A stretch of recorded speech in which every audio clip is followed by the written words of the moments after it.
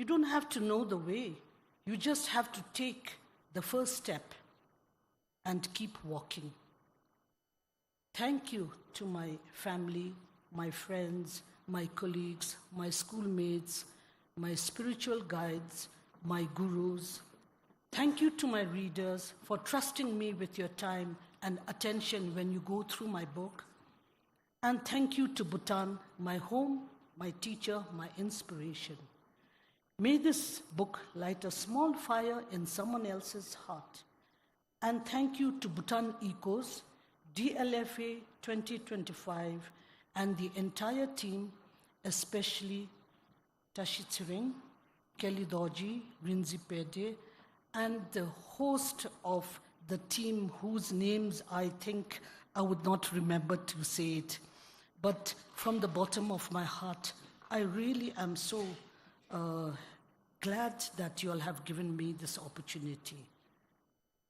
And after 6 long years, to finally say, this is my story, and it begins in Bhutan, Kadinche.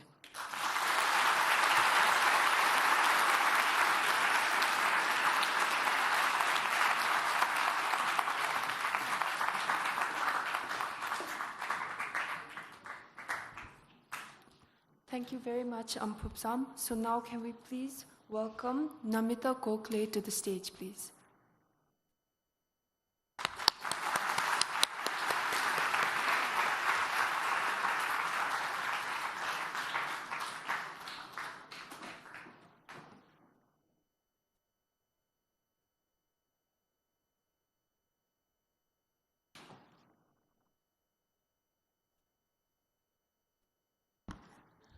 Dear friends, this has been a book launch like no other that I have seen because of the courage behind this book. It is indeed a courageous book by a courageous woman. I've sat up late last night reading it, and this vibrantly told tale, Walking My Destiny, a Bhutanese woman's story, is the first-hand tale of the life and learnings of a spirited first-generation entrepreneur. It's so easy these days to talk about entrepreneurs and all kind of management. Gurus give you easy wisdom about it. But hers comes from another place altogether. I found it fascinating and compelling, and I'm going to read out 2 short quotes from this. The first one was, entrepreneurship is a lifelong journey, one that demands a delicate balance of opportunities, risks, and unwavering principles. And then she talks about trusting her intuition. She's saying, trusting your intuition is a powerful guide, often dismissed as a hunch, but it can lead you in the right direction, both personally and professionally. Trusting your gut feeling is essential when navigating important decisions or making changes in your life. And then she concludes saying, embracing lifelong learning helps us adapt to societal changes, respond effectively, and grow as individuals. And I can say that her lifelong learnings from her impressive story is something I have learned from yesterday, and I too will try to embrace these lifelong learnings under her inspiration. Thank you very much. A big clap for...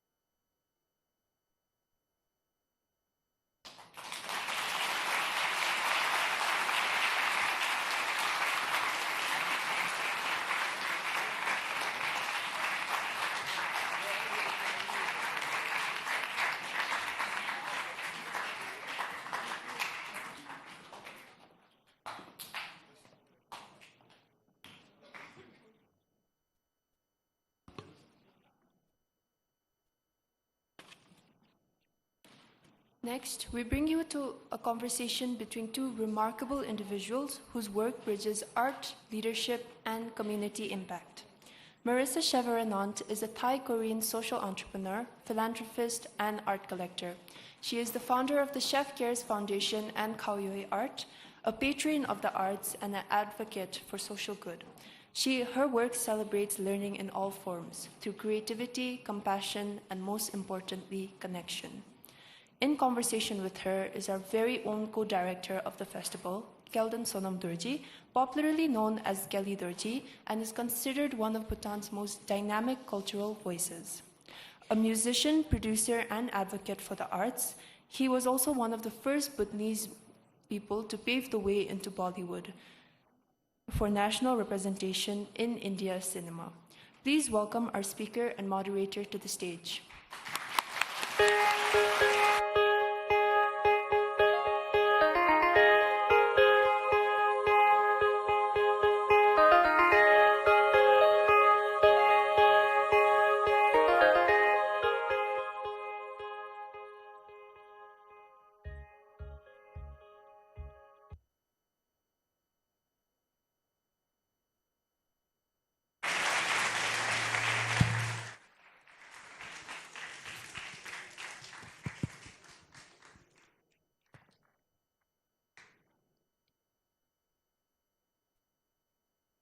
Your Excellencies, ladies and gentlemen, school children, welcome to Bhutan Echoes, the final day. It's lovely to see so many faces here. I am joined today in discussion, and I must read it because I must get it correctly. I am joined in discussion here today with Kun Marissa Cheverenant from Thailand. Now, Kun Marissa is a very dynamic lady. So she does many things. But the most important thing is that she is an art sharer. So we're going to learn today about what she does. Okay? She is originally from South Korea, settled in Thailand, where she is married. She's an art collector, a philanthropist, and special advisor to the senior chairman of the CP Group, that's in Thailand. She champions education, art, and many social causes. She also co-founded the Build Foundation to support rural education and leads the Chef Cares Foundation, promoting culinary arts for social impact. Now, she's an influential patron of contemporary art in Asia, or Asian art. And she founded the Bangkok Kunstal and the Khao Yai Art Forest in 2024, which we are going to learn about here today. She also, with that, she advanced Thailand's art scene and ecological restoration. Kun Marissa serves on the global art committees and supports young entrepreneurs, and her numerous honors include Thailand's Royal Awards for contribution to youth and social welfare. Welcome to Bhutan, Kun Marissa. Yeah.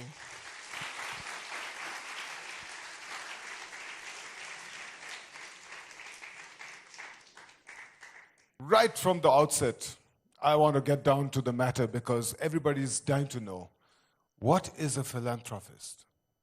Well, first of all, I would like to thank Bhutan. I'm really enjoying it every single day. It's been only second day, but the day first until now, I'm enjoying every moment.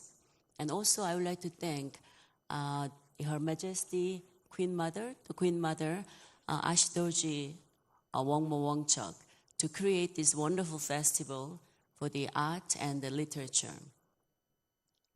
Actually, for philanthropy, it's not something grand or something very formal. We can practice daily and from the very simple. For philanthropy, it's a routine from the being grateful. And I feel I'm grateful. Even now, I can walk up myself. I already feel grateful. So today, actually, I would like to have a very short exercise for being grateful reflection. So, shall we start? How about that? Are you all ready for a little meditation, a little exercise in gratefulness? Okay. Kun Marissa is going to lead us, all right? Let's get ready. Okay. So, please follow. Having a deep breath and close your eyes.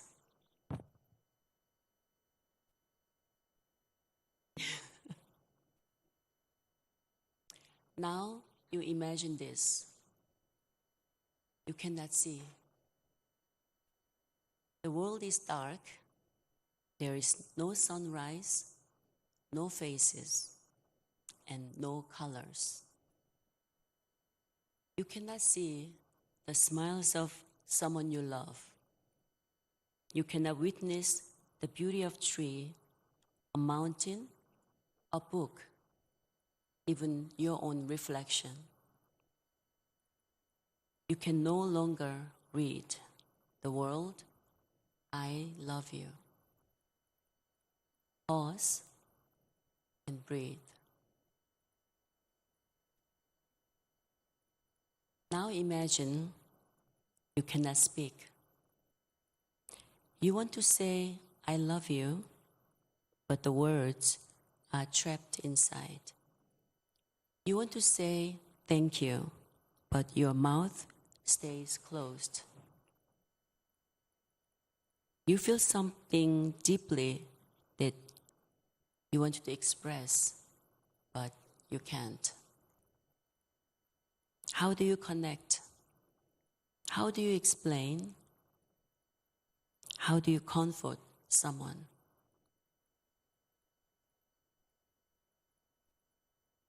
Now, you cannot hear.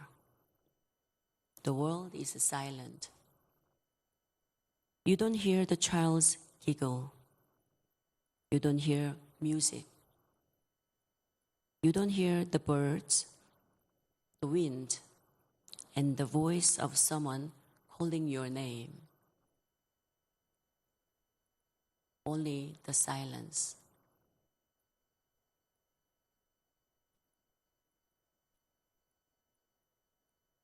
Now, breathe again. Slowly, slowly, your hearing returns.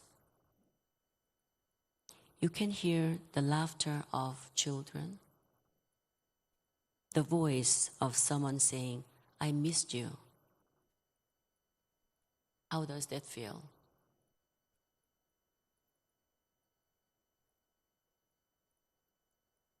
Now, your voice returns. You can say thank you, and you can say I love you. You can sing and cry and whisper and laugh. But most of all, you are heard. Now, having a deep breath and open your eyes. The lights pour in. You can see the movement and life. How do you feel this exercise? I'm sure everyone imagine yourself that you don't have these senses. How do you feel?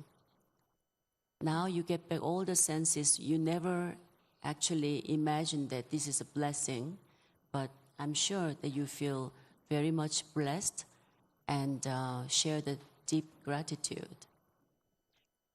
You know, the gratitude is nothing something should be grand, but we can find every day and every moment. So I feel that I'm so blessed.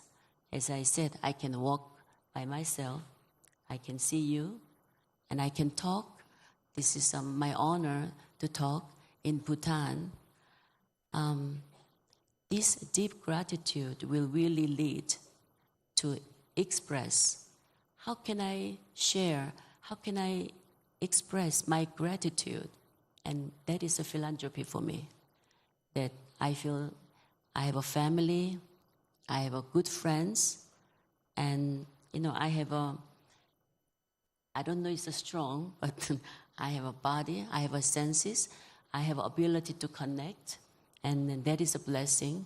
So I would like to share my blessing to the others have less fortunate or less resourced community. So true. How are you all feeling? Are you feeling a little more grateful? Yes, I feel very grateful to you. You kept all these school children quiet for a few minutes. Just kidding. I'm grateful to Kun Marissa for coming and sharing her philosophy with us. And this exercise in gratefulness is what you need in order to be able to share and to give. Okay? So please practice this whenever you get the time. You all remember how it's done, right? First, you start imagining everything going away, not being able to do anything that you so normally take for granted in being able to do. And then you start building back one by one. Okay? Great. Now, you presented me with a brochure, which I haven't been able to stop looking at because I dabble in art myself and I have many friends who are artists. And it's just fabulous. Please share with us something about Khao Yai Art Forest and how art becomes a medium to heal. Yes. Now here, there are so many young, young students. I really see that you have so much opportunity. It's like a blank canvas. You can feel your life with such a creativity. Because right now, the world is so much changing. It's not traditional form of career. It's not like that anymore. For me, it's the same. I used to be an art collector for 30 years. And one day, I was thinking that, well, especially after one of the auction that I was attend, and this auction was one of the very well-known U.S. American businessmen as the couples, and they passed away, and it was in the estate auction. And my friend contacted me that, please, you take a look. It's amazing art. And how I feel is, first of all, I feel that, wow, they must be going through so much interesting and happy moments to collect one by one. Because that's how I feel when I collect something and put on my living room or somewhere, and I'm looking at, sometimes even midnight, I come out and look at it and having that pleasure. But now, like I see the couples, it's not here anymore, and the work that they collect is in the auction. I kind of feel that, why am I collecting only my two eyes only? Why don't I share this? At the end, the collector is just a contemporary keeper of art. Art will live forever. So then I decide to change, and then I declare myself with my community that I'm not going to be a collector, I'm going to be an art sharer. And I start Khao Yai Art Forest. Now there are many amazing museums, contemporary museums. There are beautiful sculpture park. They have an open-air museum in the worldwide. But I started in late 50s. It's kind of late. I spent 3 decades of being a mother or wife or daughter-in-law and a daughter. So now what I see, especially after COVID, I see a lot of things differently. I have a different perspective coming into my life. So I would like to create something that it never been. As I mentioned, the art, in prehistoric times, the art was more like used as a ritual. Then it become more like a record. So you see the art, prehistoric art in the cave, to recording the bison, recording sometimes the humans. But after that, it means for the iconography, for the religion. Then the art was used for elite aristocrats to show their wealth, show their power. Then it comes to modern art, and now is a contemporary art. Contemporary art is an expression of current society, expression of us. Is it should be always beautiful and so real? No, because the current society is not beautiful. We are such a chaotic and divided. The war everywhere. People become very aggressive. So now the contemporary art doesn't need to be beautiful, isn't it? Sometimes it's grotesque, sometimes very ugly. When it comes to my art, yes, it's not. Yes, you're different. So for me, art, I would like to use the art as a medium of healing. And that's how I study. So I found big piece of land, which is, I was looking for forest because I was experienced the wealth of mountain and forest. The nature really gives me a lot of energy. So why don't I put all together, nature and art and food, farming, education, innovation? Why not? So that is actually my last, I hope, is a last grand project. Yes. But it is a long term. You are dealing with nature. What I learned, the first, is you have to be patient. You cannot just create like this. Nature will allow you to have it. We have it. We cannot really manipulating the nature within a year or 2 years. We have to wait. We have to be flexible. We have to be patient. We have to be empathetic to working with the nature. So, yeah, that's what the Kaoyai art for. Well, speaking of manipulating nature, you've managed to support an artist from Japan, Fujiko Nakaya. Yes. And you've been able to support her manipulation of the forest in an innovative and sustainable way. Could you explain that to us a little bit? And could you tell us a little bit about the artist? Yes. Fujiko Nakaya is a 92-year-old. She was the first artist, it comes to our mind, to having her in the Kaoyai art forest. She's very special. I mean, she used to be the video artist. I'm sure that many of you know Yoko Ono, the John Lennon's wife. The children won't know, but the older generation definitely would know. Big generation gap. And the Yayoi Kusama. And, okay. So, Fujiko Nakaya is these three musketeers working as a Japanese female artist in New York, 1960s, 1970s, 1980s. She is an amazing art, but her father is an amazing scientist. Kazuo Nakaya, is the first person who created an artificial snowflake. Now, when you go to the ski resort, and we often create the snowflake, and he is the first founder to having this. So I think that her DNA is coming from the father. So 1975, she created her work with the fog. So she used the mist to create the fog. And this fog is ephemeral. It changes depending on the humidity, temperature, and the wind. So it is amazing art. She creating the biggest. It's 4 hectares of, it used to be a tapioca field. Yes. Yeah.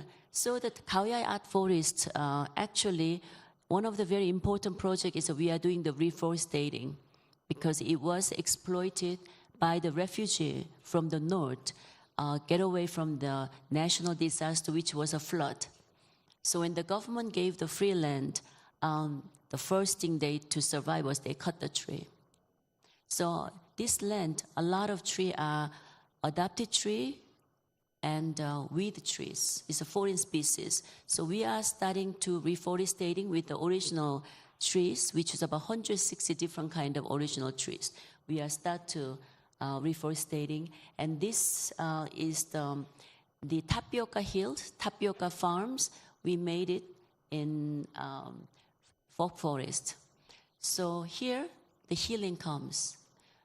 There's 12 minutes of the fog will, the coming out, and at one point that you are completely engulfed by the fog. You cannot even see in this 1 meter distance. That is a time that I always say that to let it go. Let it go your scars, let it go your worries, let it go your stress and the responsibilities. And be mindful of letting it go. Because, we carry a lot of responsibility, stress, and anxiety, everything. It's a time to let it go with the artwork. Then, on the tour to the end, when you feel that you did the let it go practice, then it's a time of blessing. The water, the rain is actually blessing from the heaven. And you believe that here as well? Yes. But sometimes the norm will telling that you have to avoid the rain because you get wet, you get sick, you get dirty. But actually, I love rain. I love to get wet because it's a blessing. So it's the same. The mindfulness on the fog installation is a time that you're blessed. You feel all the void will get this blessing from the heaven's blessing. We're here, I have to tell you about the innovation part. So the water, it's not come from the groundwater that everybody was usually thinking. It's come from the air. That's why I can say it's heaven's blessing. This land is very dry land because we do the monocultural farming for 30 years, actually more than 30 years. The soil is very depleted and very dry. So we cannot get the groundwater because one installation needs 6 tons of water. Every day, one installation, 6 tons. And we cannot get from the groundwater. We have a big pond, but not enough.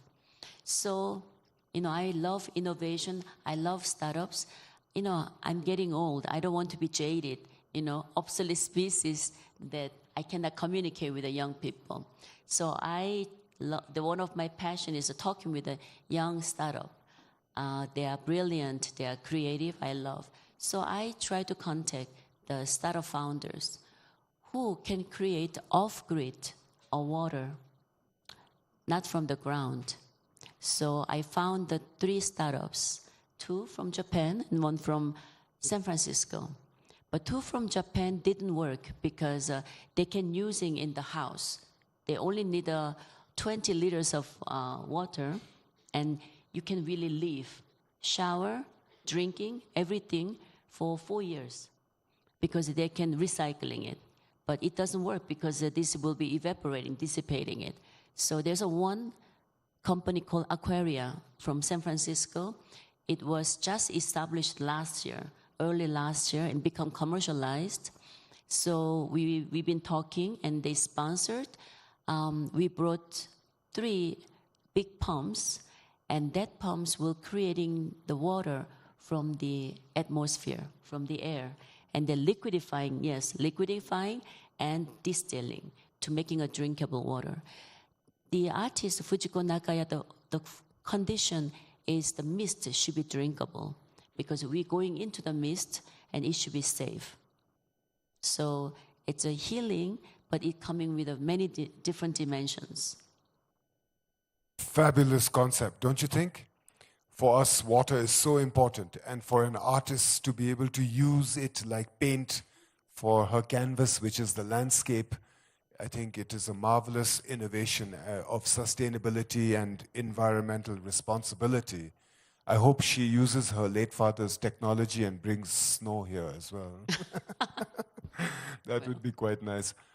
When you are here in Bhutan, I would just like to ask you, have you seen the landscape, and can you imagine something like Khao Yai in Bhutan? Absolutely. It's almost like a Switzerland. And I just think that, oh, it's not Switzerland only when I see the architecture.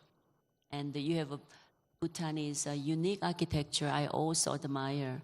But definitely the Khao Yai can be here, any places, because you have a pristine hills and mountains and the valleys, just so beautiful. Now, we are surrounded by youth, and you have mentioned that you like to engage with startups and the youth who are engaging and full of innovative ideas. So perhaps, may I request you to offer some advice to the future generations? Well, I'll make it short because I think we've been already talking. I would like every one of you to be curious. It's very important, being curious, because right now we are in the era of open AI, and there are so many informations, and you can experience, you can learn, and just be curious, because there's so many things that you can learn, and be creative. Once you learn, when you experience, and you have a vast of knowledge, before we have to all study, but you don't need to do anymore, right? You can get a lot of knowledge and resources from AI. From AI. Google Rinpoche. Yes, Google Rinpoche, exactly. So be curious, and with your curiosity and your knowledge and your process, to be creative. Because right now, I will give you one quick example. In Korea, there's like an MIT called KAIST. And the KAIST is one of the very, very high level university for the technology. This year was the first year that no one go to the corporation.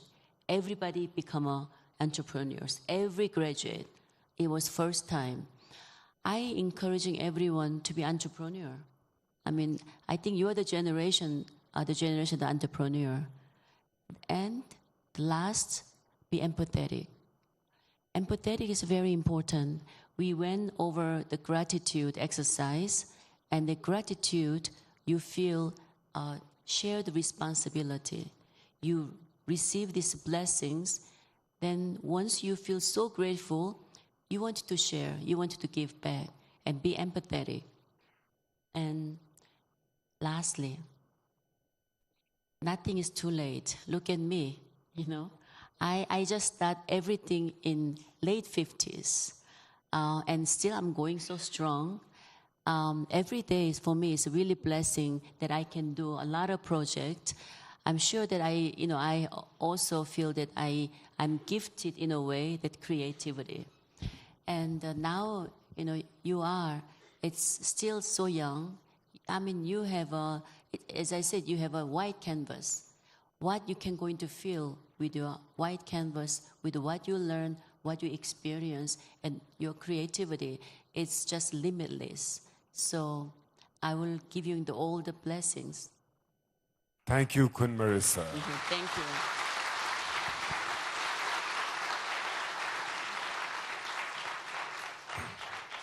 Now,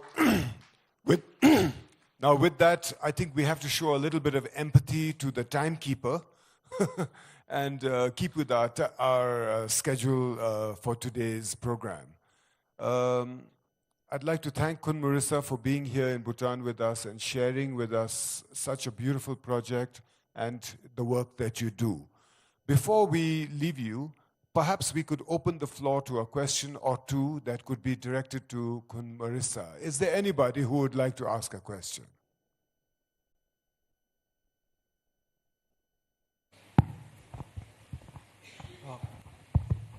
Well, ma'am, you have created a beautiful you have created a beautiful place where you could share your art. But then, well, I was wondering, you have shared that at one point when you were an art collector, you thought of sharing your art. But then, what was the event which made you come to that point? And then, when you wanted to share your art, why did you specifically choose such an open air field such as that instead of some conventional museums? Yes.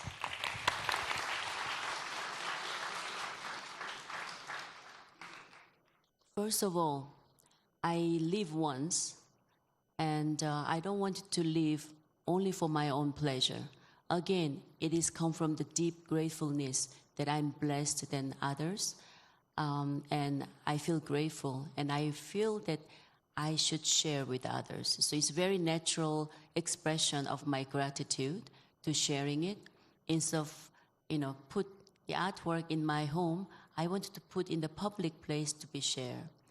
I started the Kaoyai Art Forest in the forest because right now we are most of time living virtually. We are living indoors. Maybe Bhutan is different, but mostly.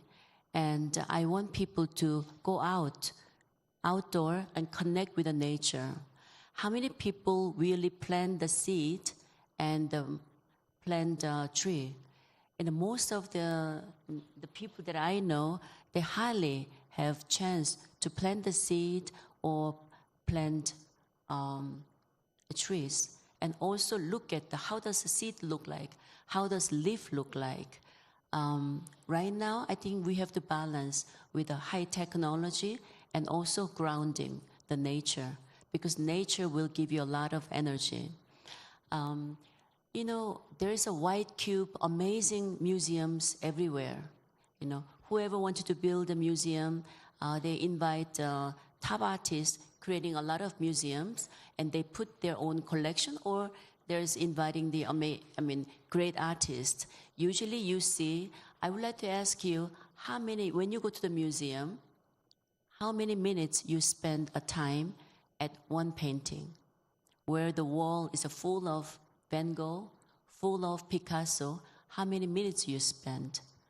Usually we just skim through because in museum there's so many. Right now we have 7 artworks.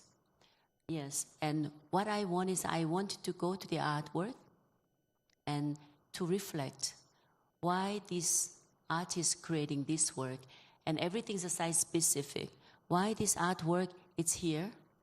So it's a lot of reflection and your own connection to the art and the nature. So it is a very different format.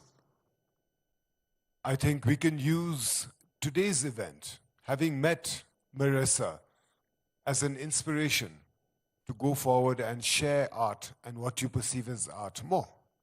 Las Kadichela. And is there anybody else who would like to ask a question?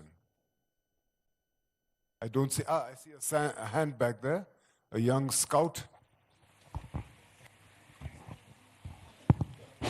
So I was wondering if something like Kaoyai Art Forest was to put in Bhutan, which Dzongkhap would be the most preferable for it? I don't know how much of Bhutan Khun Marissa has already seen. She's been perched on a hill overlooking Thimphu, and yesterday she felt the altitude, so she was not able to go out too much. But what she did see was some beautiful weaves being woven by our weavers and the textiles. So perhaps, if you don't mind, do you know much about our land?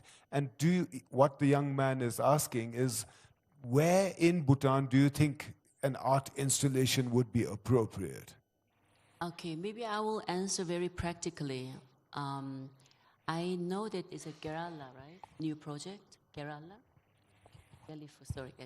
Gilfu, new project. I had a couple of years ago, I had a meeting with actually current Prime Minister about this new amazing project. He told me that the landscape, the nature is beautiful and they try to preserve, but again, mixed with high tech, mixed with the most advanced technology, hospital, and all this, and easy to access, not like a Paro. It's much easier access. I think that is one of the beautiful places that we can, and not just only for Bhutanese, but for all the tourists from all over the world will come and also experience it. So maybe Gilfu. I think His Majesty's vision for us has already begun in what he has decreed as the greatest art installation for the future, which is Gilfu Airport. That airport. Yes. It's going to be fabulous. It's going to be a work of art. Okay. And the call for the nation to come and give Shabto, to contribute labor, to help build it is already out. So I hope all of you will look at that as like your contribution and your sharing as a work of art. So with that, I'd like to thank Kun Marissa for being here with us in Bhutan and sharing with us her wonderful knowledge. Thank you so much, Kun Marissa.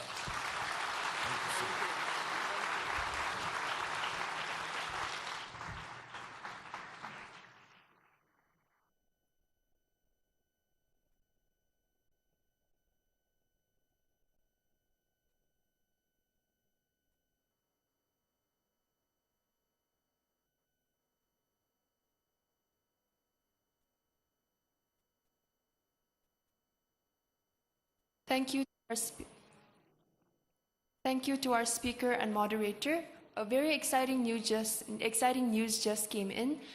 We were informed that there is workshops and an open mic ongoing, so schools might want to rotate to be able to get the full experience of the festival.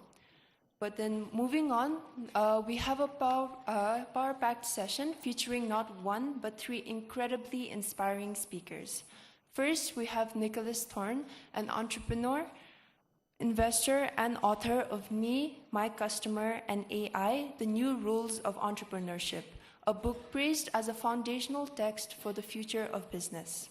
He is the co-founder of Autos, an AI co-pilot for everyday entrepreneurs, and he is also a general partner at Prehype, where he has helped launch dozens of startups and also supports ventures like Bark, Row, and Public.com. Nicholas also serves on several boards where he is a frequent speaker on how AI is reshaping entrepreneurship and company building. Then there's Amrita Mahil, a writer and technologist from Mumbai. Trained as an aerospace engineer at IIT Bombay and Stanford, she now works in AI for public health. Her debut novel, Milk Teeth, has received critical acclaim, and her latest work, Real Life, is a powerful and multi-layered story to female friendship. And rounding out the trio is Dr. Galraz, Professor of Business Administration and Academic Director of Innovation at the University of Virginia's Darden School of Business. A brilliant mind in global operations and supply chain strategy, he's known for using data to decode the complexities of the modern business world. Together, they will take us on a captivating journey into the future, diving into AI, innovation, entrepreneurship, and the sometimes dynamic and chaotic world of startups. Please join me in welcoming our speakers to the stage.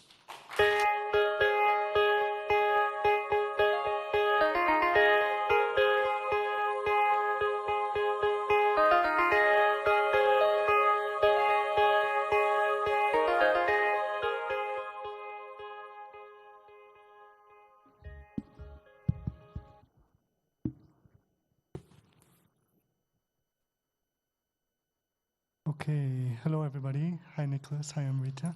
Hi Gal. Thanks for coming everybody. This is a really nice venue. I think the bio earlier was actually from another Galraz, so I'm actually a project manager at GMC. But really pleasure to have you both here and to talk to you all. I want to give mostly the two of you the stage. So first I wanted to give you two just a chance to introduce yourself.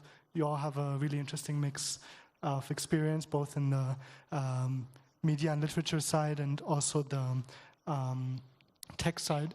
So maybe, Amrita, you are straddling both literature, tech, social impact work. maybe you can tell us a little bit about yourself and why you're here. Yeah, thank you. Good morning, everyone, and Kuzuzang Pola. I'm very grateful to be here. And I like to say that I live two lives. I'm a fiction writer, and my most recent novel, Real Life, came out exactly a week ago. And that, I suppose, is the reason why I'm here at Bhutan Echoes. But I have a second life as a development professional. I work in maternal and child health. And I spend a lot of time thinking of ways to use artificial intelligence to reduce maternal and child mortality in India.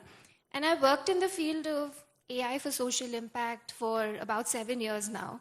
And this, I suppose, is the reason I'm on this panel. I think about AI a lot, and I think about it through three lenses. One, as a public health professional working in the developing world, where we are grappling with low resources all the time, and AI presents a tremendous opportunity to bridge some of these gaps. I also think about AI as an artist, as a writer of fiction, and fiction comes from a deep creative urge, a generative drive, which is now up against the behemoth of generative AI. And third, I think about AI as a parent. I have a 5-year-old child, and I want my son to be happy, healthy, live a fulfilling life full of meaning. And I also worry about what AI means for the future of humanity and the future of work. So I'm going to wear all three hats today in this conversation and switch between optimism, healthy skepticism, and some fear. Wonderful. Thank you, Amrita. Same for you, Nicholas? Yeah. Well, I want to echo just being so grateful for the chance to be here. I came in from New York on Friday, and it's just an incredibly special place, which I'm sure you all know. But and I'm very grateful to the U.S. Embassy's U.S. Speaker Series for making it possible for me to be here, and the festival organizers and Her Majesty for making this just a terrific event. So it's just been a pleasure. Let's see. I'm an entrepreneur, I guess, as introduced, which really just means that for me, as I'm a student of entrepreneurship, I study it. I've had the good fortune of, over the past 15 years, working with a lot of entrepreneurs to start their next business. And for the first decade or so of that, we were helping people, a few people a year, start venture capital-backed, hopefully billion-dollar companies. And we had the good luck of a couple of businesses turned into those quote-unquote unicorns.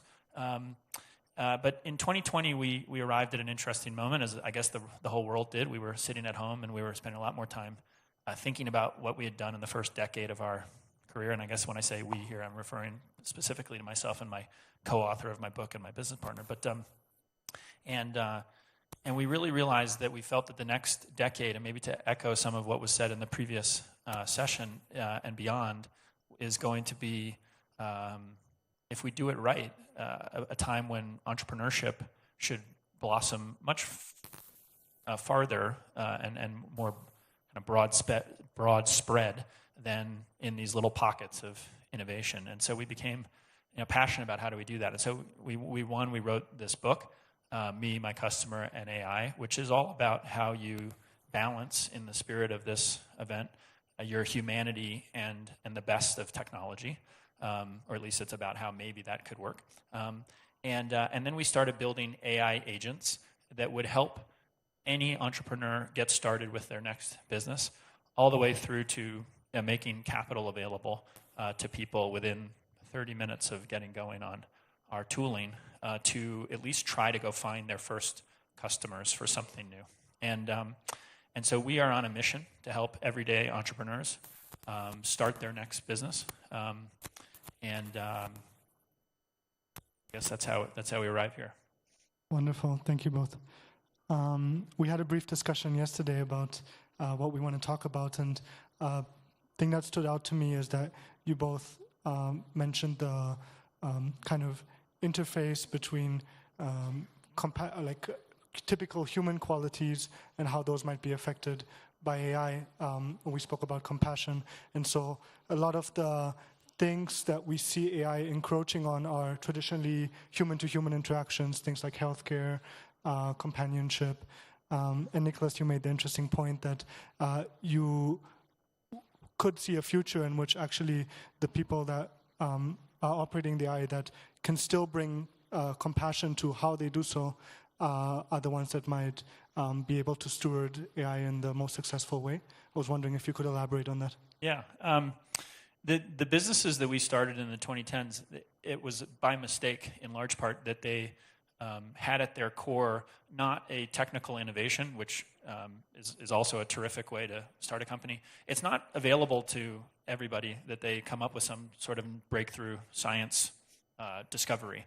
And so the businesses that we're based in New York primarily, and so we're outside of the kind of Silicon Valley core technology hub, and we're in a place that's a little bit more oriented towards kind of the merger of technology and capital and creativity. But and so the people that we were building businesses with ended up building companies for themselves, where they were the first customer of some sort of new solution. So the silly one is we built a business that sends people who have dogs, dog treats and toys every month. And the reality was that business was built by someone who had a dog and loved their dog and was passionate about their dog. And so, it turns out there's, at least in the United States, 70 million other families that have a dog. And so they fit this profile. And so what we realized is that if you could actually just help people find other members of their community, their tribe, their niche, and get into business helping them, that lo and behold, that could be the kernel of a starting point for almost anyone. And so the hypothesis of our book is that dynamic is actually not only not going away with AI, it might even be the only thing that allows everybody to benefit to the maximum degree, which is to try to use AI to do all the things that are commodity when it comes to starting something new. And lots of things are not. And I couldn't agree with the first presentation today more, which is that entrepreneurship is not for the faint of heart, although I think that you can use AI to at least make the job of getting going easier. But we think that if people can really just focus on being compassionate about the group of customers that they care for, that they really increase their chance of success. And so while success is certainly not guaranteed, we just try to do everything in our power to increase the chance of success, if only a little bit. And so what we've learned over time is that if you're helping people that you care about, lots of good things happen. You speak their language, you actually just answer their phone calls a little bit later at night. All these things that are part of entrepreneurship just happen a little bit more easily because you care about the people. And so I think AI is only going to it's a hypothesis, but is only going to make that more the case, where you'll be able to use these tools to find more of this group of people that you care about, abstract away some of the complexity of serving them, and hopefully reduce down the job to just being, as much as possible, almost in a very old-fashioned way, an entrepreneur serving their customer. And maybe the last thing I'll say on this is, it's almost like a neighborhood entrepreneur that we might all imagine, how someone who owns a local bookstore is a terrific kind of aggregator of knowledge and curation within their space. We just think that the definition of neighborhood might be changing from something that's very physically grounded, not that that's not a thing, but also to include neighborhoods that exist across the globe because of a shared interest in cultivating mushrooms, or I don't know what the really niche thing would be, but anyway, so that's a bit of why we think compassion, and so I've been so interested to be here and learning about it and how it's thought about here, because I think it's actually a skill that can be developed, and we think it'll be very critical to the world to come.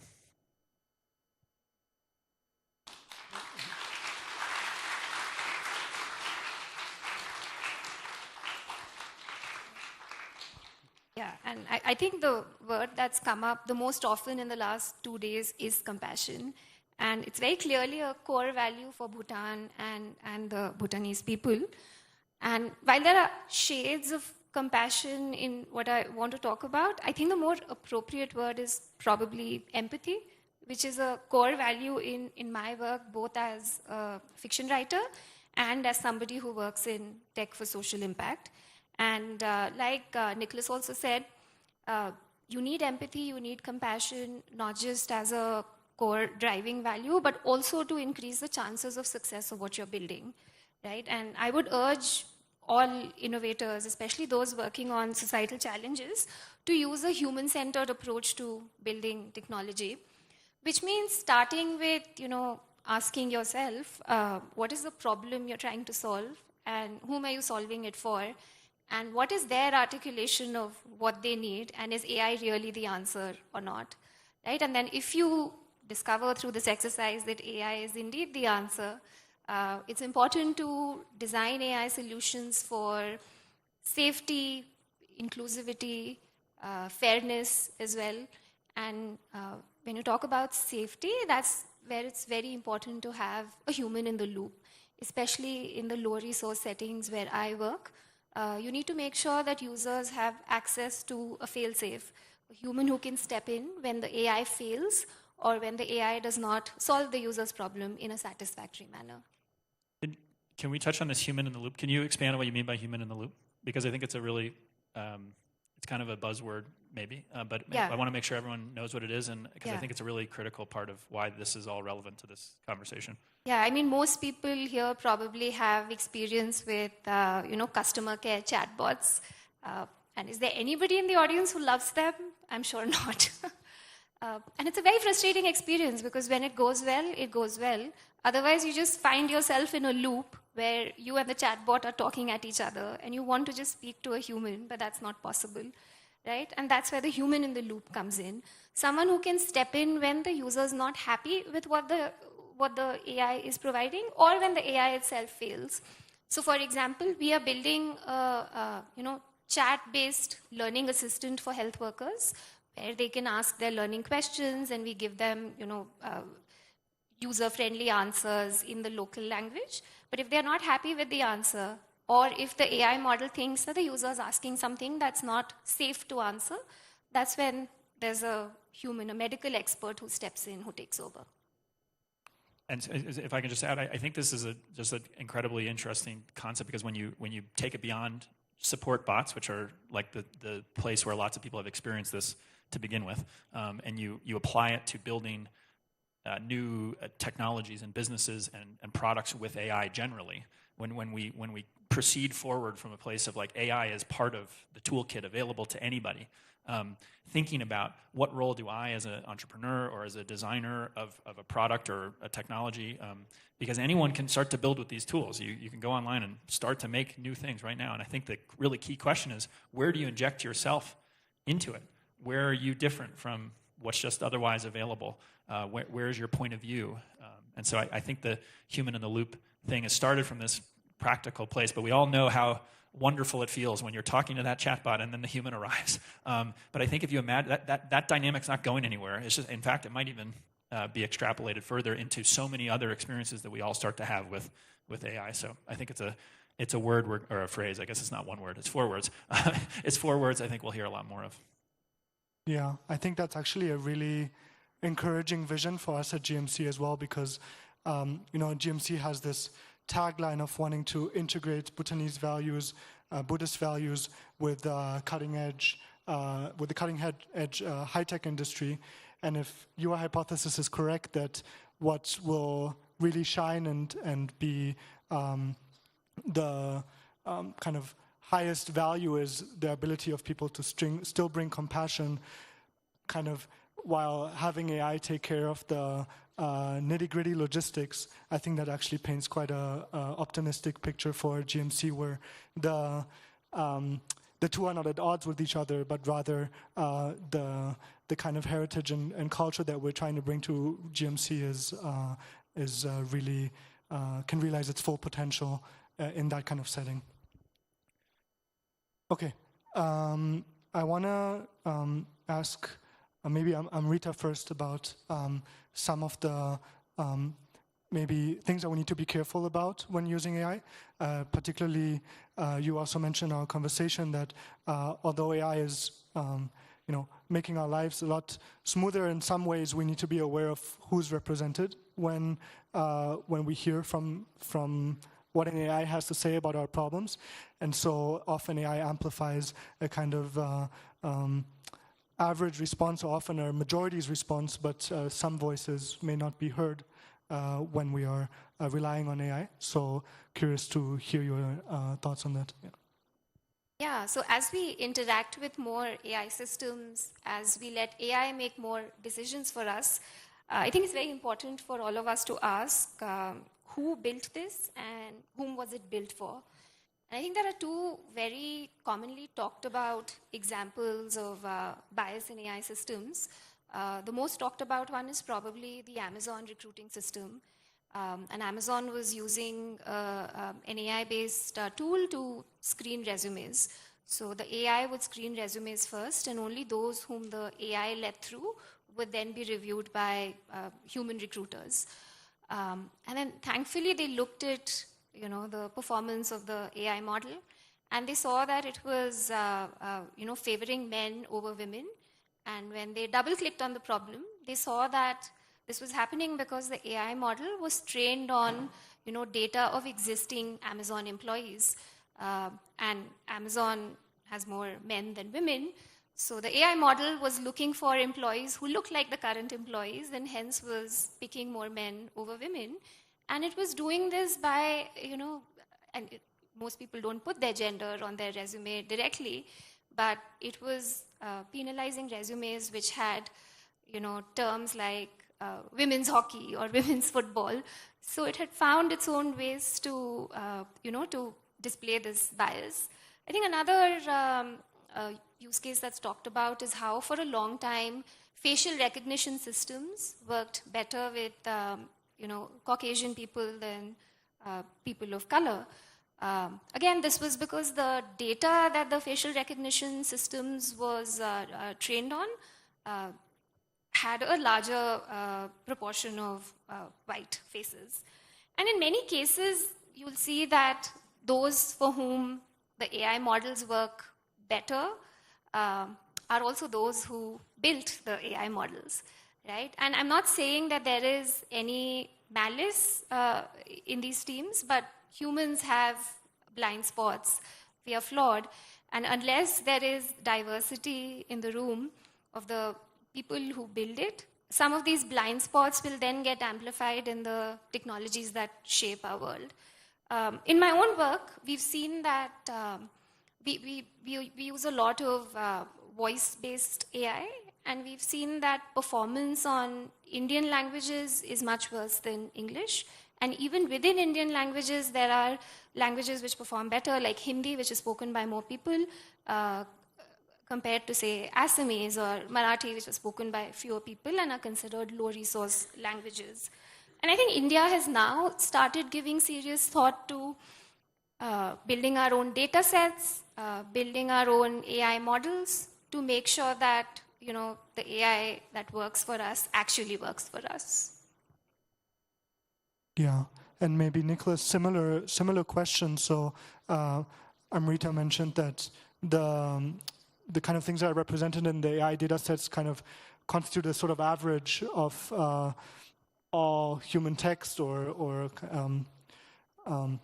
kind of an average of humanity. And I was wondering specifically for your work, for the tools that you're building, how do you avoid or deal with the problem of getting average responses to the queries that your customers are using? Yeah. I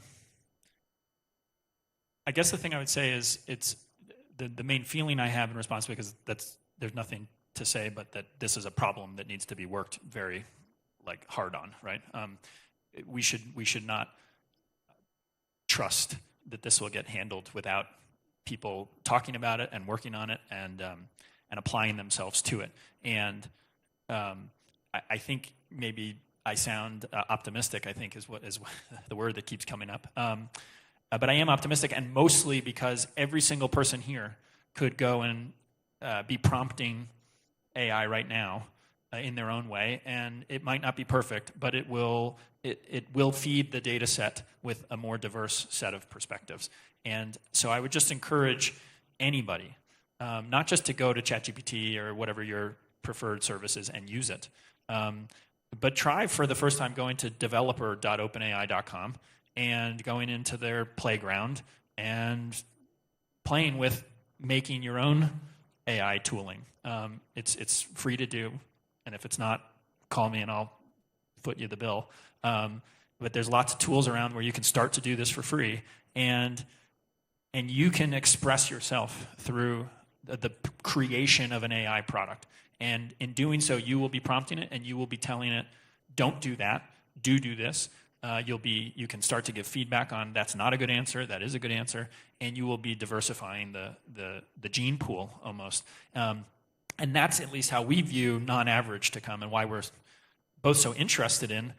I mean, I think it's a really sad version of the world if we're all just using ChatGPT or whatever. I mean, that just sounds horrible and kind of monocultural.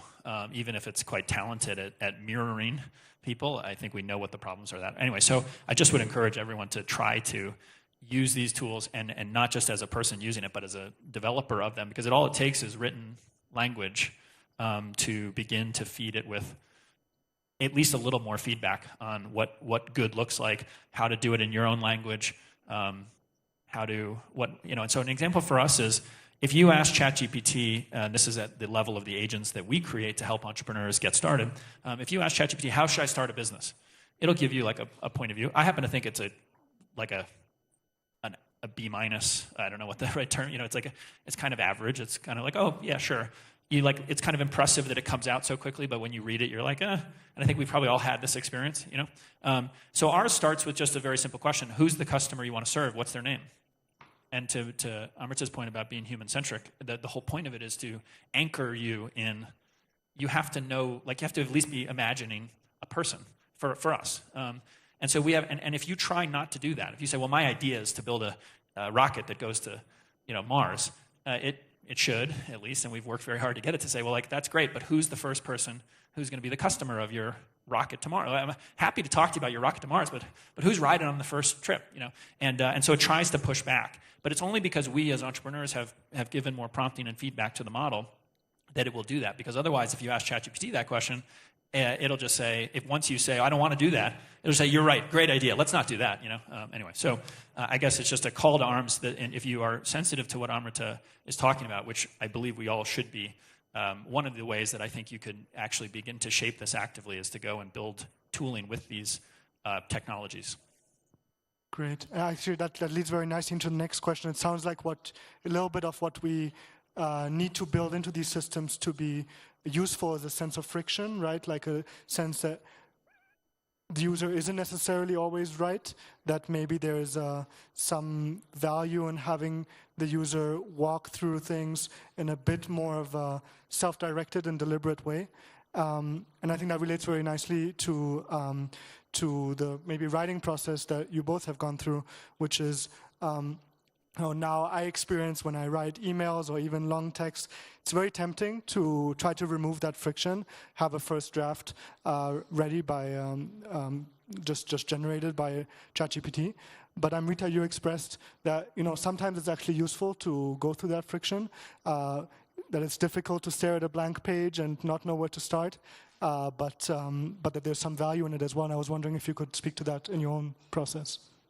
Yeah, finally I get to speak as a writer, so I'm changing hats. And after you shared the questions yesterday, I was thinking about a very fundamental question: why do I write, or why do we humans create art? And self-expression is an innate human need, just like connection, just like community. And I think self-expression is more about the process and the journey than the final artifact. And creating any art is a way of connecting with yourself, reflecting on society and the role that you play in it. And that's a way to, this struggle is also a way to find meaning and truth. And I don't think this is an area where you can take shortcuts. And, there are few things worse than staring at a blank page. And over the years, I have learned to build the muscle of persistence and grit. It's very unpleasant, and writing the first draft often feels like torture. But what comes out of the process is much better as a result. It makes me a better writer, maybe a better human as well, but I don't know, that's more debatable. And I think you were talking about how AI represents the average of human knowledge. Right? And there are cases where the average is good enough, right? When you're going for speed, when you're going for efficiency, even when you just want expertise very easily, like in an instant, AI is great. But when you want individuality, originality, self-expression, AI is not so great. And I know you mentioned companionship in one of your questions, which we didn't talk about at all. I think that's another area where the friction that AI takes away is a bit dangerous. And we were talking about this yesterday. One of the biggest use cases for ChatGPT apparently is companionship, right? Which probably includes coaches, mentors, therapists, just friends, AI boyfriends and girlfriends as well. And I think the friction that AI takes away is actually a very essential part of human relationships, right? There is sacrifice, there is challenge. Your friends, people you care about don't always agree with you. They don't always tell you what you want to hear. But that's what makes that relationship meaningful. And I know that AI models tend to be sycophantic, which is very seductive in the moment to hear what you want to hear. But I mean, without taking away the comfort that these tools have offered to people, I do want to just raise a note of concern. Yeah, maybe for Nicholas, I wonder, is there so you mentioned this again, this idea that the cost of getting an average response kind of goes to zero or close to zero when you're relying on AI. I wonder, maybe you can share a little bit more about how you've made the use of AI more sophisticated in a way that there's still a business case for going through the extra effort of getting something that's unique to you. And I don't think that necessarily means that we have to exclude AI from the process, but rather that there might be more complex and sophisticated and thought through ways of integrating it into the way that we work. I wonder if you could share a little bit about how your tool works, maybe. Yeah. Well, I'm interested. I mean, as I was listening to it, the thing, I mean, listen, as a student, and maybe this is what I was always most interested in, the shortcut. Like, how do you get the best grade with the least work? That was like something that I was determined to be the best at. And so I would have used all these tools as much as possible. And so what I'm interested in is, where do you choose to not do that, right? What is the moment in life? What is the craft that you choose to apply yourself to? Like, if you decided that you were the best email writer in the world, you may say, well, like, Gal, you're lazy to use ChatGPT to write your emails. I personally think that, like, if ChatGPT can write all my emails, that's great. And so I think it's a very personal decision as to where you want to draw the line. And so, and then I think that comes back to the feedback to be curious, because I think you have to decide, like, what is the topic that you're going to just get so interested in that you're going to know the difference between okay and really good. And so the analogy that keeps coming to mind for me on this is when auto-tune entered the music industry. I think it meant, I've never done it, that like anyone can sing, on tune. And so it took away this like functional capability that maybe previously was part of like the minimum requirements for could you be a musician was can you actually produce the note. And so then, of course, you see musicians who become famous using it or actually playing with it in interesting ways, and sometimes using it, sometimes not. And so I think we're going to all have our this is auto-tune across like everything. And so the question is, A, when does auto-tune become boring to hear the same noise that we all recognize to be auto-tune? And then what's the topic on which you've actually lived your life in a way that leads you to say, hey, this is the place on which I'm going to be different. And so to go back to the example, for me, I've listened to thousands of people over the last 15 years pitch a new business idea, and the only thing that I really feel strongly about is this idea that like I can't understand your idea personally if I don't know who the person is that you want to help with it. And so that's where it starts for me. But that's my expression of it, and it's not, I don't predict and wouldn't suppose that it's anyone else's. And so I don't know, it sounds kind of trite, but it's this interesting almost like call to action, call to living, is to live in a way where you find what is going to be your crown. Where do you decide that I'm going to push back against the model? Yeah, I love that. I think that's really nice as a kind of almost making your area of self-expression more, AI being a way for making your area of self-expression more accessible to you, because you don't have to deal with things that are not your focus in some way. Yeah, love that. Okay, we're almost at the end, but I just wanted to situate us locally here in Bhutan as well. So as I mentioned, I'm part of the GMC team, and Bhutan is quite in a unique position, I think, to contribute to this conversation. Not least because we have access to cheap energy, which makes the possibility of hydropower data centers a possible future for us. But at the same time, from a regulatory perspective, even in some sense from a cultural perspective, we're very much a blank slate. So I was wondering if you were in our position to try to see how can we guide AI towards good in GMC specifically, maybe technically, but also culturally, ethically. What would be some key things you'd want to focus on? Keep it very short. We're already at 0. I love that there is the word mindful in GMC, and that word mindful is probably the best starting point. And I do want to reiterate that I think AI can be a tremendous force for good, especially in places where there's a shortage of doctors, teachers, nurses, where climate makes, even agriculture much more climate change makes agriculture much more unpredictable. But using AI for, problem solving, for social impact requires a more mindful approach, responsible, human-centered, sustainable. I think that's perfect. Okay. Just to briefly say that Amrita's book is in the back. Is in the back? It's in the store. Get it. Okay. Do we all know where the bookstore is? Okay, good. And Nicholas's book is coming out soon as well? That's true. August 12th. Okay, will be available the on... internet. Yeah, find it on the internet. It's called Me, My Customer, and AI. Yeah, you can find it online. Wonderful. Okay, thank you, everybody. Thank you.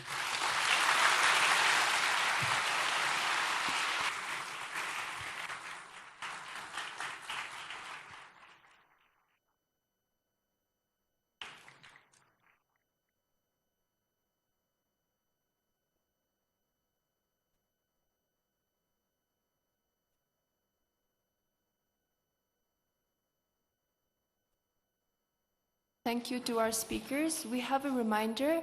Can the audience please remain silent when the sessions are going on? Thank you. So we now turn to a conversation that moves through time, imagination, and ideas.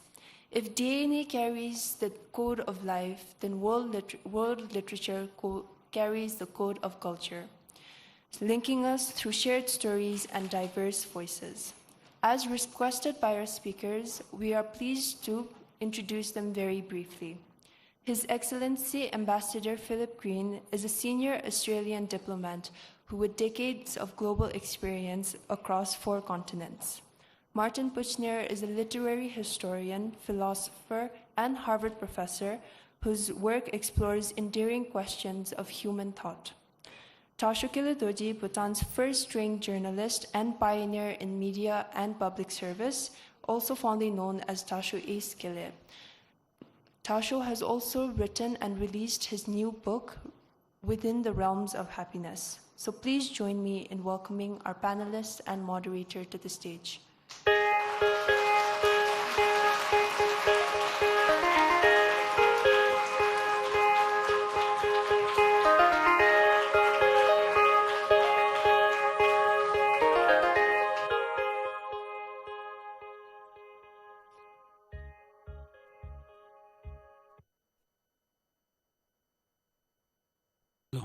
Okay, thank you, Ms. Moderator. We made this special request to keep our introduction short, given the time limit and given the very prominent personalities we have on stage here with us. Okay, so may I introduce very briefly Ambassador Philip Green from Australia, and a very distinguished diplomat and with a deep knowledge of the world, And for us, Ambassador of Australia reminds us of the largest diaspora we have today, which is in Australia, we meaning the Bhutanese. And then Mr. Martin Puchner is sorry for using, well, I'm going to say a giant, an intellectual giant, sorry for the cliche, and with a professor in Harvard, and going to talk about, with a very revered kind of knowledge of what we are going to talk about, literature and culture. Okay. Now, when we talk about culture, if any country should be immersed in this discourse, it is Bhutan. Okay, culture is specifically preservation of culture is a pillar of our whole approach to development and change, cross-national happiness, and perhaps even more important, culture is the essence of the Bhutanese identity, our survival. But I think the discourse in Bhutan is perhaps a little at the more discourse in civil society outside the academia is at a superficial level, and this is where I would really request our speakers to help us understand what we are talking about. So, if I may start with Martin, our theme, our topic says that world literature as the DNA of culture.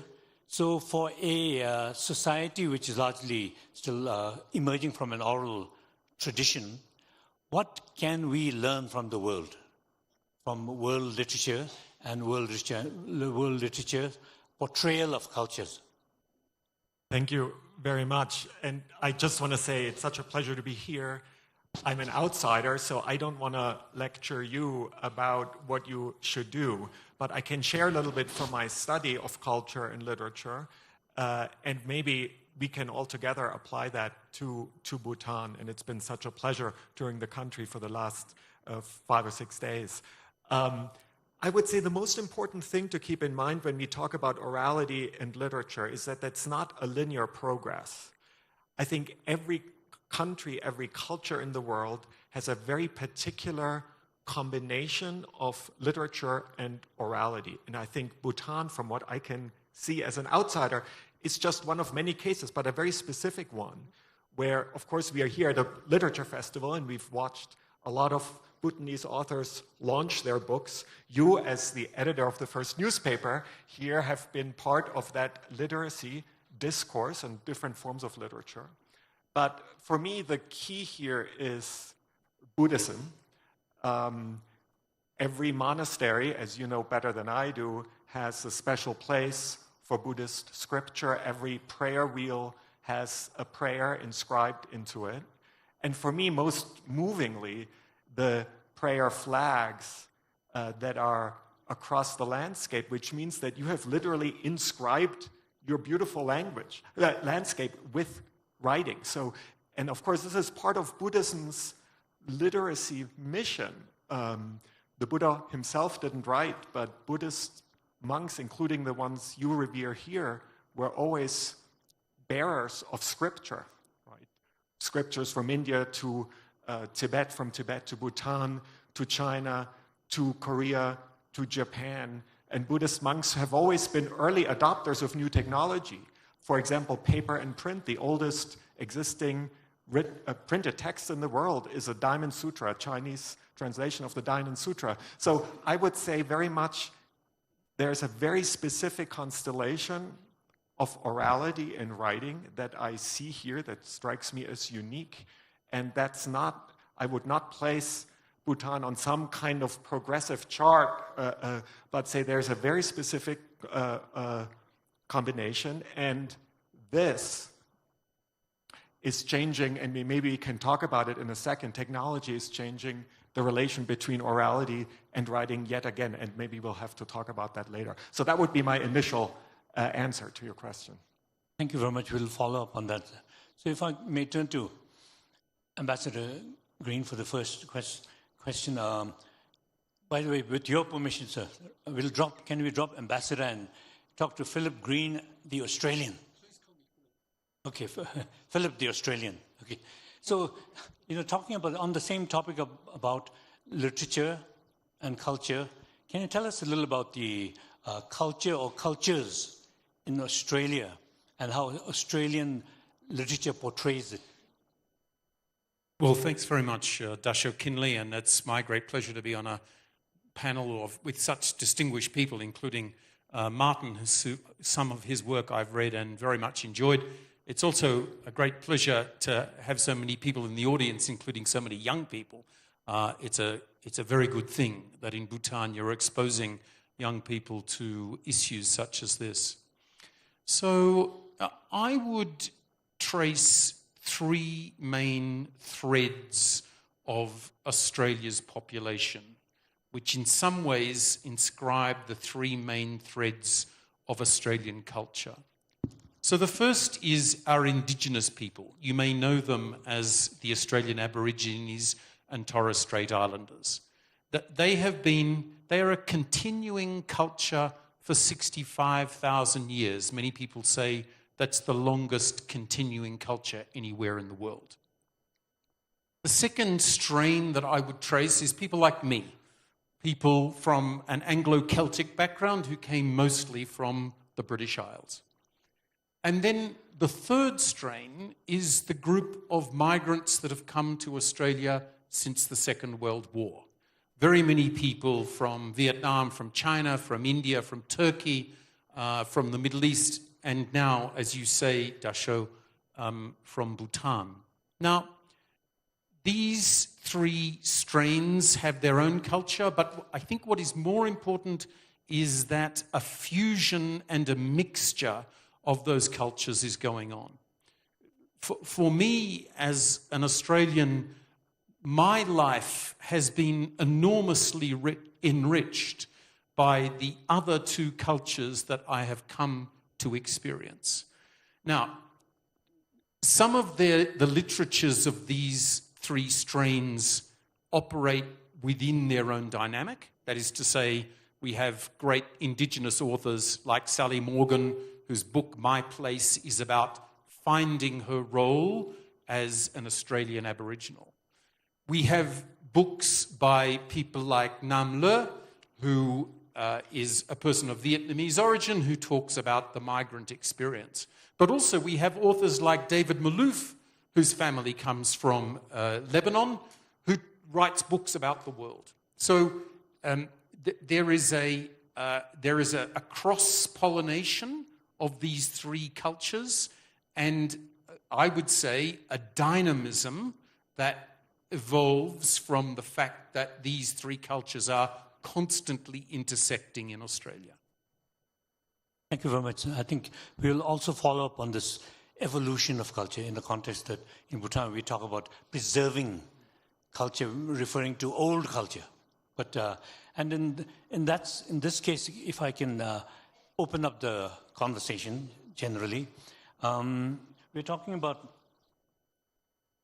the world literature, and Bhutan, a country that has not really had time in a way to develop a literary tradition.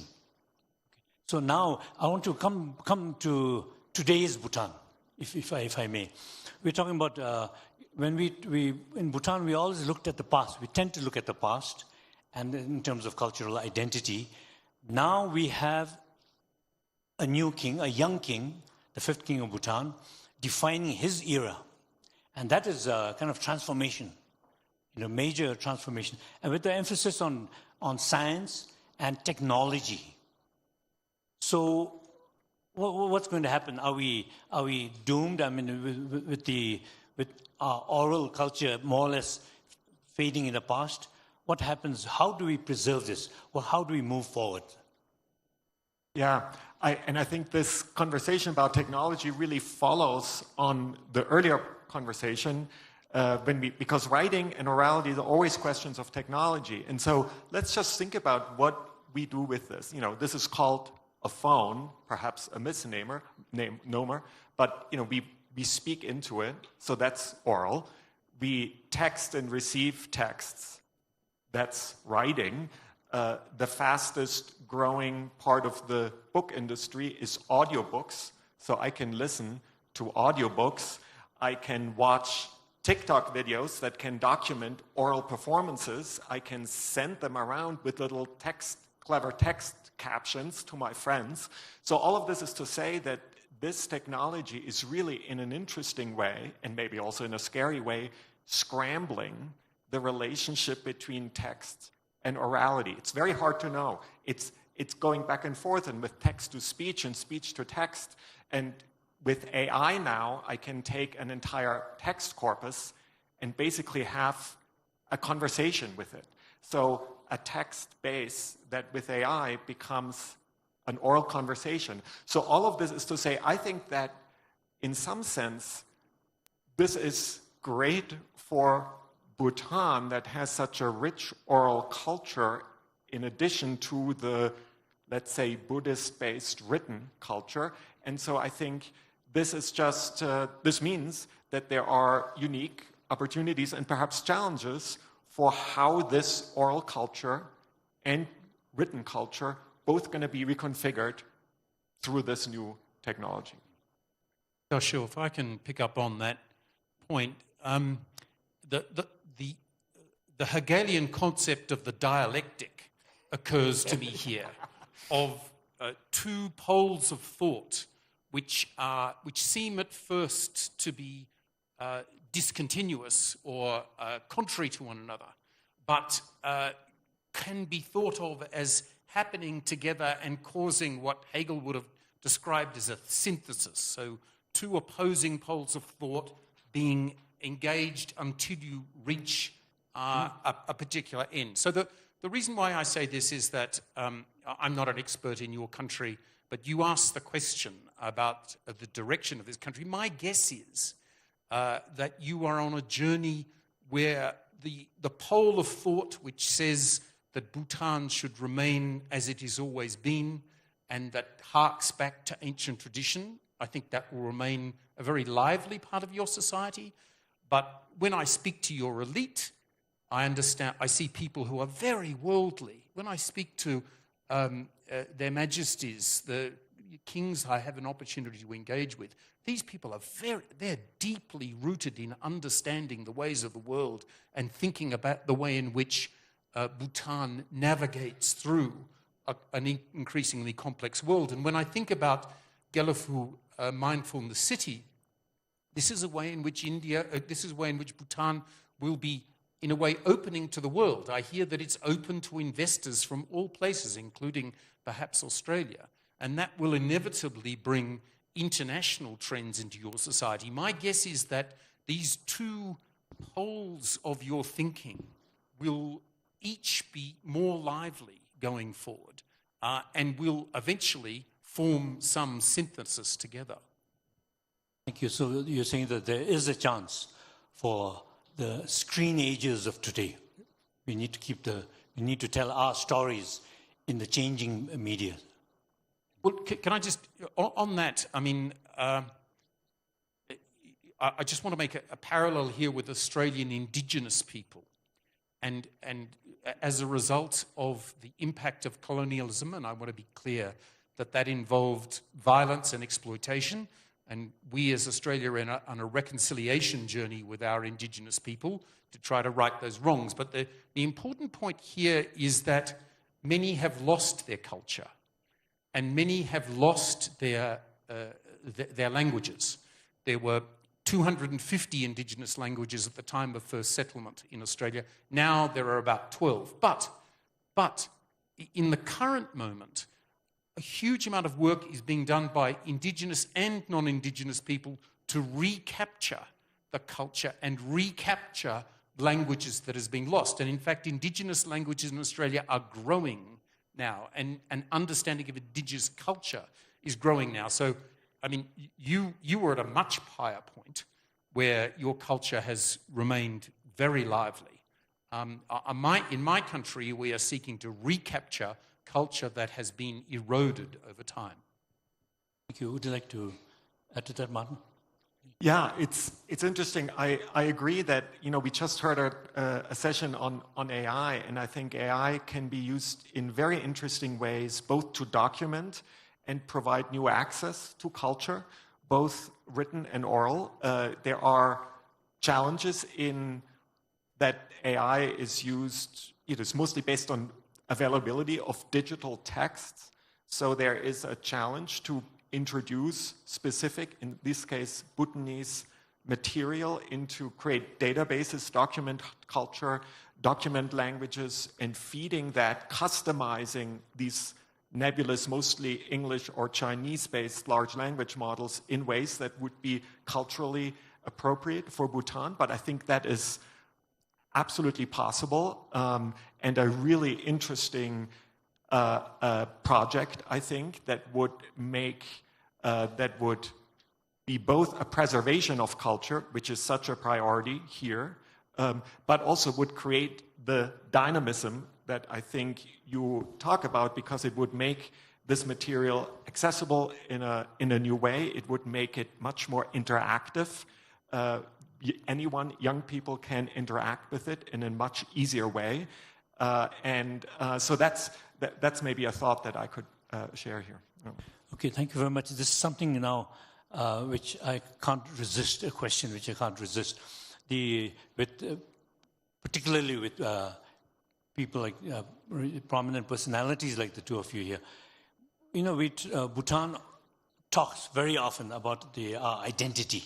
The identity. The small country, big neighbors, how do we survive without military might or economic strength? It's our identity. We want to be different, look different from this, 2/5 of mankind that live in the region, for example. So, a little unfair, but at the same time, I take advantage of your background. What do you see in Bhutan? What do you see as the Bhutanese identity? What do you see of the Bhutanese identity when you come? I know that tourists would say, oh, green, everything, look at this nature, look at these people dressed so, nice in their costumes, etc. But people like you, what do you notice? What's different about the Bhutanese identity?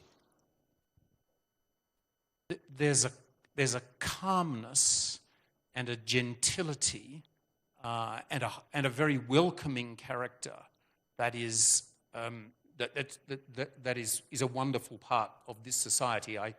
Like Martin, over the last few days, I've had the opportunity to travel in your country, and wherever I went, whatever rank of person that I came in contact with, I was struck by their interest in us as foreigners and wishing to show hospitality. Charmingly, we came across a group of people who were having a picnic in a field, and they wouldn't let me go until I had had some of their buttermilk tea and some of their rice crackers. It was a charming experience in as many parts of the world that it wouldn't happen.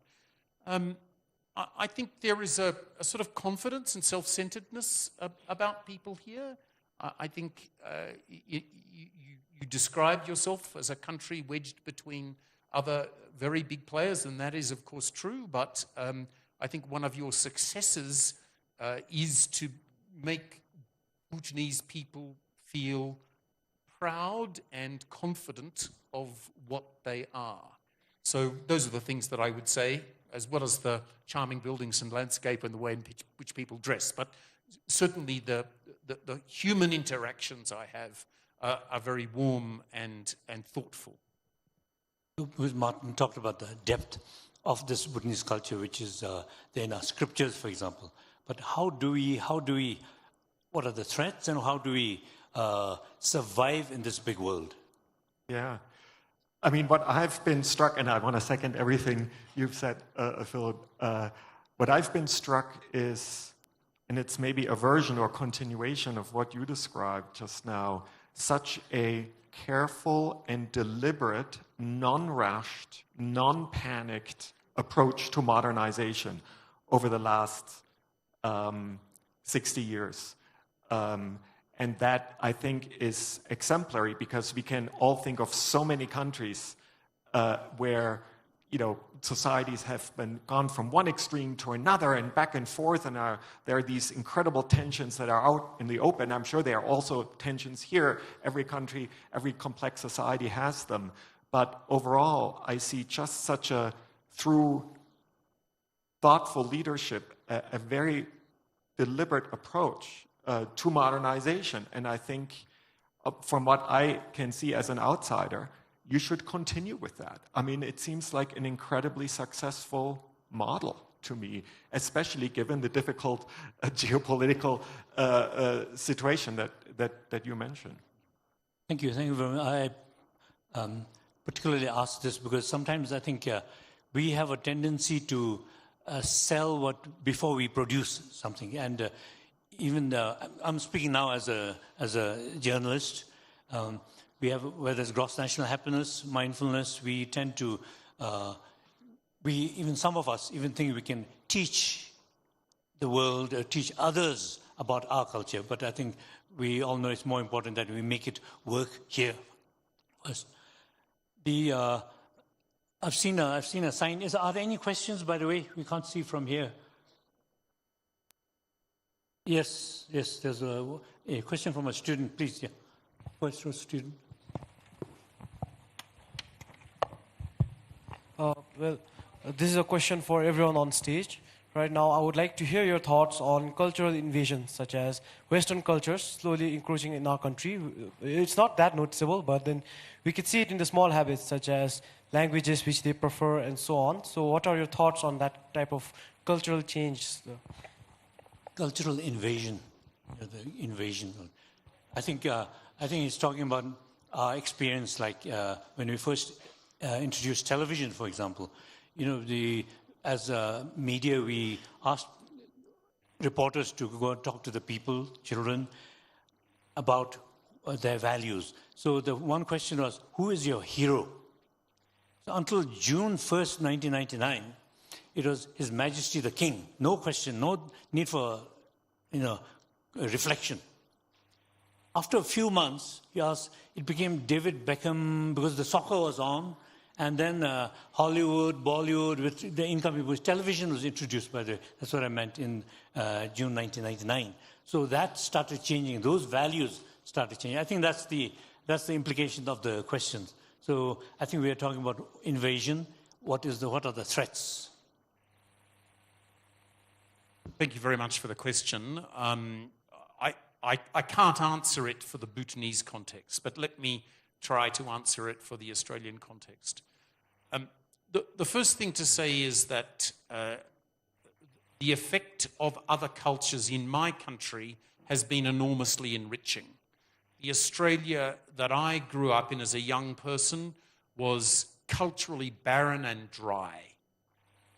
It had some positive elements. There was a big focus on sport, not much focus on literature, the world of art and music. And that has changed dramatically in the course of my lifetime, and that is very much because of waves of migrants into Australia. At the same time, I perceive what I think you are driving at has also occurred in Australia. There has been an Americanization of Australian culture and society. I guess I speak with a more international accent that my parents spoke with. They would have spoken with a more profound Australian accent. They would have had more Australian words, Australian slang, in the way in which they spoke. That is both good and bad. I guess I like to recreate some of that old Australianness in my own home and introduce Australian slang terms for my own children so that they don't die out, and that's a deliberate effort I make. But overall, Australia is a better place for 50 years of what is effectively globalization. I grew up in Germany and saw in period of 60s, 70s, 80s, a period of Americanization in Germany. And I would say perhaps the same thing. I mean, Germany has different cultural traditions, but but that was an important. German culture has absorbed Americanization while maintaining its own identity. And for the last 30 years, I've lived in America, and I've seen America absorb culture from around the world, including, more recently, K-pop. And I know that that's also something on people's minds here. So I want to second the larger point. When I study cultures from around the world, I find that cultural survival, you use that term, doesn't work by shutting out the world. I think it works by deliberately absorbing elements, but with a kind of cultural confidence that I think I see here everywhere. And to just stay with a moment with the K-pop example, I just spent a month in Seoul. The worldwide success of K-pop didn't come out of nowhere. It was essentially a government policy that started in the 80s to deliberately build up a culture industry, both private and government funded, to project Korean culture suffused with American music back into the world. And being here and talking to you and others, I started to fantasize about what the Bhutanese version of this K-pop projection into the world would look like. And I have to say, it's a fun, to my mind, a fun, an important sort of intellectual exercise. And so that wouldn't be so much the fear of, K-pop invading here, but learning from that and creating the Bhutanese version of K-pop. Thank you very much. Very reassuring, I think, for this. Okay. Any more questions? I'm saying we are very reassured by our expert speakers. Okay, there's one at the back. That'll be the last question, and then I'll ask Philip and Martin to perhaps, if you have any last thoughts. Firstly, I would like to express my gratitude for this opportunity.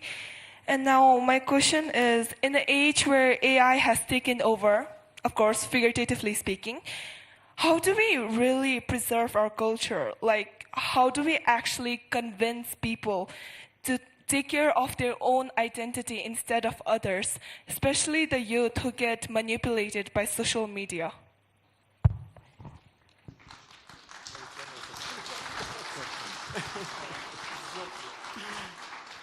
Yeah, it's super complicated with social media and AI, but I want to maybe just rephrase something I said a little moment ago, and to also echo what the previous panel talked about, in that I really believe in customizing, adapting AI to local cultural circumstances. I believe it's true. I think it won't happen. I don't think there will be a Bhutanese large language model. So Bhutan, like many countries around the world, will, at least for the time being, be dependent on either English-based or Chinese-based large language models. But I think that's okay, because a lot can be done with customization, with making AI your own, by enriching it and customizing it and through prompt engineering and other techniques to make it responsive to and infused with your values. I really think that's possible. After here, I'm going to Cambodia, where I'm involved in an AI project with the same aim. So I think there are a lot of places around the world that are trying to figure that out. Maybe I'm always an optimist, but I think this is something that can be done despite the prejudices and the fact that these large language models are either skewed towards the Anglophone world or the Sinophone world. I think with a deliberate strategy of customization, I think you can make AI work for you. Yes, Philip, what is AI doing to Australia? I don't have such profound thoughts as Martin, but I would say this. I think, especially for the young people in the audience, AI is coming, It's going to be a very, very big influence on your lives. And like every technology, whether it is a profoundly good or a profoundly bad experience for you, your family, and your culture is up to you. And that it will be a tool which you can use to transform the lives of you and the next generation.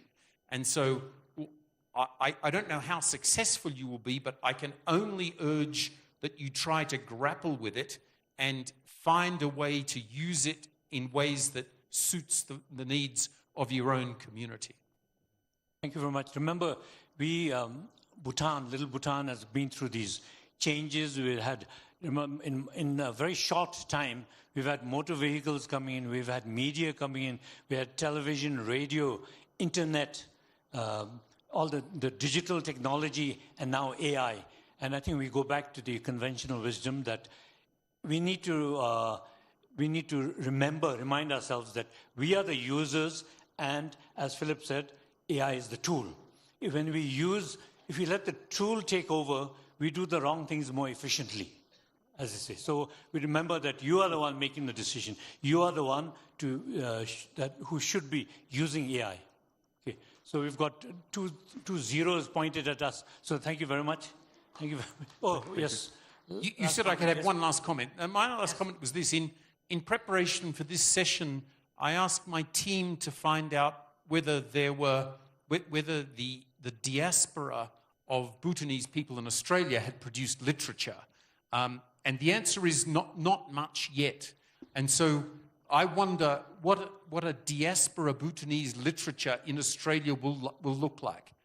Will that look like people thinking back about their homeland and creating stories about their homeland? Will it be about their migrant experience in Australia and the joys and the complexities of coming to a new country? Or will it be about something else that they choose to write about? That's the joy of literature, that you can plough so many different furrows. Thank you very much. And that's the fusion you've been talking about. Yes. Okay, Martin, any last word? I think that's a great conclusion. Okay. Thank you very much, everyone. And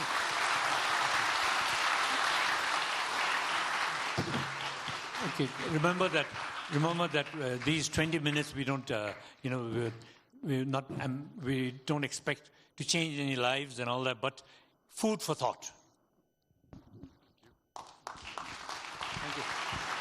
Philip, I was so nervous I forgot your name. Oh, no.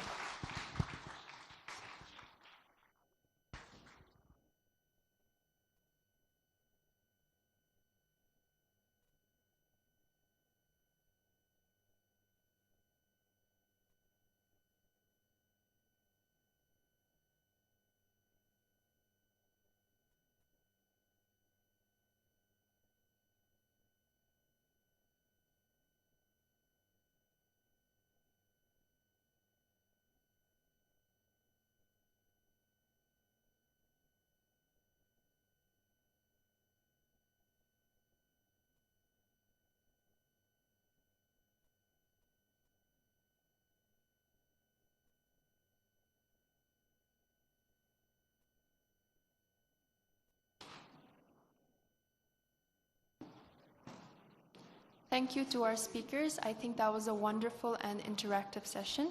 So next we turn to a conversation that blends myth, storytelling, and deep cultural appreciation. Eugene Pei is a renowned designer and storyteller whose creative journey has taken him across the globe, but it is Bhutan that has captured his heart. He is a longtime and cherished friend of the country. As a designer, he created the Prophecy Whiskey Bottle, a one-of-a-kind piece commemorating the 60th anniversary of the Great Fourth.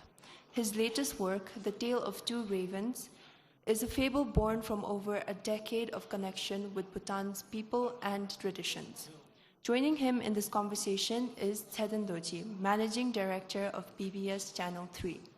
Ms. Theden is a dedicated storyteller in her own right, having led the creation of the beloved children's series Ngalusun Chita and guided numerous projects centered on youth, literature, and lifelong learning. Together, they invite us into the symbolic world where storytelling honors not only place, but memory and the unseen. For those drawn to folklore, art, and quiet mystery, this session offers something timeless. Please join me in welcoming our speaker and moderator to the stage.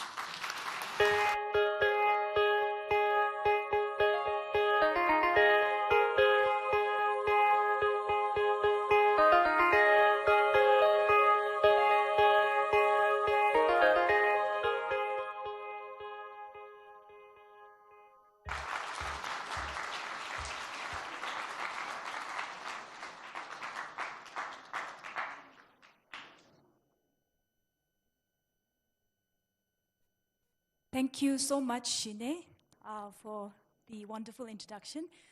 First of all, can we give a round of applause to our wonderful MCs and all the young people who are...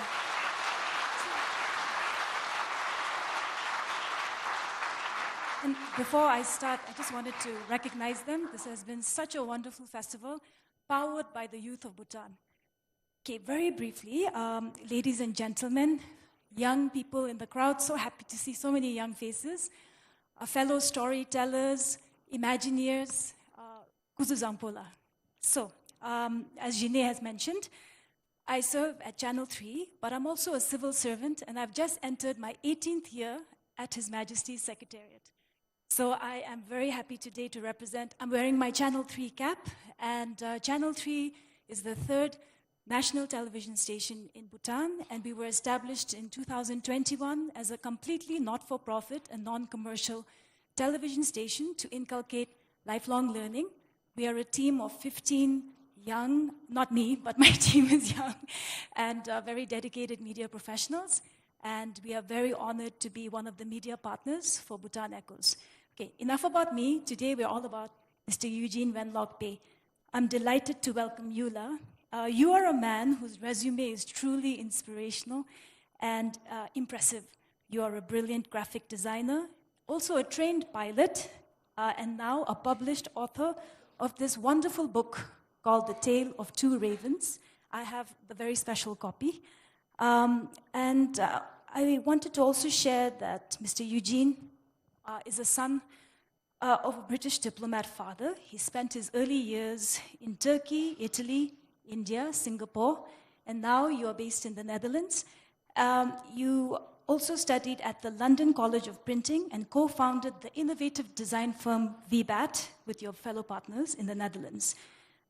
Eugene's debut book, which I just held up, is deeply rooted in Bhutan and sets the stage for our conversation.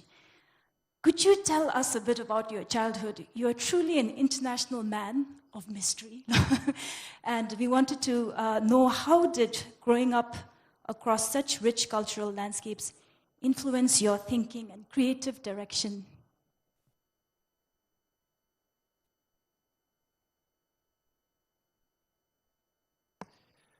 Difficult to answer that because normal is what you experience. So for you, your normal is different to my normal.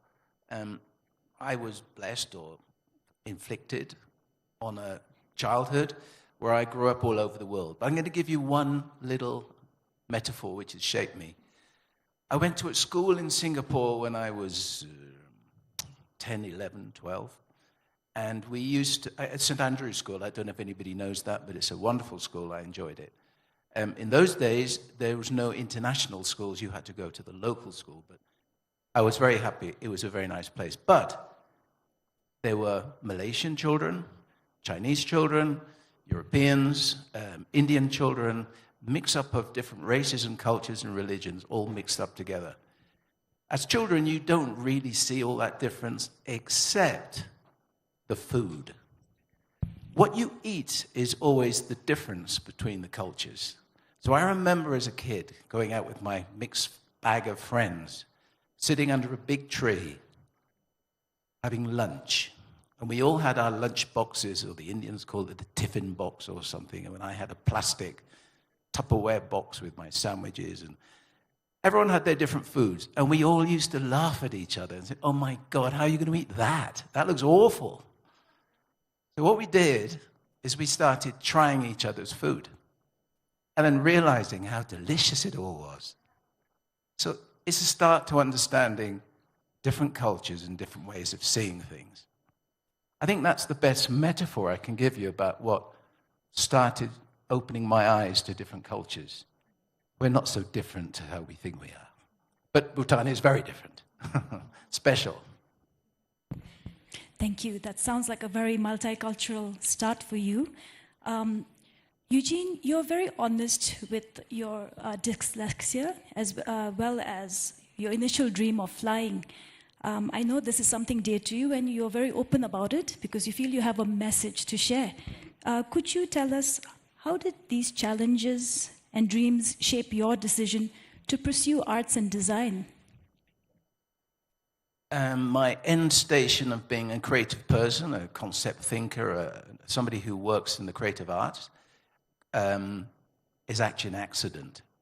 My dream was to become an airline pilot. Now, not for Drukyul, that's impossible because it's a nightmare to land here, but just an airline pilot. Because when I was a kid growing up, my parents were in different countries. I used to fly on my own as a little kid with a big badge with my passport in it. And I was whisked around to get to my airplane, and I thought the whole world of flying was amazing. I really wanted to be a pilot. So I went through my early childhood knowing that that would be my end goal, until I realized that all my essays were being marked down in my favorite subjects, like history and geography and anything to do with literature or anything to do with the human side of life. And I couldn't understand that, why I got such low grades in all these things I loved to death. But it actually was because I realized later I had dyslexia. So as a child, I struggled with reading, writing, spelling, even seeing words. I would make big mistakes. So how the hell am I sitting here in front of you as an author of many words? Well, and I haven't cheated, and I haven't gone through Grammarly all the time, which other people have been talking about. I did it the hard way, spelling with the dictionary and getting it all right, asking editors to advise me, because I wanted to go through the process of unlearning dyslexia. And it worked for me. So I'm very old, I'm 73, and it took me a lifetime to get over this. Now let's go back to the flying. So I wanted all my life to be a pilot. I couldn't be because all my grades were too low, so I was rejected from the school to go and to become a pilot. And then you stand there and you think, oh my God, what now? What am I going to do now? I have no idea what to do. And somebody thought I should go to the art class. Art, painting, color? No, that's not me. But it was, because it was a time when graphic design, engineering, architecture was coming to life. And I realized there was a more linear approach to art that I could deal with to get into that world. And I loved it. I became a graphic designer. And that was my career, and it started when I was 18, and it went right through to yesterday. And when I retired from my company in Holland and started to look for a new life, I'd already been coming to Bhutan for many years. I've been coming actually 2 decades. The introduction was 1. It's 20 years I've been coming to Bhutan. So I've seen many, many changes. The person who brought me here is in the front row there. And I've never looked back. I've loved it here. So I've been collecting all these stories. You love telling stories. Not immediately. You have to be provoked, you Bhutanese. But once you provoke a Bhutanese person and start really leveling with them, all the stories come rolling out. And I've remembered them all over the years. And I thought one day, yeah, maybe I've stopped my company. I've got to do something. I opened up my laptop. I didn't have to organize 100 people and give them all work to do. It was just me and my laptop. And I started writing. And the result is this book. You are almost Bhutanese. 2 decades of coming to our country. You have really seen a lot. And you know, when I read your book, I could feel that. And I want to delve right into your book. You are the best at giving us, without telling our audience too much, because they haven't read it, could you tell us a bit about your wonderful book, The Tale of Two Ravens? For me, what I took away is that it's a loving tribute to the youth of Bhutan, her culture, and most importantly, her kings. So if you could put it in your own words, La. Well, I've been listening to some of the speakers before me, and what I do not want to do is say, you all have to stay rooted in the past. Of course not. You go forward. But remember what your core values are that make you unique, and you make them fit the modern world and the modern way you're dealing with your life. So my story is a little bit about those roots and the way I see it. Now, if any of you jump out of this room and land in Sweden or Germany or whichever country you could imagine, if you stay there for 20 years or go back every year for about 2 or 3 weeks, you'll start to see some traits in those cultures. And you, being an outsider, will see traits they can't see anymore because it's right up in front of their nose. Every day their reflexes are being German or Swedish or American or whatever. And you as a foreigner, outsider, which I am here, start to see things that maybe you've forgotten you were doing. That's all I can humbly offer you, is that I'm an observer of your culture and an enjoyer of your culture. His Majesty, the Great Fourth, King Jigme Singye Wangchuck, championed harmony between modernization and heritage, ecology and well-being. And as you know, this festival this year is dedicated to His Majesty for his 70th, as well as propounding JNH and other wonderful things during his reign. How do you see design, storytelling, and visual narratives acting as threads weaving these elements across generations? Well, that's more complicated. Oh, I better show you some stuff. Hang on. Yeah. Bhutan is not one country. It is one country. It's many cultures. You have different languages. You love and have a little friction with different districts and different sort of people, but you are an amazing tapestry of different facets of culture. I will answer your question, I'm getting there. So the setting is, you're not as one as you think you are, but you are working together as one, which I think is beautiful to see. I went to Hunsi last year, and I was amazed by how different that culture was to being here in the West. It's rugged, it's raw, it's honest, and the people are such fun to talk to. I was very blessed to go up to the ancestral home of the royal family. What's the name of it again? I forget. Dunka. Huh? And it's a magical place. You really feel the energy of what that family have brought to your wonderful country with their wisdom and guidance. But the landscape is magical. It's not like the rest of the West. It's absolutely stunning. So I don't know if any of you have been to Hunsi, but if you have, I hope you agree with me that it's different to here, and it's even more special. We have a lot of young Bhutanese in the audience, so this next question is, Eugene, when Bhutanese youth read your book, The Tale of Two Ravens, what seeds of thought, wonder, or value would you hope it plants in them? You all have hidden in you a great story. As you're young, you'll think, yeah, my story's nothing, and all these other people can tell a better story, or I don't know. But as you grow older, you'll learn the lessons of loosening that story and giving it shape and form and voice. That journey you could call youth and middle life, because you really only get brave enough as a human being to tell your story when you're older. Me, old.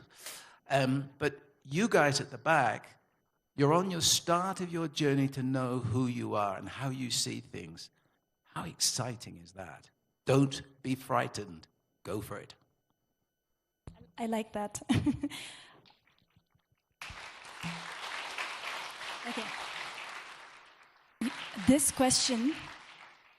This next question I have for you, I was quite thrilled when I came up with it, because this is something that I think you'd like as well. If you could read your story to someone meaningful whether it's someone from your past or perhaps a Bhutanese figure, who would it be and why? I don't know if it's in the illustration at the back. Let me have a look. Where? No. One of the most... when I was invited by a friend to come to Bhutan the first time, the only thought I had was, could I go and see some migu, some yeti? And he said, well, that's a bit complicated, Eugene. It's not really on our normal travel itinerary, but this is the land where these things are meant to have played out. So I thought, yeah, I really want to meet one. And in my writing, I've met one. I really have met one. And it comes to life, him. I'm not going to give away the name, but he comes to life. Sorry, it's ladies, it's a he. But there's many, many female characters in my book, so I'm balanced. He comes to life, and I really see that person, even though it's not human, and I'd love to tell him that story. Our friends at the back, if you hadn't heard that, Mr. Eugene was saying he would love to tell his story to a yeti or a mige, and he's a character in this book. You know, I know you want... Can I ask one thing? Do I say the word right? Migu? Migu. Oh, sorry. Migu. I'll get it right. So I'm being very mindful of our time. We have 10 minutes. Okay. And I know, Eugene, you really want the young people and all age groups, actually, everyone here to ask questions. Shall we jump into question-answer time? Okay, may I, if you could raise your hand if you have any questions for Mr. Eugene. There's one. Somebody will come.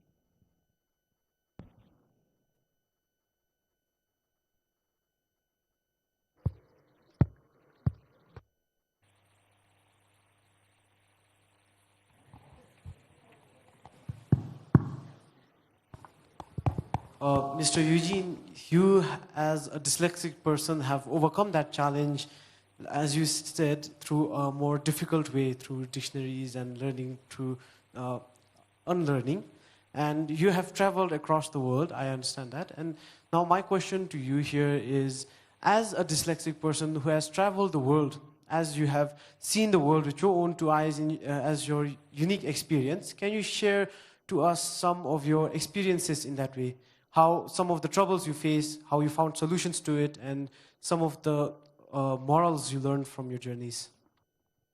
You know, the funny thing is traveling, you see different languages and letters, and there's different manners and everything. Your dyslexia disappears. Because you have to understand a new culture, a new way of communicating.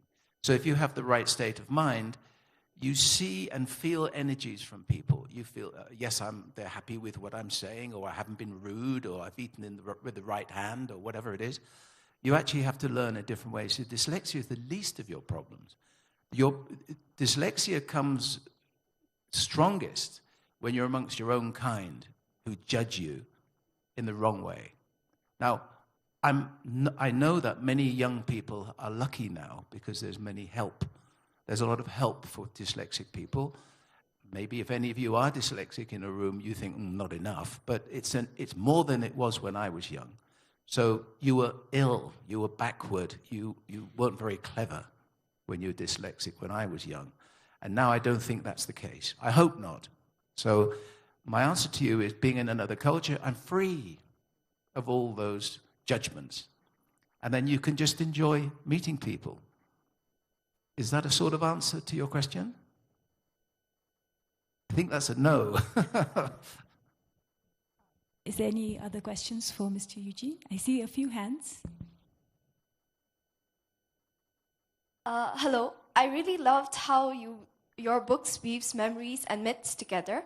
My question is, why do you think ancient myths still speaks to us today? Do you think they're telling the same story we're still too scared to name in modern life? You know, they're only parables of the values of living and how you judge yourself, other people, how you interact with the world. They're timeless. They're just packaged and given characters in specific ways. I was talking outside, maybe some of you were there, about the 4 harmonious friends. It's a timeless story. So you could tell it in a modern way, you can tell it in an ancient way. It doesn't really matter. The essence is the story, not the characters. But I've used the 4 harmonious friends, which I always loved as a story when I first came here, as the basis of my first book of the series of 3, The 4 Seekers. So I've changed the name to The 4 Seekers because I didn't want to step on anybody's toes about calling them the 4 harmonious friends. So they're based on the same idea. Different sort of characters going on a journey to help each other to achieve something.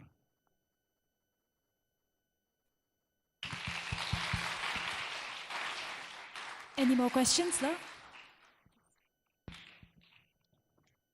Great questions, by the way. Hello. My question is, what encouraged you to write the story, The Tale of Two Ravens, and what is the purpose of the messages that it delivers? Oh my God, I think you have to tell me that, because when you're writing a story, for me, because it's my first book, I don't want to tell you, give you any wise words. I just want to enjoy writing a story I hope people like yourself will enjoy. But I want to do it respectfully based on your cultural input, which really helps me frame my way of writing. But I suppose if I had to now be pinned against the wall and say, what do I want to bring over? I want you young Bhutanese to love your culture. And the culture is not set in stone, it's there forever.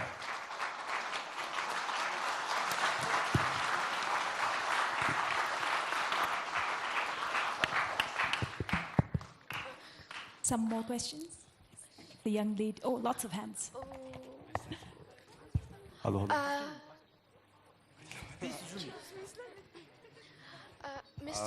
Mr. Eugene Bay, this is a pretty straightforward question. As a leader and a storyteller, as a leader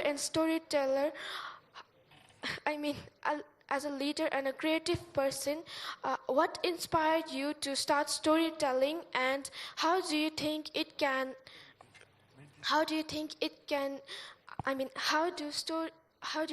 the stories that you write can change the world? Oh my God, that's a big brief. I don't want to make a joke of your question because it's really important. There's many big questions in your minds, especially the younger ones. As older ones get less interested in bigger questions, we're just sort of like fighting day to day to survive. But you all have got bigger questions you need answering. And sometimes the answers you hear are too simple. They're too cliche, if you understand what it's too predictable, and they're too flat. They're not told with passion or with love or with engagement with the person asking the question. And what I think a story can do is do all that if you read it properly, because you need to be patient to answer a complex question from a young person. There is no quick fix answer, because you're receiving the answer in your tempo, in what you know about the world, and you have to have time to absorb it. And maybe the framework of a story can help you look through different facets of that story to find the answers you're looking for. I really believe that you need patience and time to give answers to young people. Does that help you? Yeah.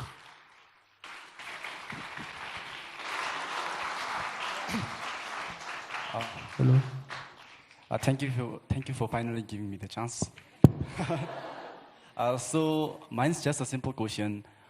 I was just curious on why Sir kept the title as The Tale of Two Ravens. Not just that, as Sir mentioned before, the storybook I think was mostly related with Yeti, but still, why the title as The Tale of Two Ravens? If I tell you that, you won't read the book. It's a little bit of a clue to a journey you have to go through with the story to work out why two ravens. You know why one raven, I think, You know your mythology and your history and the stories of the deities. So you know one raven. And you have to find out who the partner is to that one raven to make it two. I can't tell you that. But it should pull you into the story to find out the page where you think, now I get it. And it's quite near the end, I'm sorry to say. I think I can supplement Mr. Eugene's answer. Well, I've had the pleasure of reading your book, and there's a lot of characters, but the ravens have a very significant role, as we know. But I implore you to grab a copy. It's full of characters, full of adventures. I'll take my check later. But no, all jokes aside, you must read it. The Yeti is one character, but there's many others. Do we have more questions, La? We have 5 minutes. What inspired you to write about this particular llama? Which llama? You haven't read it, have you?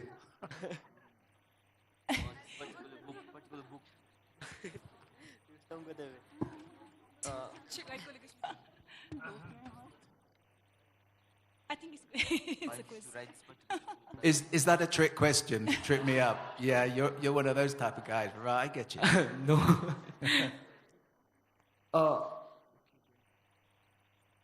I mean to say about that Yeti, not the llama. Sorry. Oh, okay. The Yeti is not a llama. He's okay. I don't know. I mean, aren't you fascinated by if you could sit down and have a conversation with a Miguyu? Wouldn't you love to do that and work out if you could communicate what you would talk about? I'm fascinated by that idea. I'd love to do that. I'll take you with me, and you can be my translator. Maybe one last question. Yeah.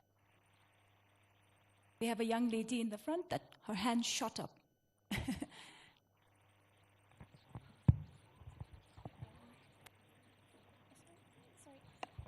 Thank you for this opportunity, and Mr. Eugene, I was wondering, so I thought about how you wrote a book. So it's not just about writing a book, it's the art and passion behind it.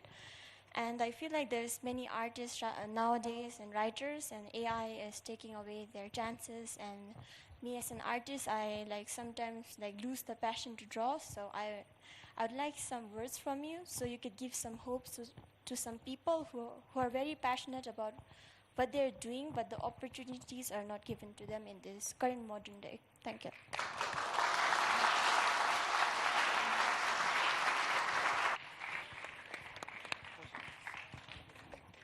All of you are creative. That's the first statement. So however good or bad you think you are is totally irrelevant. You will all have a creative part of you. If you outsource that to somebody to make something for you, whether it's a computer program or somebody else, or you want to cheat or whatever it is, you will just lose the development of your own creative kernel, your little heart. Not little, heart, sorry. But so, like any exercise, you've got to keep practicing. And that strength, that talent in you will become bigger and bigger. So I hope you will never listen to anybody saying you can't do something. Why would people say you can't do something? What a waste of time. You can do something, and you should constantly try to improve. And improvement can only be judged by one person, yourself. No one else. So please continue and flourish.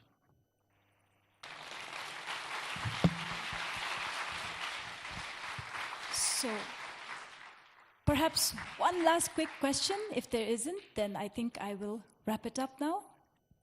Okay, La. Oh, Mr. John. As Eugene and I have known each other for 25 years, I'm just curious. He's older than me. Wee bit. I'm just curious, the characters in your book, or when we look at the four friends, I want to keep this a very simple question. In which of these characters do you see yourself? The elephant, the monkey, the rabbit, the bird, or the migu? And why would you see yourself in that character? Oh dear. First of all, 25 years, yes. My four seekers are not the elephant, the monkey, the rabbit, and the, what's the bird called again? Pheasant. Whatever. My story is that they are a raven, snow leopard, a takin, and a golden langur. Now, John's question should be, which of those characters do you best identify with? None, but all. The raven is noble, wise, and sort of leadership qualities, etc. I think I have a little bit of that, but not a lot. The takin is loyal, stubborn, stoic, keeps fighting against all the odds. I have a bit of that. The snow leopard is sly, slinky, strategic. He knows exactly where to go and where not. I have a bit of that. And the golden langur is fun, is crazy, is disrespectful sometimes to other people's value. And I definitely have a bit of that. So, all four, John.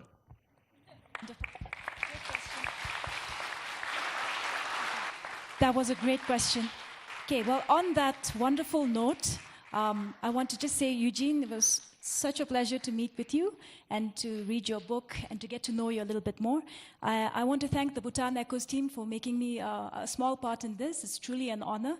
And I also want to say, I have an aspiration. May all the stories that we share on this stage and amongst ourselves during tea break, may it continue to bridge cultures, age groups, and may it inspire us and also harmonize both our inner and outer worlds. Then thank you so much. Cutting chair now.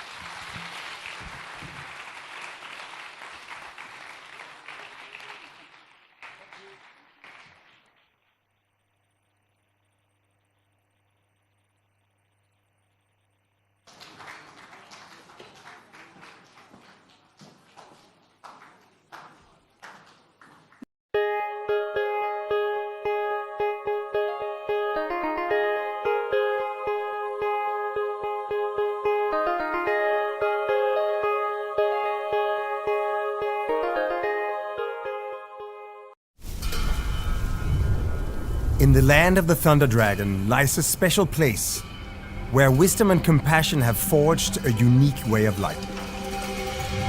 Rooted in the timeless principles of Vajrayana Buddhism, Bhutan seamlessly intertwines spiritual and cultural values with a profound respect for nature.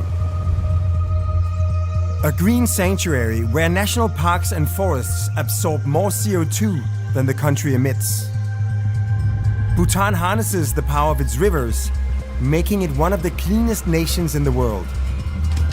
Guided by Buddhist principles and the philosophy of gross national happiness, Bhutan has nurtured a society built on trust and well-being. A safe place, governed by a stable political system dedicated to the country's long-term vision. Today, Bhutan is focused on building its future, ready to emerge as the gateway between South Asia and the world. Rooted in Bhutanese identity and open to international partners, a new city will serve as a hub for global exchange and sustainable development. With a confined footprint of just 4% of the nation, this special administrative region will lay the foundation for future generations, becoming a new model for a lasting legacy. Welcome to Gilfu Mindfulness City. Descending from the Himalayas to the lush tropical plains, a cascade of urban terraces is shaped by the uninterrupted flow of water, plants, and animals. A land where bridges become cultural landmarks, connecting one neighborhood to another. A human-scale environment designed to inspire and nurture global talent, fostering a culture of collaboration, experimentation, and innovation. In Gilfu, green and clean surroundings will drive businesses towards sustainability, striking a balance between economic success and environmental prosperity.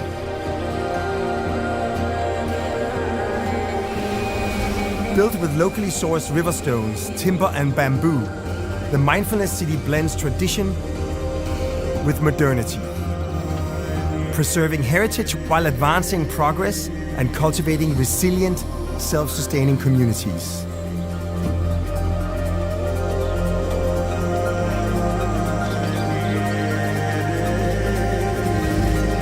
Here nature is enhanced rather than displaced, with every path drawing you deeper into the wild.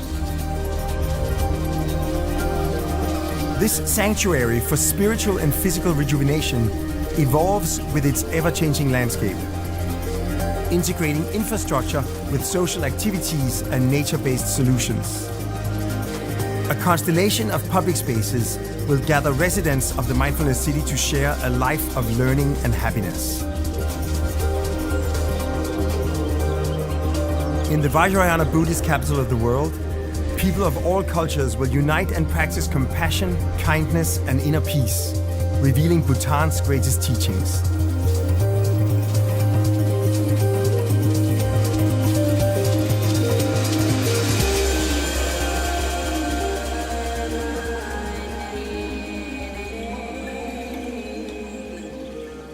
Together, we begin a new era of mindful prosperity.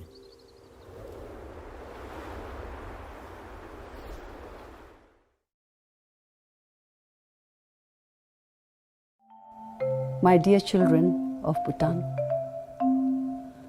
the future of Bhutan. Today, I want to tell you a story of the Great Fourth.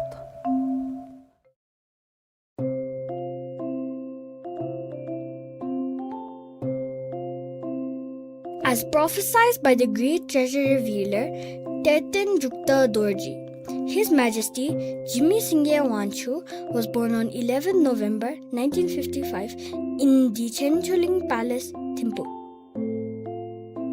He began his studies in North Point, Darjeeling, and later went to study in Summerfield and Heatherdown schools in England. As a child, His Majesty was a star sportsman and loved to play hockey, rugby, and boxing. After returning to Bhutan to continue his studies in Ugin Academy, Paro, His Majesty introduced basketball, golf, and tennis in the country. His childhood was unfortunately cut short when he had to become the King of Bhutan at the age of 16 upon the death of his father, the third Drukyul. Soon after becoming king, His Majesty worked tirelessly for Bhutan, putting the welfare of his people and the country beyond everything else.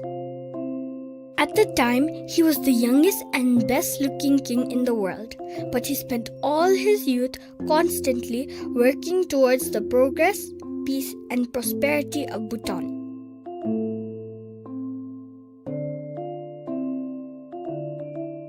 His Majesty, the Great Fourth, was a visionary who put forth policies that would have far-reaching implications for the future of this nation.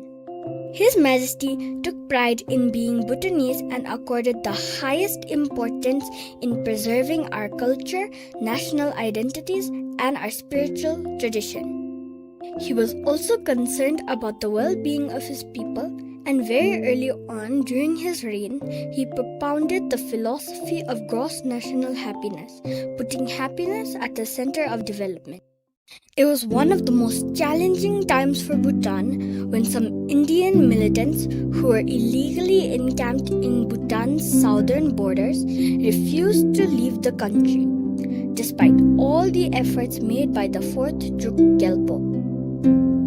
When all measures failed to convince them to leave our country, His Majesty led some 3,000 of our bravest soldiers in an operation to chase them from our country. Leading the operation like a true hero, he led his soldiers from the front without any fear for his life and secured victory within a short time.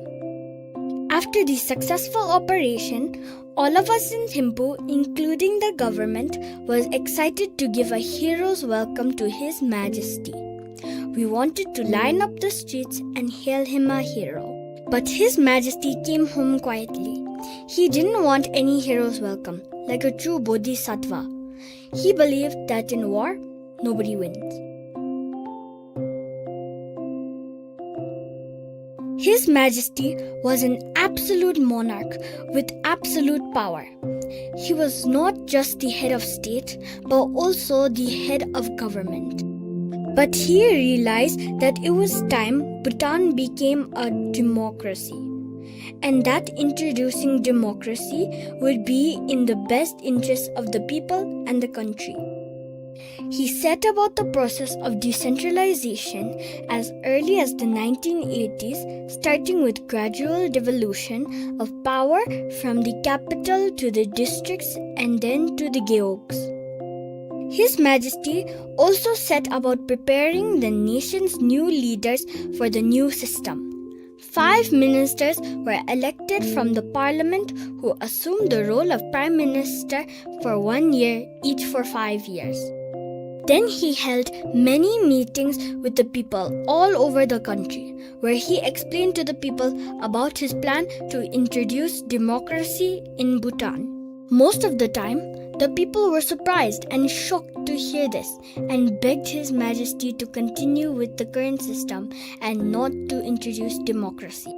His Majesty would very attentively listen to all the pleas made by the people, but in the end, he would very firmly tell the people that the right time had come to introduce democracy, and that democracy would be the best form of government for the people.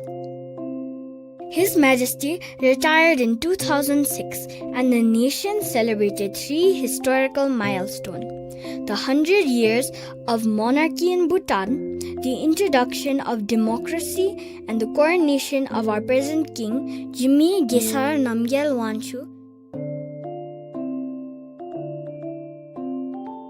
Besides being a great statesman, a true warrior, and a visionary, His Majesty, the Great Fourth, is also a loving grandfather. He is a proud grandfather of 19 children. He enjoys the company of his grandchildren and loves spending time with them, instilling them with the right values of life from time to time. In turn, the children love him, look up to him, respect him, and admire him greatly. His Majesty also goes on walks every day where he meets people from all walks of life.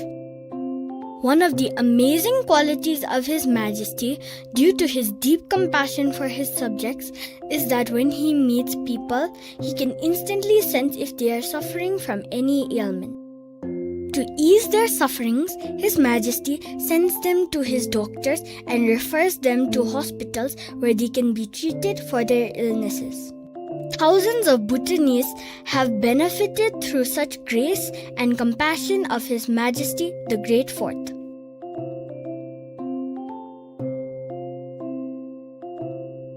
When His Majesty was about to resign, he instructed the 4 queens to engage and immerse in activities that benefit our people. Consequently, Her Majesty Gyalum Aji Doji Wangmo Wangchuck started the Tarayana Foundation, which looks after the welfare and upliftment of our rural population. Her Majesty Gyalum Aji Thiring Pem Wangchuck started the youth development of Bhutan to care for our youth and help with their problems and challenges. Her Majesty Gyalum Aji Thiring Yandin Wangchuck's initiative involves preserving our cultural and historical heritage and caring for the nuns of our country. Her Majesty Gyalum Aji Sangye Wangchuck looks after our women and the problems they face. She also upholds the rich textile tradition of Bhutan. In gratitude to what His Majesty, the Great Fourth Jigme Singye Wangchuck did for this country, we fold our hands together and say thank you for all the sacrifice he made to ensure Bhutan remains a peaceful, happy, and sovereign nation. As our current king, His Majesty Jigme Singye Wangchuck said in one of his National Day address, "There never was a king like His Majesty Jigme Singye Wangchuck in the past, and we shall never also see the like of him again in the future."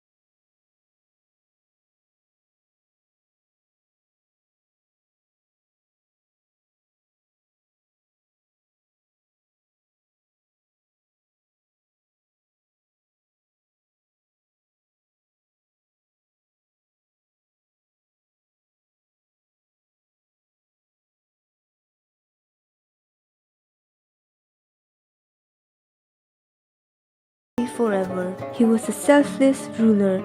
Today, he is remembered not only as a monarch, but as a visionary who helped shape a modern Bhutan rooted in its traditional and values.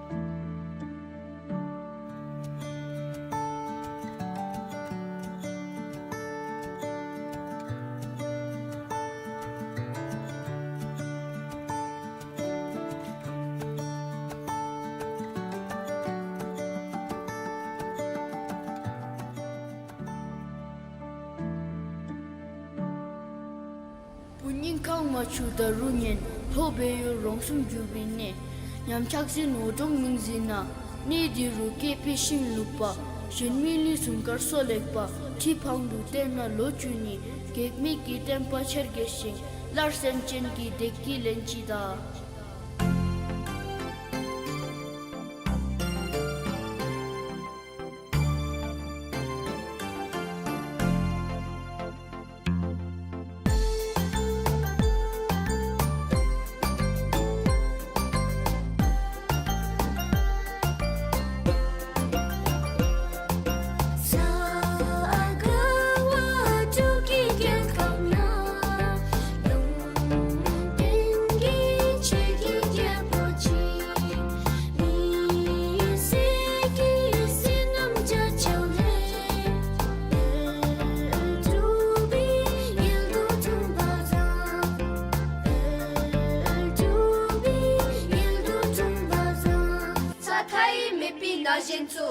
Nyam gawi joka yendenjang, sheri gipit sende miyang, ben miwan jipi kadin I, dizum gi kadin gatortu, da junatsi gi milambe.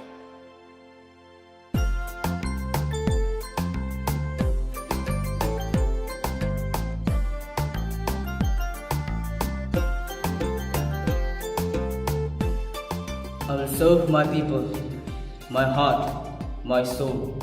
My every breath belongs to Bhutan. And today I'm going to interpret on the bravery, courage, strength, and the confidence of His Majesty the Fourth Gilfu. Many years ago, long before the peaceful days we now enjoy, our beloved country faced a silent storm brewing in the south. His Majesty King Jigme Singye Wangchuck, the Great Fourth, did the unimaginable. This courage, this selfless devotion, this is the kind of king Bhutan was blessed to have. And I quote, "There will never be a great ruler like him," by Ajit Doji Wangmo. Let us remember not just the king, but the guardian, the father, the hero. May his vision guide us. May his legacy endure. Jigme Singye Wangchuck is forever in our hearts. Thank you, Your Majesty. Thank you, great fort. May you live long and well. May you live long and well. You are our king of destiny.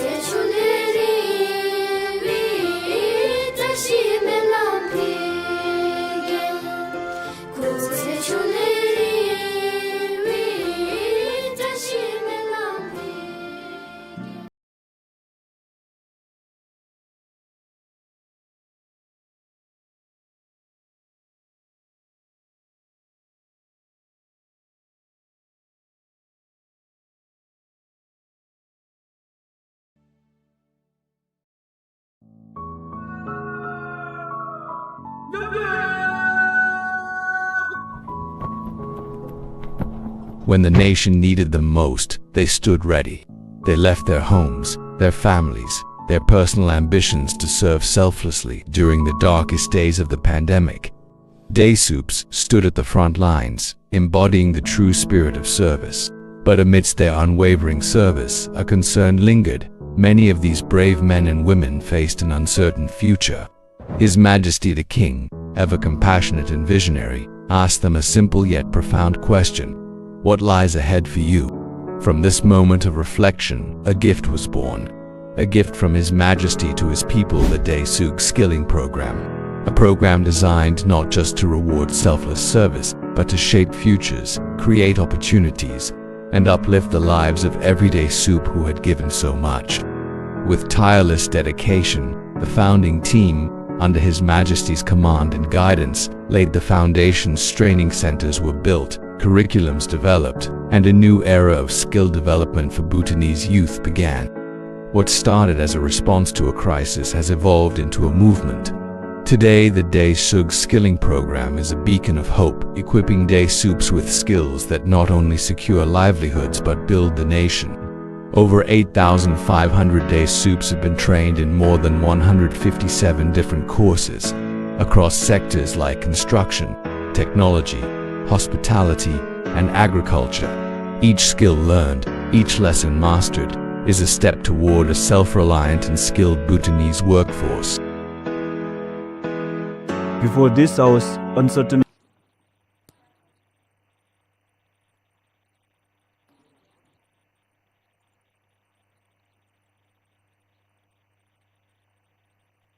Hello? Is it a dragon? More specific.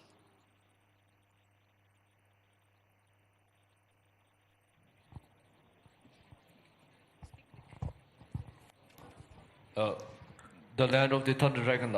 Correct, La. Please come on to the stage.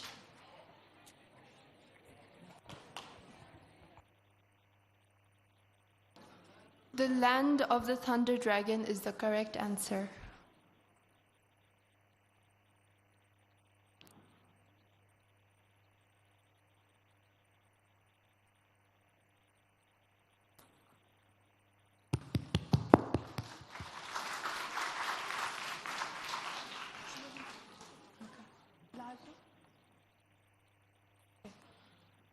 Second question is, which location has frequently served as the main venue for the festival? The Royal University of Bhutan. Correct. Please come to the stage.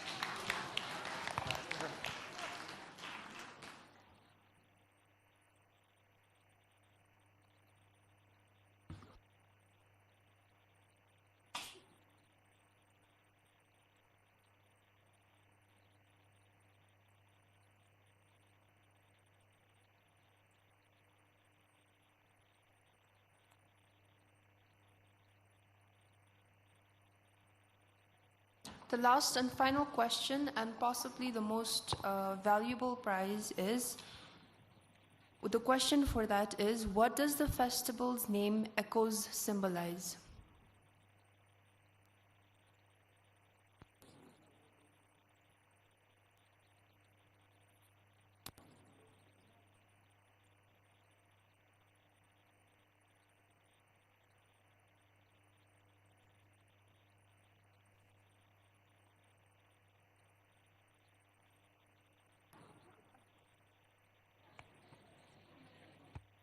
Spreading the information on literature. Awareness on literature. No, sorry.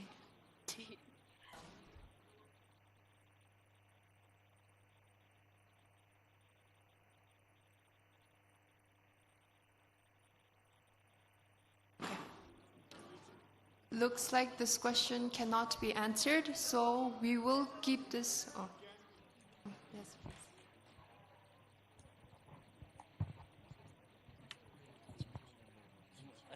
Perhaps echoes is like how the past reverberates back to the present, so the past always lives with us. Yes, that is correct.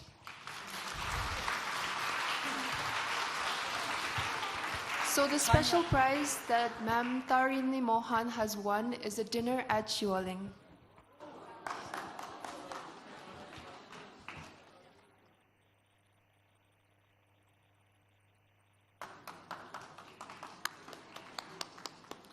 Okay, that's weird.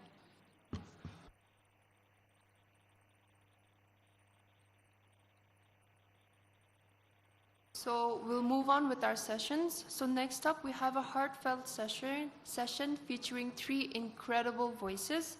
We first begin with Aishwarya Jha, an award-winning writer, designer, and entrepreneur from Delhi.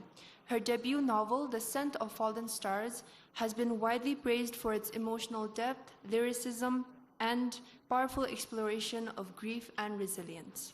Please welcome Charmi Chedda, a filmmaker, theatre director, choreographer, and youth mentor who has worked with the royal government of Bhutan for a really long time. She was awarded the Order of Merit by His Majesty, the King, in 2024. Her films, With Love from Bhutan and Gangnam Girls, have received international acclaim, and her animation was honored at Digicon, Japan. Gilfu, a writer, screenwriter, musician, and inclusion advocate, channels rock and punk to explore identity and emotion. He also co-hosts Bhutan's first ever mental health podcast, Masterpiece, and created one of Bhutan's first sketch comedy series, Girabe. Together, they will explore how empathy, storytelling, and creative expression can help us move from collapse to clarity. Please join me in welcoming our speakers to the stage.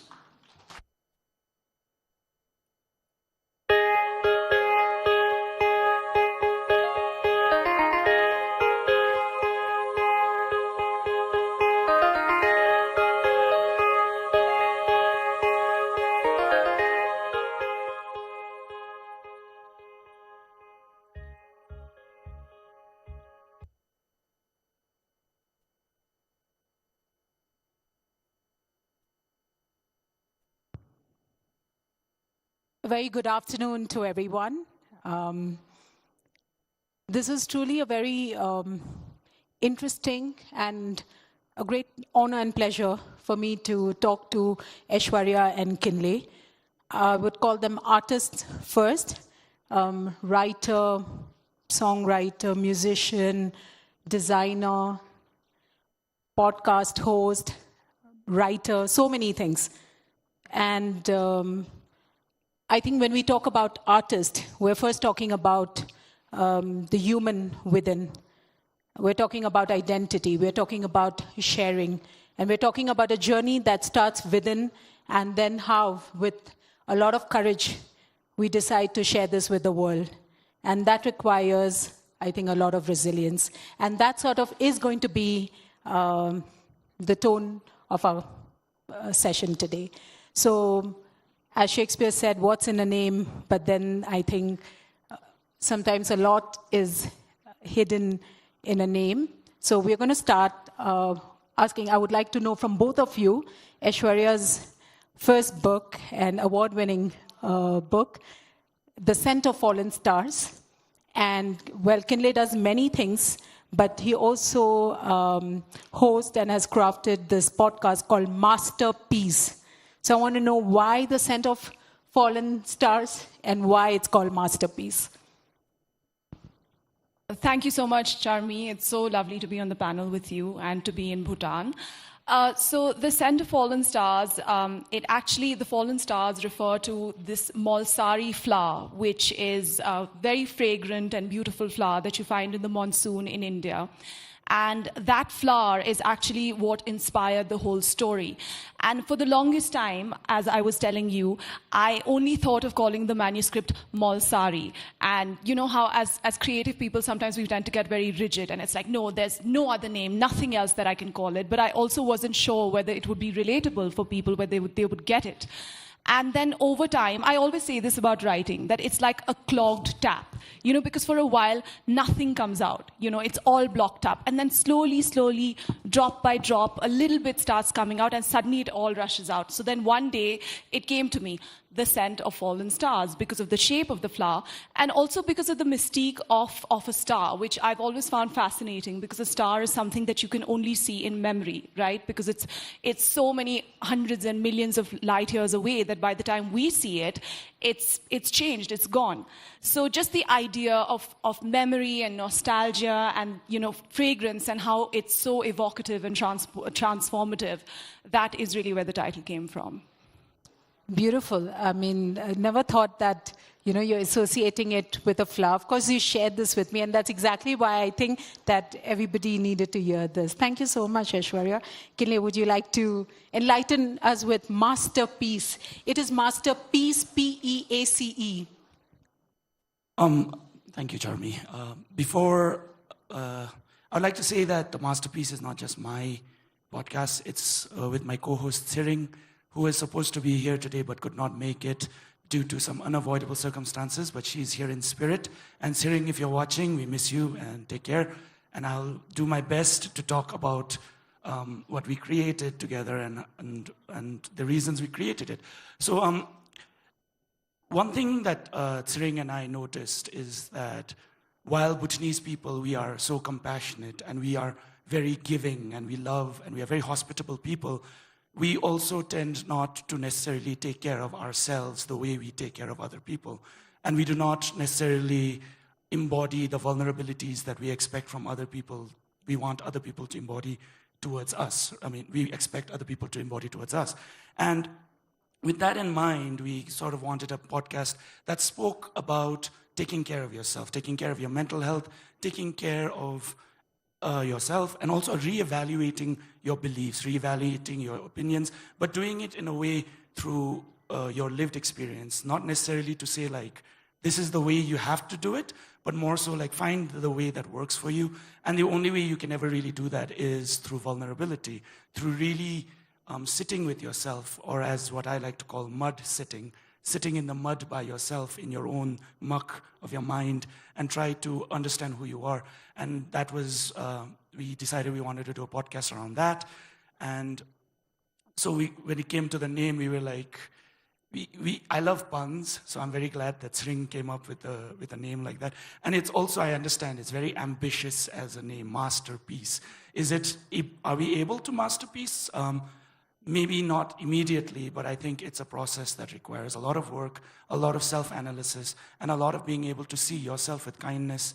And with that in mind, we just created the podcast, and that's how the name came out to be. Wonderful. I think a podcast like this will definitely reach out to young people, to everyone. And I think we all go through similar kind of challenges in life in different areas. And when we hear each other's stories, we sort of get strength from that. And that is why probably as artists, we do what we do. And coming to that, Aishwarya, your book is, it's about love, it's about pain, it's about getting over challenges, but it's about human connection. And Kinley was talking about that same human connection right now. You want to say, just tell us a little bit about the characters. And you also told me that it's an old-fashioned book. And you're very young, and you've written a very old-fashioned book. So please share something about it. Well, you know, Charmi, like I was telling you, I always feel, especially I guess in the last 10, 20 years, that there's a lot of content out there, whether it's literature or movies or TV shows or whatever, which explores the darkness and complexity of the human mind. And a lot of it is brilliant, and, you know, it's very hard-hitting, and people can relate to it and all that. But I kind of also felt that there was a gap of the flip side, you know, where we also need to absorb things and to consume things that are inspirational and uplifting. Because I just feel if we're constantly bombarded always by all the dark and gritty and horrible things in the world, and we don't need to, you know, open a book for that. We can just open social media or a newspaper. We all know what a messed up place the world is. So I think it's very important to have something which counters that. You know, and as I was telling you, this is something that my mother always brought me up with, me and my brother. She always said, don't just be careful what you put into your consciousness. Don't put junk into your consciousness. You know, the way that you wouldn't put junk into your body, which of course we all do sometimes. But, you know, to be careful of what you consume and what you put in, because it does shape our thoughts and how we look at the world. So I really wanted to write something which maybe harkens back to values that are sort of being forgotten, or, you know, like nowadays we have this thing of like, oh, everything in the past was so much worse, and now we know so much better, and we're so much more enlightened and all. I don't know if that's true, and I know there are a lot of young people sitting here, so I would like to say that there are things that we could learn from in the past, you know, and there are especially values and relationships and things like that, that I think that we are the poorer without them. So that's why I wanted to write a book like this, which was not trendy, not, you know, not in line with maybe what publishers are looking to publish these days. But for me, this is the only book that I could write. So earlier I did mention about this whole journey that we go through that is internal, and then we share something with the world. You just mentioned that you have written something which is not really popular, as you know, in terms of writing, in terms of what the publishers want or what they think will be selling. And that's a very hard place to be, especially because when you start that journey of art, it's very personal. And you just said that you wanted to, because this is the only story that you wanted to tell. So how is the journey for both of you that you make something that is so deep, that is so personal, and then what kind of resilience, what kind of mindset you need to go through that journey of publishing and getting your work out there, sharing it with the world. And once you put yourself out there, there's going to be all sorts of feedback. So how do you navigate that? Something a very good friend of mine always told me is, people will never see you as enough if you do not see yourself as enough. And I think that is sort of the idea that when it comes to the podcast, or when it comes to anything that I have done, whether it's my music, whether it's the scripts that I've written or the podcast, I've always done it because I felt a deep love for what I was doing. And when it comes to, of course, once things are done there, you release them into the world. I think if you believe in it strongly in yourself, if you believe that it is good enough for you, it doesn't necessarily, like, this is my thing, right? Like, it doesn't necessarily matter if everyone takes anything from it. I believe that for those who will take something from it, it's good for them. For those who don't, it's just not their time to take from it right now. Maybe they will come to it some other time, but I think I do not prescribe to this idea that, you know, when you do something, is there an anxiety around how people will take it? Yes, you are a human being. You will feel anxious about it. But I think the anxiety should not be whether or not you released a good product or your artistic endeavor. It's more so that you believe in this and you did this with love and affection and you put everything of yourself into it, and that is enough. And if other people don't like it, it's not something they enjoy, but there will be those who take something from it, and it's good for them. So that too is a journey that you go through in a way. Aishwarya? Well, first of all, I didn't realize until after I had written the manuscript that it wasn't a trendy kind of thing. So it was a rude shock to me when I started trying to get it published, which publishing can be a very brutal and soul-crushing process in any case. And yes, it is discouraging, of course, as Kinley said. There's always anxiety about how something that you do, whether it's a book or, as you know, a play or a movie or a song or anything, how it's going to be received. But I do think at the end of the day, as an artist, you have to create something that you believe in, something that you feel is important, that you have something important to say to the world. And again, I will say that this is what my mother used to say to me when I used to get very discouraged and down, and I used to feel very down. And she would always say, well, do you believe in this? Do you like the story? And I would say, yes, I do. Do you believe in it? Yes, I do. Well, then that's all that matters, and like the book will have its own destiny. Everything we do sort of has its own destiny.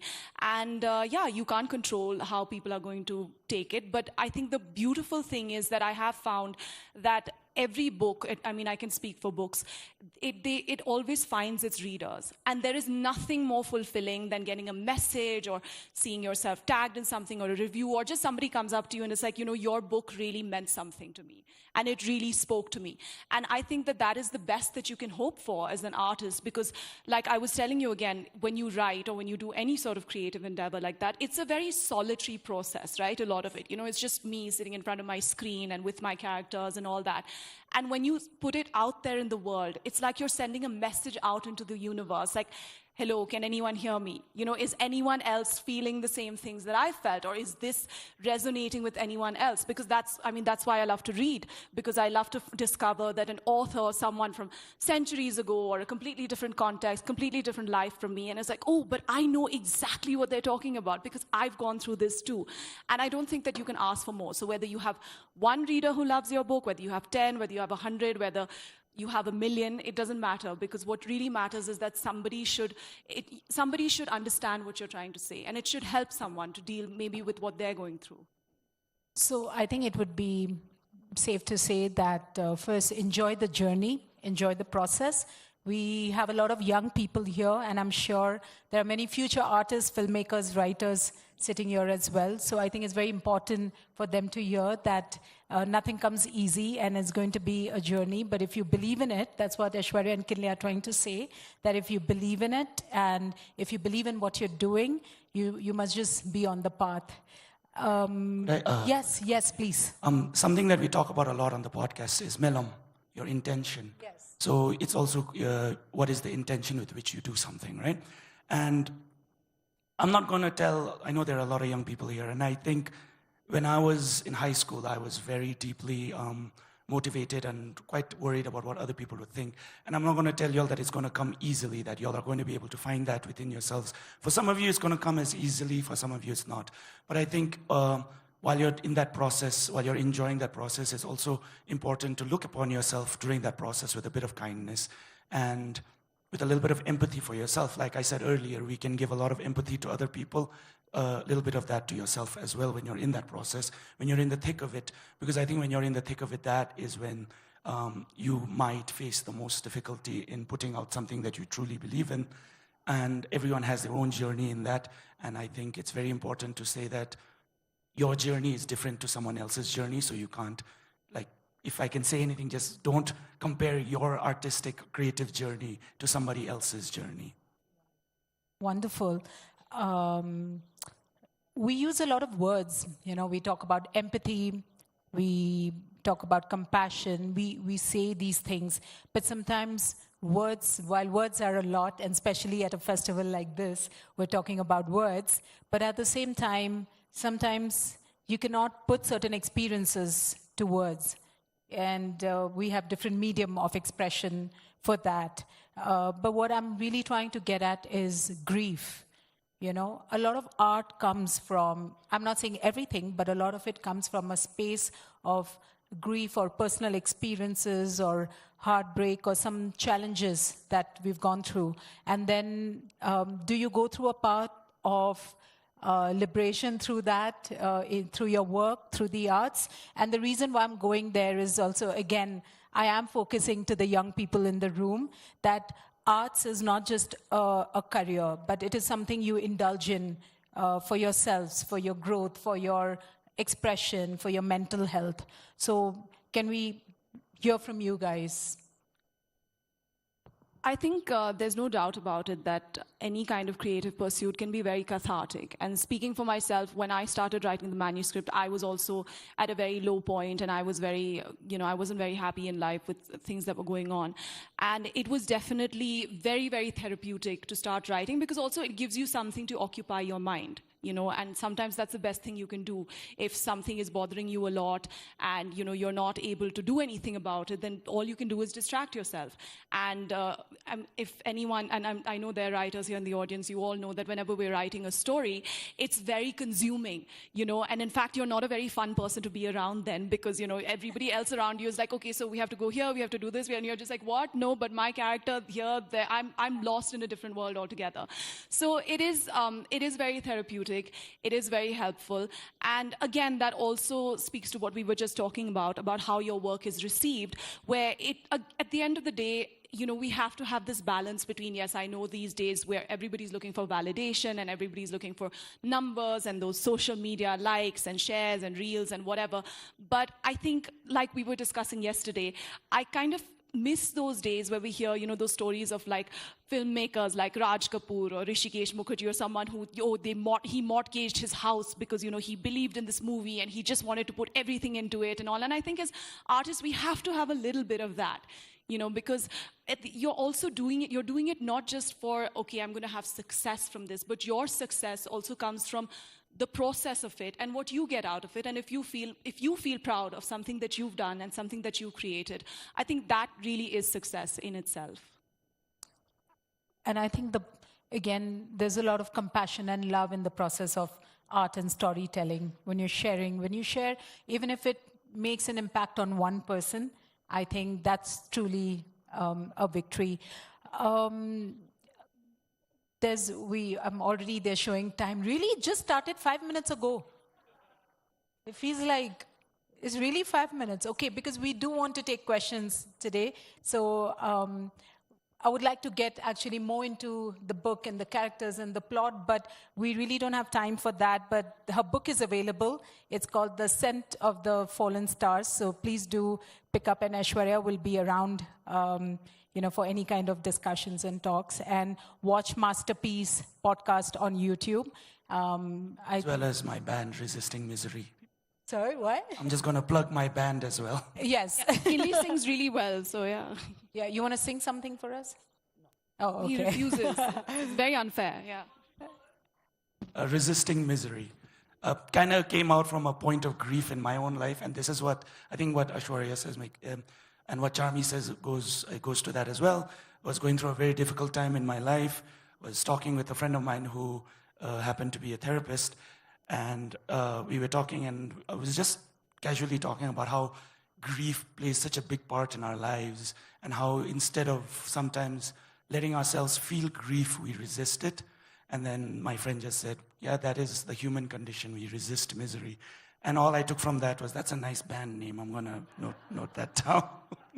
Yeah, I think sometimes we abuse the word positivity a lot. Like we keep saying, be positive, and without, really fully understanding the weight of that. Someone is going through something and you tell that person, be positive. How is that even, possible? You need to go through it. You need to live it. You need to do whatever it takes. And then, because we are so specific to arts right now, so we keep going back to that. And I think we've touched upon few things, and there are many things we cannot really talk about right now. But I think we should take questions from the audience. Anything you're curious about, anything you would like to know from Aishwarya and Kinley? Can we take maybe 3 questions, please?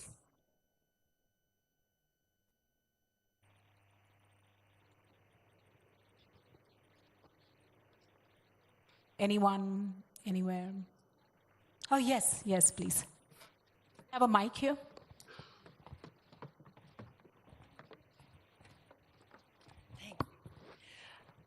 I'd be really interested to hear from you on how you begin.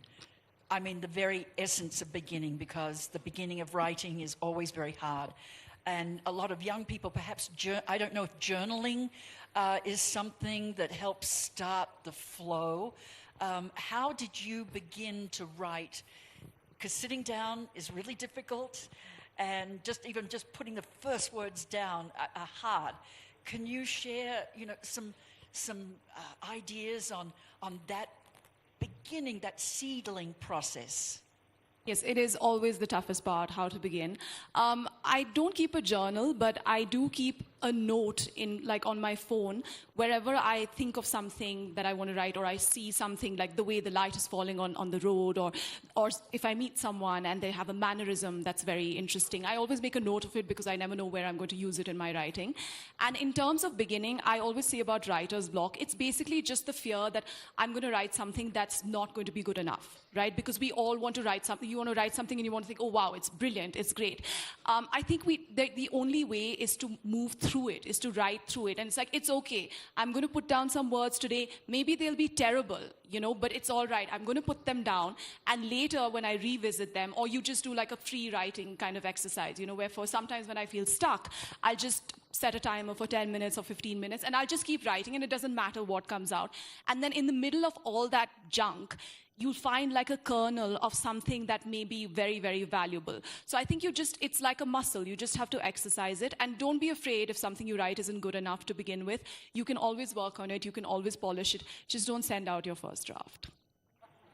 Definitely just word vomit.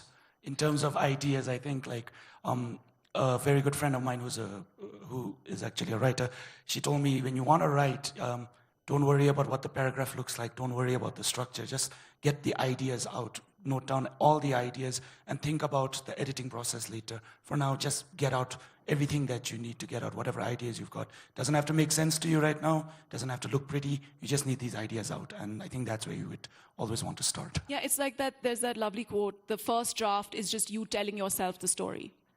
So I think that can be very helpful. Thank you for actually asking that, because that makes me think, last one, is that we're also talking about faith here. The faith you have in yourself and validation. These become a very, key two things in the matter, that when we're thinking about what someone will think is good enough or not, it's validation. And then how do you, Kinley, maybe you can say that, answer this, that how do you build faith in yourself? You build faith in yourself. Wow, that's a big question. Curiosity. I think you need to be curious about yourself. You need to be able to sit with yourself to really understand, what do you like, what do you not like, what makes you happy, what makes you not very happy, what are these things. And I think once you understand more and more, and the thing is, you will never understand yourself fully, because as a human being, you are constantly growing. Your personality keeps changing and shaping. So which is why it's necessary to always have a childlike curiosity for yourself. And then when you do that, I think you tend to understand, this is what I like, and this is what I feel strongly about. And if nobody else likes it, it's fine. I love this, because I have done the work with myself to understand this is what I love. So what you do it with immense joy within. Any last few words, and then we'll close the session. I think there's a lot more that we could have touched on, yes, a lot more. But I hope that since there's so many young people in the audience, I hope that you guys have found it useful. I'm very disappointed that none of you asked any questions. I'm going to go back thinking that the school children of Bhutan are not curious, which is sad. But they're just shy. They're brilliant. But I hope that you all will believe in yourselves and always pursue your dreams. Thank you. Thank you, Aishwarya. Thank you, Kinley. And thank you, Bhutan Echoes. Thank you, the audience.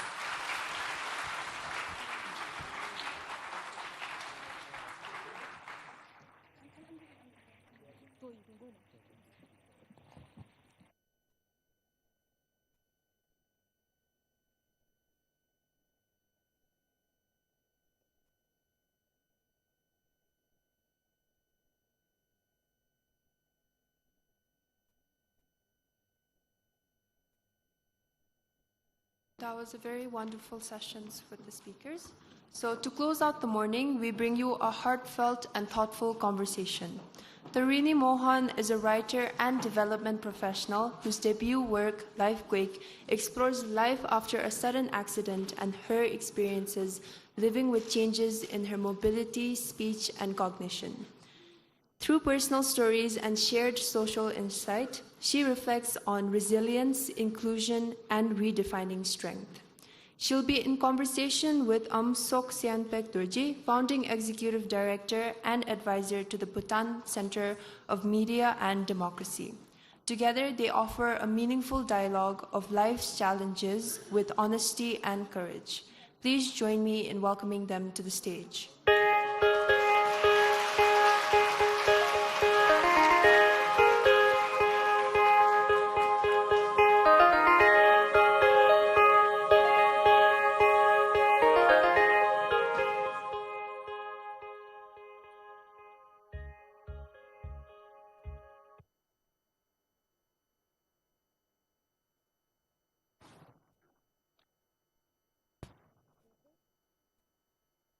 Thank you very much for the introduction. I kind of feel like there is a continuity between the last session, Hope and Contentment, and ours, Hope and Humanity. So this is Tarini. We met online about a week ago, last month, briefly, yes. So Tarini is, very briefly, she launched her book, Lifequake. This is available out there, right? Lifequake. At the age of 23 is when I think, Tarini, you talk about your life taking a turn. When you were in Uganda as a development worker, and you took a motorcycle taxi, I think. Yes, could you explain very briefly and introduce yourself? Am I okay? Working. So at 23, I was working in New York on Wall Street, and I had been working for 2 years when I quit my job because I didn't feel fulfilled enough. I wanted to do something more meaningful, and that will fulfill me more. So I quit my job, my wonderful life in New York City with all my friends, and I moved to Uganda to work on helping smallholder farmers earn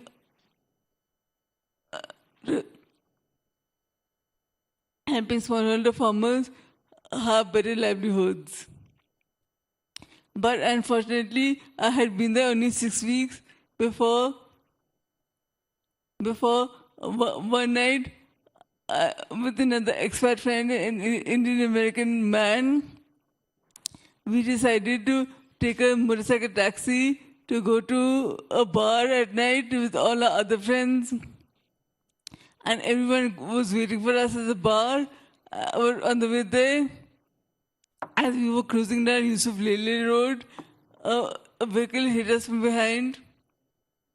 And it hit us and immediately took off. So all three of us were thrown off the bike, and unfortunately, I didn't. And then my friend and I weren't wearing helmets, and in Uganda there's no law on helmets. So helmets, yeah. No law on helmets in Uganda, and you were in the motorcycle taxi without a helmet, and you were thrown off. Because at the age of 23. What's more important, a helmet or looking good at a bar? Like, duh. Not just at 23. Most of us want to look good, regardless of age. Hello, your head is the most important thing. Please wear a helmet. Do not ride a motorcycle without a helmet. Or any two-wheeler. In fact, always wear seat belts. You never know what can happen. Your life can change in an instant. So always wear seat belts in the back or in the front. Okay, anyway. So that put you, in a whole series, right, of challenges. You were in a coma. Yeah, so my friend and I was thrown off the bike and we weren't wearing helmets. So we were both thrown into a coma, both were comatose. So I was unconscious for 3 months, and my friend, unfortunately didn't survive. And the driver, he was wearing a helmet, and he only had fractures. So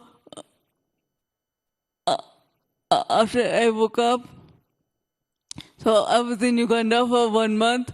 My parents, they flew to Uganda the next day, and I had to remain in Uganda for 1 month because my condition was too critical. So for the next 2 months, I was unconscious. They brought me unconscious on a flight to India. So I lay unconscious in India for 2 months, and then slowly started regaining consciousness very gradually. It wasn't like, oh, hello, and suddenly there was no, it wasn't very clear. So it just happened gradually. Memories started coming back, and all my cognitive, I still have, as you can see and hear, my disabilities persist. And it was through writing this memoir that I started owning my disability. So it is here. This is the story. All right, but Tarini, you describe your book as more than a memoir. What was your motivation in telling this? Well, first of all, I don't know what you mean by more than a memoir. It is definitely a memoir, but one exploring many, many themes. And I have reflected on this question before because I suspected someone would ask me this somewhere. And I have come up with 5 different ways I was motivated to write, reasons why I was motivated to write this. There are 5 reasons why. The first is just processing, making sense of a senseless event. It made no sense why it happened to me. I thought I was doing good in the world, creating positive change. And I have never been mean to my friends or family or anything like that. Why did I have to suffer such a horrible injury? So just to make sense of senseless event and to address the profound disconnect between the fracture between the before and the after. And also, second, I also wanted to explore themes like identity and memory, because sometimes I feel like the present is porous, is impacted greatly by the past and the future, both. So the present is porous, I feel like in a liminal space. But at the same time, that's what makes me feel whole, defined by the present and the future. So both carry us and make us who we are, the present and the past and the future. Lovely. The third reason was to offer others a degree of comfort and myself, because if I can lend even 1% comfort in my story with the universal themes in the story, with anyone else who's undergoing a profound change in their life, that would mean the world to me.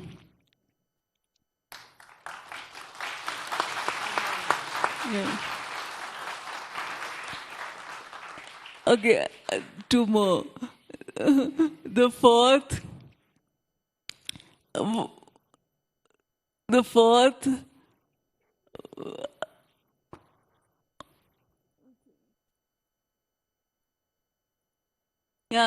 is just that I was inspired by other stories.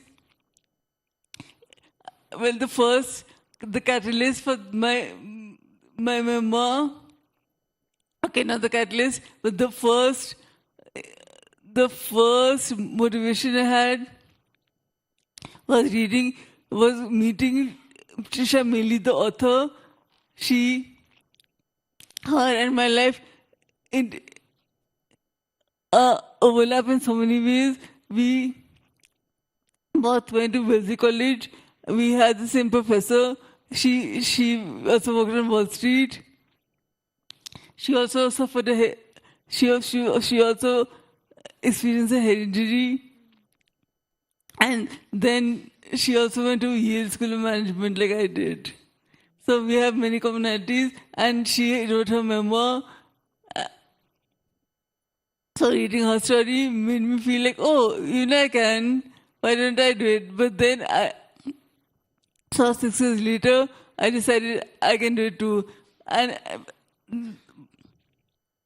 But it was reading another book, Sulekha Jawad's A Life Between Two Kingdoms, that really spoke to me. It was like the way her prose is so lyrical, and she told her story just how I wanted to tell mine.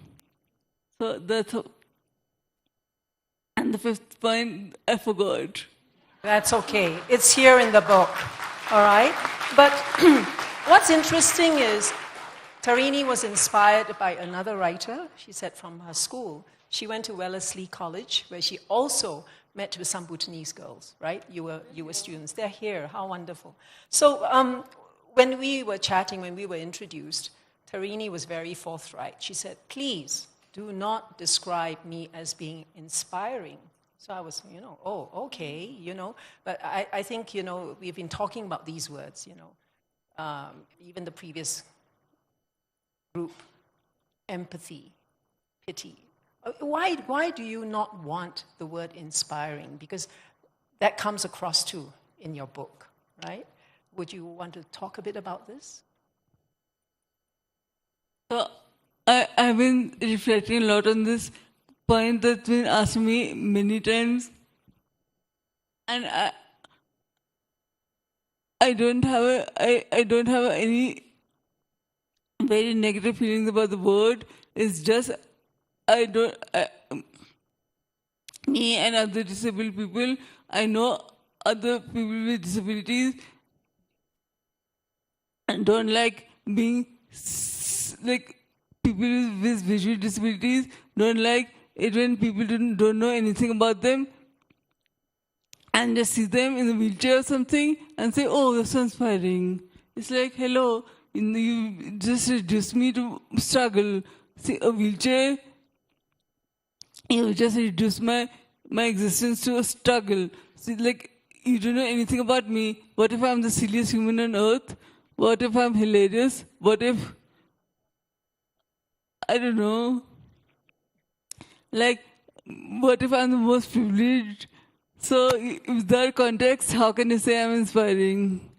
Yes. So, you really made us think. I think the organizers and myself, started thinking about the sort of very pat words that we use today all the time. Inspiring and resilient. Or brave. Pardon? All brave. Yeah, because we don't call us brave for just existing. With our disabilities, like just showing up to life. I mean, we have to. So what comes out very clearly also in your book, and it made me think, is your observation of people's response to you. And very often, I think you pointed out a couple of incidents where people started talking to your mom about you in front of you. And you made a big differentiation between pity and empathy. And I think it might be useful for us to hear from you the difference and what we should be mindful of when we meet with people living with disabilities or even writing about people with disabilities. Would you share? Thank you for that very important question, which I hope that the young and old and middle-aged people all keep in mind.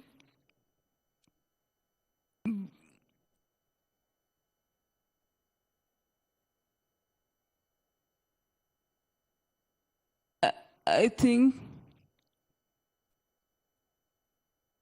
you should. Can you just repeat the question? Maybe you can you can illustrate it with... no, can you just repeat the question? The difference between pity and empathy, what we should be mindful of. Yeah. Sorry, I just blanked. So, I feel like pity is like a passive emotion. It's a passive emotion and makes us feel small and insignificant and less than. And compassion lifts us up. Empathy and compassion lift us up. And I think that things to be conscious of while writing or speaking to people with disabilities. First of all, the most important thing is treat us like adults. We aren't like small kids. Like, oh, like when I first started my journey of recovery, I noticed people's eyes grew smaller, their heads tilted like this, their sentences grew shorter, like they were trying to make me understand, like oh, how you feeling? It's like, hello, I'm an adult. So there's that. Then see us fully, not just as a person with a disability, but as a human. Like we can be funny people. We are daughters, sisters, friends, strategists, advocates, writers, so much more. So recognize our whole identity. Now you know why. Mira Nair, who's a filmmaker, says that this book is no pity party, she says. You know, this is an extraordinary coming-of-age story of a spirited young woman determined to fly with clipped wings. So your yearning to be free, I mean, you know, comes across in many of the chapters, you know. And you also talk about, you use the metaphor of building wings to fly. You write about the sense of freedom that comes with mobility. And you always talk about how, you know, you wish you know, like you have a powered wheelchair and how you can like take the bus and feel the sense of freedom when you're in the US. And you also talk about freedom even with a hard-earned paycheck, right? Because you're earning your own keep. She's now a professional working in education, right? Higher education, and how to make education more inclusive, right? So can you speak about a bit about your sense of freedom today, Tarini? Yes. While most people here would think my existence now is completely shackled because I can't do almost anything on my own, I need support and assistance. But look, I'm here in Bhutan.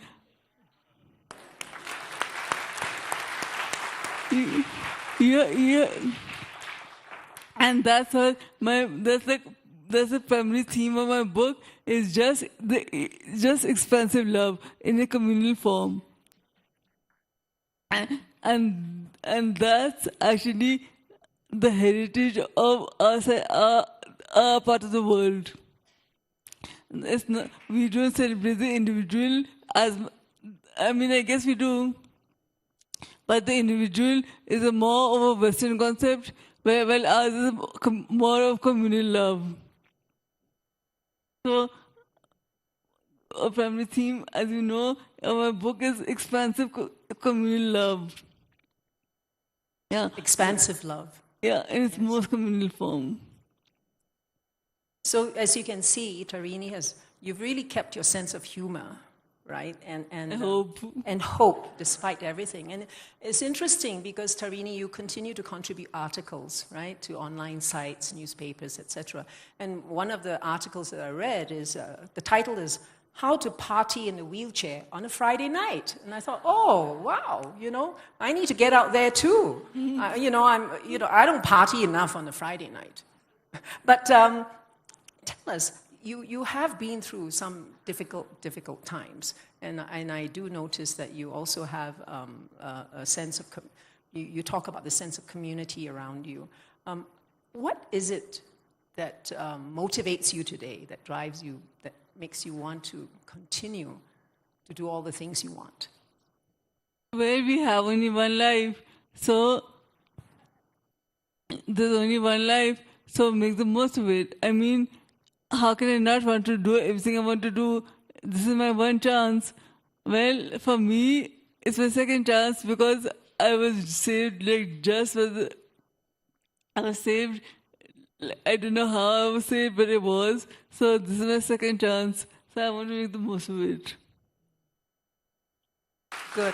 And you, the other lesson that I took, and you made it very clear, that you lived in both in the US, where you went to school and you worked for 16 years. You studied there, you lived there and worked there. Yes, and then also India, and you've seen the possibilities in both countries.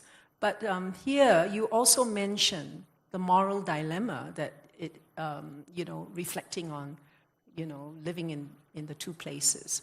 And here I thought it was very moving to, I'll quote from your book. You talk about this inability, you can't shake the deep sense of guilt in not being able to afford household domestic support or a driver in the United States, for example. And that in India, where you now live, right, this is possible because of a system that undervalues informal labor. And of course, you say that your family, makes sure that you compensate people, above the norm, etc. But it's very powerful. You say, I can't help feeling that I'm party of a system that exploits the poor. How do you manage these differences today, Tarini? Well, my father, who's sitting right here, wisely, I guess, told me that you don't compare the living in the US and here and India. So don't compare living in the US and India so much. They're different. Think of it like going to different countries with a country for which you don't speak the language. So think of how a person who doesn't speak the language relies on a translator, and they still live their life just with the help of a translator to make sense of the world. So I just don't compare. You can't compare. As a person with a disability, there's no question that life is way easier in the West, where you can do everything yourself, and the focus on individual is so great. They empower every individual, and the Americans with Disabilities Act that was passed in 1991 really frees people with disabilities. There is that difference, and even here in Bhutan, I think just a couple of days ago, services for inclusive services is just beginning, and there was an article about children with disabilities here facing very stark literacy gaps. It's on the front page of the newspaper. But are there any particular policies that you think we could do more, to be more inclusive in this part of the world? Well, I can only speak for India because I have studied all these policies in detail. And you'll be surprised that we have all the correct policies. We have all the laws. Everything you can imagine is on paper, and it's quite comparable. You can compare it to the Americans with Disabilities Act or the ADA. And it's quite similar. So it's there on paper. It's just not implemented. because they just think, oh, no one is going to actually do anything to us, and that's how it goes. So I don't know what will make people implement it, but execution needs to happen. So you heard that. You know, we often have very good laws and legislation, but it's the implementation where we fall short.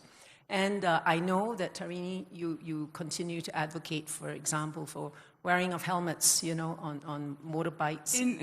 Inclusive education. So maybe we should get you to talk with some of our education officials. Okay? Yeah, but right through your book, you've talked a lot, and I've noticed anyway in the last 2 days that Tarini has a whole lot of friends and family. And you know, Mr. and Mrs. Mohan are right there. And in fact, very interestingly, you know, last night at dinner, I said, "Where's Tarini?" He said, "Oh, she's there. Let her be. Let her be." They're very conscious too of letting you have your space, and your freedom. They better be. So this is Mr. and Mrs. Mohan right in front here, you know, and also, you know, your whole lot of friends that you keep mentioning online, you know.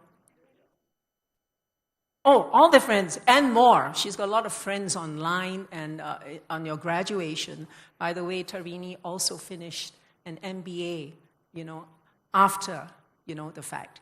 And on her graduation, it was during COVID. She had a whole lot of friends come together to attend her graduation online. Very interesting, right? So yes, the importance of community. But here, this is where we're running, you know, coming on. I wanted to ask if you would very kindly read a bit of the book that you think is, you know, any part. You picked one, and at the end of it, I think your mother is part of this. But it would be great if you could do a bit of reading from her own book, all right? How's this? Yeah, I'll hold it. This is from what chapter? The chapter. Tarini, are you awake? Are you trying to say something? I am your mama, a voice said to me. It had to be my mother, Rasika, who would determinedly bring me back from the depths of my unconsciousness. She had kept a constant vigil by my bedside, enduring countless sleepless nights in the hospital, in both Kampala and New Delhi, where I lay in deep catatonic slumber. The second time I stirred awake, my parents happened to be at home. The excited nurse who had been giving me an early morning sponge bath rushed to call them and reported that when asked my name, I had answered, Mohan, Tarini Mohan, channeling 007 himself. Soon after, they had rushed over, overwhelmed with joy and relief. There they found their once ebullient daughter lying motionless, her right hand and leg strapped up in a brace. Her speech was unintelligible, her eyes clouded with confusion and pain. Yet, the fact that she was awake and speaking was nothing short of a miracle. Asked my mother what I wanted, I am said to have croaked, jelly. However, staying awake proved too taxing for me, and I retreated into hibernation for several days. So much so that my parents began doubting whether I had actually regained consciousness. I was just beginning to discover that emerging from a coma isn't marked by a sudden aha moment like movies have us believe. It is instead a painstakingly slow and frustrating process, one that generally unfolds in 3 distinct stages. Post-coma unresponsiveness, a minimally conscious state, and post-traumatic amnesia. This was when my mother remembered what the neurologist had told her. That she should speak to me about an experience only she and I shared. My mother, being my mother, immediately reached into the world of Bharatanatyam, that's an Indian classical dance.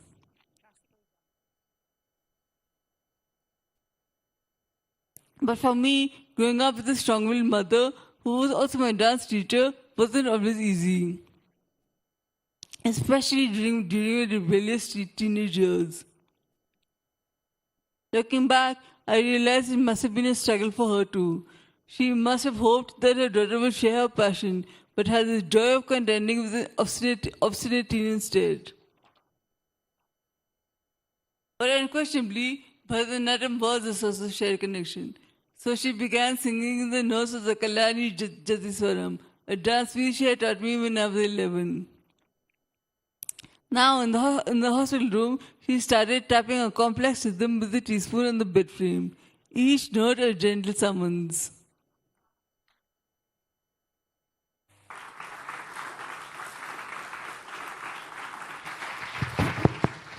Sa ni dha pa dha ma ga re ni re sa. Tarini, enter on the sa. Tarini, you used to do the Bharatanatyam too, but I know you like jazz as well. Did you enjoy the music last night? Yeah, it was very enjoyable. This whole festival is deeply enjoyable. So before we open up to the floor, where we don't have too much time, any quick questions or sharing from the floor? Is there any? Yes, Christina, I think, in front. Why don't you just speak out loud? Yeah. Having written a book, I can tell that you're a lover of words. The word disability has a negative connotation. And I work with the United Nations in New York in a group, and we are searching for a new descriptive because you have special abilities. I mean, you are exercising aspects of your humanness that we don't have the opportunity to do. So I would love if you could work with us and help us find a new term for who you are. Thanks for that. In fact, I've thought about this question, this specific thing a lot while writing this book. And I must say the disability community is working on accepting the term disability and not treating it like a bad word. So to us, being called a person with a disability or a disabled person is not a negative thing, it's just we are. So we hate being called especially able.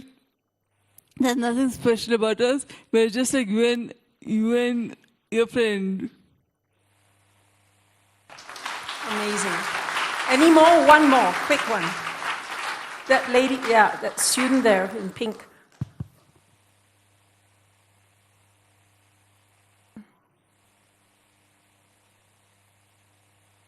Do you have any word of encouragement for the youths who tend to give up easily during struggles? Youth who what? Can you repeat that slowly? Do you have any word of encouragement for the youths who tend to give up easily during struggles?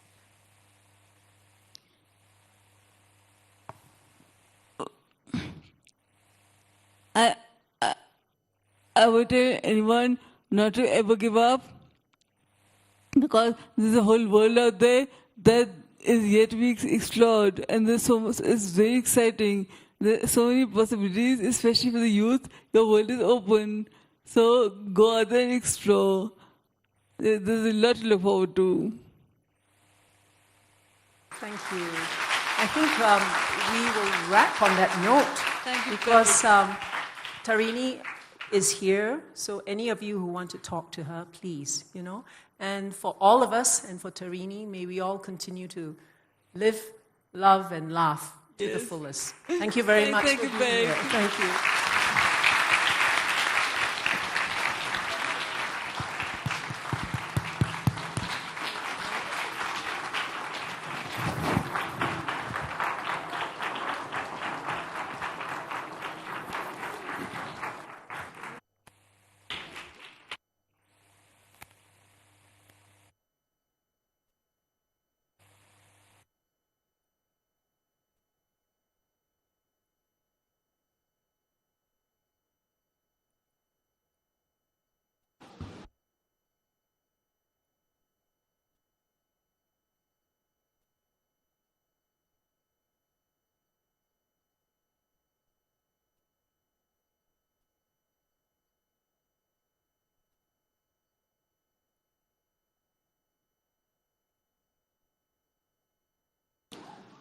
I think that was a beautiful and perfect session to close out the morning. But then before we break for lunch, we would like to invite all of you, our dear friends, especially the students from schools, to come for the movie screening of Kantara today at 5 p.m. at the Cinecraft Echoes Hall right across this hall. So please join us if you can. So this brings us to a well-earned pause in today's program. Please feel free to step out and enjoy your lunch. We will resume our sessions promptly at 2 p.m. So please return on time. We have an exciting afternoon ahead of us. Thank you.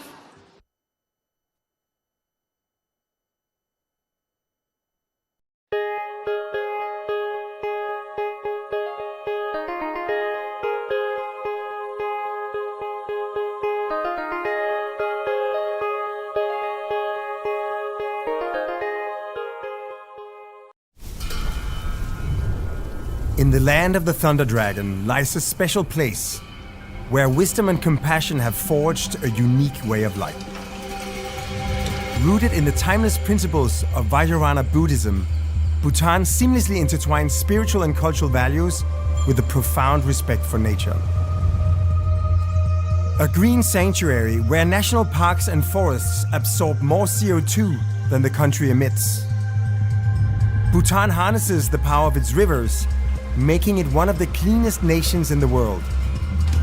Guided by Buddhist principles and the philosophy of gross national happiness, Bhutan has nurtured a society built on trust and well-being. A safe place, governed by a stable political system dedicated to the country's long-term vision. Today, Bhutan is focused on building its future, ready to emerge as the gateway between South Asia and the world. Rooted in Bhutanese identity and open to international partners, a new city will serve as a hub for global exchange and sustainable development. With a confined footprint of just 4% of the nation, this special administrative region will lay the foundation for future generations, becoming a new model for a lasting legacy. Welcome to Gilfu Mindfulness City. Descending from the Himalayas to the lush tropical plains, a cascade of urban terraces is shaped by the uninterrupted flow of water, plants and animals. A land where bridges become cultural landmarks, connecting one neighborhood to another. A human-scale environment designed to inspire and nurture global talent, fostering a culture of collaboration, experimentation, and innovation. In Gilfu, green and clean surroundings will drive businesses towards sustainability, striking a balance between economic success and environmental prosperity.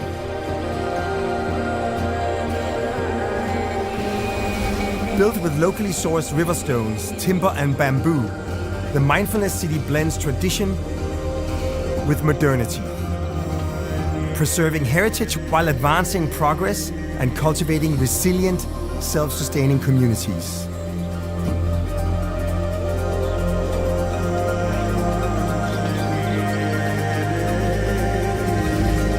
Here nature is enhanced rather than displaced, with every path drawing you deeper into the wild. This sanctuary for spiritual and physical rejuvenation evolves with its ever-changing landscape, integrating infrastructure with social activities and nature-based solutions. A constellation of public spaces will gather residents of the Mindfulness City to share a life of learning and happiness. In the Vajrayana Buddhist capital of the world, people of all cultures will unite and practice compassion, kindness, and inner peace, revealing Bhutan's greatest teachings.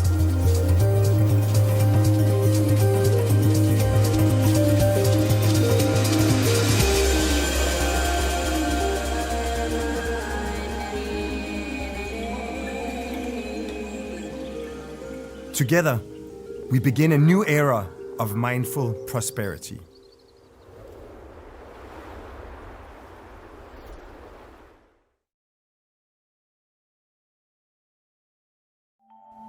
My dear children of Bhutan, the future of Bhutan. Today, I want to tell you a story of the Great Fourth.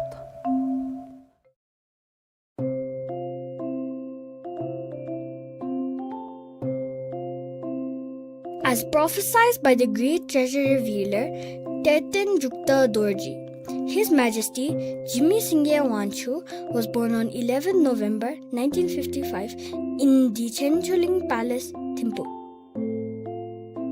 He began his studies in North Point, Darjeeling, and later went to study in Summerfield and Heatherdown schools in England. As a child, His Majesty was a star sportsman and loved to play hockey, rugby, and boxing.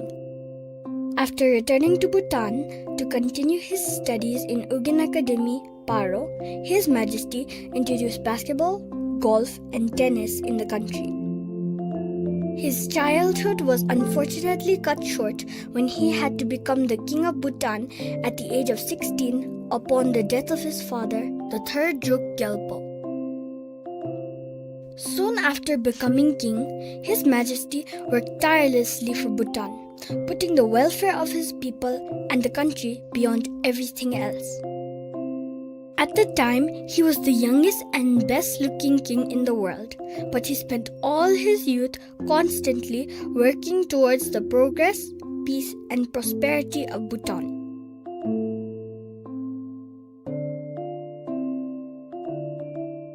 His Majesty, the Great Fourth, was a visionary who put forth policies that would have far-reaching implications for the future of this nation.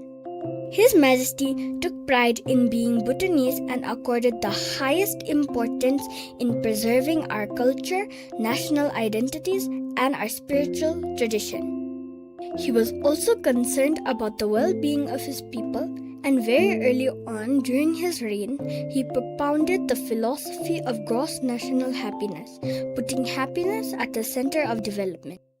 It was one of the most challenging times for Bhutan when some Indian militants who were illegally encamped in Bhutan's southern borders refused to leave the country, despite all the efforts made by the fourth Drukyul. When all measures failed to convince them to leave our country, His Majesty led some 3,000 of our bravest soldiers in an operation to chase them from our country. Leading the operation like a true hero, he led his soldiers from the front without any fear for his life and secured victory within a short time. After the successful operation, all of us in Thimphu, including the government, was excited to give a hero's welcome to His Majesty. We wanted to line up the streets and hail him a hero. But His Majesty came home quietly. He didn't want any hero's welcome, like a true bodhisattva. He believed that in war, nobody wins. His Majesty was an absolute monarch with absolute power. He was not just the head of state, but also the head of government. But he realized that it was time Bhutan became a democracy, and that introducing democracy would be in the best interest of the people and the country. He set about the process of decentralization as early as the 1980s, starting with gradual devolution of power from the capital to the districts and then to the geogs. His Majesty also set about preparing the nation's new leaders for the new system. 5 ministers were elected from the parliament who assumed the role of Prime Minister for 1 year, each for 5 years. Then he held many meetings with the people all over the country, where he explained to the people about his plan to introduce democracy in Bhutan. Most of the time, the people were surprised and shocked to hear this and begged His Majesty to continue with the current system and not to introduce democracy. His Majesty would very attentively listen to all the pleas made by the people, but in the end, he would very firmly tell the people that the right time had come to introduce democracy, and that democracy would be the best form of government for the people. His Majesty retired in 2006, and the nation celebrated 3 historical milestones: the 100 years of monarchy in Bhutan, the introduction of democracy, and the coronation of our present king, Jigme Singye Wangchuck. Besides being a great statesman, a true warrior, and a visionary, His Majesty the Great Fourth is also a loving grandfather. He is a proud grandfather of 19 children. He enjoys the company of his grandchildren and loves spending time with them, instilling them with the right values of life from time to time. In turn, the children love him, look up to him, respect him, and admire him greatly. His Majesty also goes on walks every day where he meets people from all walks of life. One of the amazing qualities of His Majesty, due to his deep compassion for his subjects, is that when he meets people, he can instantly sense if they are suffering from any ailment. To ease their sufferings, His Majesty sends them to his doctors and refers them to hospitals where they can be treated for their illnesses. Thousands of Bhutanese have benefited through such grace and compassion of His Majesty the Great Fourth.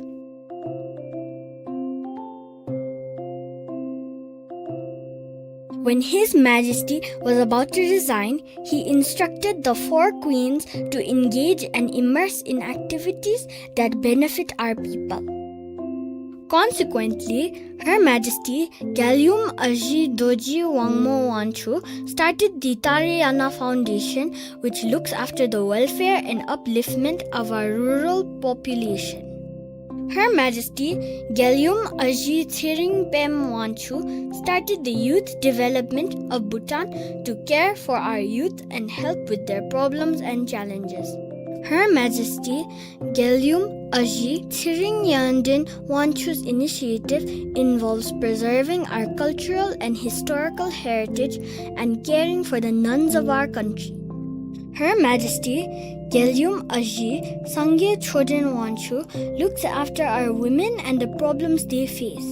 She also upholds the rich textile tradition of Bhutan.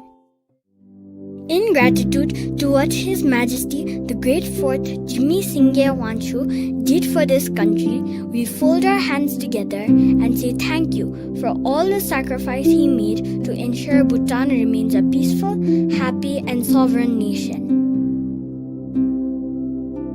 As our current king, His Majesty Jigme Singye Wangchuck said in one of his National Day address, "There never was a king like His Majesty Jigme Singye Wangchuck in the past, and we shall never also see the like of him again in the future."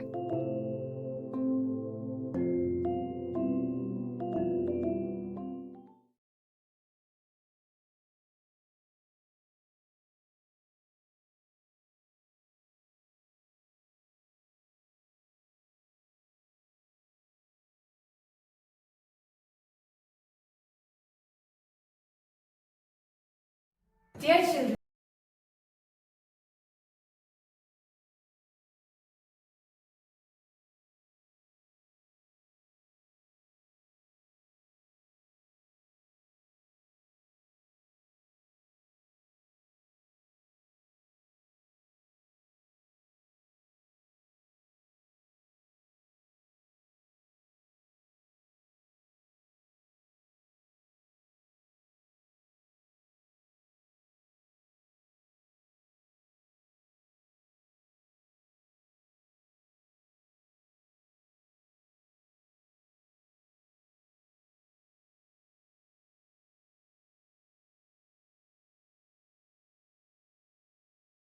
forever. He was a selfless ruler.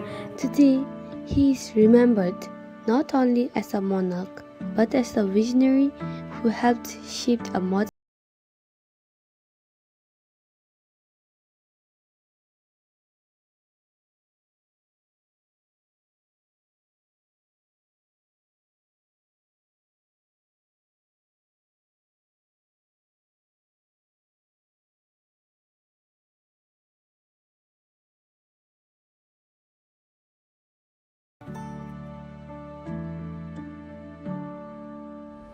Ninkang machu da runyen, tobe yu rongsum jubine. Nyam chaksin odong mingzina, ni di ruke pishin lupa, shinmili sunkar solekpa, tipang du tena lochuni, kekmi ki tempa chergeshin, larsem chen ki dekki lenchida.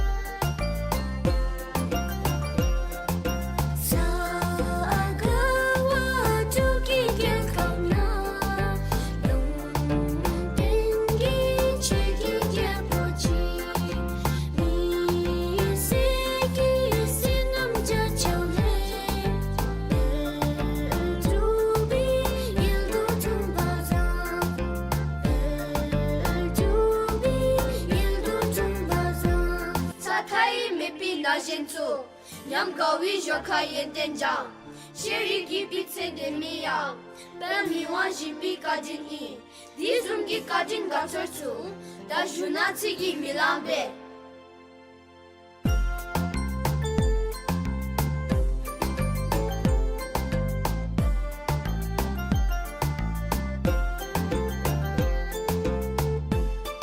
I will serve my people, my heart, my soul. My every breath belongs to Bhutan. And today I'm going to interpret on the bravery, courage, strength, and the confidence of His Majesty the Gilfu. Many years ago, long before the peaceful days we now enjoy, our beloved country faced a silent storm brewing in the south. His Majesty King Jigme Singye Wangchuck, the great fought, did the unimaginable.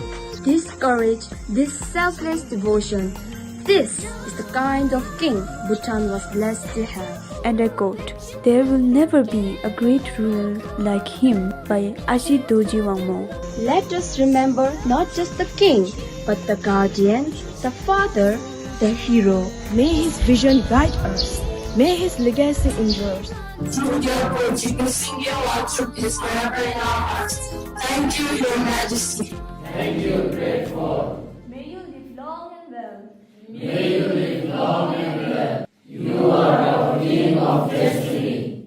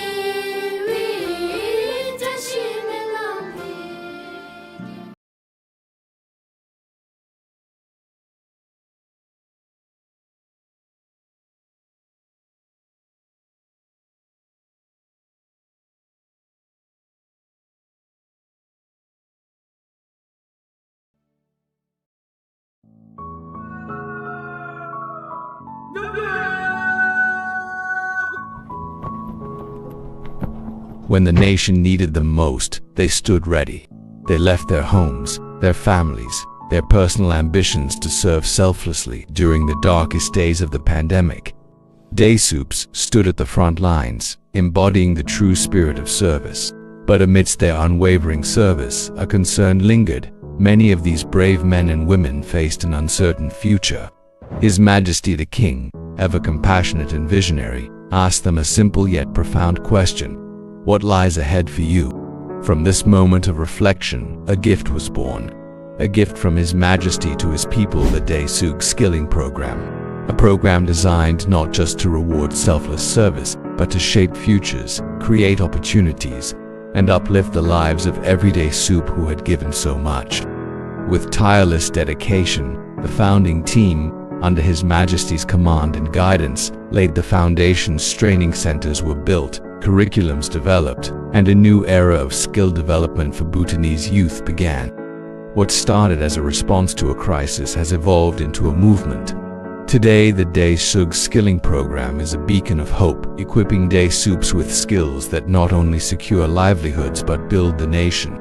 Over 8,500 Desuks have been trained in more than 157 different courses, across sectors like construction, technology, hospitality, and agriculture. Each skill learned, each lesson mastered, is a step toward a self-reliant and skilled Bhutanese workforce. Before this, I was uncertain about my future. Now I have a skill, a purpose, and a chance to contribute meaningfully to my country.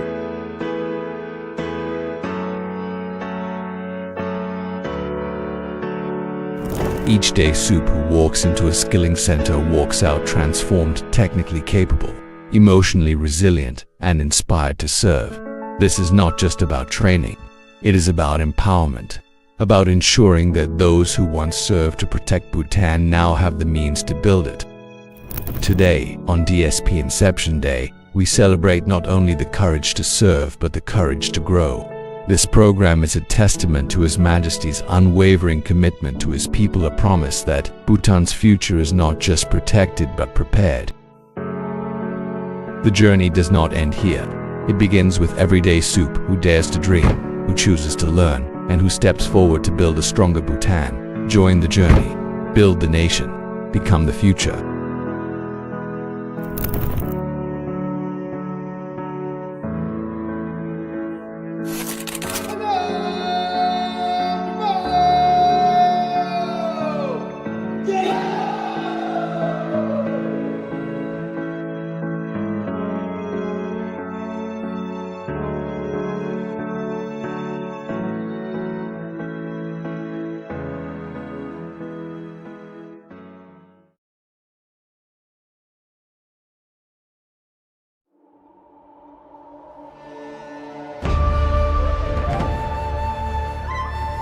Zeshada Tembi, Himalaya, Karitsuki, Takui Pulu.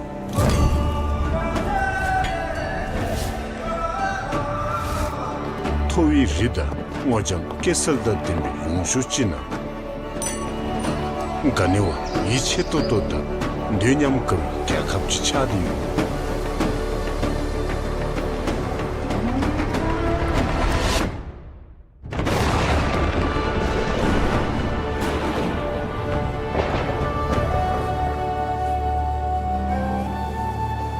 Mashibi Yundunlin Denyamgi Tsisung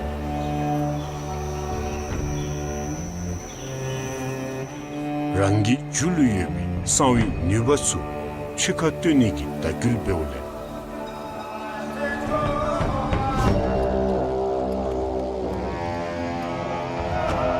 Lebi Tonangda Hembitatsu Tsenangmebi Lamdup Sulukudi Yamsen Chengi, Nasul Lamlukta, Rajin Yetang, Kajide, Tuntoto Beyobi. Drugya Kap, Chitangi Kechusu, Selton Bewi.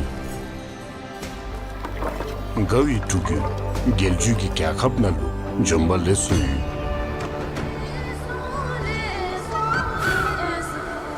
Ani, Kinyam Chengi, Kante da Puntagi Sago Digi.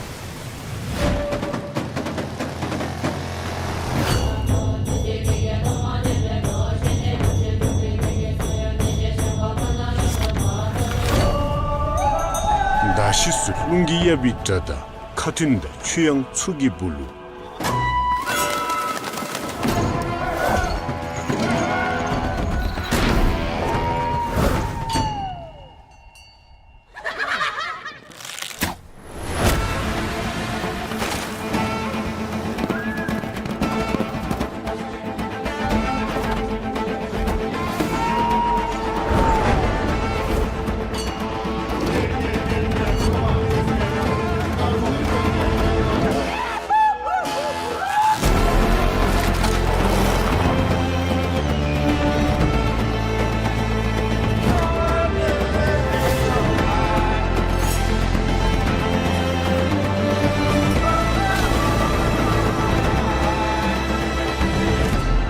gyakhabgi semsho subi kawada keba nyamsu nyondi yumidigi chorei misedi chetichilu juwa tansubi ishiyu.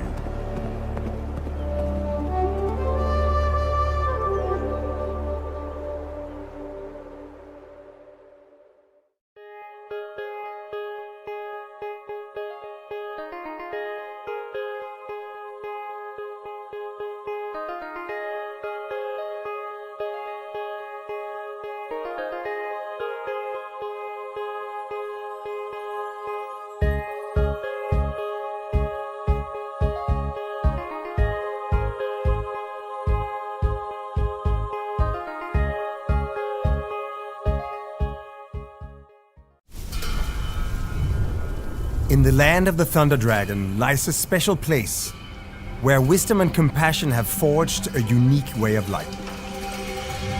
Rooted in the timeless principles of Vajrayana Buddhism, Bhutan seamlessly intertwines spiritual and cultural values with a profound respect for nature. A green sanctuary where national parks and forests absorb more CO2 than the country emits. Bhutan harnesses the power of its rivers, making it one of the cleanest nations in the world. Guided by Buddhist principles and the philosophy of gross national happiness, Bhutan has nurtured a society built on trust and well-being. A safe place, governed by a stable political system dedicated to the country's long-term vision. Today, Bhutan is focused on building its future, ready to emerge as the gateway between South Asia and the world. Rooted in Bhutanese identity and open to international partners, a new city will serve as a hub for global exchange and sustainable development. With a confined footprint of just 4% of the nation, this special administrative region will lay the foundation for future generations, becoming a new model for a lasting legacy. Welcome to Gilfu Mindfulness City. Descending from the Himalayas to the lush tropical plains, a cascade of urban terraces is shaped by the uninterrupted flow of water, plants, and animals. A land where bridges become cultural landmarks, connecting one neighborhood to another. A human-scale environment designed to inspire and nurture global talent, fostering a culture of collaboration, experimentation, and innovation. In Gilfu, green and clean surroundings will drive businesses towards sustainability, striking a balance between economic success and environmental prosperity.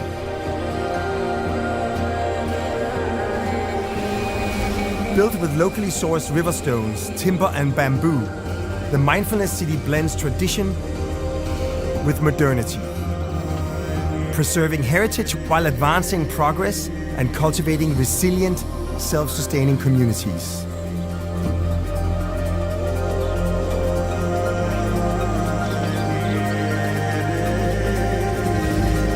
Here nature is enhanced rather than displaced, with every path drawing you deeper into the wild.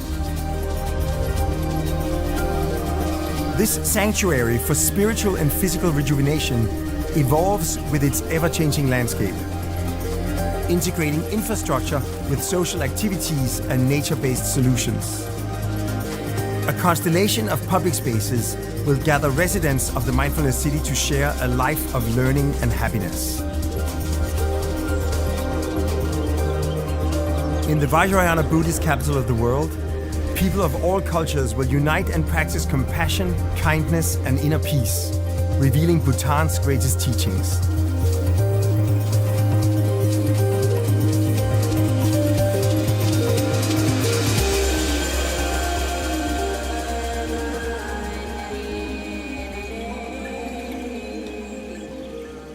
Together, we begin a new era of mindful prosperity.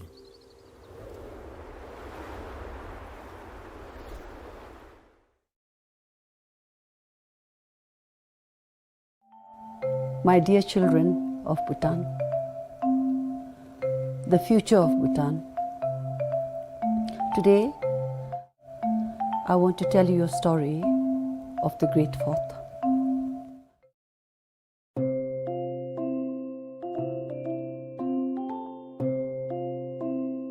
As prophesied by the great treasure revealer Terten Jukta Dorji, His Majesty Jigme Singye Wangchuck was born on 11 November 1955 in the Chenchuling Palace, Thimphu. He began his studies in North Point, Darjeeling, and later went to study in Summerfield and Heatherdown schools in England. As a child, His Majesty was a star sportsman and loved to play hockey, rugby, and boxing. After returning to Bhutan to continue his studies in Ugin Academy, Paro, His Majesty introduced basketball, golf, and tennis in the country.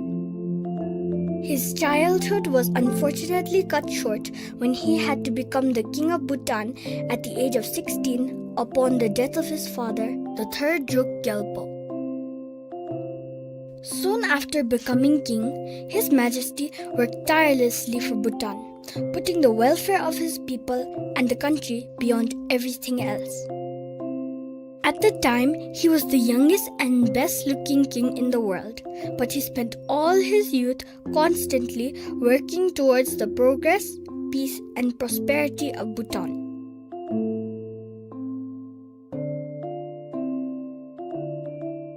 His Majesty, the Great Fourth, was a visionary who put forth policies that would have far-reaching implications for the future of this nation.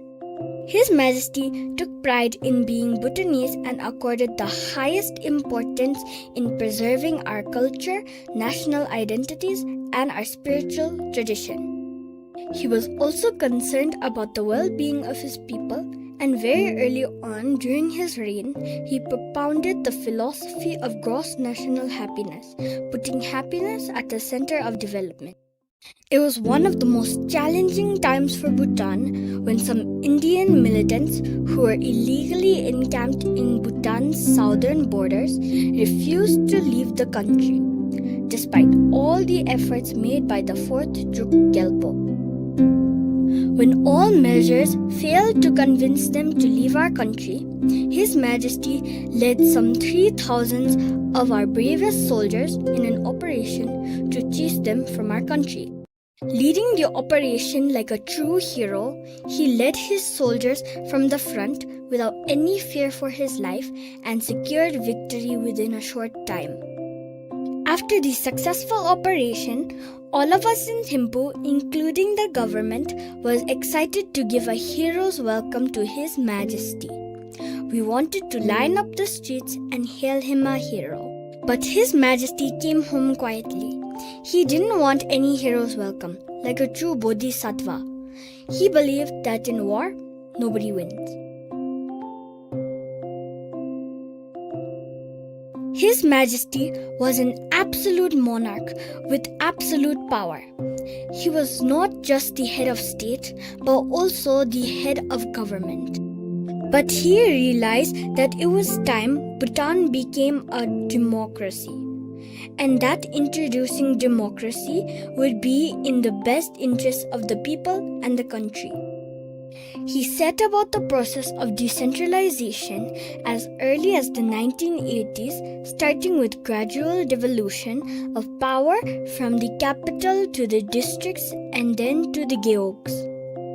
His Majesty also set about preparing the nation's new leaders for the new system. 5 ministers were elected from the parliament who assumed the role of prime minister for 1 year, each for 5 years.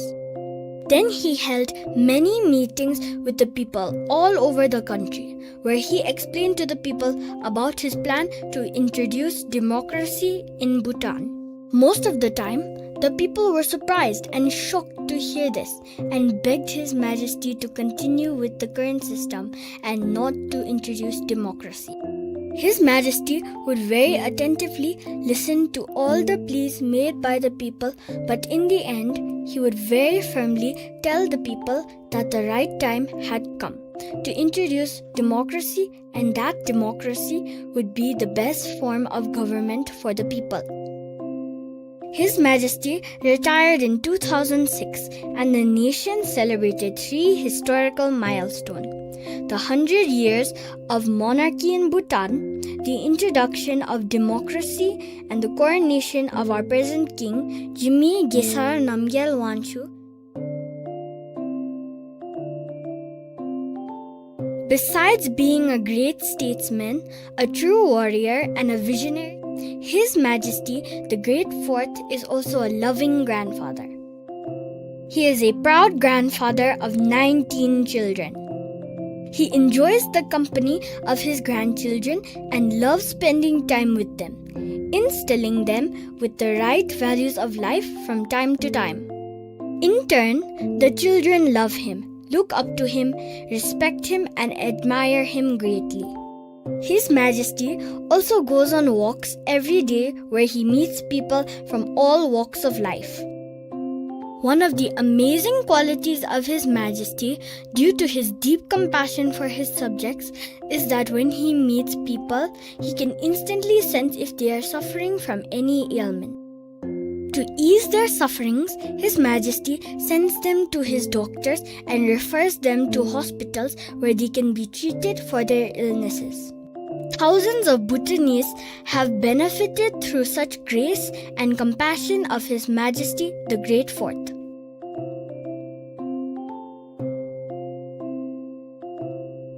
When His Majesty was about to resign, he instructed the 4 queens to engage and immerse in activities that benefit our people. Consequently, Her Majesty Gyalum Aji Doji Wangmo Wangchuck started the Tarayana Foundation, which looks after the welfare and upliftment of our rural population. Her Majesty Gyalum Aji Thiringpem Wangchuck started the Youth Development of Bhutan to care for our youth and help with their problems and challenges. Her Majesty Gyalum Aji Thiringyandin Wangchuck's initiative involves preserving our cultural and historical heritage and caring for the nuns of our country. Her Majesty Gyalum Aji Sangye Chodin Wangchuck looks after our women and the problems they face. She also upholds the rich textile tradition of Bhutan. In gratitude to what His Majesty the Great Fourth Jigme Singye Wangchuck did for this country, we fold our hands together and say thank you for all the sacrifice he made to ensure Bhutan remains a peaceful, happy, and sovereign nation. As our current king, His Majesty Jigme Wangchuck said in one of his National Day address, "There never was a king like His Majesty Jigme Singye Wangchuck in the past, and we shall never also see the like of him again in the future."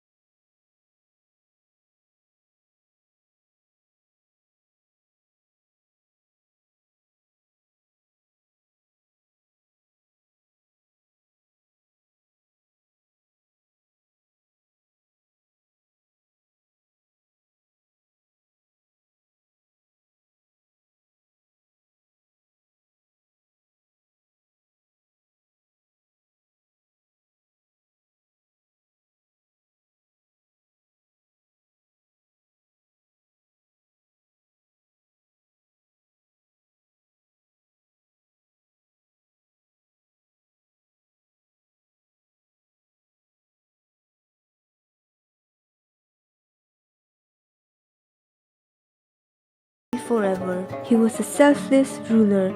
Today, he is remembered not only as a monarch, but as a visionary who helped shape a modern Bhutan rooted in its traditional and values.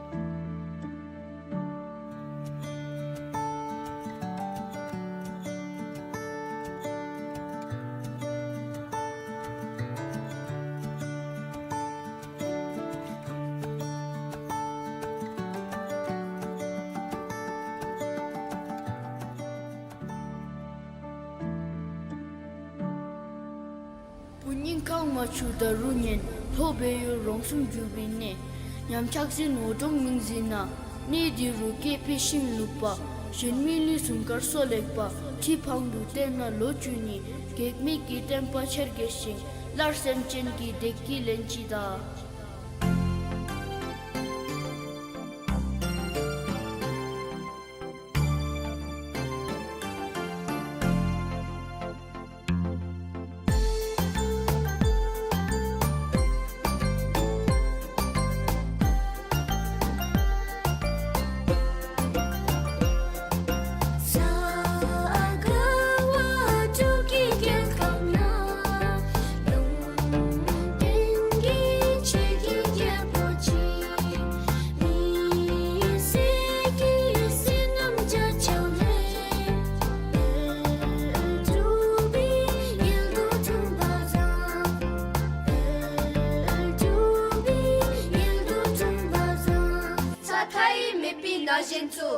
Nyam gawi joka yenten jang sheri gi bitse de miya ben mi wan jibi kadin I dizum gi kadin gatortu da junati gi milambe.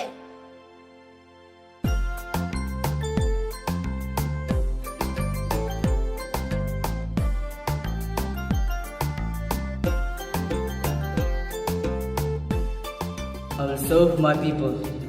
My heart, my soul, my every breath belongs to Bhutan. And today I'm going to interpret on the bravery, courage, strength, and the confidence of His Majesty the 4th Gilfu. Many years ago, long before the peaceful days we now enjoy, our beloved country faced a silent storm brewing in the south. His Majesty King Jigme Singye Wangchuck, the great fort, did the unimaginable. This courage, this selfless devotion, this is the kind of king Bhutan was blessed to have. And I quote, "There will never be a great ruler like him" by Ajit Doji Wangmo. Let us remember not just the king, but the guardian, the father, the hero. May his vision guide us. May his legacy endure. Jigme Singye Wangchuck is forever in our hearts. Thank you, Your Majesty. Thank you, great fort. May you live long and well. May you live long and well. You are our being of destiny.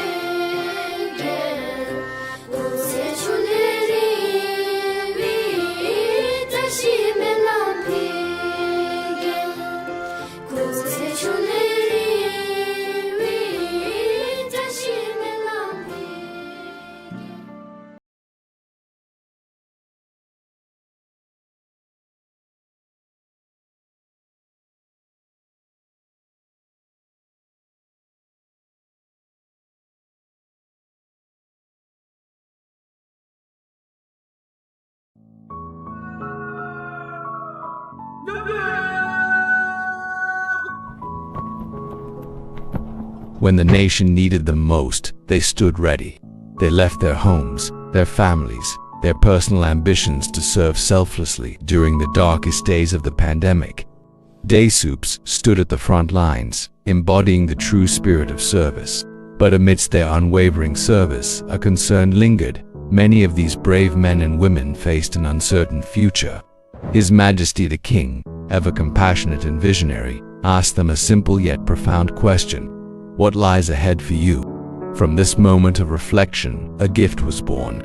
a gift from His Majesty to his people, the Desuk Skilling Program, a program designed not just to reward selfless service, but to shape futures, create opportunities, and uplift the lives of everyday soup who had given so much. With tireless dedication, the founding team, under His Majesty's command and guidance, laid the foundations. Training centers were built, curriculums developed, and a new era of skill development for Bhutanese youth began. What started as a response to a crisis has evolved into a movement. Today, the Desuk Skilling Program is a beacon of hope, equipping Desuks with skills that not only secure livelihoods but build the nation. Over 8,500 Desuks have been trained in more than 157 different courses, across sectors like construction, technology, hospitality, and agriculture. Each skill learned, each lesson mastered, is a step toward a self-reliant and skilled Bhutanese workforce. Before this, I was uncertain about my future. Now I have a skill, a purpose, and a chance to contribute meaningfully to my country.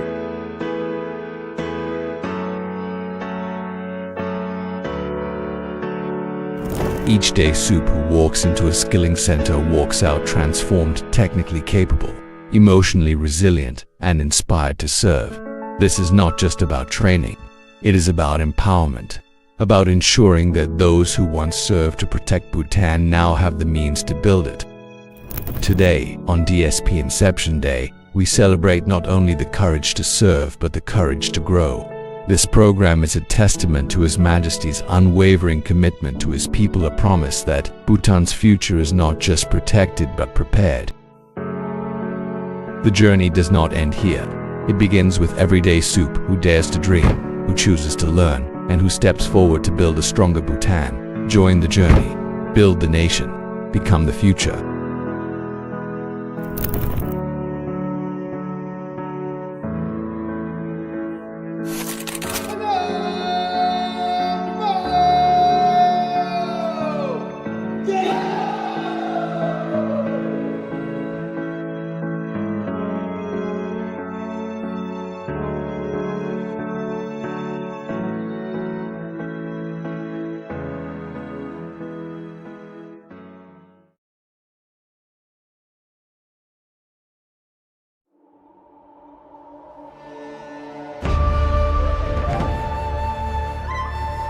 제샤다 템비 히말라야 가리츠기 타고이 부루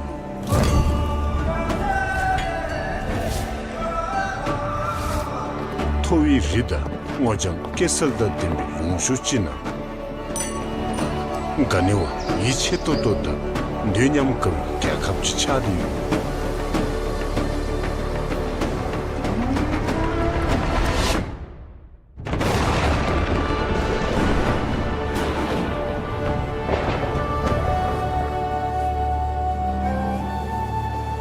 마시비 윤든린 내념기 치수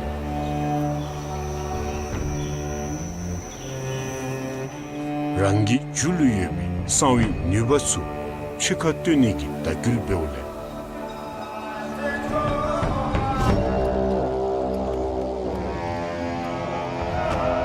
레비 토낭다 햄비자수 체낭메비 남립 술루구디 얌센쟁기 ngalsul lamlukta rajin netang gajide tuntotobeyobi ndugya kap chirtangi kechusu seltun bewi ngawi tugu geljugi kya kap nalu jombal lesu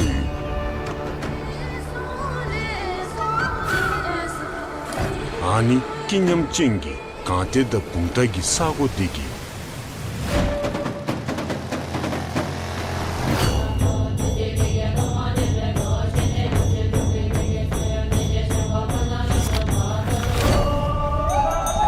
다시수 룽기야 비자다 카튼다 취향 추기 블루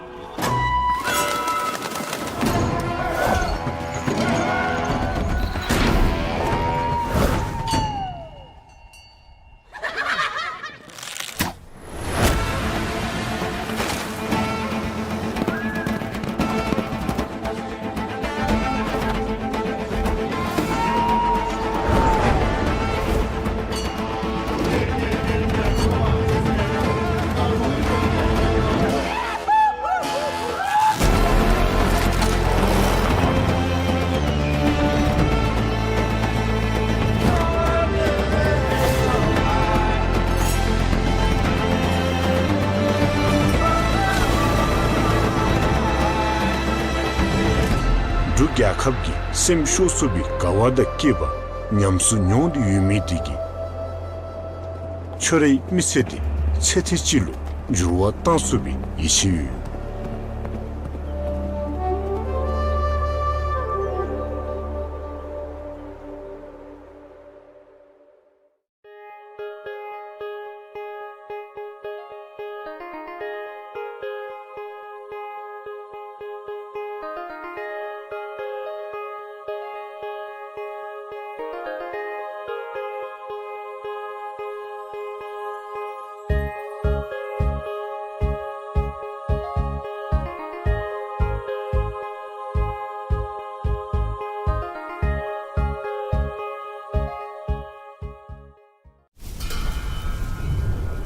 In the land of the Thunder Dragon lies a special place where wisdom and compassion have forged a unique way of life. Rooted in the timeless principles of Vajrayana Buddhism, Bhutan seamlessly intertwines spiritual and cultural values with a profound respect for nature. A green sanctuary where national parks and forests absorb more CO2 than the country emits. Bhutan harnesses the power of its rivers, making it one of the cleanest nations in the world. Guided by Buddhist principles and the philosophy of gross national happiness, Bhutan has nurtured a society built on trust and well-being. A safe place, governed by a stable political system dedicated to the country's long-term vision. Today, Bhutan is focused on building its future, ready to emerge as the gateway between South Asia and the world. Rooted in Bhutanese identity and open to international partners, a new city will serve as a hub for global exchange and sustainable development. With a confined footprint of just 4% of the nation, this special administrative region will lay the foundation for future generations, becoming a new model for a lasting legacy. Welcome to Gilfu Mindfulness City. Descending from the Himalayas to the lush tropical plains, a cascade of urban terraces is shaped by the uninterrupted flow of water, plants and animals. A land where bridges become cultural landmarks, connecting one neighborhood to another. A human-scale environment designed to inspire and nurture global talent, fostering a culture of collaboration, experimentation and innovation. In Gilfu, green and clean surroundings will drive businesses towards sustainability, striking a balance between economic success and environmental prosperity.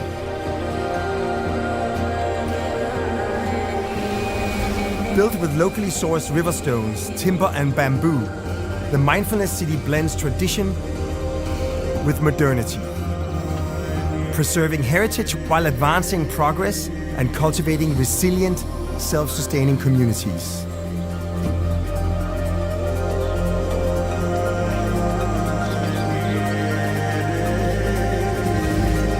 Here nature is enhanced rather than displaced, with every path drawing you deeper into the wild.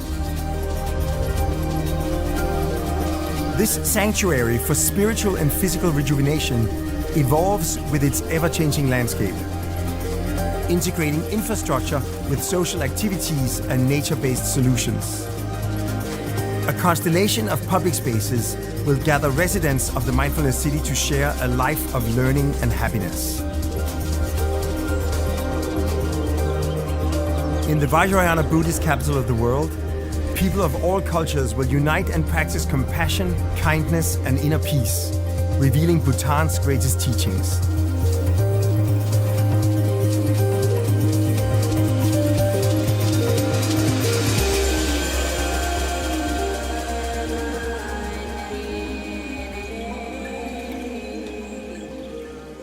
Together, we begin a new era of mindful prosperity.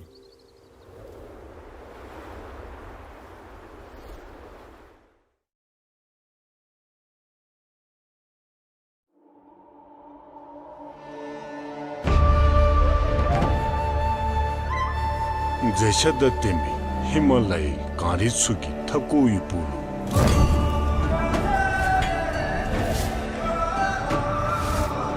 Towi Rida, Wajam Kesalda Demi Yungshuchina. Ganiwa, Icheto Toda, Dunyamka, Kakapchichadi.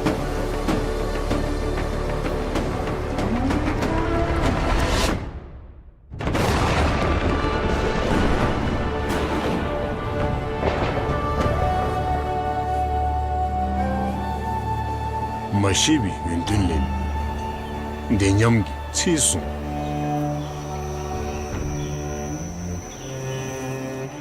Rangi Juluyemi Sawi Nubasu Chikatuniki Takul Beole.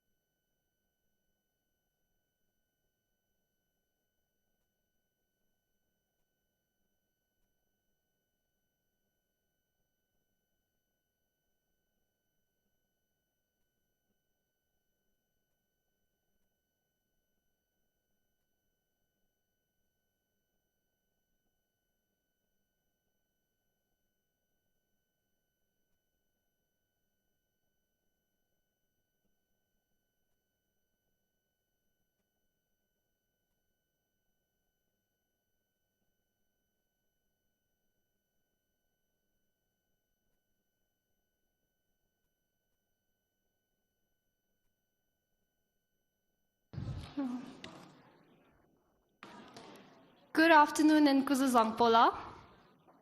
Excellencies, dignitaries, ladies and gentlemen, a very warm welcome.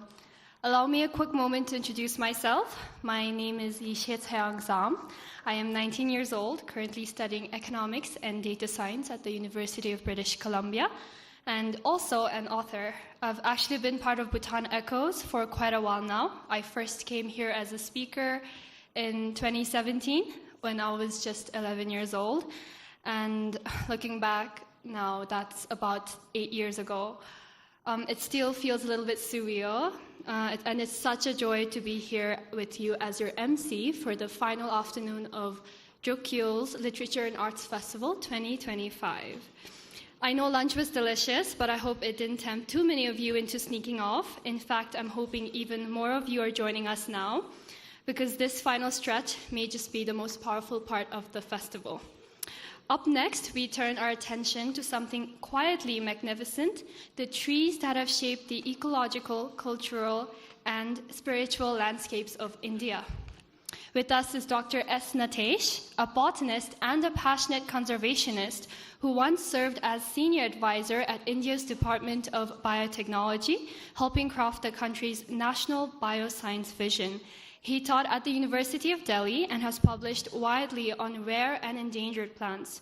His work was so impactful that a plant was named in his honor. Please mind my pronunciation, Aponogeton nateshii.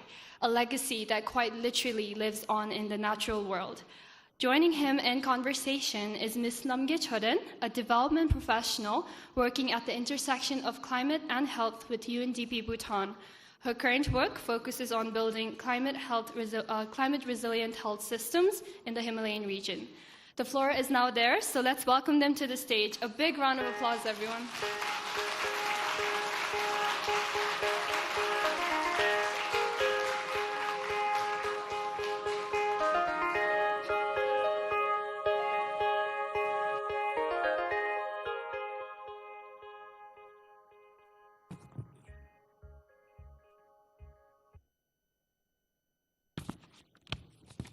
Good afternoon, everybody. Iconic Trees of India is this lovely and charming book that you can actually find in the bookstores outside, and it has such beautiful illustrations as well. This book presents a comprehensive overview of 75 significant trees. So mind the trees and not the species, all across India, highlighting their biological uniqueness, cultural importance, and historical associations. And it's my absolute pleasure to have this conversation with you, Doctor. You describe feeling assailed by self-doubt at the outset of this monumental project, noting your age and lack of a fancy supporting team or a grant, yet you persevered, stating that this book is the result of your toil, sweat, and blood. But before we delve into it, could you tell us what was it about iconic trees? In fact, what makes an iconic tree?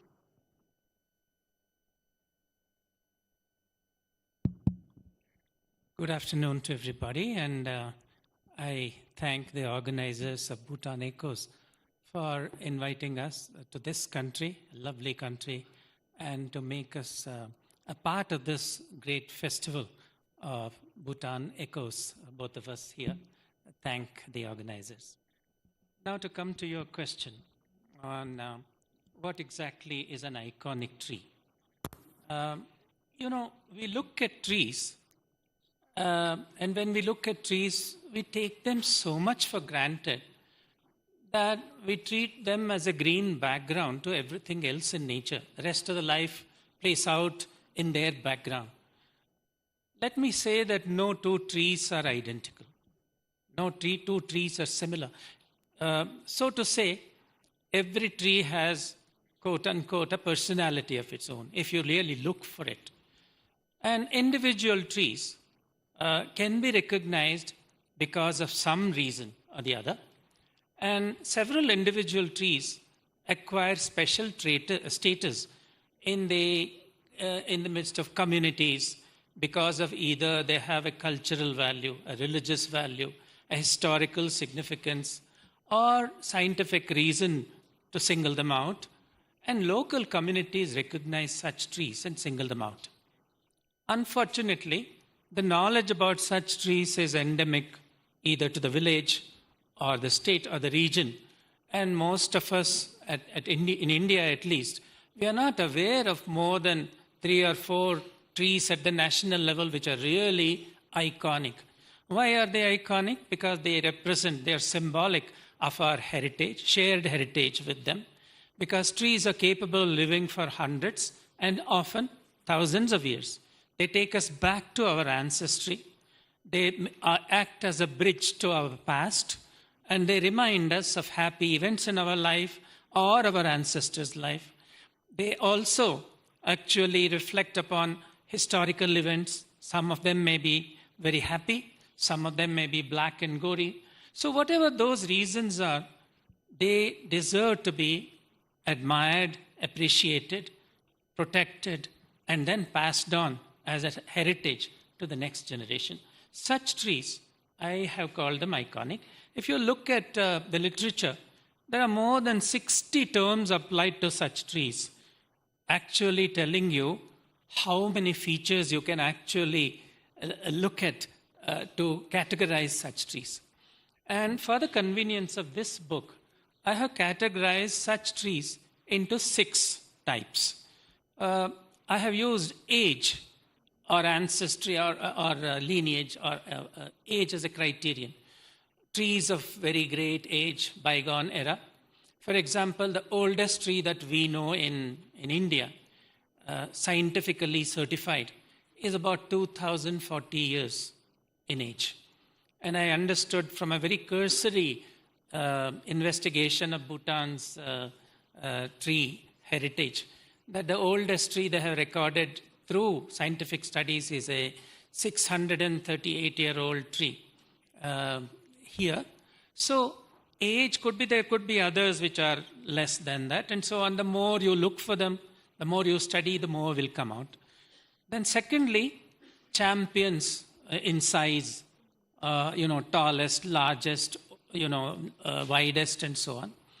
The world's largest tree in terms of area occupied is a banyan, and that is in India, in southern part of India. 20,000 people can stand under it and camp under it. And it is this planet's largest ever tree. Third criterion could be, they may be botanical oddities. For example, I have a tree in this book, which I call the walking mango of Sanjan. This tree has the habit of putting down its branches, touching the ground and putting roots down, and then shoots come out. The older parts die, and the younger parts move on to this side, and it happens continuously. In the last 200 years, this tree is supposed to have moved about 200 meters from its original position. So they call this the walking mango tree. This is not very common botanically common among such trees. I have a tree which has 650 beehives on a single individual tree. It's a world record. It's like that, botanically interesting trees. Then there could be trees which are of historical significance, having been related to history in terms of personality or an event or a period.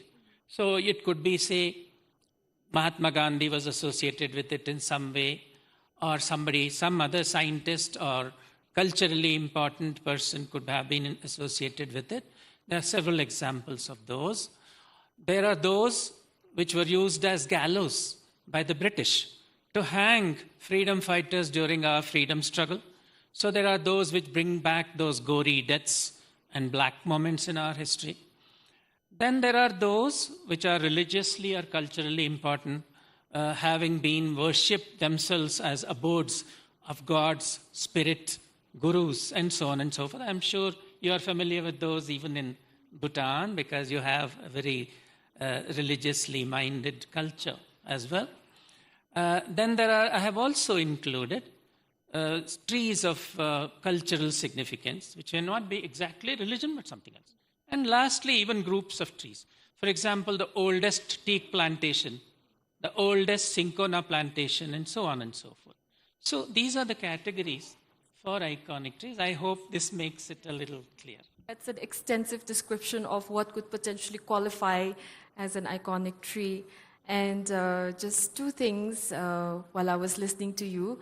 So Doctor used to be a professor, and I felt like I was in the classroom listening to one of your lectures. But you also were so passionate that actually this whole project started when you began to lead campus tours about trees. And then what's incredibly touching about this book is that over 7 years, you visited every single one of these trees. And nothing could stop you. And then it, of course, took a year plus to write it. So it's an endeavor that took you around 8 years. So a lot of physical, mental, emotional toil.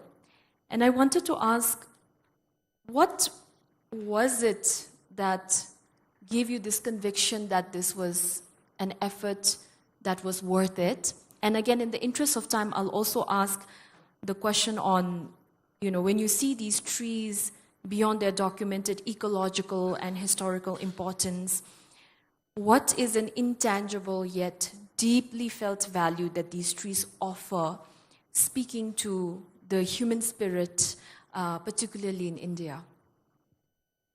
I have said somewhere that trees speak to your soul. And if you listen to them, if only you listen to them, you can feel that. Initially, I made a rule for myself that I will not write on any tree which I have not seen myself and verified that what I'm writing about is authentic and true. It also taught me not to rely on internet, because sometimes information that you find on internet is not entirely true, or it is incomplete or misleading. I have gone to places based on internet from my initial draft list of some 300 trees.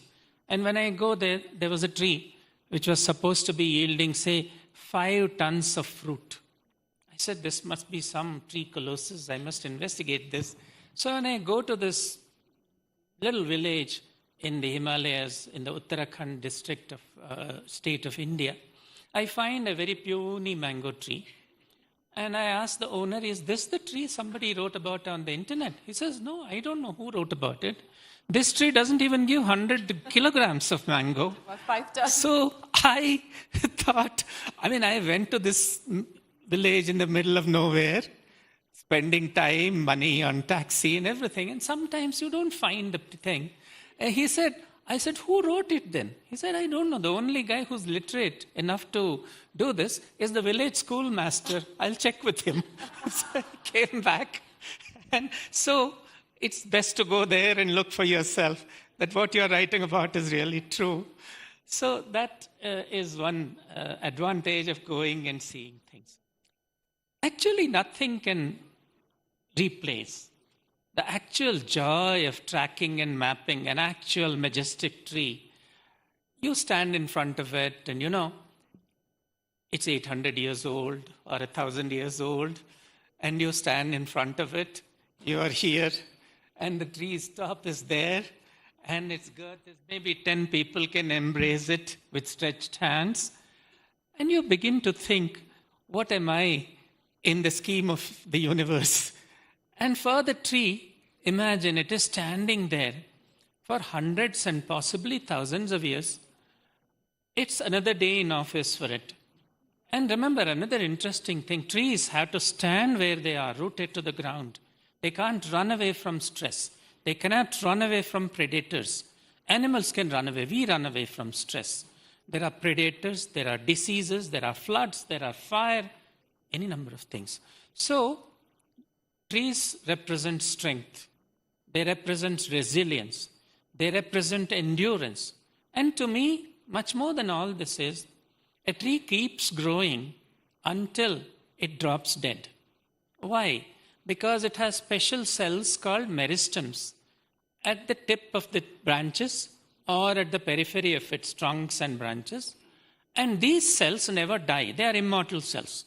They keep on dividing, and differentiating into more specialized cells like the bark or the leaf or the flower or the fruit.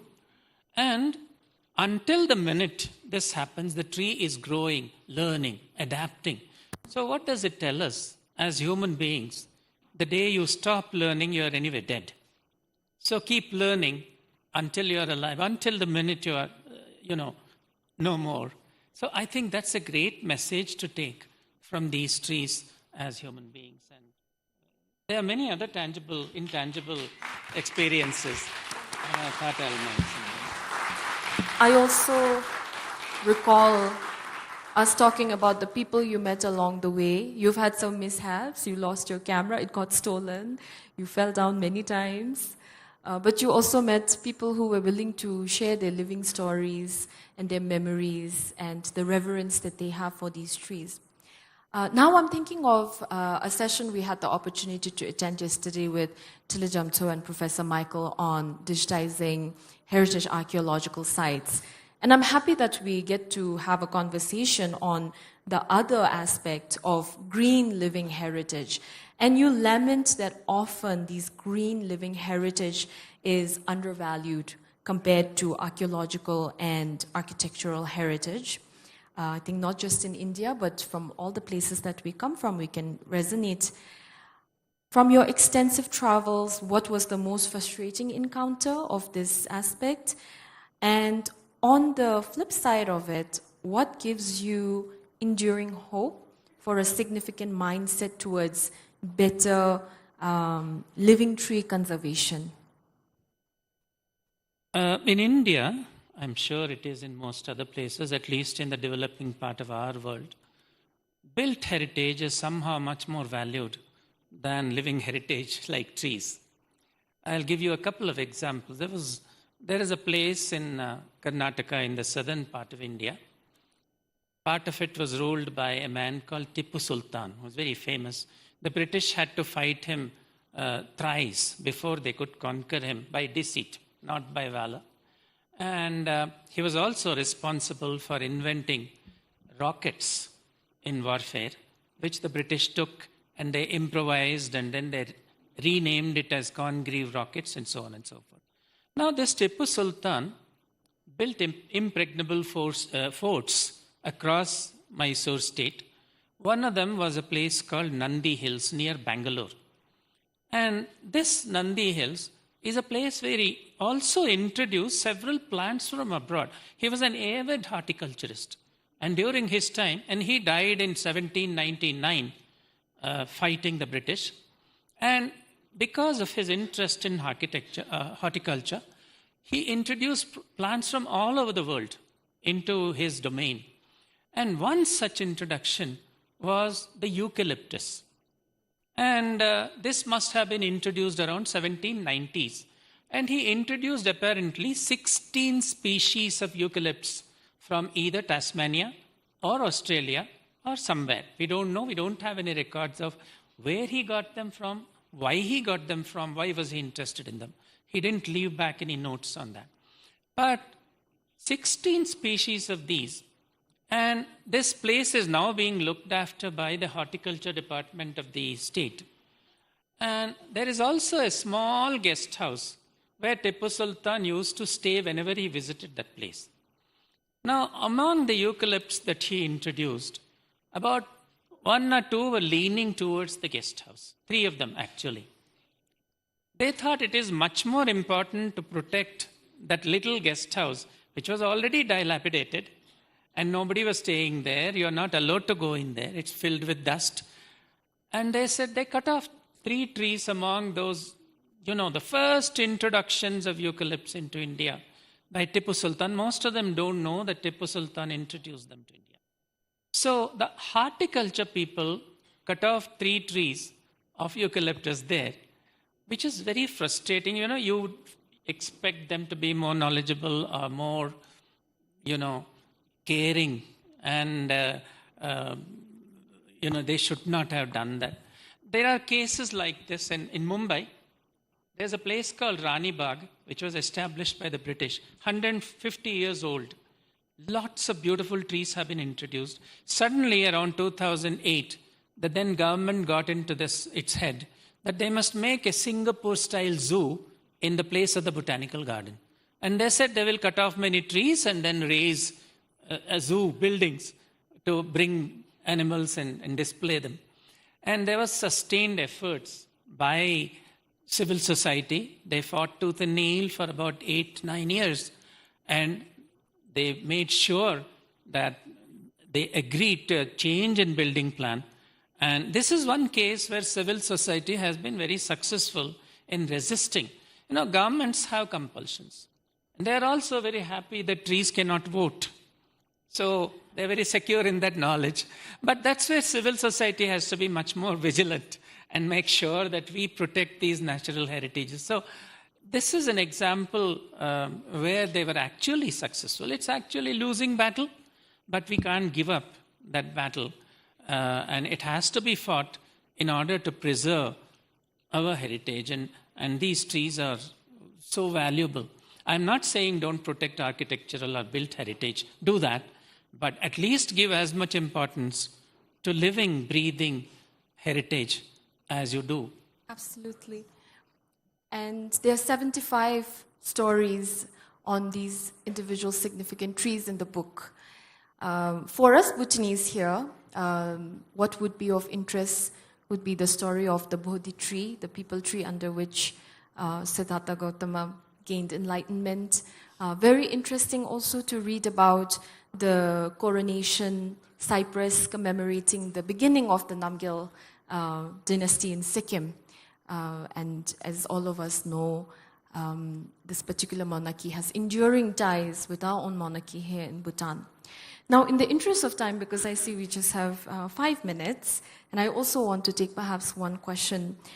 Your book concludes with a powerful call to action aiming to improve awareness of our living and breathing monuments and to spark greater public participation in their inventory, management, appreciation, and protection. So if our readers and our audience could take away one single action or perspective from your book that would have a positive impact on the protection of iconic trees in India, what would that be?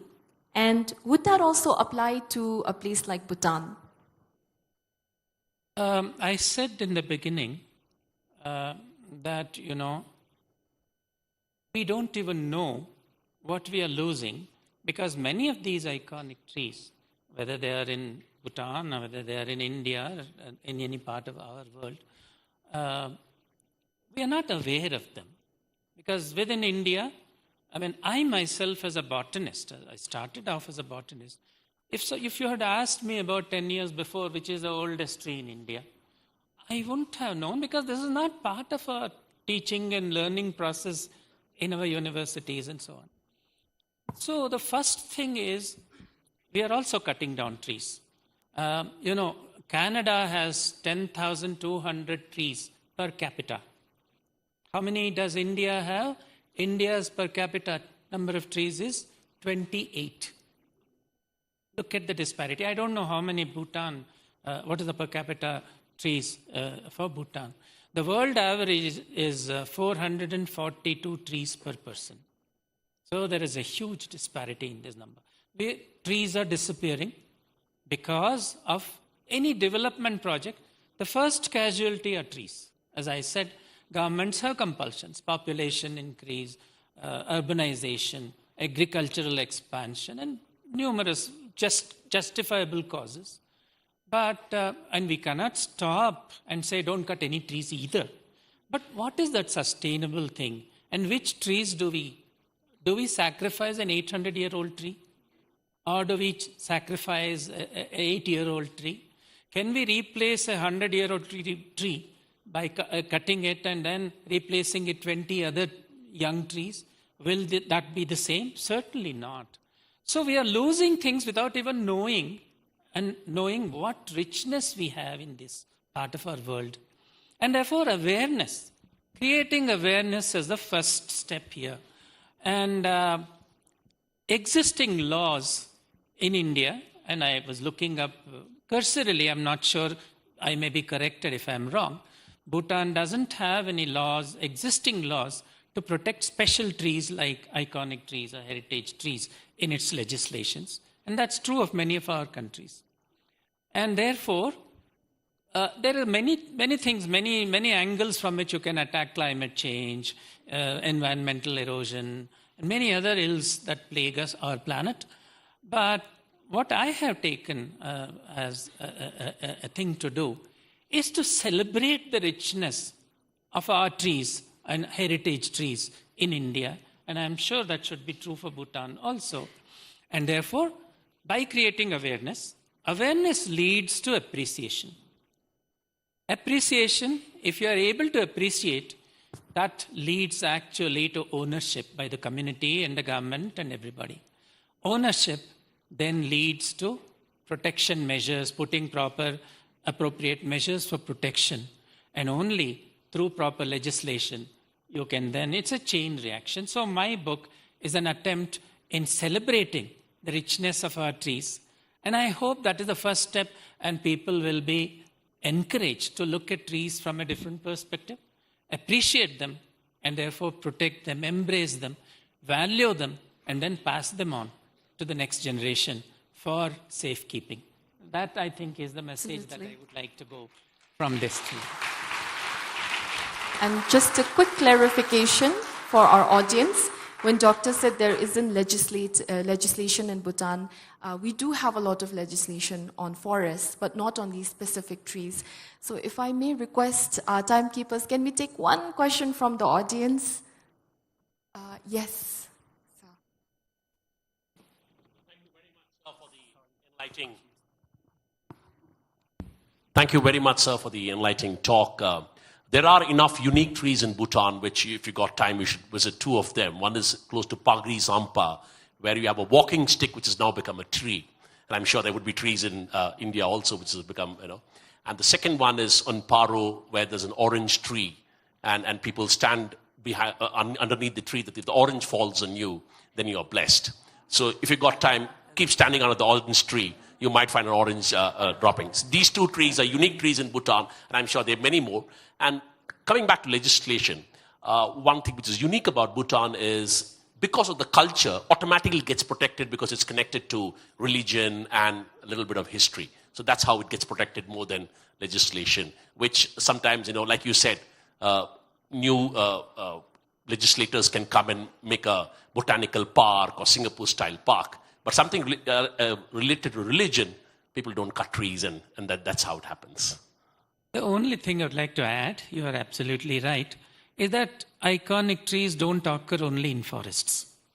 They can occur on your sidewalks in heavy urbanized settings.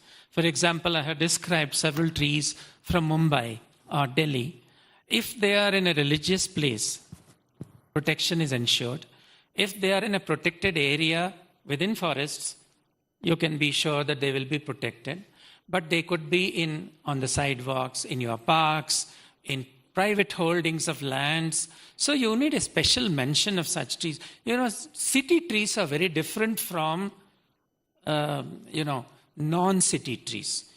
People in Delhi, for example, they take the tiles right up to the trunk so that the roots even cannot breathe. And therefore, although there is a legislation which says they should leave a 1 meter distance, a radius around the trees, doesn't happen.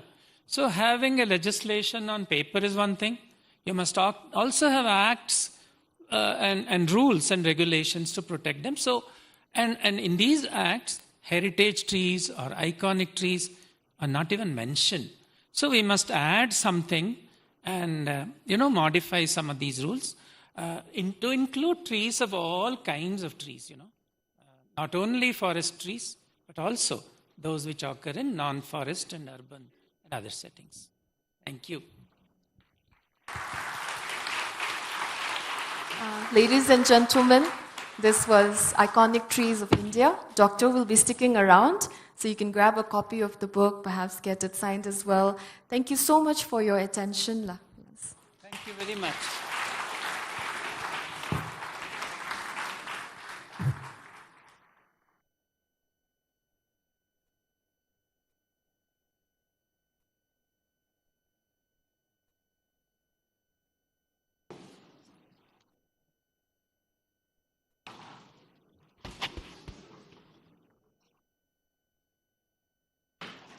Our next session dives into the ways mythology, natural landscapes, and cultural memory shape how we see the world and how we understand ourselves. And to lead us through that journey, we have 3 remarkable women whose work does exactly that. First, we have Ms. Subi Tawa, an award-winning writer from Arunachal Pradesh. Her stories are steeped in identity and ancestral memory, yet there's something always fresh and alive in the way she brings them to the page. Her debut novel, Tales from the Dawnlit Mountain, published by Penguin Random House, won her the Legacy of Literature Award. That alone is a rare feat for a first-time author. But what makes her truly stand out is the way she blends myth with the world we live in today. Truly impressive. She's joined by Ms. Yangil Haden, a journalist at Quinsel, whose reporting gives voice to the people and places we don't hear from often enough. From women's rights to climate to communities at the margins, her work brings quiet stories like these to the center, and it's earned her well-deserved national recognition. But more than that, it's how she reminds us why journalism still matters. And bringing it all together is Professor Dalma Chodenroder, one of Bhutan's most respected anthropologists. She's a scholar, yes, but she's also a storyteller at heart. Her work spans everything from Bhutanese poetry to oral histories, and it continues to shape how we think about culture, memory, and who we are. Please join me in welcoming our speakers and moderator to the stage. A warm round of applause, everyone.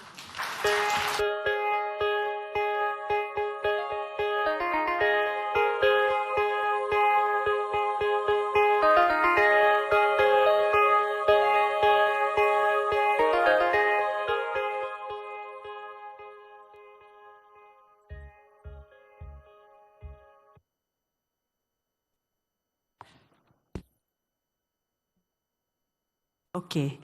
For some reason, the mic I pick up is never on.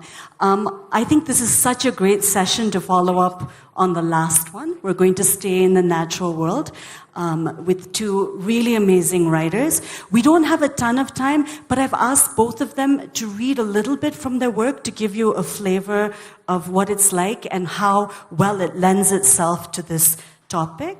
So I picked a small passage. This is one of the passages from Subi's latest book. It's from The Saddest Story, a very heartbreaking story of love lost. So hopefully it tempts you to buy a copy. Hi, Bhutan Echoes. So this passage, I'll read from my book, Tales from the Dawnlit Mountains. The monsoon's first rain arrived in Sejosa, impregnating the virgin mountain soil, which gave birth to rivulets that cascaded down the hills, seeping into the thirsting crevices of the woodlands. And from that wet, soggy earth, hundreds of juvenile cicadas emerged and crawled out with an unshakable desire to live.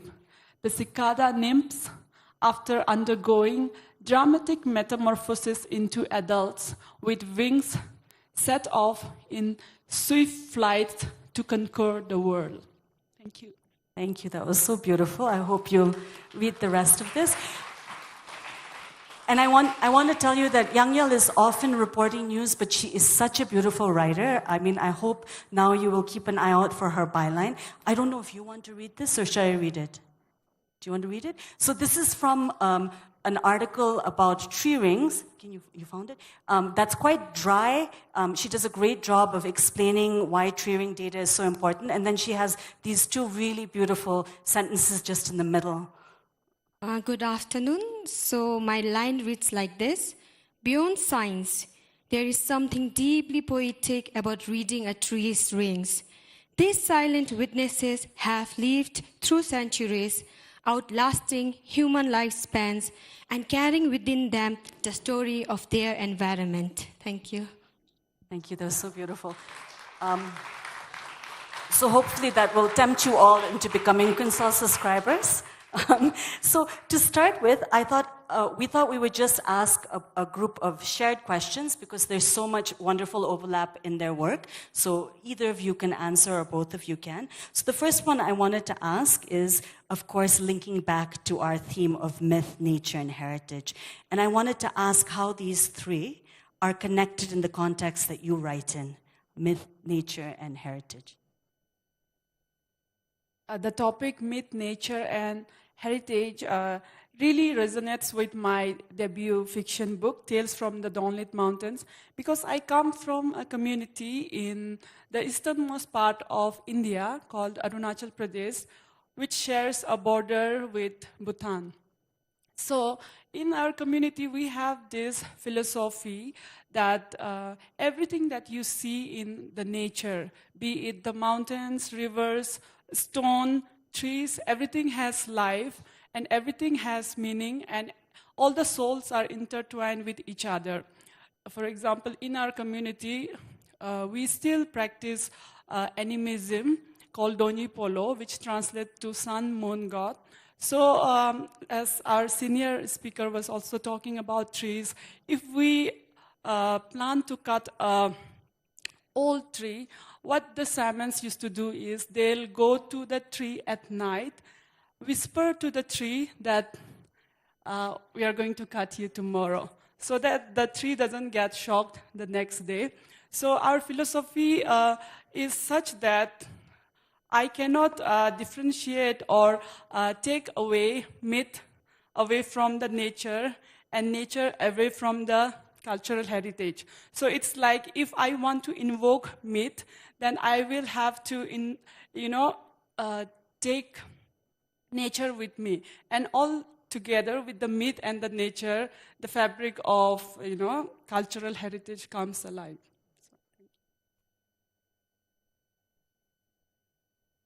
Thank you. Living and growing up in Bhutan feels like we are living inside a story. The first story that we hear is Guru Rinpoche coming to Bhutan and designating some lands as burials, hidden land. And if you are lucky enough, if you can find that land, you can go to Guru's heaven. How magical is that? In Bhutan, land is never a land, just like yours. And it can be home to a goddess. Flowing river isn't just a flowing river, it has spirits. So as a journalist, what I have been trying to do is document how these stories live today, not just in folklores or temples, but I'm also not trying to prove whether a forest has a goddess or did Guru Rinpoche actually hid the treasures. Because what's important is how these stories shape our behavior, how we respect the nature, and in turn forms our identity as a Bhutanese. And to me, that's very powerful. Thank you. I think that was so interesting how you talked about the way this informs your work. I wondered if maybe Subi could answer the same question. Can you tell us a little bit about your work and how it explores these same kinds of connections? So I would like to share a small slide. This is my debut fiction, which is Tales from the Dawnlit Mountains. Why Dawnlit Mountains? It's because Arunachal Pradesh is nicknamed as the land of Dawnlit Mountains. And in this book, like I have shared, I have tried my best to touch upon the folklores of our community and blend it with modern tales. So in our community, we believe that man and tiger, like yesterday, Avino was also telling about her, their ancestral belief about tiger and man. We also believe that tiger and man originated from the same spirit realm and were brothers. So I used this fact from our folklore to create a story about a man camouflaging as a tiger and haunting his village. So, and the story is like, we had, like in eastern part of Arunachal, the culture of headhunting, There were some villagers who were in fierce battles with each other for land, water, and for some personal reasons. So it was a very important historical fact that I tried to explore in my book. And this is the way they wear the clothes. The sword and the machetes they use are exactly like this, and the clothing. So when I was planning to write this book is slightly different from the books that come out in mainland or mainstream Indian publications. So I wanted to add illustrations so as to give an anthropological experience to the reader who have never been to Arunachal Pradesh or have never read any folklore from the region. So there's lots of stories about pythons turning into man marrying woman. So these are some of the slides which are illustrations I have used in my book. And this is a story about the curse of the high priest. We believe in priest in Arunachal Pradesh. Although there is Buddhism and Christianity and Hinduism, we also follow Doni Poloism. And the priests of Doni Polo wear clothes like that. They have this headgear. That wing he's carrying on his hand is an eagle's wing fan. And there are these jewels, which looks a bit like the beads that Tibetan people wear. We used to actually go to Tibet during the old days to collect this type of beads. So these beads also have a very traditional value in Arunachal Pradesh. And a bead like this cost, 1 lakh, 2 lakhs, and it has like same value as gold as compared to the Indian market. So these are some of the folklores which I tried to explore. This is imagination of the forest spirit. In our culture, we believe that women as forest spirit, we call it yapam, take away men or children deep into the forest. And this is a story I explored, which used to be a practice in the old times where forceful marriages used to happen in the villages, and women were kept captive with that structure, wooden structure in their legs. So this is just some stories where a woman is with. And this is a picture of a traditional hut in our community, which is Nishi community. And that flag, that looks like the Japanese national flag, but that's the flag which represents Sun Moon God. That's a funny story about 2 men cradling a dead cobra. And I think this is the last story, which is a story about a man getting lost in the borders of Indo-Tibetan region and gets married into the Tibetan culture, you know. So I'll quickly share some of the slides. So that's it. Thank you.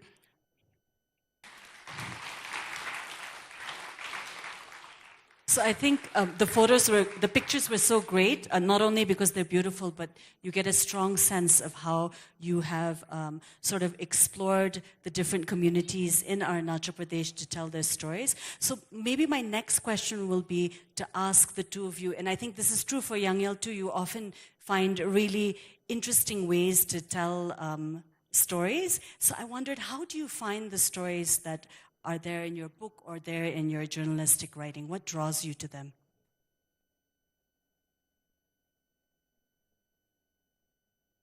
My stories, I found it through conversations by meeting people. Like the first story, A Night with the Tiger. I got that idea once I was talking with my mom, and she told me that there was a man, a hunter, many years ago, who had gone fishing, and he slept the night in a cave, and in the morning, and throughout the night, he was, a tiger waited outside his cave because he was actually sleeping inside the tiger's cave. So that was an anecdote which really, excited me. And also my mom told that the only reason the man could survive the tiger was he burned everything he was wearing. He burned his clothes, he burned the bamboo case of His Majesty, he burned even his long hair to keep the fire going. So that was something so thrilling and exciting. And the rest of the stories also, it all came from people I met, the small conversations I had, and also the day-to-day observation of life of the tribal community belonging to my state. Just like Suvi said, my stories are also from conversations that I have with people, farmers, herders. And to explore this theme, myth, nature, and cultural heritage, it has been about 2 years that I have been doing stories for concern related to environment, climate change, and conservation. So when I meet communities, these 3 themes are not independent. They are closely linked. We live with them together. So whenever you meet communities, they would always have folklores to share. One time I visited Nubigyok in Trongsa. This is one place human-tiger conflict is the highest. But there it was a shocking moment for me to see, even though people were with remorse, they were greatly revering to the tiger as Buddha. Even if the tiger was attacking their livestock, rather than retaliating, they were using words like Sangigi Shinu, that translates to the great Buddha has taken the animal. So it has been revered as an awakening being. So that's how I came to do stories with science, connecting with our folklores, religion, and starting that I have had the opportunity to sometimes find stories and sometimes stories found to me. Thank you. Nicely said. So, what do you think would be lost if these stories were not told? Like a lot of these are, I think especially I know what Yangyal reports on a little bit more, so definitely there are stories that I've not heard from Bhutan before. So what do you think we would lose if these kinds of stories were not written about? I feel like we are in the generation who have seen old television, radios, we have written letters, but we are also in the generation where we are emailing, and then internet, Facebook, AI transition all has come. And I feel like our generation, we have big responsibility to research and also preserve whatever, whatever is left of the old traditional culture. And also, I feel like every generation has so many stories. There is beauty, there is horror, and it's responsibility of every generation and writers of every generation to document them. And I feel like if we don't document, if we don't document the stories, it's as similar as not being born, not remembered. I recall one passage which was written by Benazir Bhutto in her autobiography that what is recorded is not remembered. So I think it's very important that we also document and keep that document for the future generation to come so that they can also relate to what happened in this present times. So to answer your question, so yesterday Council team had a great honor to meet with His Eminence the Drukyul. So there His Eminence was sharing, America has 3 great powers: population, money, and talent. And Bhutan, we lack these 3 great powers, but still we call ourselves independent. His Eminence asked us why. We remained silent, and His Eminence told us that we have our culture, tradition, and religion that makes us stand out. So when we don't tell our stories, our folklores and belief, I believe what is at stake is our identity, and that's why through our great monarchs, and it's enshrined in the constitution that 60% of Bhutan has to be covered with forests at all times to come, and every one of us Bhutanese are entrusted as trustees of nature. So this is what is at stake. So we would lose our sovereignty if we don't protect our stories and let them die. So we need to keep it going and telling. Thank you. So while both of you are storytellers in some way, a lot of what you're also talking about has to do with science. And I was fascinated by the way that Subi, I felt like your day job, where you work as an agriculture officer, sometimes you could see it when you talked about plants or animals or cultivation practices. So I wondered how you felt that sort of the stories you're telling either complicate or challenge sort of scientific understandings we have of nature. I don't know who wants to answer that first. You want to go first? I do believe that traditional beliefs really do not follow scientific logic, but they are not irrational. They come through great wisdom. Okay, for example, trees. If a scientist looks at the tree, they might look at it as data, but if a villager sees it, he will see it as a home to the spirit. But both science and our traditional knowledge and belief tells us one thing that is converging, that is the tree should not be cut. So they are not defying each other, and this belief and truth coexist so beautifully in Bhutan that we need to bring in these two together for the conservation. So when I talk about belief, I just do not see it as belief, I see it as a conservation point of view as well. Thank you.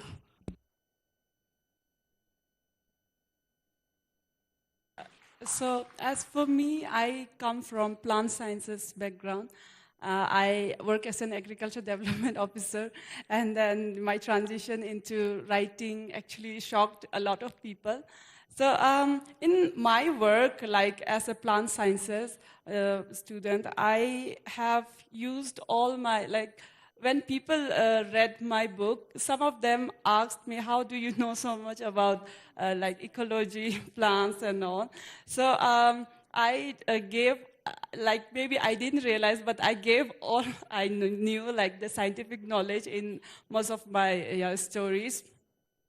And that thing, like when we talk about science, we have like animals and plants, flora and fauna. And Arunachal is, one of the hottest biodiversity spot in the world. And there's so much to write about. Like there are orchids blooming in the mountains, like the cicada passage which I read. There are like cicadas screaming every day outside your window. And then there are like mention of lot of animals in my work. Like we have this strange animal called Mitun, which, looks a bit like the taxing of Bhutan. And I also, explored the king cobra and all the pythons, because we have so much diversity of flora and fauna there. So in my writing, if you can say that I tried my best to blend nature, flora and fauna, and tried to bring out fiction, which, in a way can be called as eco-climate or climate fiction, as some of the reviewers have called the book. So we just got the signal a little while ago that we only have 10 minutes, and Subi really wanted to give away some copies of her book. But we thought we only have 2 copies, and the best way to give it to someone is if you can come up with a question that makes Yangyal happy. So it'll be Subi's book, but Yangyal's choice. We would really like to offer it first to the students, because I feel the front rows you can afford to buy your own. Please go to the bookstore. But maybe if the students have a question they'd like to ask either Yangyal or Subi, that they feel is worthy of earning a book, we'll open the floor to you. You guys saw how nice the pictures were, right? Yeah? You want to take this book home. Who would like to ask a question?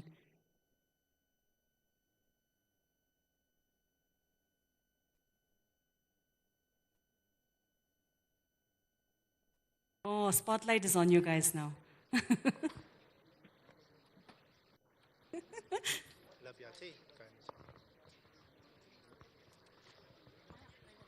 I think we have some.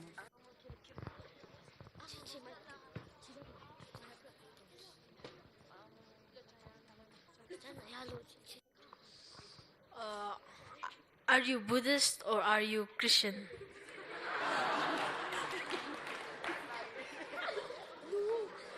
I am nor Buddhist nor Christian. Like I mentioned, my family, actually my father's brother and also my mother's brother, they all come from the shamanism family. So we follow this Doni Poloism, sun moon god. Yeah, so I am a Doni Polo. Yeah. So, Yangyal, do you feel that deserves a book? So, please come and get a book later. Yeah. Okay. We've got one more book to give away. One more question. Okay, I see a hand there.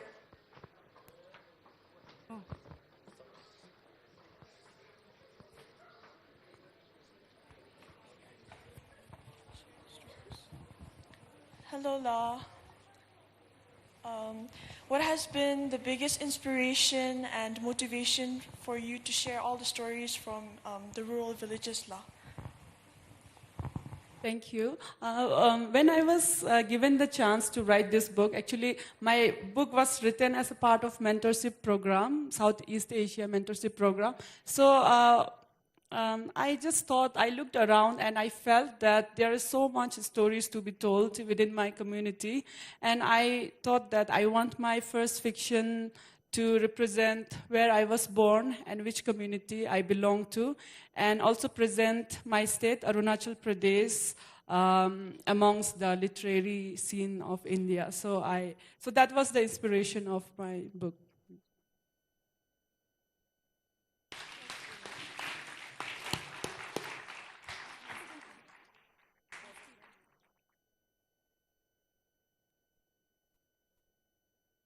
We don't have any more books to give out, but we still have a little bit of time for one more question. But we can't promise you a book.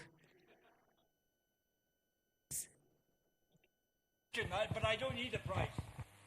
Thank you, Taba. I missed out most of the presentation, but anyway, I'm here. And thank you very much.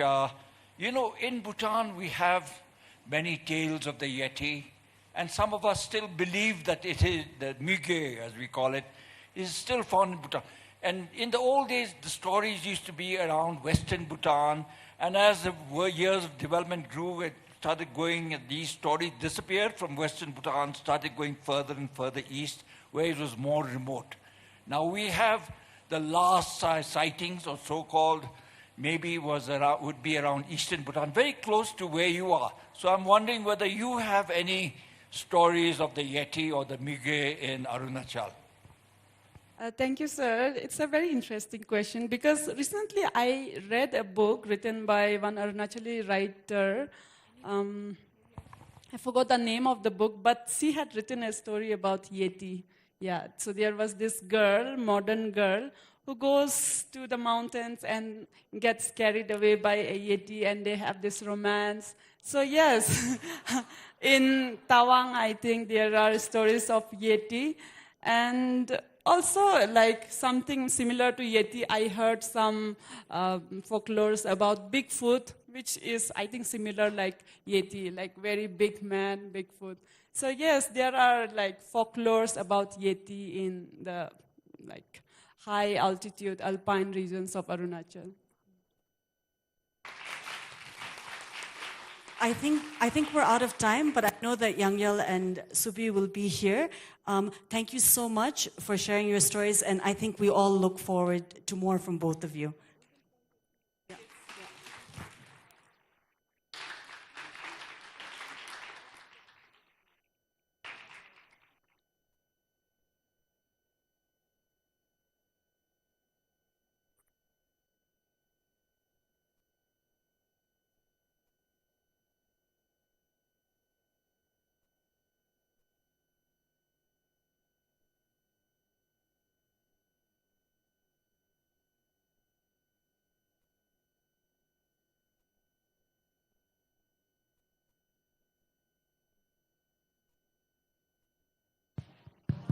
Yes, thank you, La. We now move into a conversation that's both timely and deeply necessary. A look at how gender boundaries are being challenged and redefined across industries and cultures. This session, Shattering Glass Ceilings, brings together three inspiring voices. First, we have Ms. Samyukta Varma, co-founder of Vaka, an audio company telling powerful stories that explore identity, climate, and social change. She's the co-creator of In the Field, City of Women, and Kalavasta, projects that reimagine what it means to move through a public space as a woman in India today.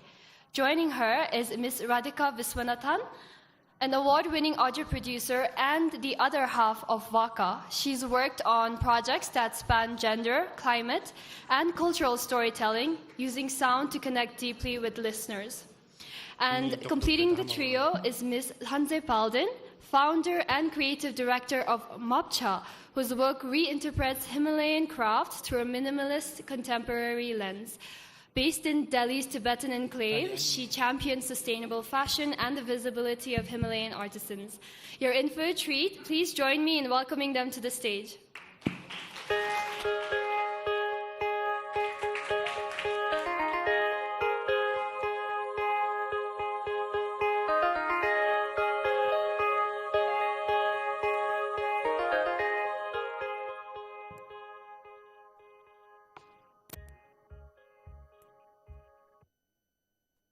Good afternoon, everyone. Thank you so much for being here for this afternoon session. I also want to thank everyone at Bhutan Echoes for the extremely warm welcome and for bringing us here so that we can share a little part of our journey with you. My name is Radhika. I'm joined by my colleague Samyukta, and we're so excited to be in conversation with Lanzi. I'm going to start with a very, very quick introduction, although now maybe I shouldn't jump straight in, but because we had such a warm introduction. But Samyukta and I come from Bangalore, which is a town in southern India, and we are both audio producers, and we tell stories in audio. And yes, so we tell stories in audio, and we've made quite a few shows, but the one that we want to really share with you today is called City of Women. It's a show that's very dear to our heart, and it's a show that explores experiences of women as they navigate themselves and go around and experience life in their urban environments, in their cities. So it's as much about the personal journey that goes on in their minds as it is about the physical journey as you move around in your public space. And it's a mix of reporting and women's stories. And if you have a listen, it's available everywhere. We'll put some logos up, but you just have to Google City of Women. But it's a fun show. It's about women having fun, joyrides, escapades, sometimes some adventure. And the reason why we brought this, we wanted to talk about City of Women, or at least our experience of making the show, is people always ask us why we do what we do. And I wanted to start by sharing a story. Some years ago, Samyukta and I went to interview the writer C.S. Lakshmi. She's an archivist who also writes under the pen name Ambai. And she told us this wonderful story that has really stayed with us and resonated so much that it stayed with us even today.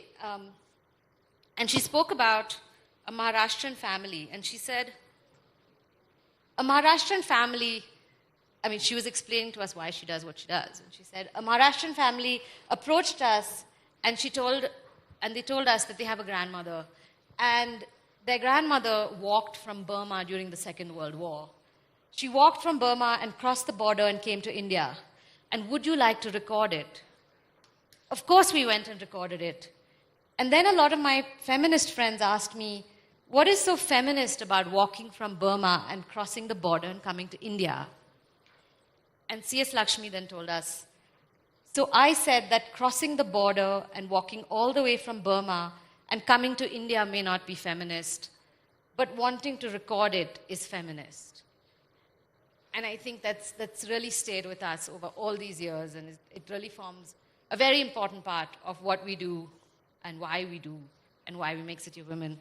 And that's a bit long, so I'll hand it over now to Lanzi. That was beautiful. Thank you, Bhutan Echoes, for having me. It's truly an honor to be here and to share my story and my brand Mapcha's story. I started Mapcha in 2018, and Mapcha is a lifestyle brand based in New Delhi. It takes inspiration from my roots. I'm a Tibetan Ladakhi, and basically I wanted to create designs that were rooted in my culture, but I wanted to make them more modern and accessible to the global world. So I feel there was a need for it, and there was a lack of good designs in the market that I would want to use in my everyday life, and that's how Mapcha happened.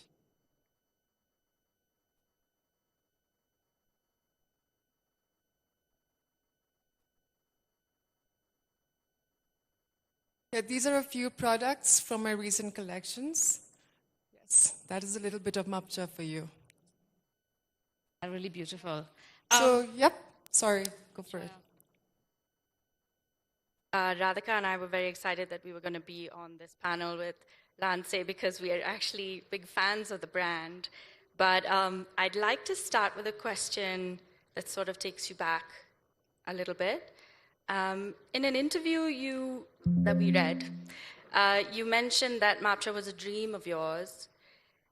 Can you tell us a little bit more about it? And was there a moment that felt like a turning point when you realized Mapcha wasn't just a personal project, but a real living business? So So when I was growing up, like I said, I saw a lack of designs from my community, good quality designs. I saw a lot of kitschy products in the market. And that's when I was like, I want to design my own products. When, where, how, I didn't know. But eventually in 2018, I got the opportunity to start my brand. And then, yes, I started designing clothes, jewelry, accessories, home decor items that I would use every single day because it had to stay true to me. And eventually, over the years, I saw more and more people from the community really appreciating the design. And it wasn't just from my own community or the Himalayan community.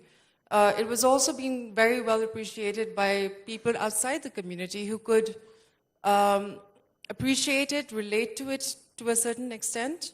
And that's when I realized that Mapcha is getting a stronger voice now. And it is also now a platform to preserve the culture that I come from, to take forward the stories, to represent other artists, other crafts. Yeah, that's when I realized that now we're almost turning 7 in October. Yes. Thank you. Yeah. So I'd like to ask you, you both started this journey in 2016 after working in the NGO sector. At a time when podcasting wasn't very well defined, people didn't really know much about it, especially in India. How did your journey begin? Yeah, so Radhika and I met because we were friends and colleagues working for environment organizations in Bangalore. We both kind of have a background in doing research and advocacy work for NGOs. And at the time, we did a lot of writing, we did a lot of communications for these types of organizations, kind of trying to spread the message of what they did, lots of documentation. But we felt that in that style of communication, what we didn't find was you couldn't hear the voices of the people doing the work. You didn't hear the stories. Often the work kind of got reduced to sort of formatted documents that had to follow a kind of a structure, and it was missing the kind of the texture of the storytelling. It was missing the personality of the incredible people that we worked with. And so we sort of took a tiny step together, to try to see if we could produce an audio show about the NGO world, about the social sector world in India.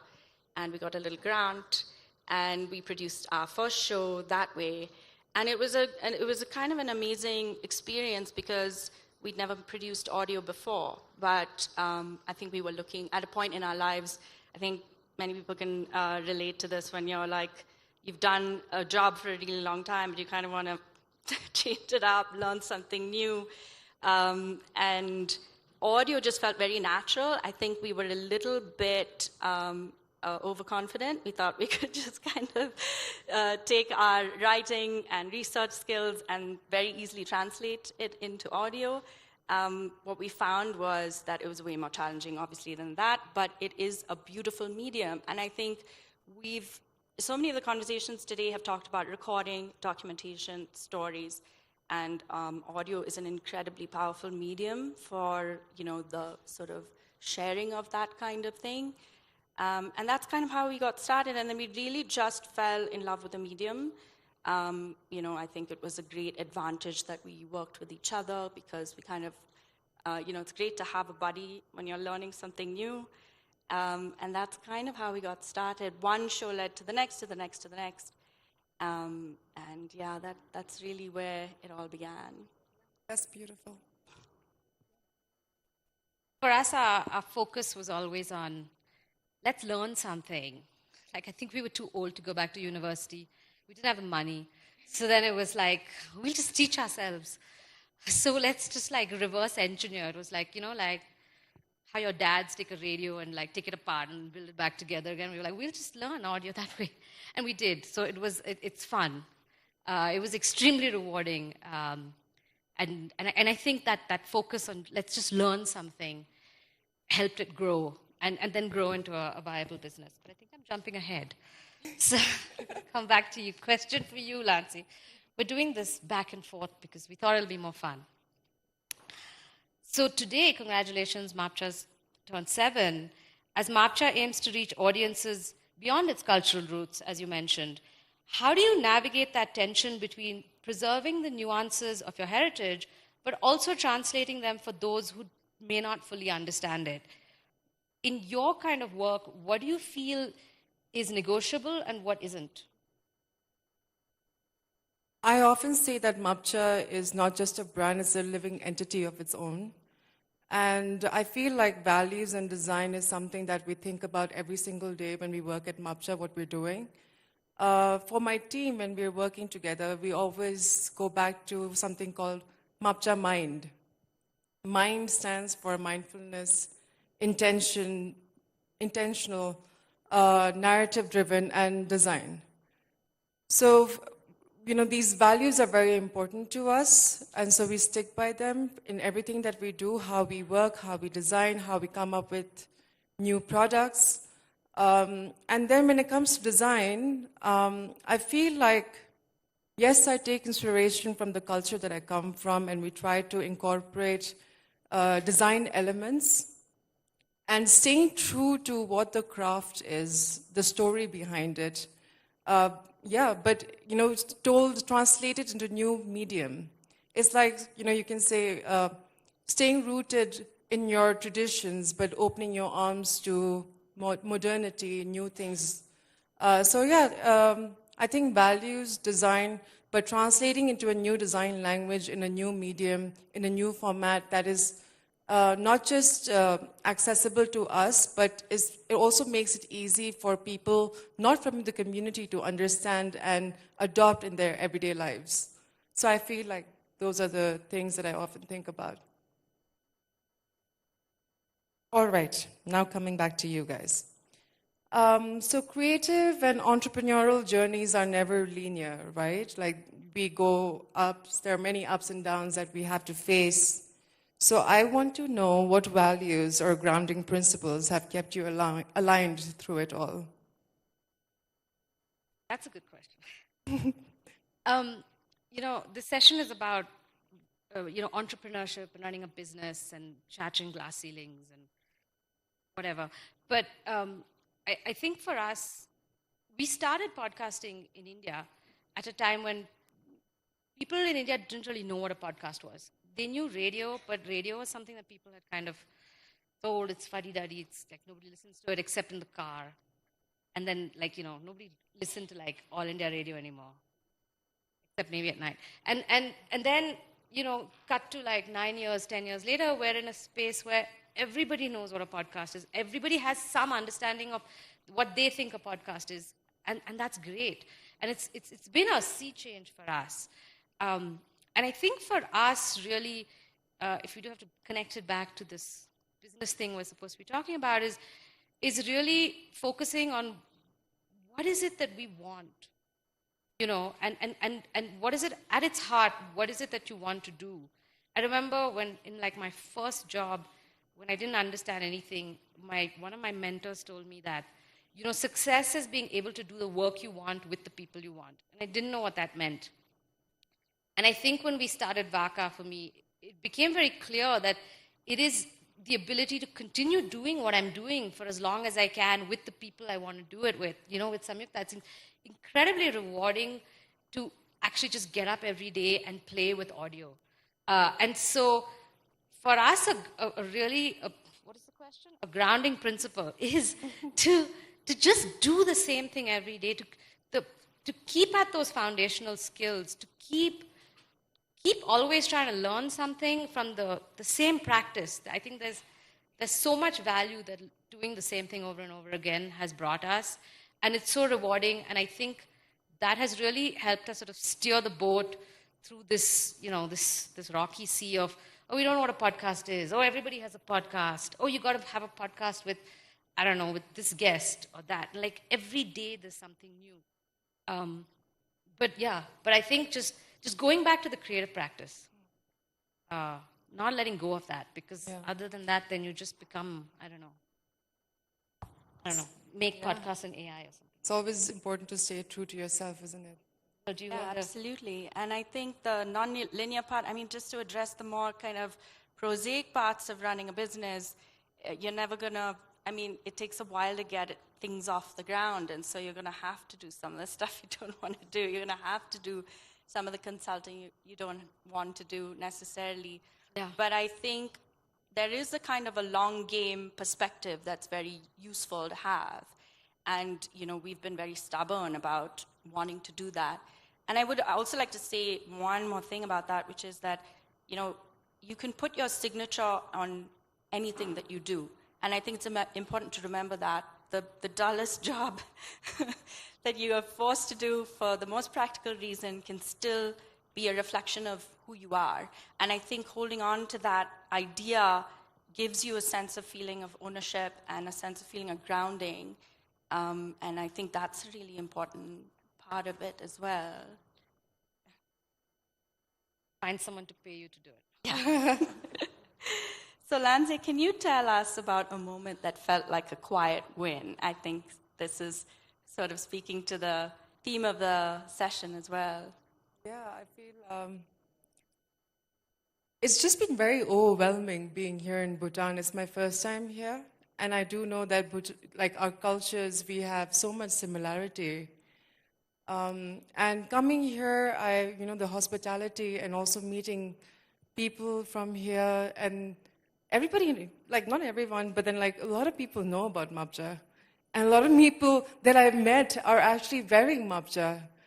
Yes, I met this lady where she had a bag, and then there were people wearing my brooches. So it's just like I'm overwhelmed, honestly. So thank you. Yeah, that I think is a quiet win, that people from through the Himalayan region do know about the brand and can resonate with it.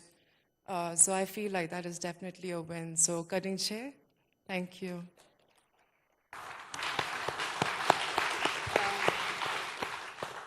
So now, this is my last question to you guys. Listening to other women's personal narratives and ideologies, has it impacted your sense of identity or your thought process? Yeah, so we don't exclusively make shows that are about women's narratives, but we definitely have a strong bias. And I think one of the things that we've noticed is that some people, especially for women, it's very difficult to get them to tell their stories. I think, the show City of Women that we make is really about quite a lot of silly encounters on the streets, the kind of stuff that you only want to call your girlfriend and tell about, or you don't tell anyone. It's about chance encounters and, whatever, unpleasant encounters, I would say. It's about all the thoughts in your head that that as a woman you kind of have to, process before you even leave the house, like silly things that might seem silly but are actually very serious and do take a lot of time in your head. And so when we ask these questions to women, often they're like, "What are you asking me? I don't know what to say." And everybody is extremely self-conscious that what they're going to say is not going to be interesting. And all we found is that when people start telling them what happened to them, it's interesting. It's endlessly interesting. And I feel like that has really changed my approach to life, I would say. And the other thing, which is a little bit beyond the women's narratives question, is just the power of audio and just the power of listening. I think we've talked so much about storytelling, and the other side of storytelling is listening. And there is so much comfort that comes from hearing people's voices. Stories are so important because stories of lived experience as well are so important because they're just huge sources of comfort and instruction. They kind of help you figure out things yourself. Often we say, City of Women we often say it's a show about the strategies, like the information that you would share with your friend about, how to get to a scary neighborhood or something. And so we help each other. That is kind of the objective of sharing these kinds of stories. So yeah, I feel like all of these things have been so instructive. I think doing this kind of work has also taught me, and I think this is important also when we're running a business, is sort of slowing down and staying in the moment. The devil is really in the details. When Samyukta said, when I meet someone who says, why would you want it? How many times we'll start this? We'll start their conversation with, why would you find this interesting? I don't know. And then you realize, no, it is in that detail that it's interesting. It's the telling and retelling, when we do that over and over again, that we learn and we find meaning in it. And to stay present in that moment, and to slow down, and to not, quick wins will come, but to really stay with something for a longer time has been a really big learning. And audio production is very long. It's very technical. People say you can make a podcast overnight. Maybe you can, but hours take much, much longer. It's like writing a book, I imagine. So just I think stay with the process and enjoy that. Yeah. That has been a great learning for us. Oh, that's beautiful, yeah. I'm sure this is all quite boring, and I've actually lost track of time because the lights are so bright. So we have 4 minutes or 6 minutes. 6 minutes. Are there any questions, maybe? Or yeah, we can just natter on otherwise, but I don't know how interesting that would be. Sure. Shadow in the... Hello. So our school is actually planning on releasing a podcast. And for that, our main aim for the podcast is to empower the youth and give them motivation, as well as give a peek into the life of the students. So, and we're currently working on it. And for that, I wanted to ask if you guys have any advices or suggestions. Just go out and record, I would say. Don't be inhibited by, technology can be overwhelming sometimes. You're like, oh, I don't have the right mic, or I'm not doing this properly. I would say just go out and record. And the magical thing of audio podcasting especially is that there is no right format. So you can really make whatever you want. There's no right way of doing it. If you think it should sound that way, it should sound that way. So I don't know if that's helpful advice. If you want more practical advice, like what mic to get, I'm sure I'll help you with that also. Do I have the right budget? That's also one. Thank you very much. Yeah, just it's not very helpful, but do what feels right, and it'll be fun.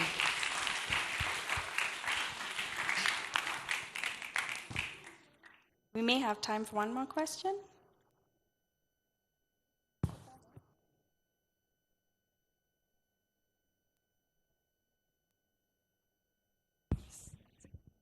While the mic is being passed, I'm going to say that audio is such a great medium. You can listen to it anywhere. It's mostly free. You just Google it. You don't need to have to sign up to an app. That's what's also lovely. People say, where can you listen to us? Everywhere. Just Google the internet. Reach out and it'll give you a hug. As powerful women in film storytelling and leadership, how do you use your voice to inspire change, and what advice do you give to young Bhutanese girls?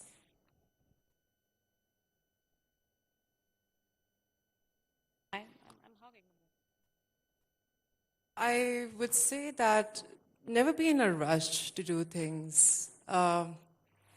If you have an idea, think about it properly, do your research. It's more important to do something with a very clear head, have a lot of clarity and calmness. I think that is quite a strength to have. So yeah, that would be my advice to you. I hope that would help you. Thank you very much. Thanks.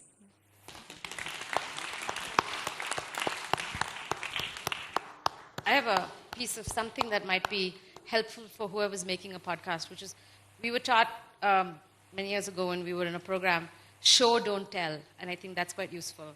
If you're ever writing a sentence, ask yourself, is the sentence telling someone something, or is it showing someone something? And showing is always better.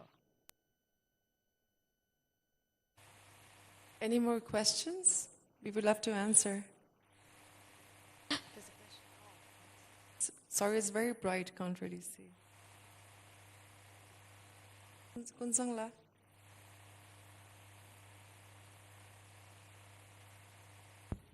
Sorry, this is a question for either Sam or Radhika. I know Sam from college, so just disclaimer ahead. With podcasting, it feels very informal because you're listening to it and it feels very casual. People are like producing podcasts by the minute. And I think it gives a very casual, informal kind of air. So how do you stop your podcasting becoming like this long, rambling, self-indulgent thing you're doing with your friend where you're just like laughing at each other's jokes? How are you editing it? So we do a lot of editing, Kunsang. I mean, I think what's happened is people have gone from not knowing what a podcast is to now knowing what a podcast is, but probably mostly consuming one style or one type of podcast, which is the kind of chat show podcast where you have two people talking to each other about their favorite stuff for like a long time. But there's actually many ways to make podcasts, and the kinds of shows that we make, we do long interviews with people, sometimes like 4-hour-long interviews, and we script much like a documentary, and we edit. And so it is a product that begins actually with tape recorded or, audio, and then becomes a written script, and then goes back to becoming audio. So that's kind of what we like. That's why Radhika was saying we make shows that take a really long time.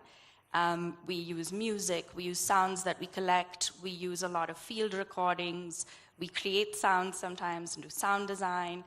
And shows like that, scripted narrated shows as they're known, are, I think, not as popular now as kind of the podcasts that people listen to more, which are the chat shows, just because they might require a little more attention.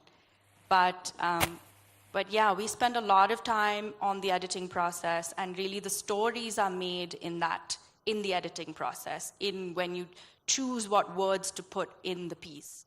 And so it's kind of like writing with other people's words, I would say. But we enjoy that a lot. We also work with musicians, composers, which is a great joy and a great, a super fun part of the job. So yeah, so it's a different type of effort when you're producing shows like that. But if you're in a chat show and you're trying to rein in your guest, then I'm not really sure, but you always have controls on the back end to cut them off.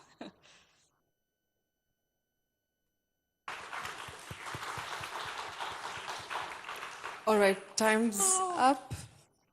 Yeah. Thank you very much. Thank you all. It's been a real pleasure being here. Thank you so much. Thank you.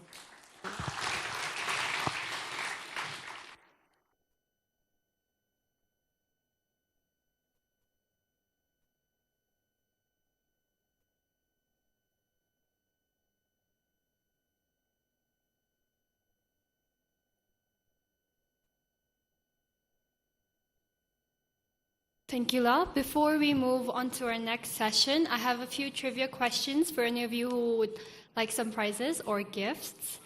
The first question is one that's very close to our hearts, and no pressure. She may or may not be in this room currently.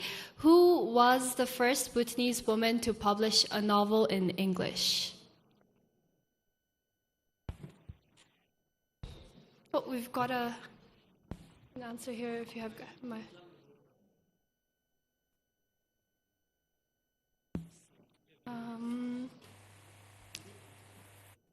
Okay, can somebody get a mic now so I can hear? Okay, the mic's on there. Who was the first Bhutanese woman to publish a novel in English? Esla, I think it's Kunzang Choden, na? Oh, sorry. Okay, so you can contact the volunteer for your gift now, or the prize.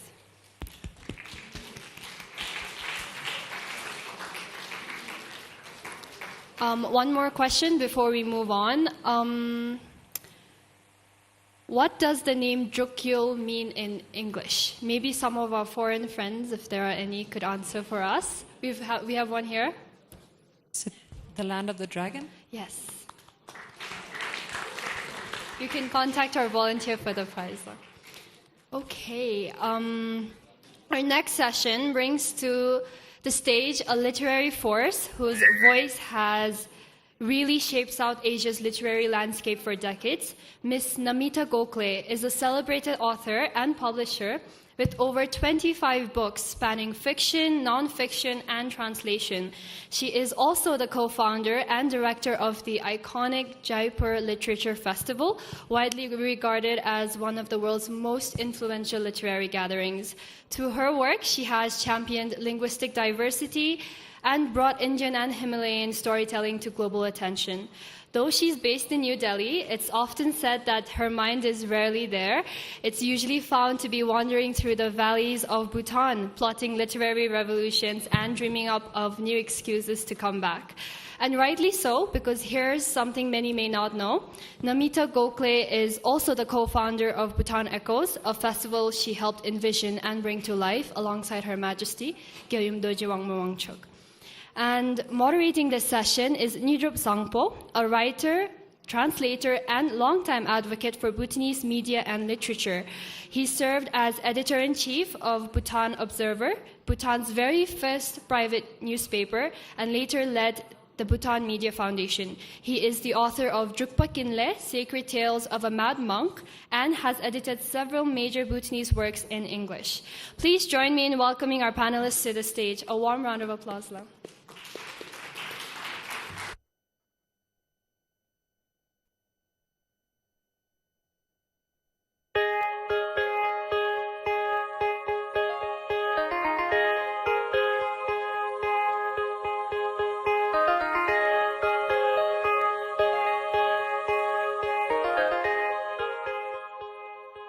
A correction to be made, La. Our moderator is actually Amrita, and the author is Nidrup Sangpo, and they will start our session off. La.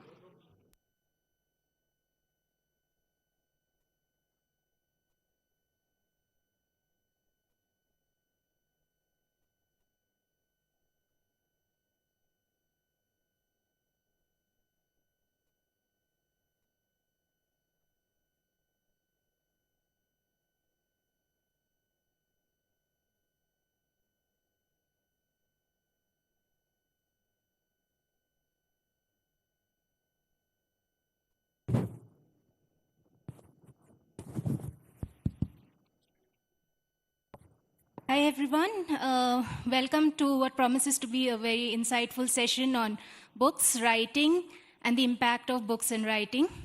We have two authors here with us. Namita, of course, has been in the world of books and publishing for many years. She has written a lot of books, fiction and non-fiction, curated anthologies, and is also, of course, a festival director. Nidrup has just published his first book, Drukpa Kunle. It was published about 6-7 months ago in January. So we have two perspectives here, one from a veteran in the world of publishing and one from someone who's just entered it. I'll start with Nidrup, since he's the debut author.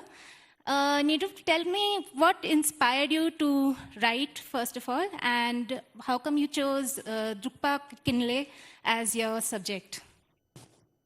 Thank you, Amrita. Amrita is my editor at HarperCollins, by the way. And I'm very happy to be sitting beside her, talking about my literary journey. It's taken a long time for me to publish my first book. I've been interested in writing since my high school days. I remember sending a letter to editor Drukyul, the only newspaper then, and it would take 1-2 weeks sometimes to get my letter published. And when it gets published, I wouldn't recognize the letter myself because the letter would be heavily edited by the editor. So my literary journey began from there. And then in college, I took up English honors. That's when my interest in literature and writing deepened. And I would keep sending small pieces about issues that I thought were important to Queensland. And again, even in my college days, my writings would be heavily edited that they would be hardly recognizable to myself. That's how far I've come. And 25, 30 years later, I got a little confidence to put my writings into a book, which is Drukyul Sacred Tales of Mad Monk. So I've been always interested in writing, but it takes a long time. In a society where there are not many role models, where there are not many writers, it takes a long time for someone to mature into a good writer. And why Drukpa Kinle as your first subject? The second part of the question is why Drukpa Kinle? Drukpa Kinle has always inspired me.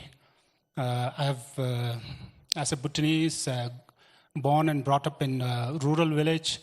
I've grown up listening to and reading later in my high school days, college days, reading his stories, mostly in classical Tibetan. He inspired me a lot. He's a very, very special person. In spite of his reputation with alcohol and girls, he's far bigger figure. Very inspirational. His teachings are special. He stripped of teachings of all religious jargon. He brought down his teachings to the ordinary people's level. That's how he is different. And although he is a Tibetan, born in Ralung, he lived most of his life in Bhutan and inspired generations of Bhutanese. Today, the simply name Drukpa Kinle brings smiles to Bhutanese people. That's how special he is. And he's huge. And his personality is bigger than most Bhutanese religious figures here. And I've listened to his stories, read his stories for decades until I gave it a shot. I thought it would be a good idea to give an attempt at creative rendering of his writings. Until recently, we have had only translations of his biographies written in classical Tibetan and mostly academic writings on him, which are not easily accessible to general public. So I attempted creative non-fiction storytelling of Drukpa Kinle.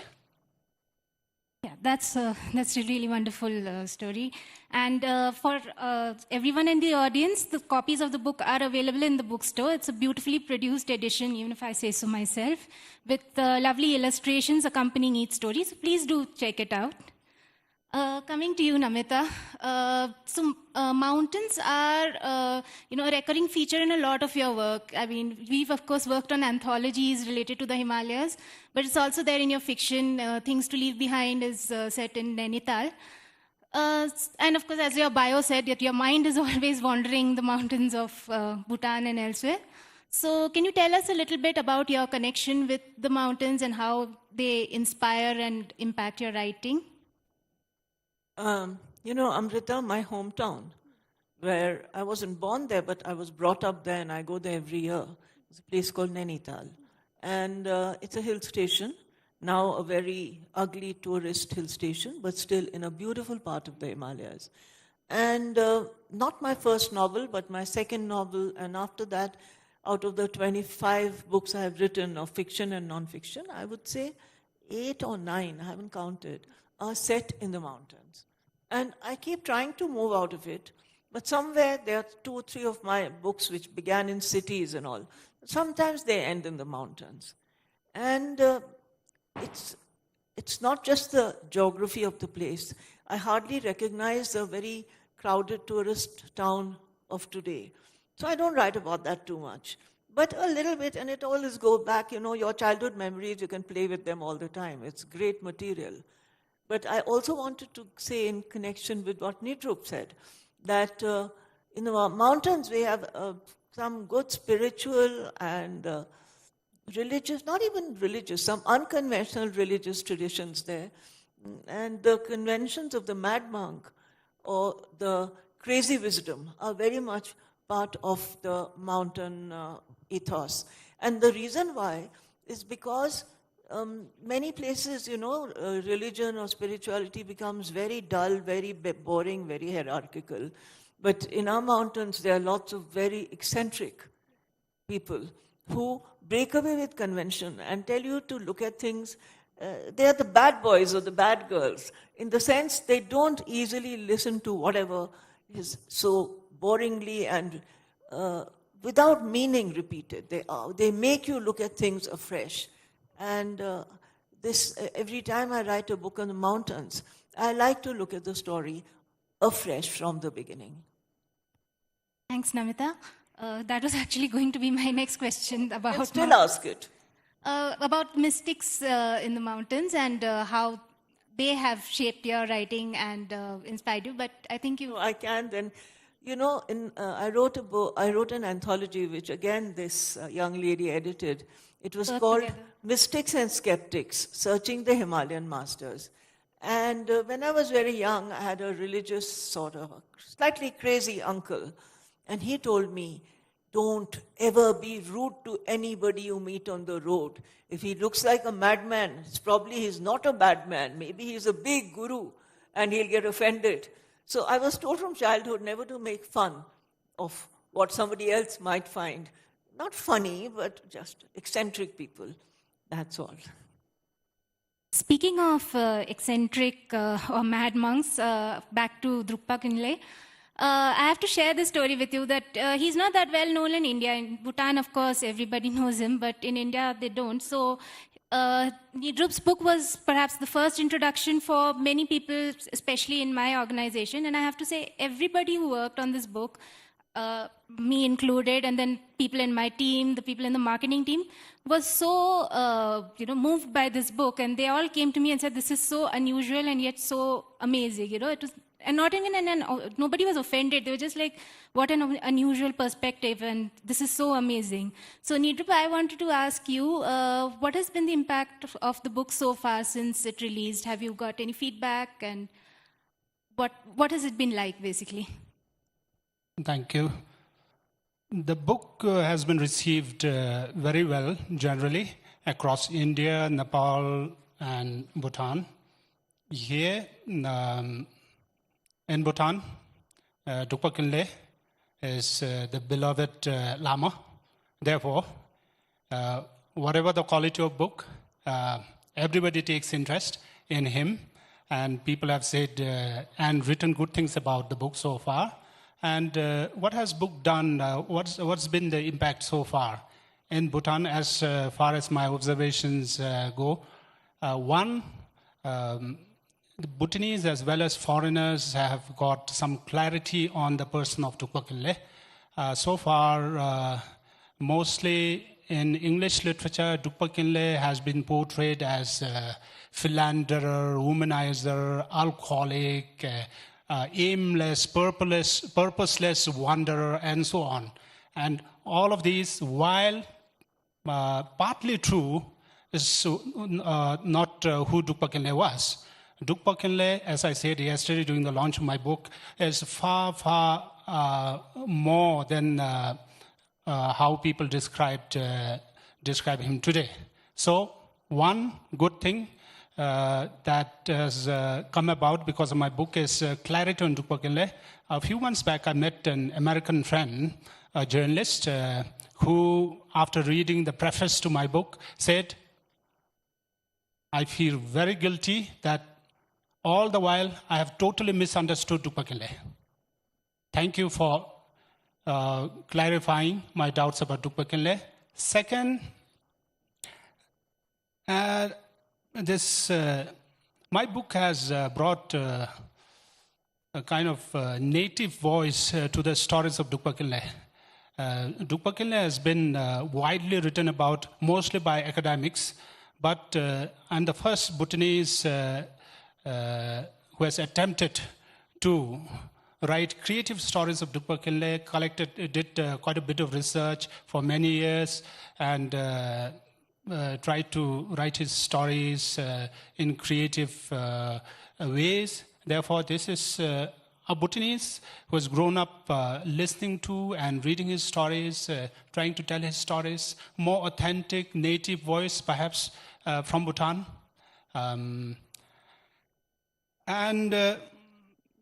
Yes, another thing different about my book is I've collected some of the vanishing oral stories of Drukpa Khinle from Paro, Thimphu, Wangdi Photang, Lhasa in Tibet, and different places in Tibet. And some of the oral stories contained in my book are brought from Tibet by some great Tibetan masters who taught in Bhutan some 50, 60 years back. They were on the verge of disappearing. So I managed to capture some of these stories, very special stories, very inspiring stories. I really want to know one thing, my dear. There are so many school children here. I want to know, well, not school children, students. They're not children. How many of them have read about, heard about, know about Drukpa Khinle? Just want to know. What is the... Hands up? Yeah, so it's very much part of the living tradition. I just wanted to know as an outsider to Bhutan, because I first came to Bhutan 30 years ago, and that's when I first encountered the stories. And I was just curious. This is really nice that everyone knows about Drukpa Khinle and his stories. This leads me to my next question. So, in today's time when there's so much competing for people's attention, there is Instagram Reels, TikTok, there's OTT platforms, and of course it's a much more fast-paced world as compared to maybe even 10 years ago. What do you think is the importance of books and spiritual books? Listen, I don't write only spiritual books, so I don't want to only be asked about spiritual books, if you don't mind. Okay, better then ask books in general. And then first you ask him, spiritual books. Okay, so you tell me, Nidrup, what do you think? Why do you think the story of Drukpa Khinle needs to be told in today's times? I think Drukpa Khinle is more relevant today than he has ever been, because his teachings contain a lot of values that people of 21st century need to uphold. For example, he teaches good sense of humor. He says in his autobiography, if my stories are full of licentious talks, please take it easy. Meaning, do not look at my stories, my licentious stories, through a moral lens. Take it easy. He says, everybody in the world needs a good sense of humor to be happy, to live well, to be content. This is what is losing very fast in the world, with wars going on and political debates and very toxic workplaces and so many things going around us. We are losing our old good sense of humor. Drukpa Khinle says, take life easy with a pinch of humor. And he taught good sense of humor in all of his poems, conversations, songs. Everywhere he says, have a good sense of humor. And therefore, I think one single teaching, there are many others we can learn from him. One single teaching of Drukpa Khinle on good sense of humor can be a great savior for people of 21st century. I'd like to tell all of you about my books, because I have a feeling that in this audience, people don't know much about it. I've been extraordinarily fortunate and lucky in the way I've been able to reach out, both with my books and to audiences through the literature festival that I curate. 20 years ago, I put up the Jaipur Literature Festival, which is now the largest literature festival in the world. So there are literally thousands and thousands and thousands, lakhs and lakhs of people who come there every year. And they engage with books. So if I didn't believe in books, and if all of us didn't believe in books, this would not have happened. And our festival has led to more than 300 festivals across India. And indeed this festival, which there was a mistake in the introduction. I did not co-found Bhutan Echoes at all, but in 2009 I helped founded with the patronage of Her Royal Majesty the Mountain Echoes Festival before this. And I've managed by now to write 25 books. And the thing is that although Amrita has edited some of my spiritual books, my books are mostly very funny books. And they go for humor, and they remain bestsellers wherever they are. So my first book, which I wrote when I was 25, was called Paro Dreams of Passion. When it came out, I got into trouble all over India because people said, "You've written this book, and this book is shocking." But it sold very well and people loved it. 41 years later, it's still printing every year, and it's just come out again in London, in the UK. It's come out as a Penguin Modern Classic. So those jokes remain funny. And I'm very grateful that people continue to laugh at those jokes. Otherwise, I reach out to at least 4 different audiences. I reach out to audiences who like to look at the world a little lightly and who like social comedy. I write about myth and mythology. I write a little bit about spirituality, not too much. And I write about daily life, politics, so many things. So I think books are more important than anything else. Otherwise, why would a festival like this be so interesting to so many people? But talking about books is a special art. And while you may write an interesting book, you may kill it with a very boring talking about the book. Because when you talk about the book, you have to show people how to read it.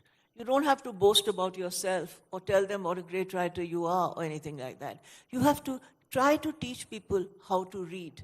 Just today I was reading an article, a very bright article, which showed the latest research through AI on what part of the brain. It said listening is much more difficult than speaking. It's very easy to speak. It involves a very small part of your brain.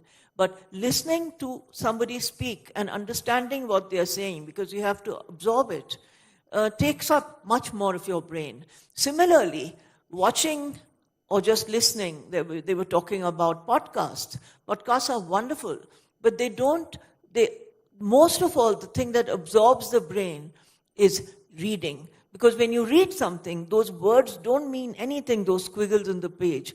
And your eyes transfer those words, translate them, understand them, and bring them alive. So actually reading is absolutely the best thing for anybody to do to exercise their brain. Thanks, Amita. That was, yeah. Okay, since you're clapping, then do me the favor of reading some books. That's what. And leading on from that, so what inspires you to keep writing? And of course, as you mentioned, you've written in so many different genres. So, what is your inspiration for? My first inspiration for writing, I was thrown out of college, and so I didn't know how to do. So I started a film magazine, and then I wrote a book. And that book was very successful. So the success of that book, which was called Paro Dreams of Passion, pushed me to write my second book. But then nobody wanted to publish my second book. So the first impetus was success. Then it was failure. I said, you don't want to read my book? I'll keep on trying. So I kept trying, till it came back. So over the last 40 years, I've written 25 books, impelled both by success and by failure. And I appeal to all the students to remember, success is always a great motivator, but it makes you lazy. And failure is the best motivator in the world. If you can keep your spirits right, you'll do it right after failure.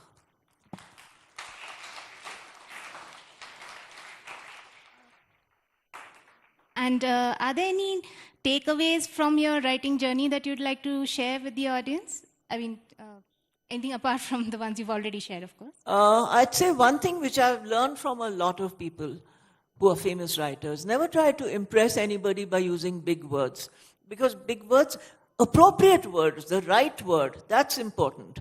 But don't try to write to impress yourself or to impress others. Simplicity of language makes it, but complexity of thought. What you're writing should have some substance. But simpler the language, the better.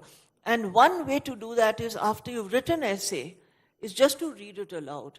If it sounds like your own voice, then it's good writing. If it sounds like a little bit fake, then try to correct it a bit. What about you, Nidrup? After writing your first book, do you have any takeaways, anything to share, any lessons? Although that's a slightly harsh word, but... I've just taken a baby step. Therefore, I'm not qualified to say anything about writing, but I can talk about what inspired me to write. As I said, I've been interested in reading and writing since my high school days, and through my high school days and college days, I've read many writers, in fact, numerous writers,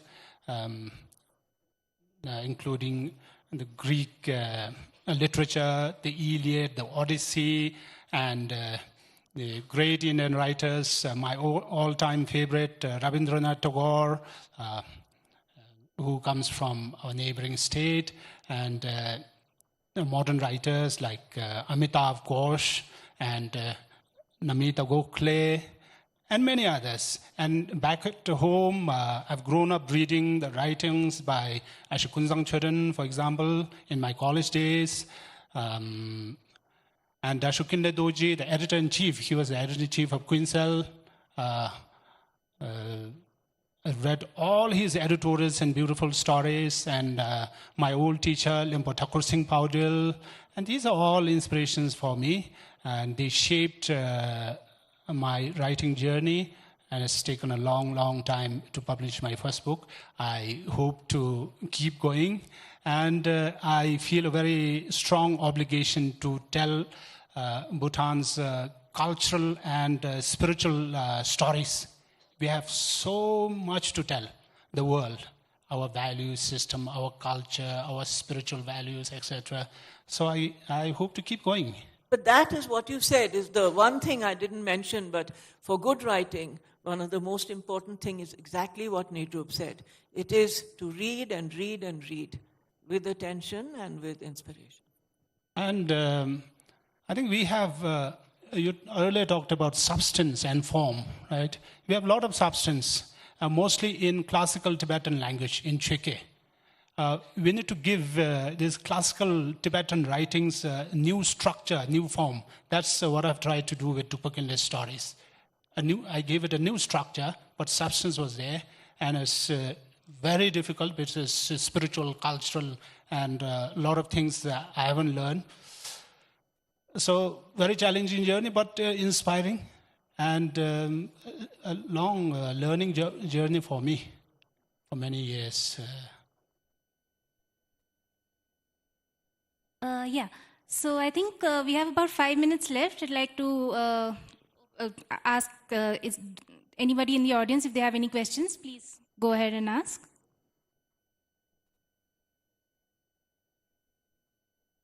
No questions, you have to come up with some questions. If the older people don't come, yeah, there we are.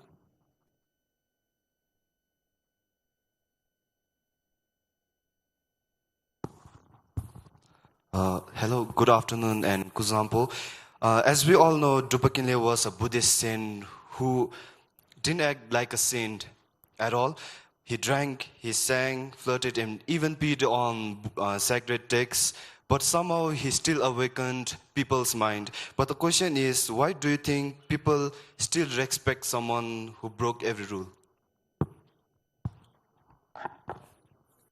If I could give my little response to that as well, apart from the more learned one, it is something like in the same traditions of unconventional thinking was Milarepa before that. It was the music, it was the song, it was the breaking down of pointless dead convention. It was the ability to reach directly to the soul of people.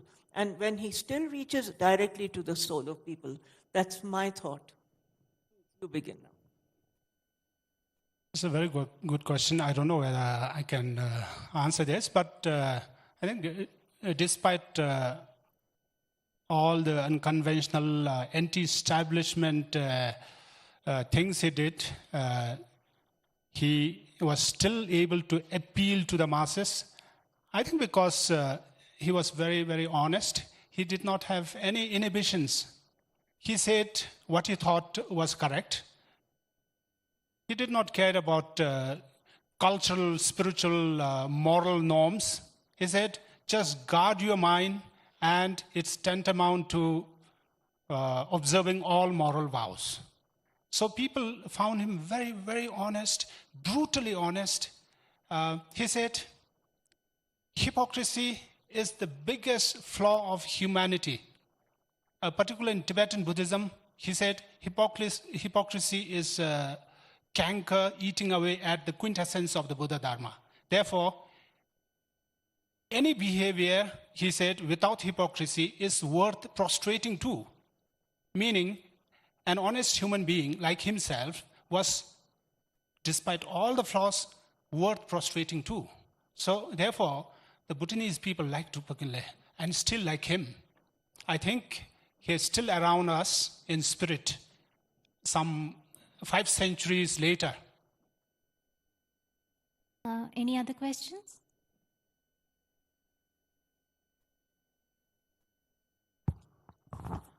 This question is to Namita ma'am. When you plan a literature festival, do you go with a theme or newly released books?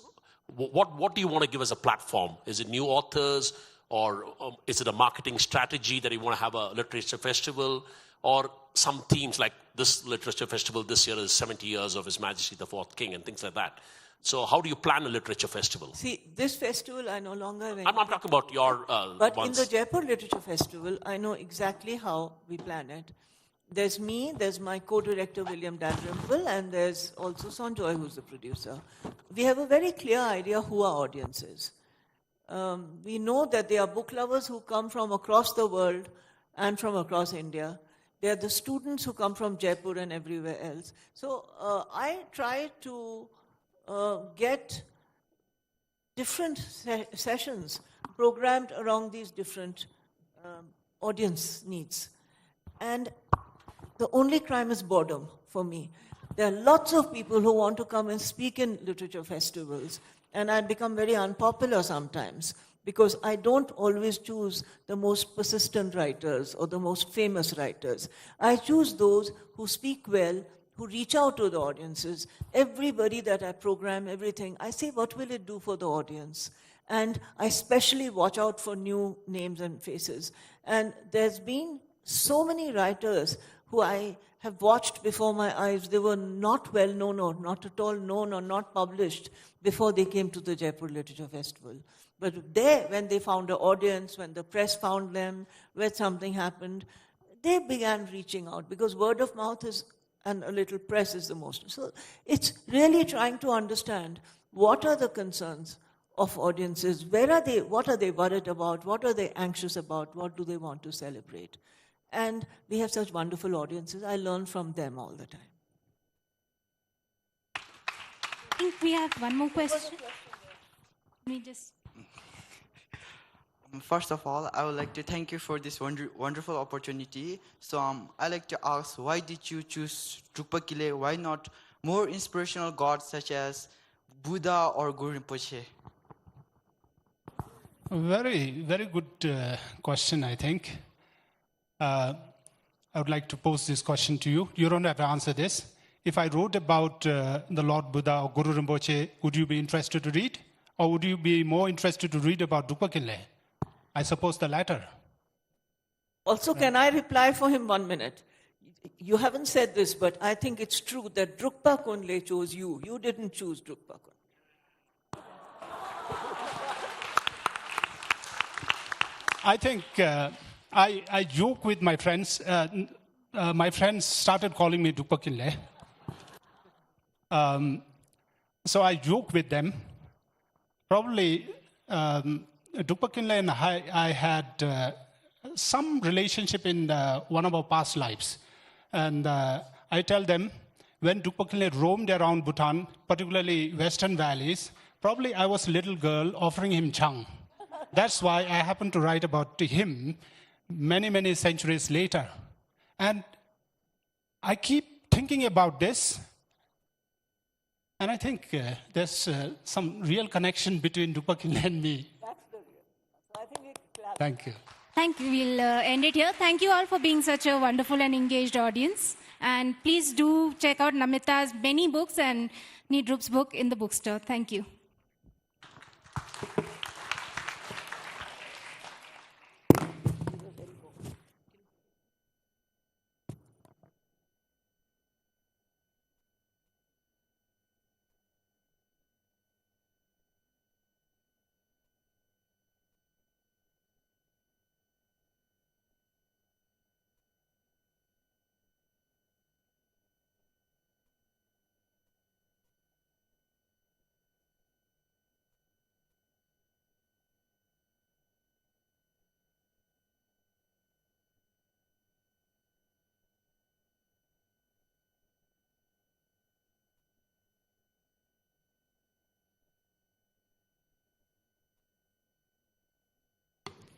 It is now time to refresh our minds, stretch our legs, and maybe top up on tea. We'll have a short break now, and while we Bhutanese have a reputation of being a little too generous with our concept of time, I'd like to make a personal request and ask you to defy tradition for just this once and be back on time by 4:35 p.m. sharp. Thank you and enjoy your break. We will have more trivia questions. This time the prizes will be from Jiwaling, the Pema, so please be back before break if you would like to win these prizes.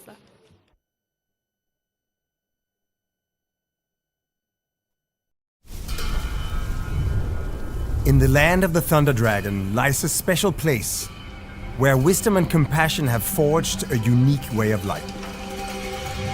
Rooted in the timeless principles of Vajrayana Buddhism, Bhutan seamlessly intertwines spiritual and cultural values with a profound respect for nature.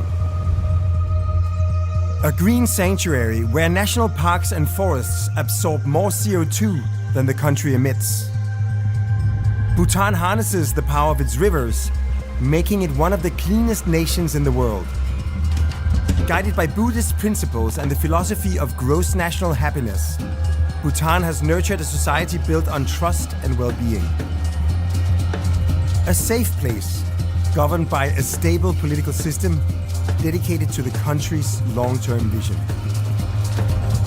Today, Bhutan is focused on building its future, ready to emerge as the gateway between South Asia and the world. Rooted in Bhutanese identity and open to international partners, a new city will serve as a hub for global exchange and sustainable development. With a confined footprint of just 4% of the nation, this special administrative region will lay the foundation for future generations, becoming a new model for a lasting legacy. Welcome to Gilfu Mindfulness City.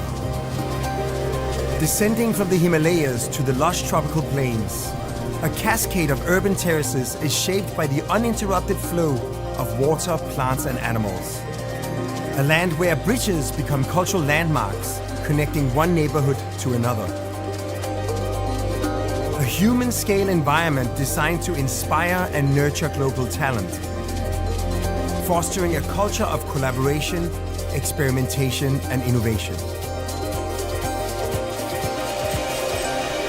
In Gilfu, green and clean surroundings will drive businesses towards sustainability, striking a balance between economic success and environmental prosperity.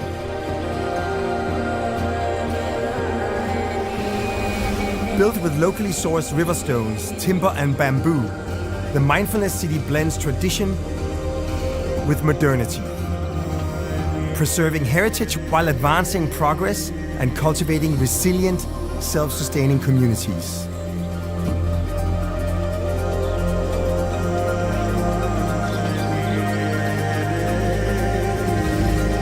Here nature is enhanced rather than displaced, with every path drawing you deeper into the wild. This sanctuary for spiritual and physical rejuvenation evolves with its ever-changing landscape, integrating infrastructure with social activities and nature-based solutions. A constellation of public spaces will gather residents of the Mindfulness City to share a life of learning and happiness. In the Vajrayana Buddhist capital of the world, people of all cultures will unite and practice compassion, kindness, and inner peace, revealing Bhutan's greatest teachings.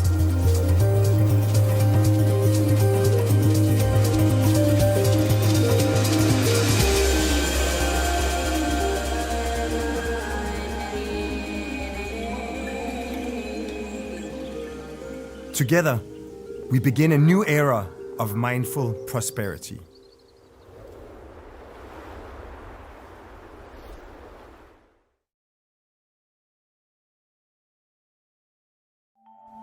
My dear children of Bhutan, the future of Bhutan. Today, I want to tell you a story of the Great Fourth.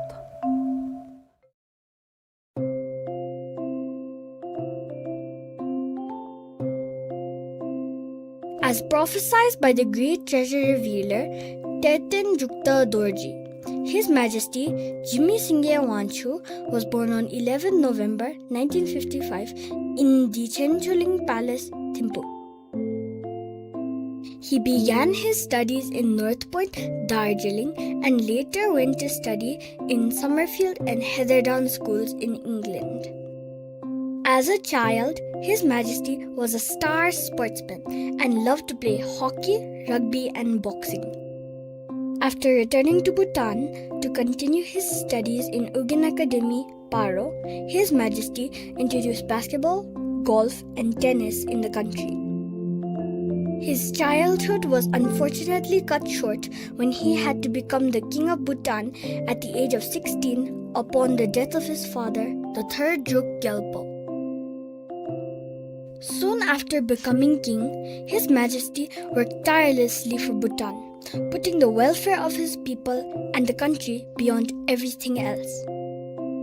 At the time, he was the youngest and best-looking king in the world, but he spent all his youth constantly working towards the progress, peace, and prosperity of Bhutan.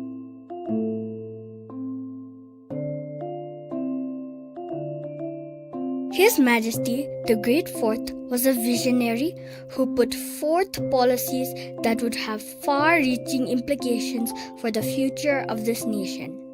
His Majesty took pride in being Bhutanese and accorded the highest importance in preserving our culture, national identities, and our spiritual tradition. He was also concerned about the well-being of his people, and very early on during his reign, he propounded the philosophy of gross national happiness, putting happiness at the center of development.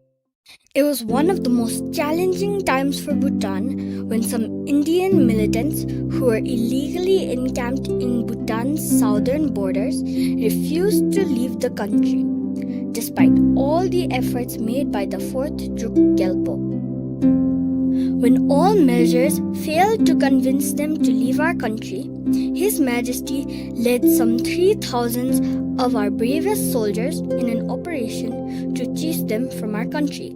Leading the operation like a true hero, he led his soldiers from the front without any fear for his life and secured victory within a short time. After the successful operation, all of us in Thimphu, including the government, was excited to give a hero's welcome to His Majesty. We wanted to line up the streets and hail him a hero. But His Majesty came home quietly. He didn't want any hero's welcome, like a true bodhisattva. He believed that in war, nobody wins. His Majesty was an absolute monarch with absolute power.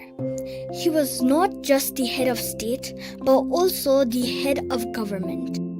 But he realized that it was time Bhutan became a democracy, and that introducing democracy would be in the best interest of the people and the country.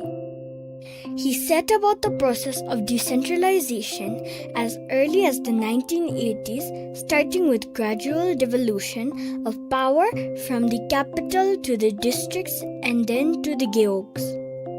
His Majesty also set about preparing the nation's new leaders for the new system. 5 ministers were elected from the parliament who assumed the role of prime minister for 1 year, each for 5 years. Then he held many meetings with the people all over the country, where he explained to the people about his plan to introduce democracy in Bhutan. Most of the time, the people were surprised and shocked to hear this and begged His Majesty to continue with the current system and not to introduce democracy. His Majesty would very attentively listen to all the pleas made by the people, but in the end, he would very firmly tell the people that the right time had come to introduce democracy, and that democracy would be the best form of government for the people. His Majesty retired in 2006 and the nation celebrated 3 historical milestones. the 100 years of monarchy in Bhutan, the introduction of democracy, and the coronation of our present king, Jigme Wangchuck.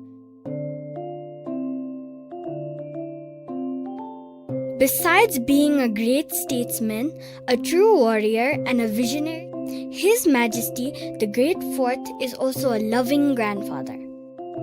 He is a proud grandfather of 19 children. He enjoys the company of his grandchildren and loves spending time with them, instilling them with the right values of life from time to time. In turn, the children love him, look up to him, respect him, and admire him greatly. His Majesty also goes on walks every day where he meets people from all walks of life. One of the amazing qualities of His Majesty, due to his deep compassion for his subjects, is that when he meets people, he can instantly sense if they are suffering from any ailment. To ease their sufferings, His Majesty sends them to his doctors and refers them to hospitals where they can be treated for their illnesses. Thousands of Bhutanese have benefited through such grace and compassion of His Majesty the Great Fourth.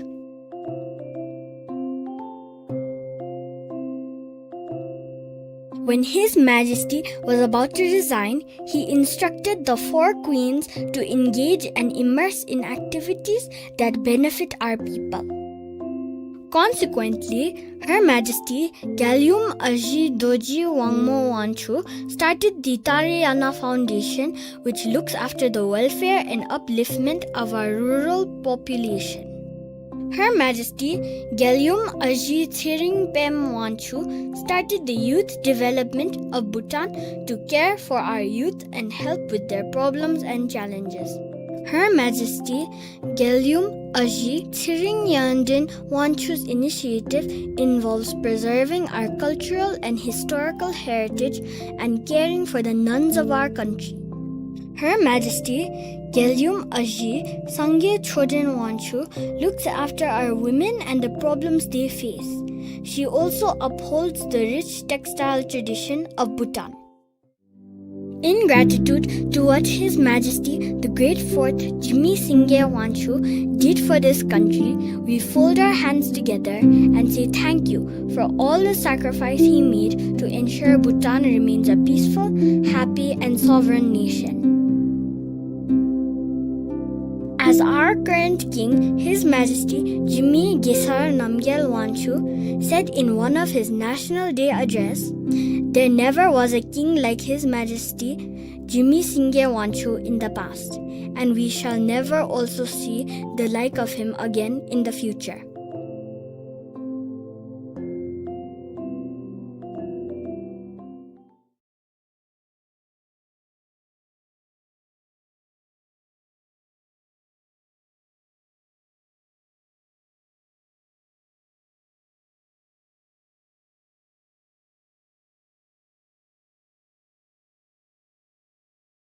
Dear children, I want to tell you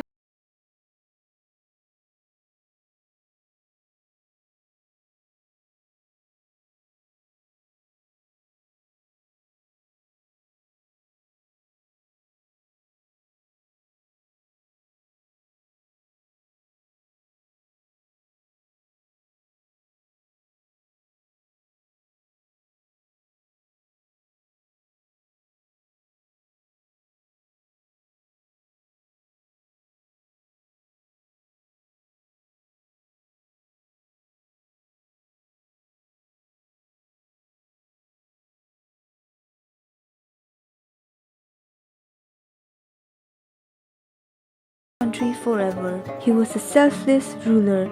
Today, he is remembered not only as a monarch, but as a visionary.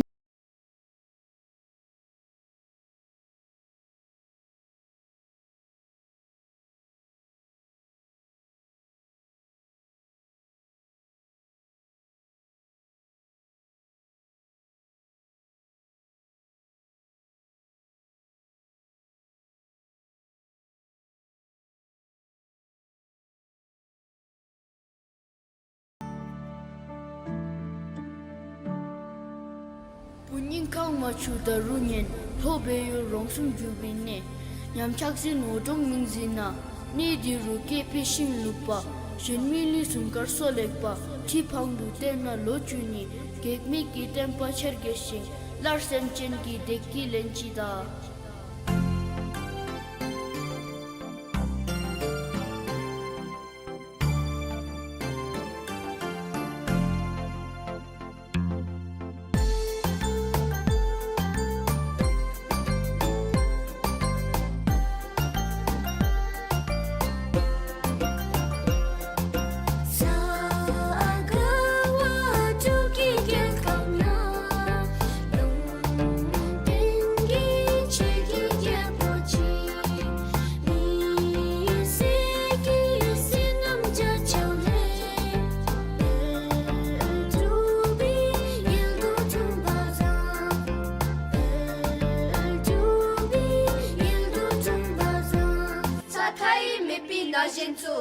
Nyam gawi joka yenten jam, sheri ki pitse de miya, ben mi wan jipi kadin I, dizum ki kadin gatortu, da junati ki milambe.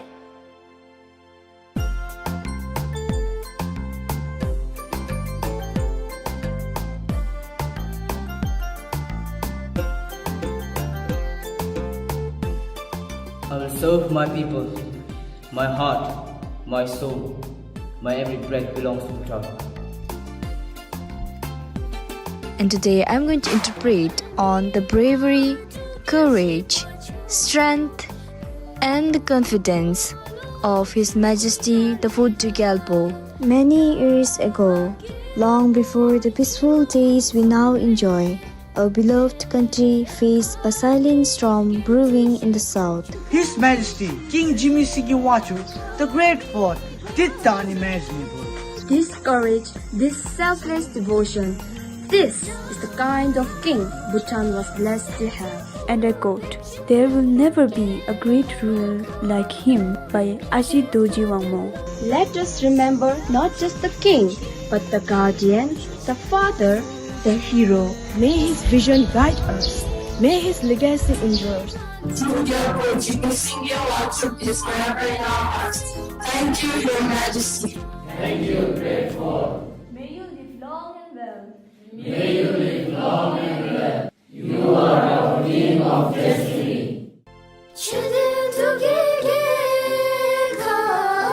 Paijin Kanta, so Jigme Singye, Nanginu Buddha, so Jigme Singye, Nanginu Buddha, so Lungten Chingye, Drukyul Dinato, Bamikadu Junse, Kidu Nazozi, Bamikadu Junse, Kidu Nazozi, Simla Yaya Dewi, Miwangada Shege, Ose Chuleri, Tashi Melampige, Ose Chuleri, Tashi Melampige.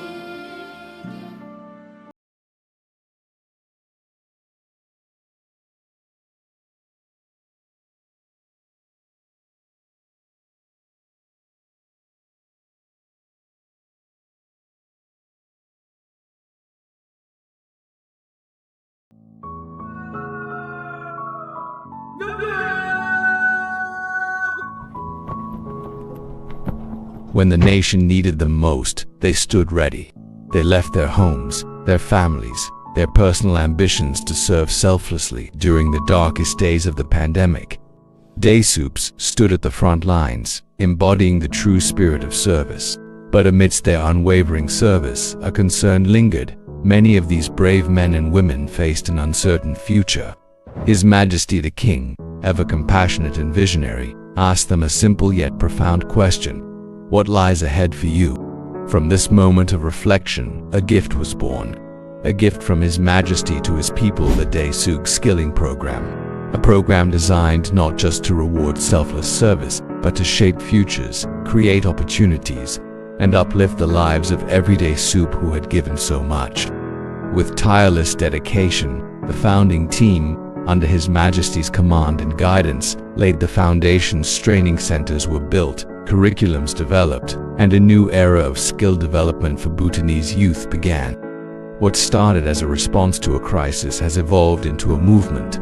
Today, the Desuk Skilling Program is a beacon of hope, equipping Desuks with skills that not only secure livelihoods but build the nation. Over 8,500 Desuks have been trained in more than 157 different courses, across sectors like construction, technology, hospitality, and agriculture. Each skill learned, each lesson mastered, is a step toward a self-reliant and skilled Bhutanese workforce. Before this, I was uncertain about my future. Now I have a skill, a purpose, and a chance to contribute.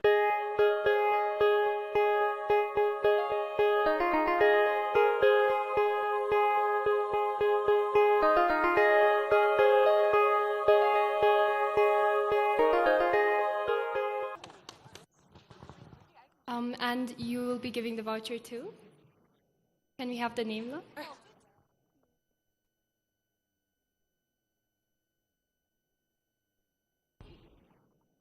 So I'll give it to Arya. Arya. Okay, the next question is for a meal for two at Satha.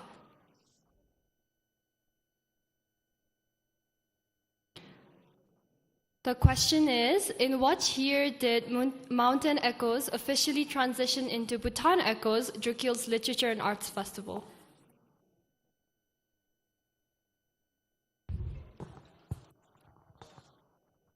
I think 2023. Incorrect, La. I'm sorry. 2020. 2020. Incorrect, La. We can give another one. Can I have your name, La? Okay. 2024. No, incorrect, La. I'm sorry. Oh, we've got a volunteer. 2019 to 2020. Incorrect, La. You're missing 1 year between all the years that's been mentioned.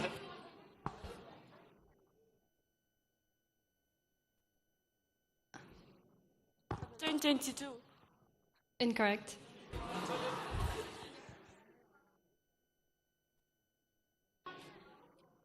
I'm hearing the answer, but I'm not sure where it's coming from. You have to grab the mic. I'm so sorry. 2019. Incorrect, La. Oh, we've got one at the front, the volunteer. 2021. Oh, yes, correct, La. Can I have your name? Stringpem. Okay, the volunteers will grab your name and you get it. And we're saving the best for last. Don't fret. The final trivia question will be for one night stay with breakfast at Shiwaling. Okay.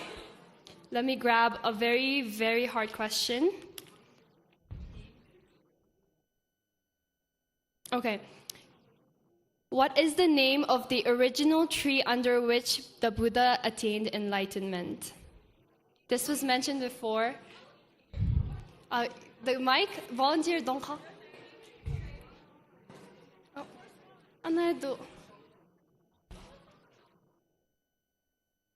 I'm so sorry, the mic's. Can I have your name, La? Chimi Yasel. Okay. People tree. Sorry, could you repeat that? People tree. Okay, correct. He said the Bodhi tree. Huh?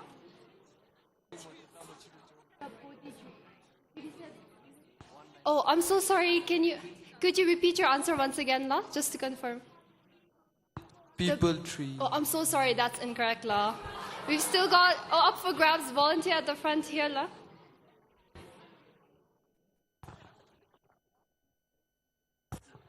The Bodhi tree. Yes, La. Correct.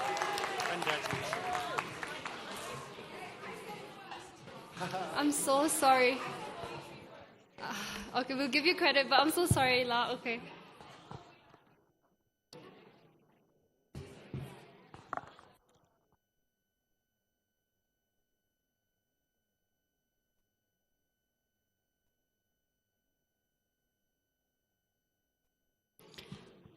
All right, welcome back, everyone. Our next session is a deeply personal story of survival, resilience, and unimaginable strength. Surviving the Unthinkable, Resilience and Hope from Inside Evin Prison features Mr. Johan Floderus, a Swedish diplomat with the European Union who was unjustly imprisoned in Iran's Evin prison for over 790 days. His story is not just one of survival, but of astonishing clarity, resilience, and the quiet resistance in the face of injustice. His recent release has made headlines, and today we hear the story from the man himself. Moderating this session is Ms. Kunzang Dukpa, a practicing lawyer and founder of Bhutanese Legal Solutions. A lifelong lover of books and belief in their power, she sees every story as a key, unlocking parts of ourselves we didn't know were waiting to be found. So let's turn the spotlight to our speakers. Please welcome them with a warm round of applause.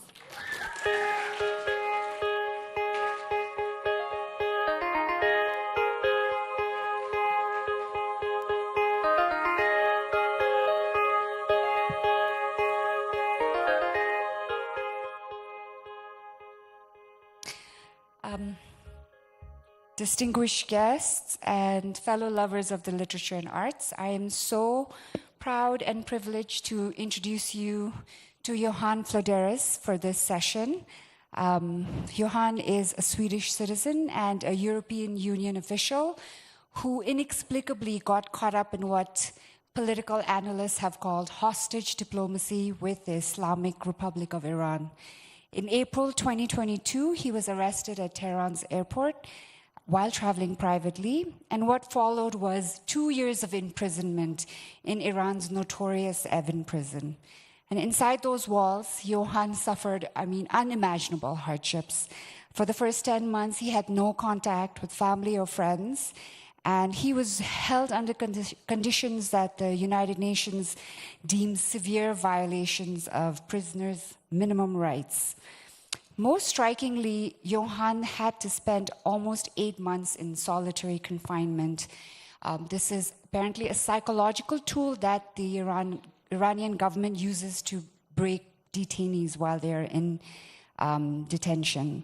So despite being branded with charges like espionage and having alleged ill intent towards the state, as well as spreading corruption on earth, all those charges would have been widely dismissed as fabricated. Johan has emerged not just unbroken, but resolute with a very compelling story and a compelling voice. On 15 June 2024, in a prisoner swap mediated by Oman, he was finally released along with another hostage in exchange for another person called Hamid Nouri, who was an Iranian who was convicted by a Swedish court for mass executions of political dissidents in Iran in 1988. So please join me in warmly welcoming Johan.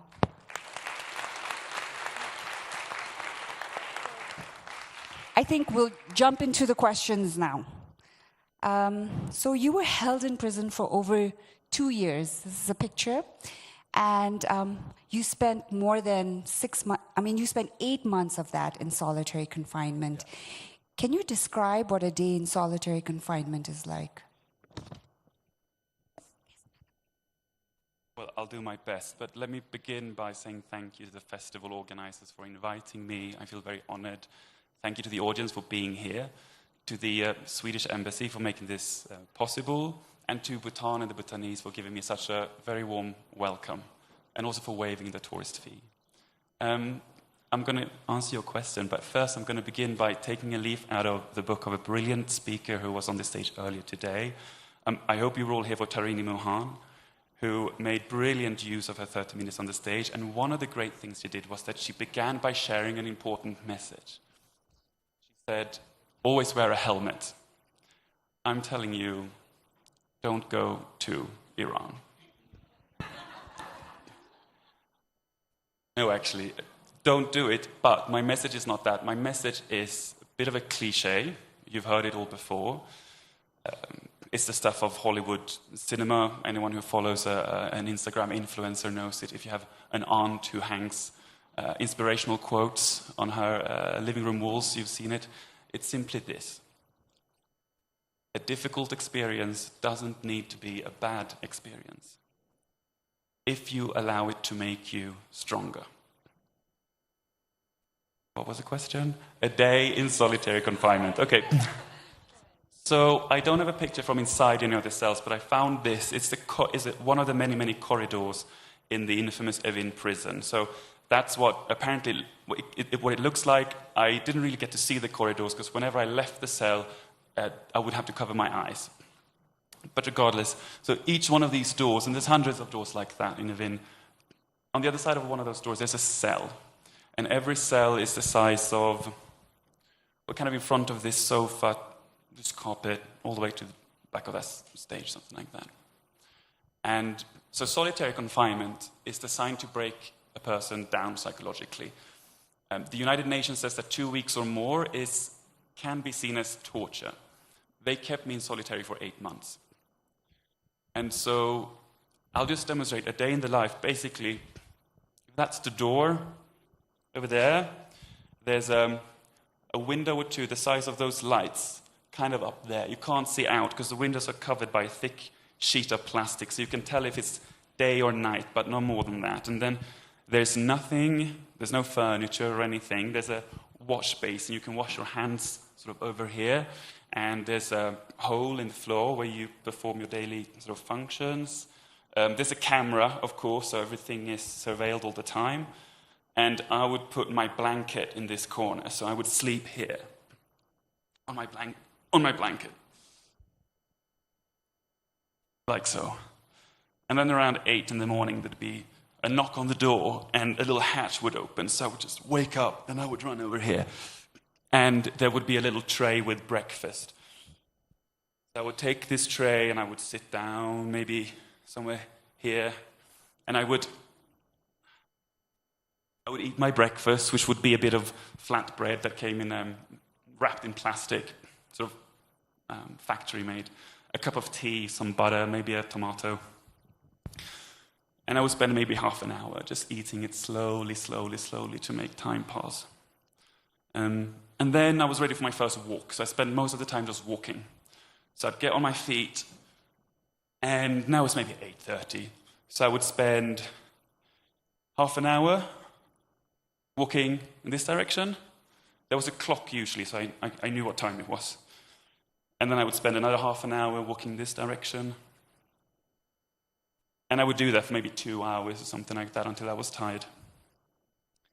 And then, if I had a book, which I didn't always have, but when I did, they were a godsend. So I would spend maybe an hour reading a book. There was very few books at any given time, so I had to read very slowly and pace myself.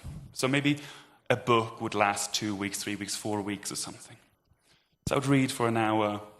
Then maybe time for lunch, so I would swap the tray for another one. There would be a meal. I would sit down. I would have my meal. And then the second walk of the day would begin. So I would walk half an hour this direction. You know the drill. I would sit down, read my book again in the afternoon. And after that, I would do my daily workout.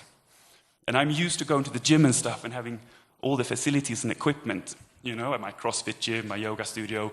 But obviously in a bare room, there's nothing other than your own body. So I had to be creative and devise new ways of really exhausting myself. So I would spend almost 2 hours just trying to really just knock myself out and get to the point where I was so fatigued that afterwards, I don't know if you've ever had this happen to you, I'm sure you have, you get so tired that you kind of just zone out. So I would lie down on the floor and I would be somewhere else at that moment.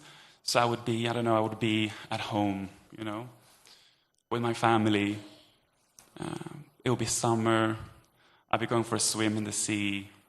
I'd take my dog out for a walk, something like that. I'd be with my partner. I would project myself into the future, into the dreams that I had about the future.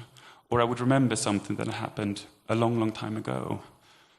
But then after maybe 20 to 30 minutes, you kind of come to, and those fantasies become less real, and you're suddenly back in the cell. And it's time for dinner. So you have dinner. And then it's maybe 8 or 9, so you walk for 1 or 2 more hours. Then you allow yourself 1 more hour of reading, and then you go back to your corner and go to sleep on your blanket. And that's actually the best time of day, because that means that when you are able to go to bed, that means you've just managed to cope, survive 1 more day in solitary confinement. And who knows what tomorrow will bring. You kind of answered the next question, but when you're talking about your dreams and you're projecting yourself at home, but were there any particular moments or memories that kind of became like lifelines for you while you were, just waiting? Oh, absolutely. I mean, they're intensely personal memories, of course. I can share some of them. If you spend 8 months, you have a lot of time to think, to dream, to remember, to reflect. One of the memories was one I had from just weeks, 2 months before I was arrested. I'd gone to see my sister in the north of Sweden, in an Arctic land above the Arctic Circle, snow and ice, minus 30 degrees. And we were out one evening, the stars were out, and suddenly the sky just turned into these sheets, these curtains of pink and green and orange. You've never seen them perhaps, but it's the Northern Lights. And it's a magnetic phenomenon, and it's splendid. It's a religious experience, and me and my partner were out, and we just gazed up at this wonder, and you can always hear it. It's like a crack. It makes like a crackling noise, and it's pure magic. And it was very, very vivid to me. And another memory would be when me and my sisters would goof around in my grandmother's garden, read cartoons, practice our cartwheels, things like that. And they were both such vivid memories. And then I realized, hang on, one of those memories is from 2 months ago, and the other memory is from 20 years ago. But they're equally vivid. That's so interesting. I think time is kind of collapsing in itself, right? When you're just sitting there with nothing to do. So my next question is, I think in your book, you said hope. You described it as something not necessarily positive.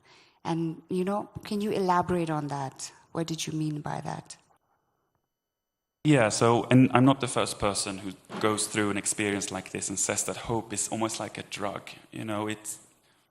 It's amazing when somebody gives you often false hope, a signal, a piece of information that you interpret as good news, an indication that maybe you're on your way home, and it lifts you up to these heights as you get ecstatic. Everything becomes easy. A day just passes by in a flash. And then it turns out a day or two later that actually this was false hope, right? And it brings you down, and you really crash. And that low is so much worse that it wasn't worth it to begin with. But then because you're feeling so down, you're just dying for that next high, right? And so if there's another piece of information that you interpret as a signal that maybe you'll be going home, you interpret that as hope, and it sends you right back up. And I lived through this pendulum swing of hope and despair, for days, for weeks, for months. And what I realized was that it was just like drugs do. I mean, you don't notice it at first, but they make permanent damage to you over time, psychologically and physically. What this pendulum swing did to me was that it was damaging me permanently, spiritually. Because in those periods of my lows, I just was so angry. I was so bitter. I felt so resentful of everything these people have taken me, and all the guards, and why wasn't anyone doing anything for me, and why was I forgotten? And so a larger and larger proportion of my life I spent being the worst possible version of myself. Somebody who was angry, resentful, and bitter. And I thought, this cannot go on. I don't want to come out of this. I owe it to my family. I want to come out as this not broken, but whole. Not weaker, but stronger. So I had to think about how can I counteract this pendulum swing, and what are the characteristics, what are the skills, the inner skills that I need to attain to break out of that very destructive cycle. And for you, it might be something else. But for me, I quickly identified 3 inner skills, virtues, characteristics that I was sorely lacking and deeply in need of. And one was patience. Another was humility. And a third was gratitude.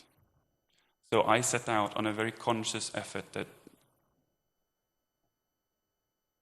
I hope it continues to this day, but certainly then and there, it was something I put my mind to and I practiced daily to attain those skills. So I thought of every moment as an opportunity to become more patient, more humble, or more grateful. But that must be hard, to be grateful in a circumstance like that. So what kind of things were you thinking of that you were grateful for? Exactly, and the change doesn't take place overnight. So what happened was perhaps accidentally at first, where maybe I treated a god, kindly. Maybe I said, "Hello, how are you?" to a god, one day, and it kind of just felt good to be nice. And I was like, so maybe I spent a few minutes. Maybe that meal was more enjoyable than the other meal that I had eaten. And then it got me thinking that actually every moment affords an opportunity to practice these skills. So I thought,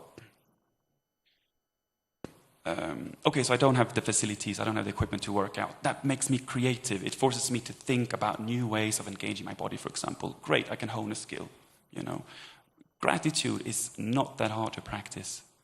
There was food, I had memories, I had people who loved me, there was a book to read. In that cell, I had so many things to be grateful for, Yeah. And the list goes on. That's great.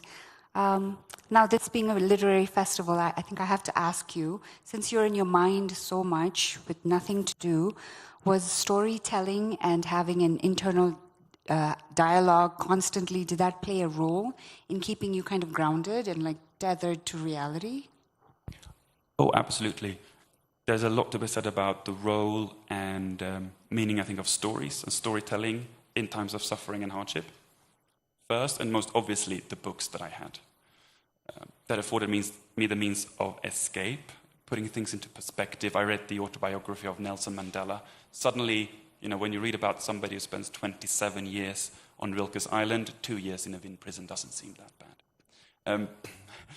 It teaches you, it instructs you, it makes you more empathetic, it makes you a more rounded character. I'd never really been a reader.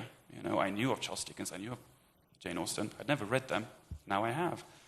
In our daily lives, we are so busy and we have all these appointments and we are scrolling our phones and we're constantly checking for, new diversions, new sources of entertainment. Who has the time to read War and Peace?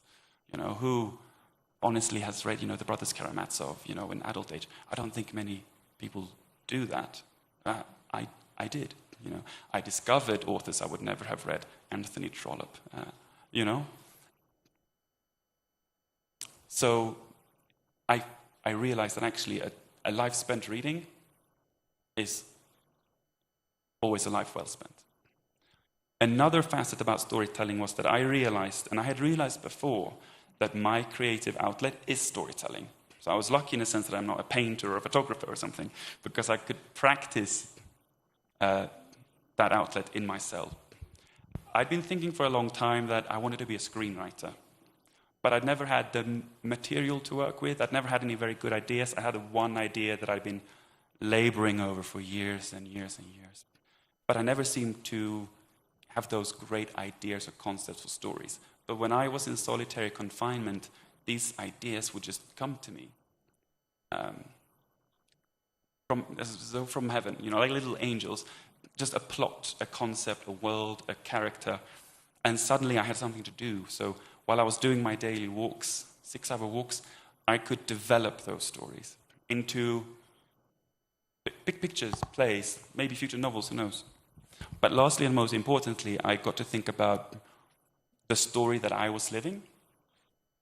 And clearly it was a story. Was it a good story or a bad story? I think the difference between a good story and a bad story is, a bad story might be entertaining, it might be sad, but it's not memorable, it doesn't linger, because it probably doesn't have a morale, it doesn't teach you anything. I think a good story always teaches you a lesson, right? So the main character and we're all the main characters of our own stories. We are taught lessons by life. And I think that, and this is actually, if you studied screenwriting, things like that, you know this already. The main character always has a choice. They can become a hero or an anti-hero, right? And a hero is not a superhero, and an anti-hero is not a villain. A hero is simply a main character who learns the lesson that the story is teaching them, who apply that lesson and grow as a person. And an anti-hero is somebody who doesn't learn the lesson, or if they do, they choose to not apply it. And so they stagnate and they remain the person that they always were. So I was thinking about, what is the lesson that this story is trying to teach me? How can I embrace that lesson, and how can I apply it? That's so interesting, because also when you said the ideas were coming from you, like from heaven, a lot of the it's a repeated question. Everybody, many people have been asked at this literary festival, like, how do you deal with writer's block? And I think you've stumbled across the solution, you guys. You need to fake solitary confinement and be for hours in a room. Just kidding. But no, but it's true. If I could, I would send all my loved ones to solitary confinement. Just for a few hours, maybe a day. You know? You actually kind of also answered my next question, but if you have more you want to add, my next question was, after you had access to books, you mentioned Nelson Mandela's biography, but were there any other particular books that spoke to you and helped you through your experience? I think in our conversation, you briefly mentioned reading some Sufi poetry. I don't know if you want to reference that, but what particular works really spoke to you? I read maybe 80 or 90 books during my incarceration in total. Sadly, they couldn't give me more books than that. There were still more books than I probably read before in my lifetime. Before I get to the Sufi poetry, there was a period of time for weeks when I didn't have access to any books at all. And it put me in a very dark place. But then one day, I was given this brick of a book, and it was War and Peace by Leo Tolstoy. And I said, hallelujah. And I thought, okay, it's 1,000 pages. If I read 33 pages per day, I can read it for a month. And so that's what I did. And then the month came to an end, and I still hadn't received another book. So I said, okay, I'll just read it again. And then after those 2 months had passed, I actually got more books. But there was a lot about War and Peace that really stuck with me. There's a character in it. So War and Peace takes place in Russia during the war with France. Napoleon invades, turns Moscow into ruins, and one of the main characters is a Russian aristocrat called Pierre. He's taken prisoner of war, and he's forced to march with the French army with no food, no rations, no clothes, no nothing. And they're all on the brink of starvation. And the way that he deals with that is so fantastic. When he goes home again, whenever the war is over, he returns home to Moscow, to a nice, warm, comfortable home, and he's inviting some friends, and they've all had dinner, and they've asked him about his experiences. He tells them that if he was given the choice of not having to suffer through any of this at all, but remaining the person he used to be, he'd rather do it all over again. And that really lit a spark in me. Actually, it didn't. It confirmed something that I had already learned from my dear Sufis. So it just so happened that in my luggage on the private trip I took to Iran, I had a book full of poetry by Sufi poets. Sufis are sort of mystics. They adhere to a mystic school of Islam.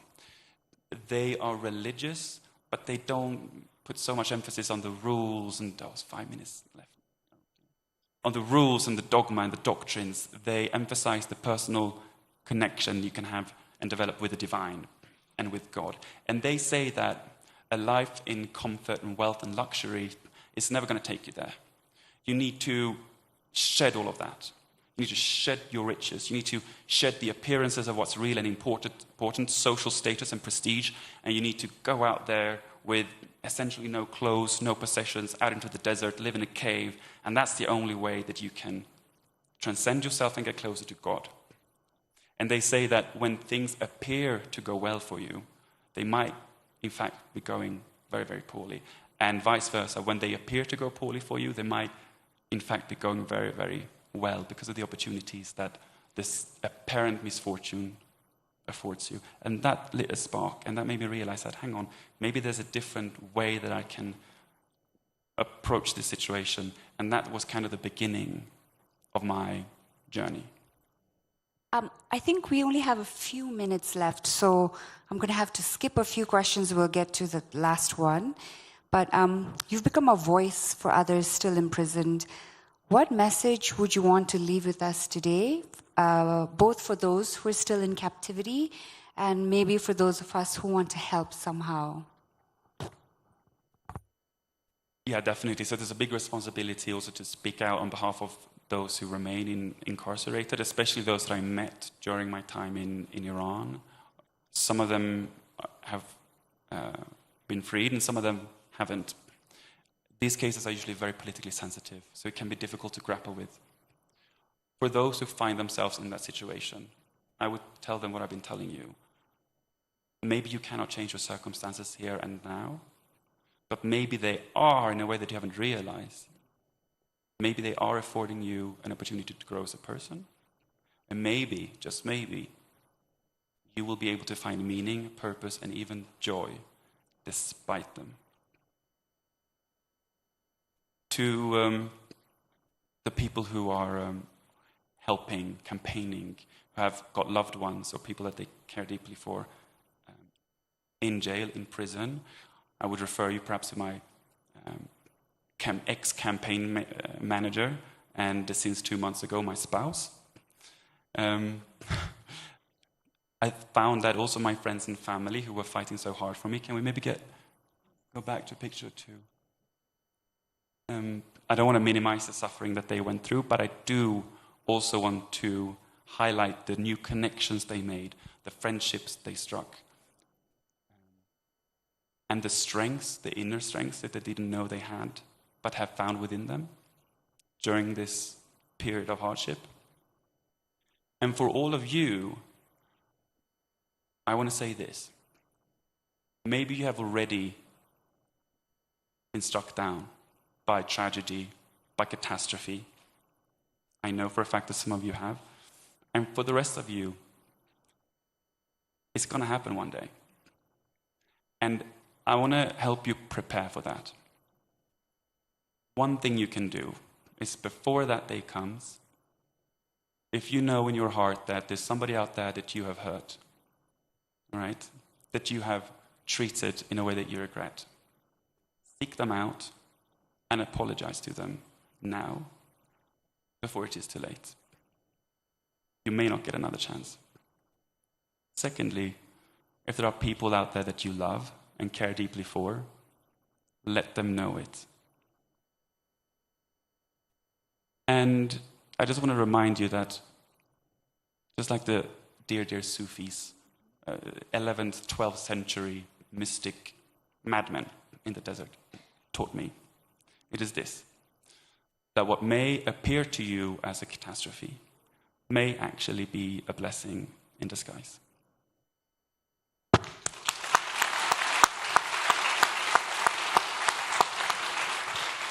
Thank you so much. I think we're going to open up the floor to some questions, if anybody has any. Oh, sorry, are we out of time? We don't have time for questions? Okay, one question. I don't know who to select. Okay, at the back, I think one of the students will have you at, the lady in the front, the girl in the front.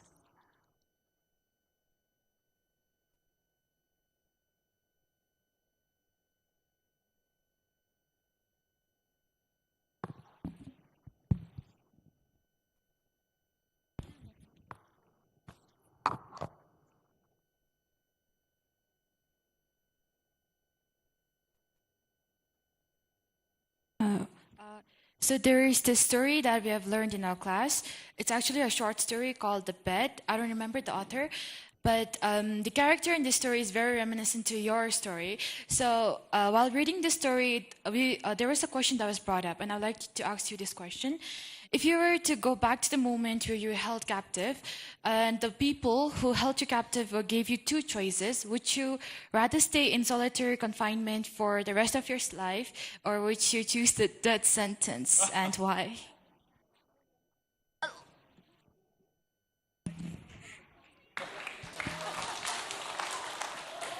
No, I would choose life. I'll tell you a real story that happened. So I was, and we didn't get to touch on that. The kind of kindnesses that people showed me when there. There was this great guy. He was charged with the crime enmity against God, so enemy of God. Why? Because he was choosing to practice a different kind of Islam. Right? He believed, like the Sufis, in personal connection with God and in the divine. He also believed that there were mistakes in the Quran. For example, he thought that actually the Quran originally didn't say cut off the hand of a thief. He believes it said dye the hand of a thief. He thought it was just a spelling mistake, and for this he may be punished with death, right? And so we were in the same cell for a while, and he was this fantastic person who treated people with such dignity and kindness. When you entered the cell after having been interrogated or wherever you've been, and you came back with dusty pair of slippers, he would take them off your shoes, he would wash them for you, arrange them nicely against the wall. If you were having dinner and somebody in the cell wasn't there at the time, he would only eat half of his meal. The part of the meal that he hadn't already offered to the others. He would only eat half of it and save the rest for when that person would return to the room. And I asked this guy, Muhammad Reza, I asked him one day, and I already knew what he was going to reply. It was kind of a trick question. Muhammad Reza, if you had the choice of being home right now or being here with us in this cell, what would you choose? And he said, without hesitation, I want to be right here with you guys, because here I feel I can make a difference.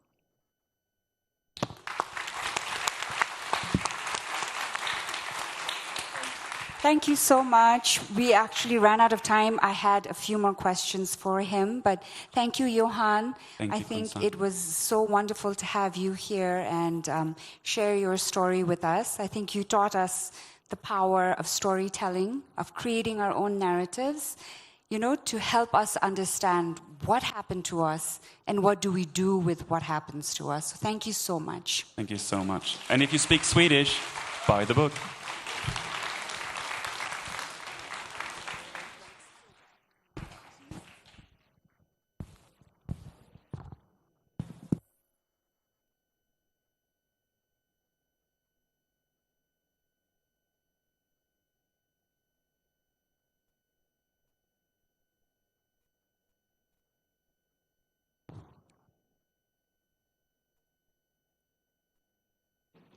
Thank you, La. We are now moving to stories of movement, wonder, and human connection. Journeying Beyond Borders brings together 4 remarkable voices whose paths have led them through forests, cities, mountains, and most importantly, memories. We begin with Miss Deepa Bolsavar, a multi-award-winning illustrator, educator, and author whose children's books have reached classrooms and hearts across languages and generations. From the acclaimed Avehi Abacus project to the Book Little Book Award, her work has shaped the way children learn and imagine. Alongside her is Miss Nandini Purandare, a lifelong trekker and president of the Himalayan Club. Whether she's writing, editing, or walking the ridges of the Western Ghats, her connection to the mountains is both lived and literary. And there is absolutely something I must highlight among the already many accomplishments of these 2 women. Their book, known internationally as Headstrap, or popularly called the Sherpa Trail in India, has won 5 awards. Yes, 5. 3 of which are internationally acclaimed awards in mountaineering and 2 others in the field of literature in itself. And here's the part that truly makes history. They are not just the first Asian women, but the first Asians ever to receive the Banff Mountain Book Award, one of the most prestigious honors in mountain literature globally. Now, so if you ever thought you were too tired, too cold, or just too comfy under your blankets to get any writing done, try this rumor. Apparently, Miss Purandare once co-edited an entire issue of the Himalayan Journal from a base camp. Laptop, boots, snow, and all. So personally, purely as a personal request, I'd love for her to either confirm or deny these rumors here today. And if it is true, which I really hope it is, please do tell us some more. Guiding this conversation is Miss Monton Kasantiku, a solo traveler, filmmaker, and adventure storyteller. From desert roads to mountain passes, she's traveled across every continent, capturing stories that remind us how deeply human it is to explore. And if her stories today spark your wanderlust, you'll want to check out her adventures online. She's known to many as Mint on social media at her IG tag, I Roam Alone. Do give her a follow for more trails, tales, and travel inspiration. And if you're lucky, she may just follow back. And finally, although he couldn't join us due to unforeseen circumstances, we must acknowledge Mr. Dorji Dradul, a Bhutanese author and former Director General of the Tourism Council of Bhutan. His books, Escapades Awakening and Hercules of Tonchudra, explores themes of cultural identity and mindfulness. With deep enthusiasm for this event, he sends us his warmest regards and is with us in spirit. Give it up for our incredible panel. Let's welcome them on stage.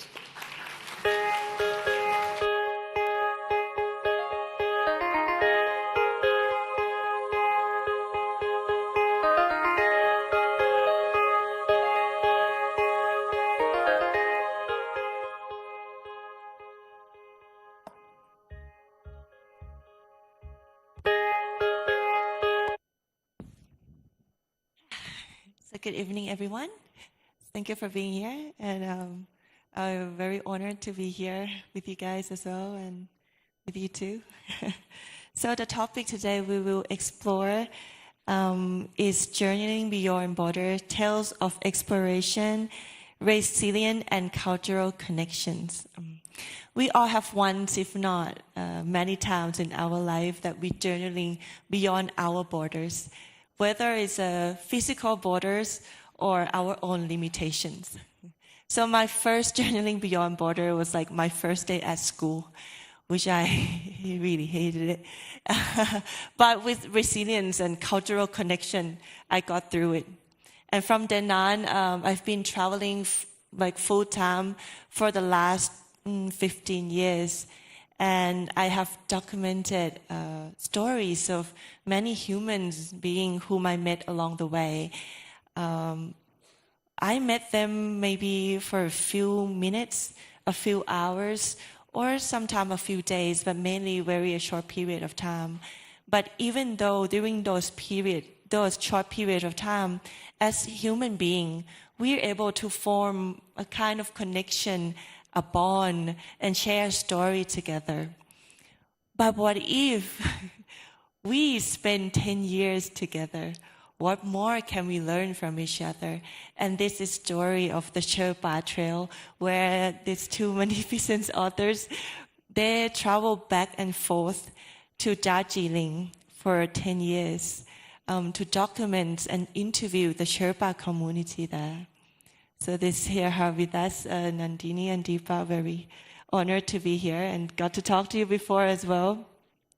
So my first question would be, what inspires you guys to first start writing about the Sherpa in this Darjeeling area? Firstly, I'd like to thank the organizers, the people behind the stage, and the country that has had us, welcomed us in this manner. Thank you very much. And we've had really powerful stories today, so I do hope that those of you who are here with us enjoy our little story as well. So it goes back to 2011, when I was, of course, much younger, and I was hiking with a very, very well-known climber, explorer, Himalayan expert, and who's my friend and was my editor. Now I edit the Himalayan Journal, but at that time, he was the editor and I was associate editor. And we were walking, and when you're on the mountains, you tell each other stories while walking, at camp, and in that manner, we were exchanging stories over 2 weeks. And Harish at one point mentioned to me, he said, there's this community in Darjeeling that has never been given a voice. They have been written about by Western climbers, explorers, etc., but they have never been able to share their stories in their own voice. And he did tell me a few, because he was a great friend of the Sherpas. And he says, I'm too old now, but maybe you want to go and dig out these stories. And so started the oral history project, the Sherpa project. And of course, I came back to Mumbai, and I spoke to Deepa. And Deepa and I go back to 1990. So we are now almost siblings, family, friend, enemy, all of it. So she was the first one and the only one I wanted with me on this journey. And she, of course, wanting adventure herself, jumped onto the train, and we went off to Darjeeling, two of us, with one old recorder, and we got ourselves invited to this first death anniversary ceremony in Darjeeling of a very well-known Sherpa, Nawang Gombu, who for a long time held the record of having climbed Everest twice. He was the nephew of Tenzing Norgay, who was the more famous Sherpa.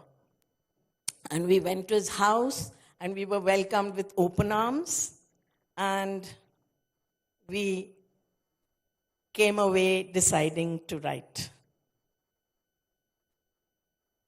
But what makes you feel like this is it?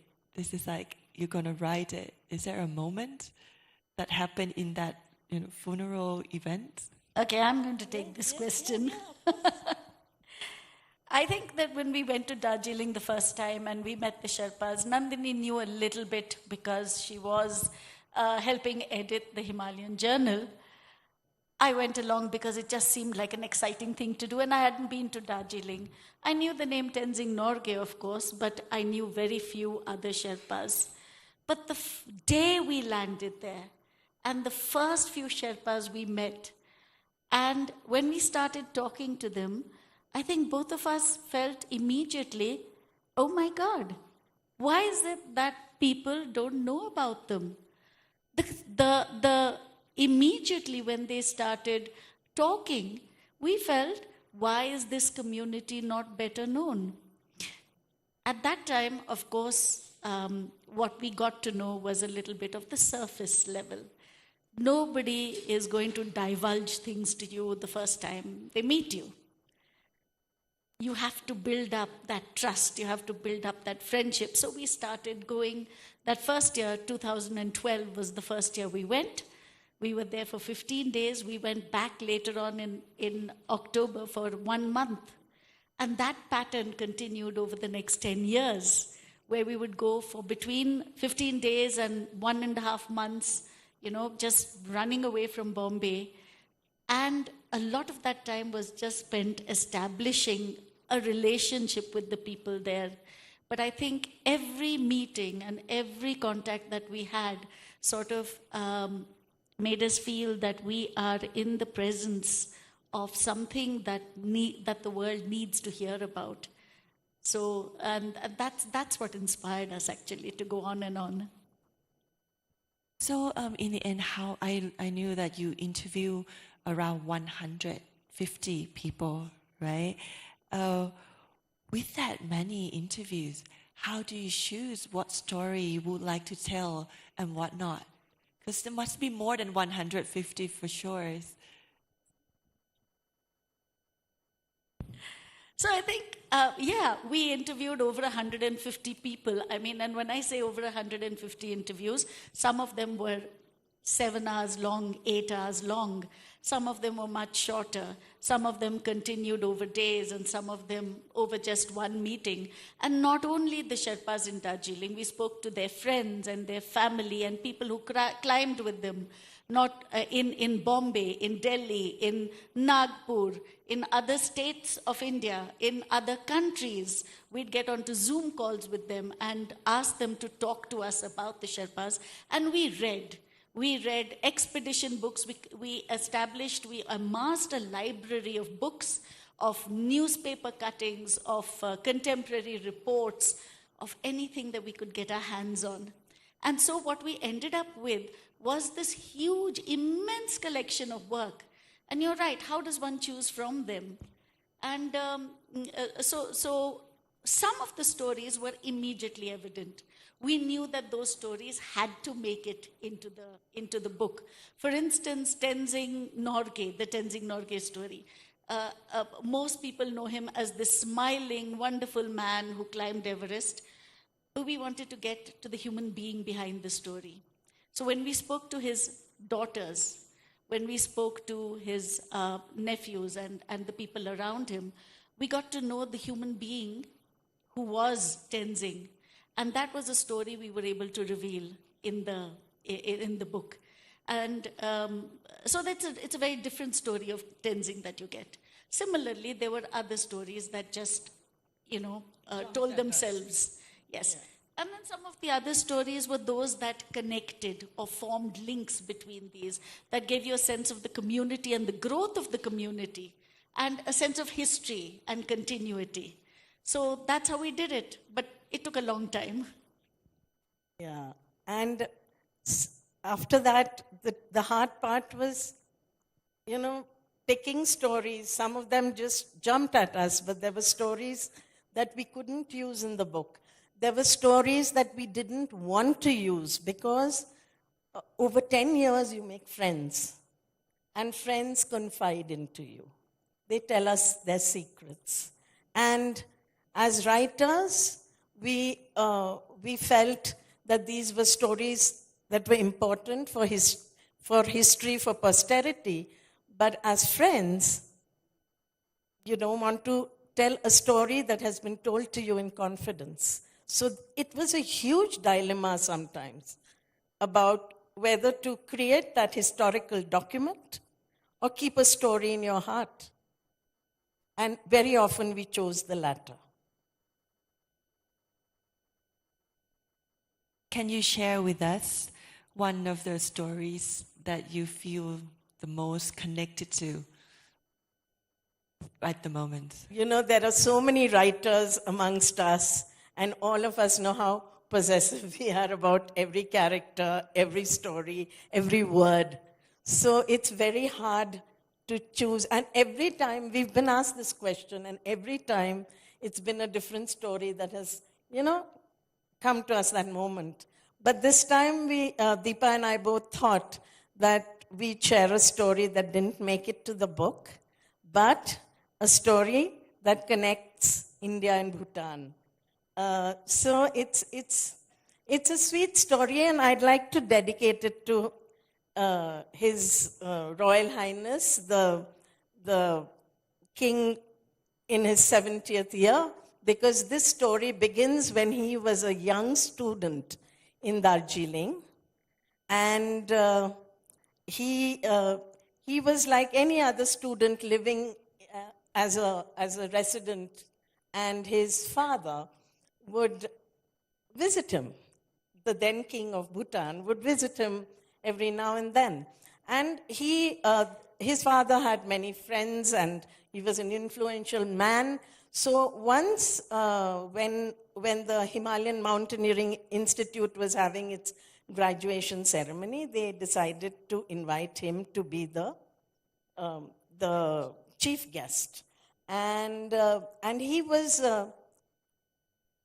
cornered while he was on stage by the principal of the school, who said, "Can you give us permission to have a joint Indo-Bhutanese expedition to Chomolhari.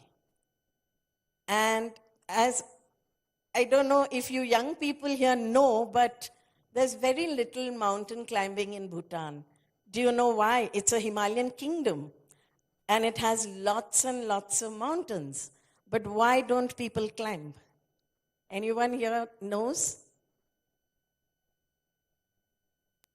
In Bhutan, mountains are really absolutely sacred, not to be stepped on. So I think after 1990 or somewhere thereabouts, every peak above 6,000 feet is not permitted to be climbed. And Chomolhari is 7,000 something meters. But at that time, in 1970, the king did give permission. However, it was to be a sort of pilgrimage to the top of the mountain or to just below the mountain so you don't step on the top. Now, Chomolhari is a tough mountain, and so they had to pick some of the best climbers. And one of those was a friend of ours now called Dorji Latu, one of the best Sherpa mountaineers in India. And he told us the story. Our expedition was treated as a very important mission in Bhutan. There was news about climbing Chomolhari in the papers. It is a sacred mountain. Chomo means lady in respect or honorific terms. La is deity and Ri is mountain. So lady, goddess mountain or deity mountain. To allay the fears of the devout Buddhists in Bhutan about people climbing the mountain, it was said that they were going to pay homage to the mountain like a pilgrimage for Indian and Bhutanese. So there was a big ceremony in one of the zongs, and the king presented a holy pot made of copper, which had been blessed by the Lama. It contained religious artifacts such as gold, silver, diamonds, and holy prayers, and it was sealed with the king's seal. The pot was given to Latu to be kept in safe custody. He said, I could not allow for any defilement of the holy pot. So I carried it in my rucksack, and this was all publicized. Along the trek, there would be Bhutanese villagers from distant places who came on the expedition trail to worship, to bow before the pot. So then the expedition started. It went to the top, and after 3 days of climbing, they reached a shoulder. So Chomolhari is like the watershed for the river Paro. So it is on the northwest part of Bhutan, and it borders Tibet and China. So Dorji Latu saw Phari Zong, which is in Tibet, and he was born in Yatung Valley, so he was very emotionally overcome. And he went on to near the top and placed the pot there. And came back. Many of them came back, and then some others climbed in the same team. But when he came back, his wife, who was about to deliver a baby, their third child, and they had set their hearts on a girl because they had 2 boys. And he was quite sure this would be a girl. And he would, if he had succeeded on Chomolhari, he would name her Chomolhari. But when he came down to base camp, there was a telegram for him saying, son born, mother and son doing fine. So he said, I'd made a promise that I'm going to name my daughter Chomolhari. And now what do? So he named him Lari. And Lari Latu is the boy's name.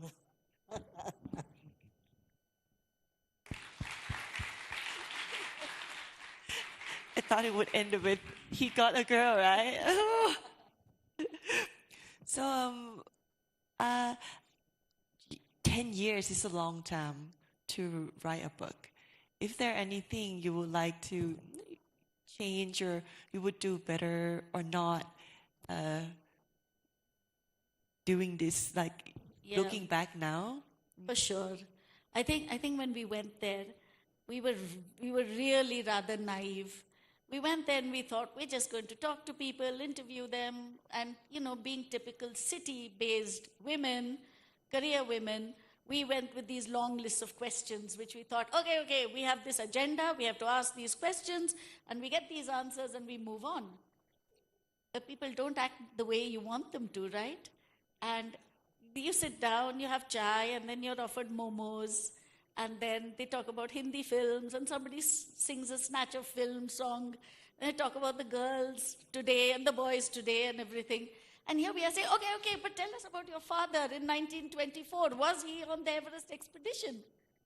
And we had to learn, firstly, to listen. And I think for us that was a great learning, that when we came back from that first session in Darjeeling and we listened to ourselves again on the recorders, we were aghast. We said, how many times we interrupted people when they were talking? Why did we do that? So that was one of the great learnings that we had, that when you go to meet people, you go at a different pace. You travel at their pace. And you learn to keep your ears open and your mouth shut, because you never know where things are going to lead and what gems you will listen to. Secondly, we learned that this is a community of really one generation of climbers. When the Sherpas came from Nepal to Darjeeling around the turn of the 20th century, the first decade of the 1900s, they came in search of work. And that's when the exploration of the Himalaya began. When the exploration of the Himalaya began, they needed porters to carry stuff up the mountains. They used to have huge loads, 350 loads, 470 loads. And they soon discovered within the first 2 decades that the Sherpas and the Bhutias who came from Tibet were the best people for the job. They were already acclimatized, they knew how to climb high up.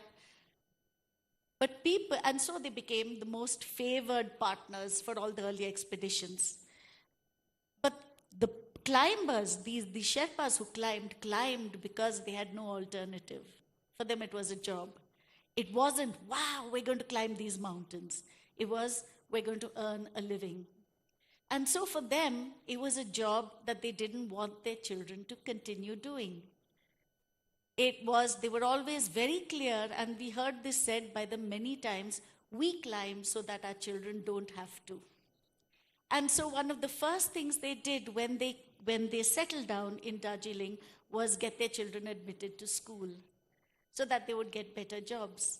So really the whole story of the Sherpa community, and we've covered about 100 years of it, is a story of a community, a unique community that came and settled down in Darjeeling, that rose to the highest mountains, and they were incredible characters, a lot of them, but who didn't want the generation after them to do the same work they did, and all their children, 2 generations down, are doing all sorts of different jobs. And there was a point when it was thought that the climbers of Darjeeling were finished. There was no more there.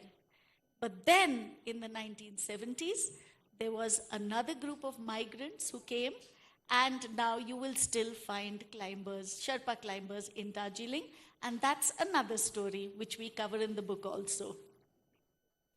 Can't wait to read it. So, one question before we go into Q&A. So during 10 years of research and interviewing, what are the things that you learned from the people there, the life stories, the life lesson and all, that can transpose to the rest of the world and to Bhutan?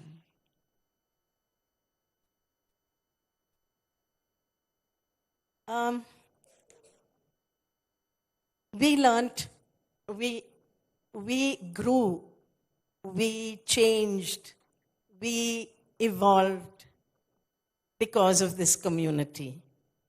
For us, it was it is a life-changing experience. And it is unique, as Deepa said, it's one generation. It's a generation of people who have very little education, so they cannot read or write their own stories. I think what we do carry with us is all these voices as well as our own, because Deepa and I spent 10 years of research plus another 5 years of transcribing and writing. So we changed, and if you want to understand a community, Wikipedia is not the answer. You have to go and live with that community, live their lives. And I think for me and for Deepa, it was a life-changing experience. We learned to live together. Because to put up two women putting up with each other in such close proximity for 10 years is a difficult task. We fought like mad. We love each other madly too. We became closer than friends. We're family. There are months when we don't even speak to each other, and it's just fine, because we know that the minute we meet family. each other again, exactly like family. But I think that was one of the things that we did. We learned the value of each other's company, and we learned the value of each other's voice. And if you look at the book today, you won't be able to tell which parts Nandini has written and which parts I've written. And I think just like owners and dogs get to look like each other, and husband and wife get to look like each other, Nandini and I, now people often say that we look alike, and I think our writing has become very close to each other as well. So that's how close we've become. Yes, a human relationship. That is what we carry with the Sherpas, with each other, and with the community at large. Yes, it's important of the human connection and form relationship among everyone, right? Wow, that's wonderful. Thank you so much for sharing with us today. Right now, we would like to go into a Q&A. So we have time for one question. If anyone would like to, yes. Can we have a mic there?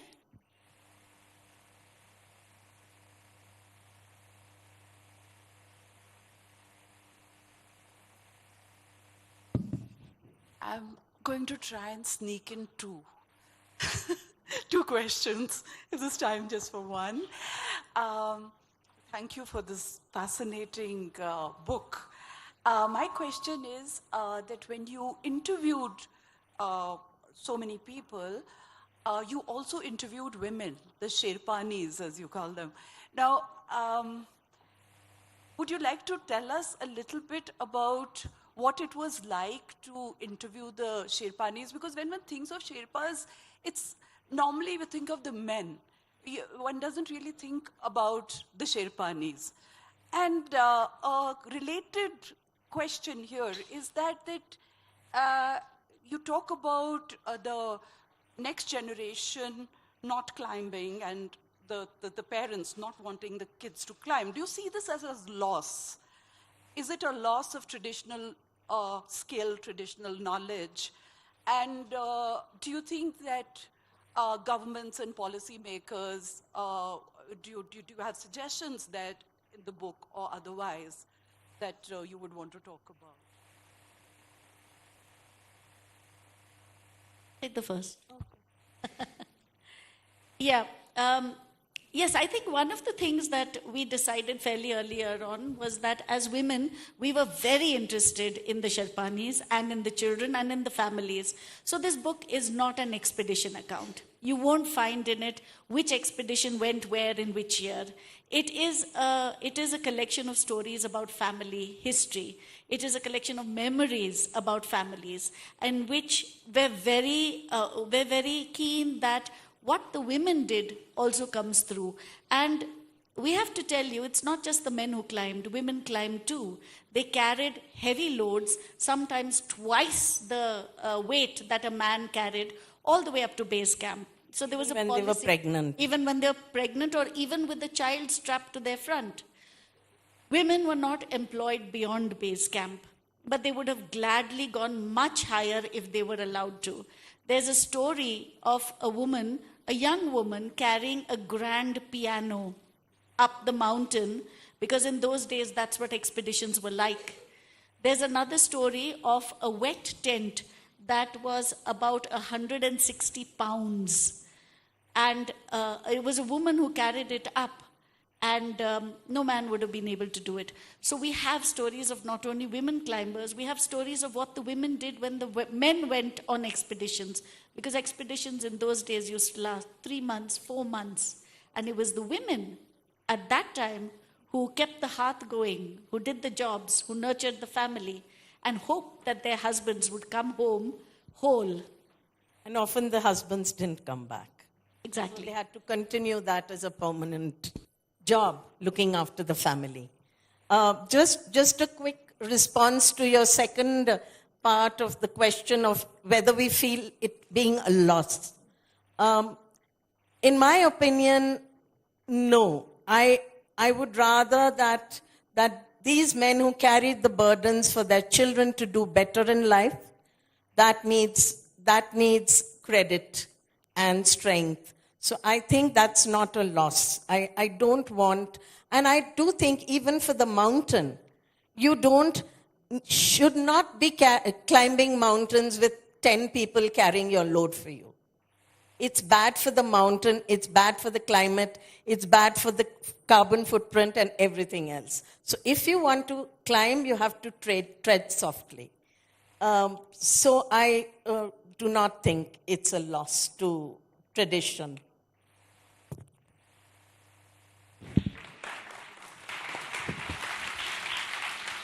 I just want to answer Isha's query about me editing the book, the journal at the base camp. No. It's more important. This idea was born at a camp, so I think that is good enough. That's good. Okay.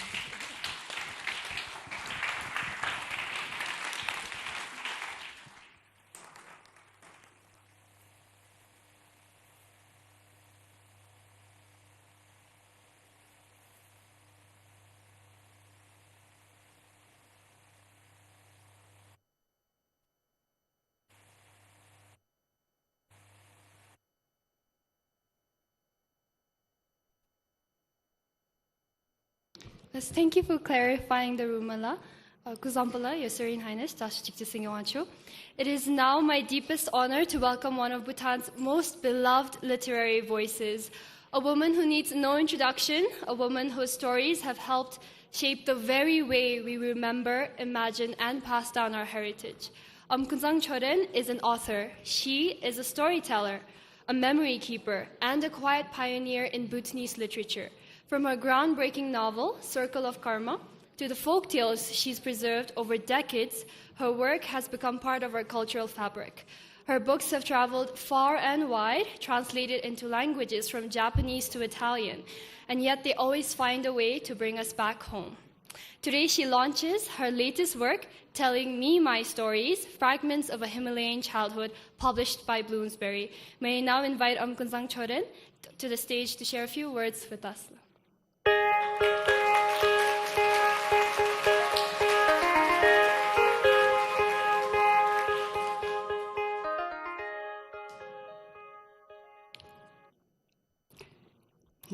Good evening, everyone. Your Serene Highness, Dasho Jigme Singye Wangchuck, and all the dignitaries and my dear friends, the students who are always very dear to me in my heart. I started off as a teacher, and I've never, although I've done a lot of things, as a teacher, you never break your link with the students. Today, I have my book, Fragments It's telling me my stories, fragments of her Himalayan childhood. Now, before I say anything about the book, I would like to acknowledge and gratefully offer my gratitude and thanks to Her Majesty, Ashidoji Wangchuck, who is not here today personally, but I invoke her presence today as I dedicate my book to her. The fragments actually is what my stories are about my childhood, growing up in Uginchilling. And it has been for years that I've been collecting the fragments of my life together, my early childhood memories. But last year, I had the honor of being recognized and awarded by Her Majesty and given the Legacy Award for Literature in Bhutan.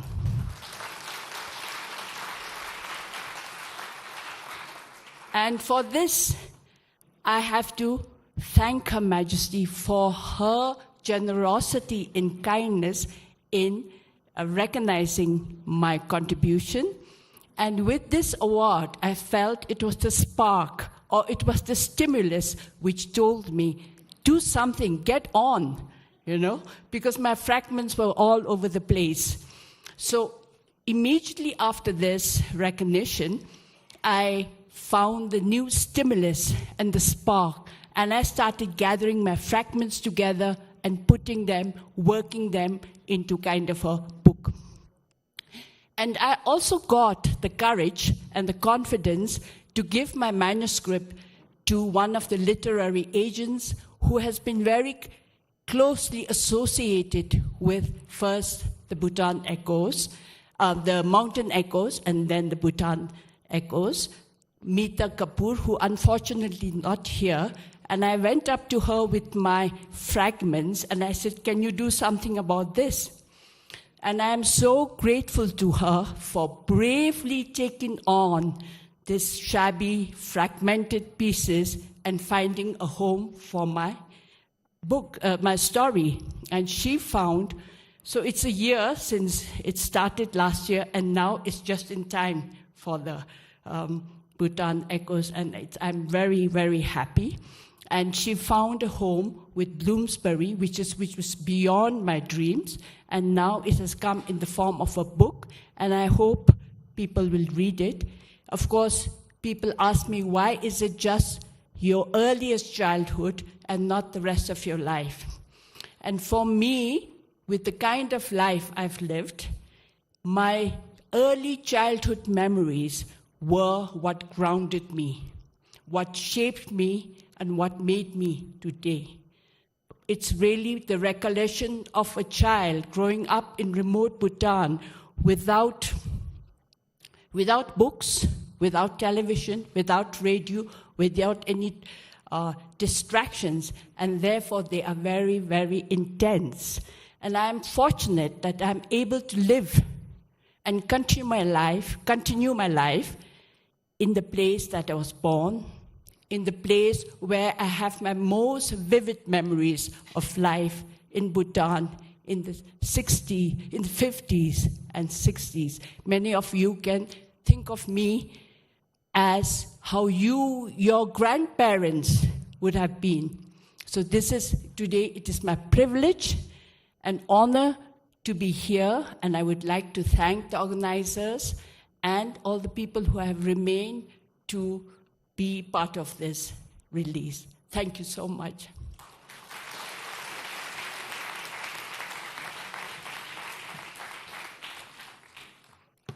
For the special launch, may I now humbly request Your Excellency Ambassador Dr. Terry Matthew to join us on stage and do the honors.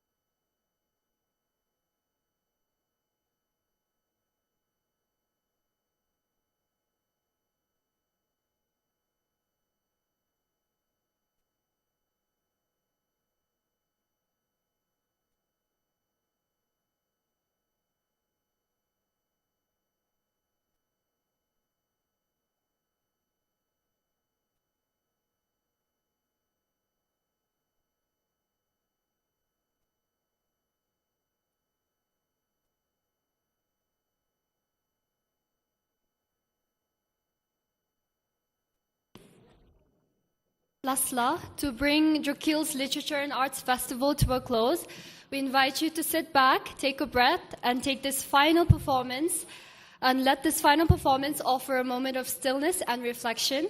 It's not easy to find the right way to end a festival like this, one that's been full of stories, ideas, and moments that stay with us. But sometimes music does what words can't. To close this festival on a beautiful note, the Austrian Embassy and the Austrian Cultural Forum New Delhi are proud to present a special musical performance featuring two acclaimed artists from Vienna, Austria. Jovita Ship is a renowned soprano and actress based in Vienna. She studied advanced vocal performance at the University of Music and Performing Arts Vienna under Professors Gerhard Curry and Charles Spencer. Her career has taken her to some of Europe's most prestigious stages and festivals, including the Volkshofer Vienna, Mozart House, and the Vienna Musikverein. In 2018, she was also awarded a diploma for her contribution in the European Year of Cultural Heritage. She's accompanied on piano by Vladislav Kasnody, a prize winner pianist at international competitions, including Frankfurt's Golden Keys and the Chopin competition in Dnipro. This concert celebrates Austria's rich classical music heritage with a selection of elegant and timeless compositions by renowned Austrian composers. Let the performance begin. Please welcome our artists on stage.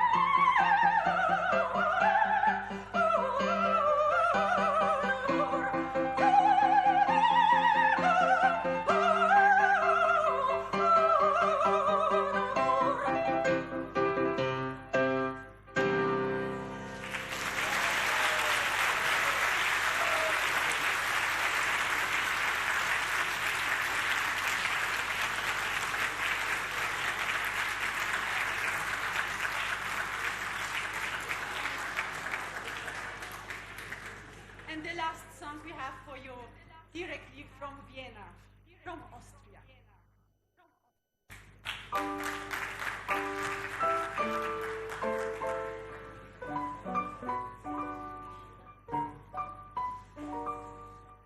Mein Herz und mein Sinn, schwer stets nur viel Wind, wir werden es lachen, es weint. Da kenn ich mich aus, war jung und aus,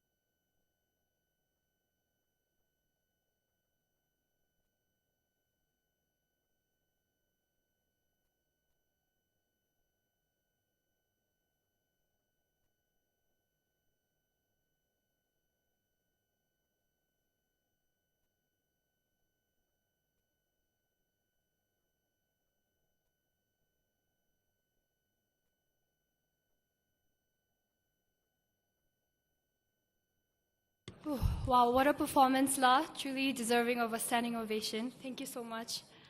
And now, as we draw the curtains on Drukyul's Literature and Arts Festival 2025, we invite you to stay for just a few final words, a closing note of gratitude and reflection. We walked into this hall with questions about ourselves, about our place in the world, and about stories that shape us. And if we're lucky, we leave this hall today not just a little wiser, but with even more questions. With that, my time here also comes to a close. To deliver our official thank you, please welcome Ms. Sering Kendin Namda, the executive producer of Bhutan Echoes. This year marks her very first edition of Drukyul's Literature and Arts Festival, and what a beautiful one it's been. Now, without further ado, let's welcome Kendin to the stage. A big round of applause.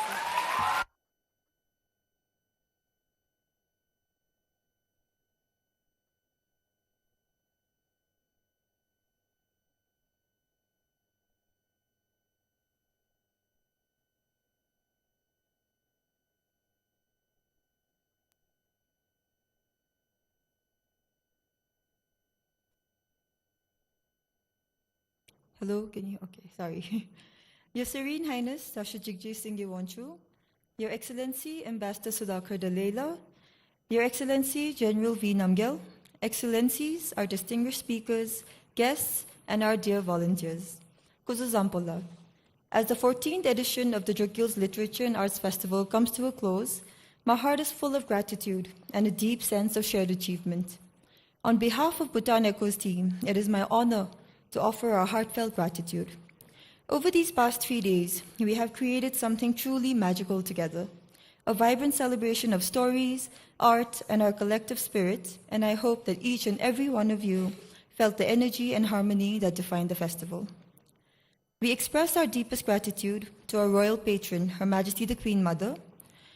Though Her Majesty could not be here with us in person, her unconditional support and blessings have been our guiding lights. Stepping in on Her Majesty's behalf, His Serene Highness Tasha Jigme Singye Wangchuck has been the heartbeat of this festival. Tasha, your presence has inspired many of us.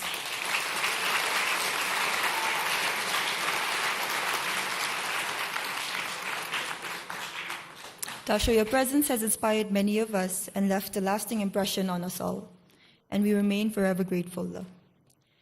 A cornerstone of Bhutan Echoes is the steadfast friendship between India and Bhutan. This bond, built on mutual respect, trust, and shared values, is beautifully reflected in the support we receive. We extend our sincere thanks to the India-Bhutan Foundation, His Excellency Sudhakar Dalai, His Excellency General V, and the IBF board members.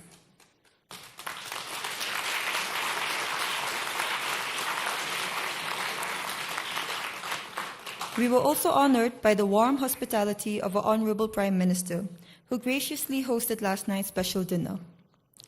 Our festival will not be what it is today, if not for the quiet support of Madam Namrata every year. The opening dinner set a wonderful tone of unity for the entire festival, and we are happy to announce that Madam Namrata Dalai will now be one of our advisors to the festival.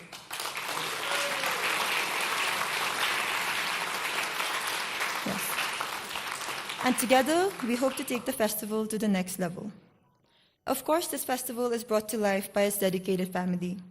Chimi Peden, Chimi Pem, Mam Som Pem, Kitso, and the entire Tarayana family. Thank you for your support.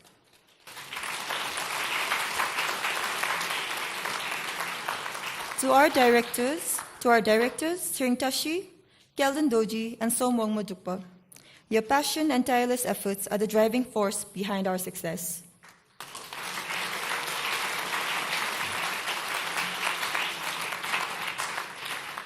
To our advisors, Dr. Ariana Maki, who has flown all the way from the US, Dr. Yongyut Mayalarp, who has flown all the way from Thailand, and Meru Gokhale, who unfortunately could not be with us. Thank you.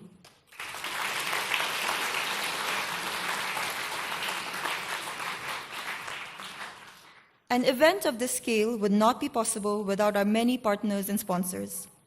Our sincere appreciation for our partner embassies: Australian High Commission, Austrian Embassy, Austrian Cultural Forum, Austrian Consulate in Thimphu, Embassy of France, Alliance France says, Embassy of Sweden, Pro Helvetia, Embassy of Switzerland, and the US Embassy. Our other partners, Royal University of Bhutan, Royal Government of Bhutan, Ministry of Education, Drukyul, Department of Tourism, Department of Immigration. Our hotel partners, Shualing, Pema by the Realm, Thimphu Deluxe. Our local media partners, Journalists Association of Bhutan, BBS, BBS2, BBS3, Business Bhutan, Bhutan Times, Kunsel, and the Bhutanese. And our many other sponsors and partners, Yaya Foundation, AWP, Shambhala Infra, Bhutan National Bank, Royal Securities Exchange of Bhutan, Perfect, Chimiardi, BTCL, CSI Market, ST Eastern Bhutan Ferrosilicon Private Limited, Happy Cleaners, Blossoms, Samdrup Gakil, Hatil, Pemham and Team, and the Grey Area. Thank you.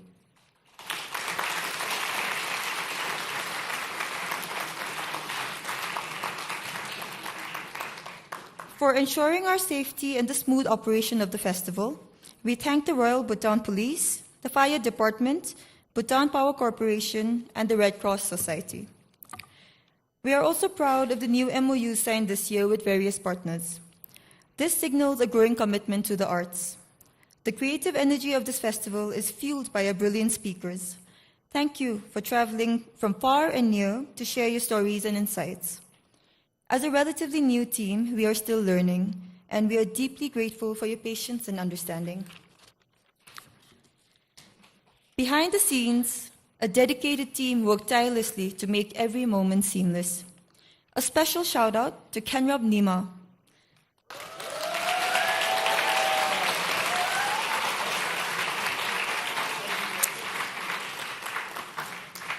Our star hall manager from the JSW School of Law. And to Play Studio, our incredible tech team. To my incredible core production team, Rinzipede, Mendarawat Siring, and Kunzang PC Siring.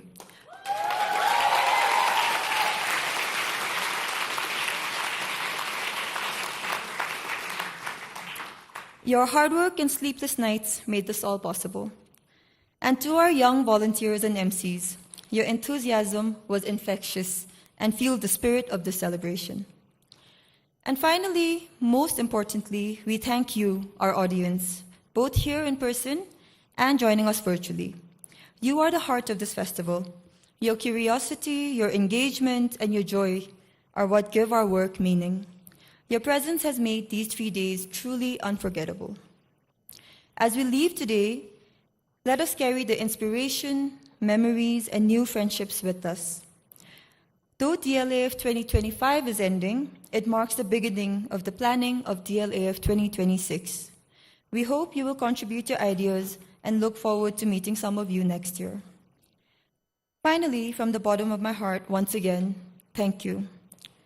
Now, before we say our goodbyes, I would like to invite His Serene Highness, Tasha Jigme Singye Wangchuck, to stage to honor all our volunteers.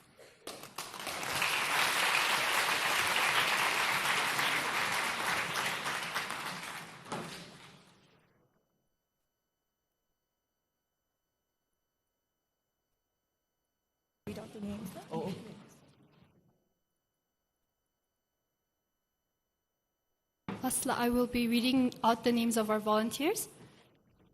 Choki Iren Dorji, Dorji Dolker, Inrik Yosuman Yedup, Jitsin Dolker, Kinga Wangmo, Karma Dechen Topke, Kezang Norbu Wangchuck, Ninda Prasad Kastawa, Reza Rinya Seden, Rigjima Choren Topke, Salsum Pemal Hayang, Sonam Jamso, Singye Samdutashi, Desuk Belger, Tawang Hagel Wangchuck, Tashi Kiden, Tille Pinso, Tenzin Namgyal, Tenzin Wangyal, Sutrim Dolkar, Ugin Tomo, Jigme Singye Wangchuck,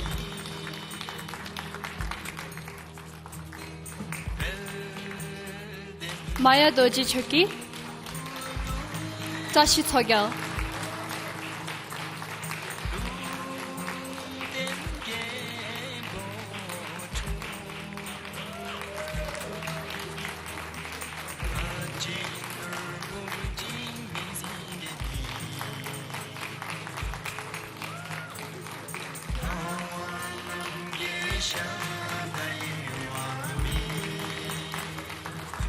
And now for MC's love. Tenzin Wangyal Rinchen, Cheyenne Kundarika, Tinle Uma Baldwin, Tenzin Yangto,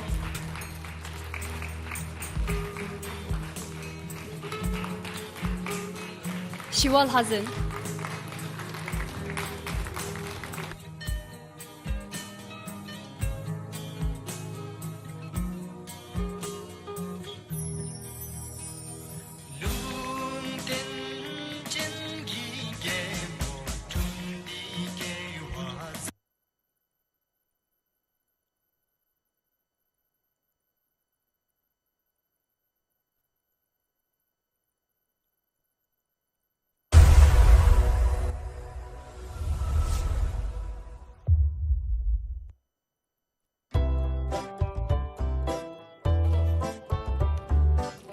I would now like to invite everyone for a photo session. I would like to invite all volunteers, core group directors, Putops on stage, advisors Dr. Yongyut, Dr. Ariana, Kunzang Drukpa, Ambassador Topden, Ariana Matthew, and Namita Gokle. Please join us on stage now.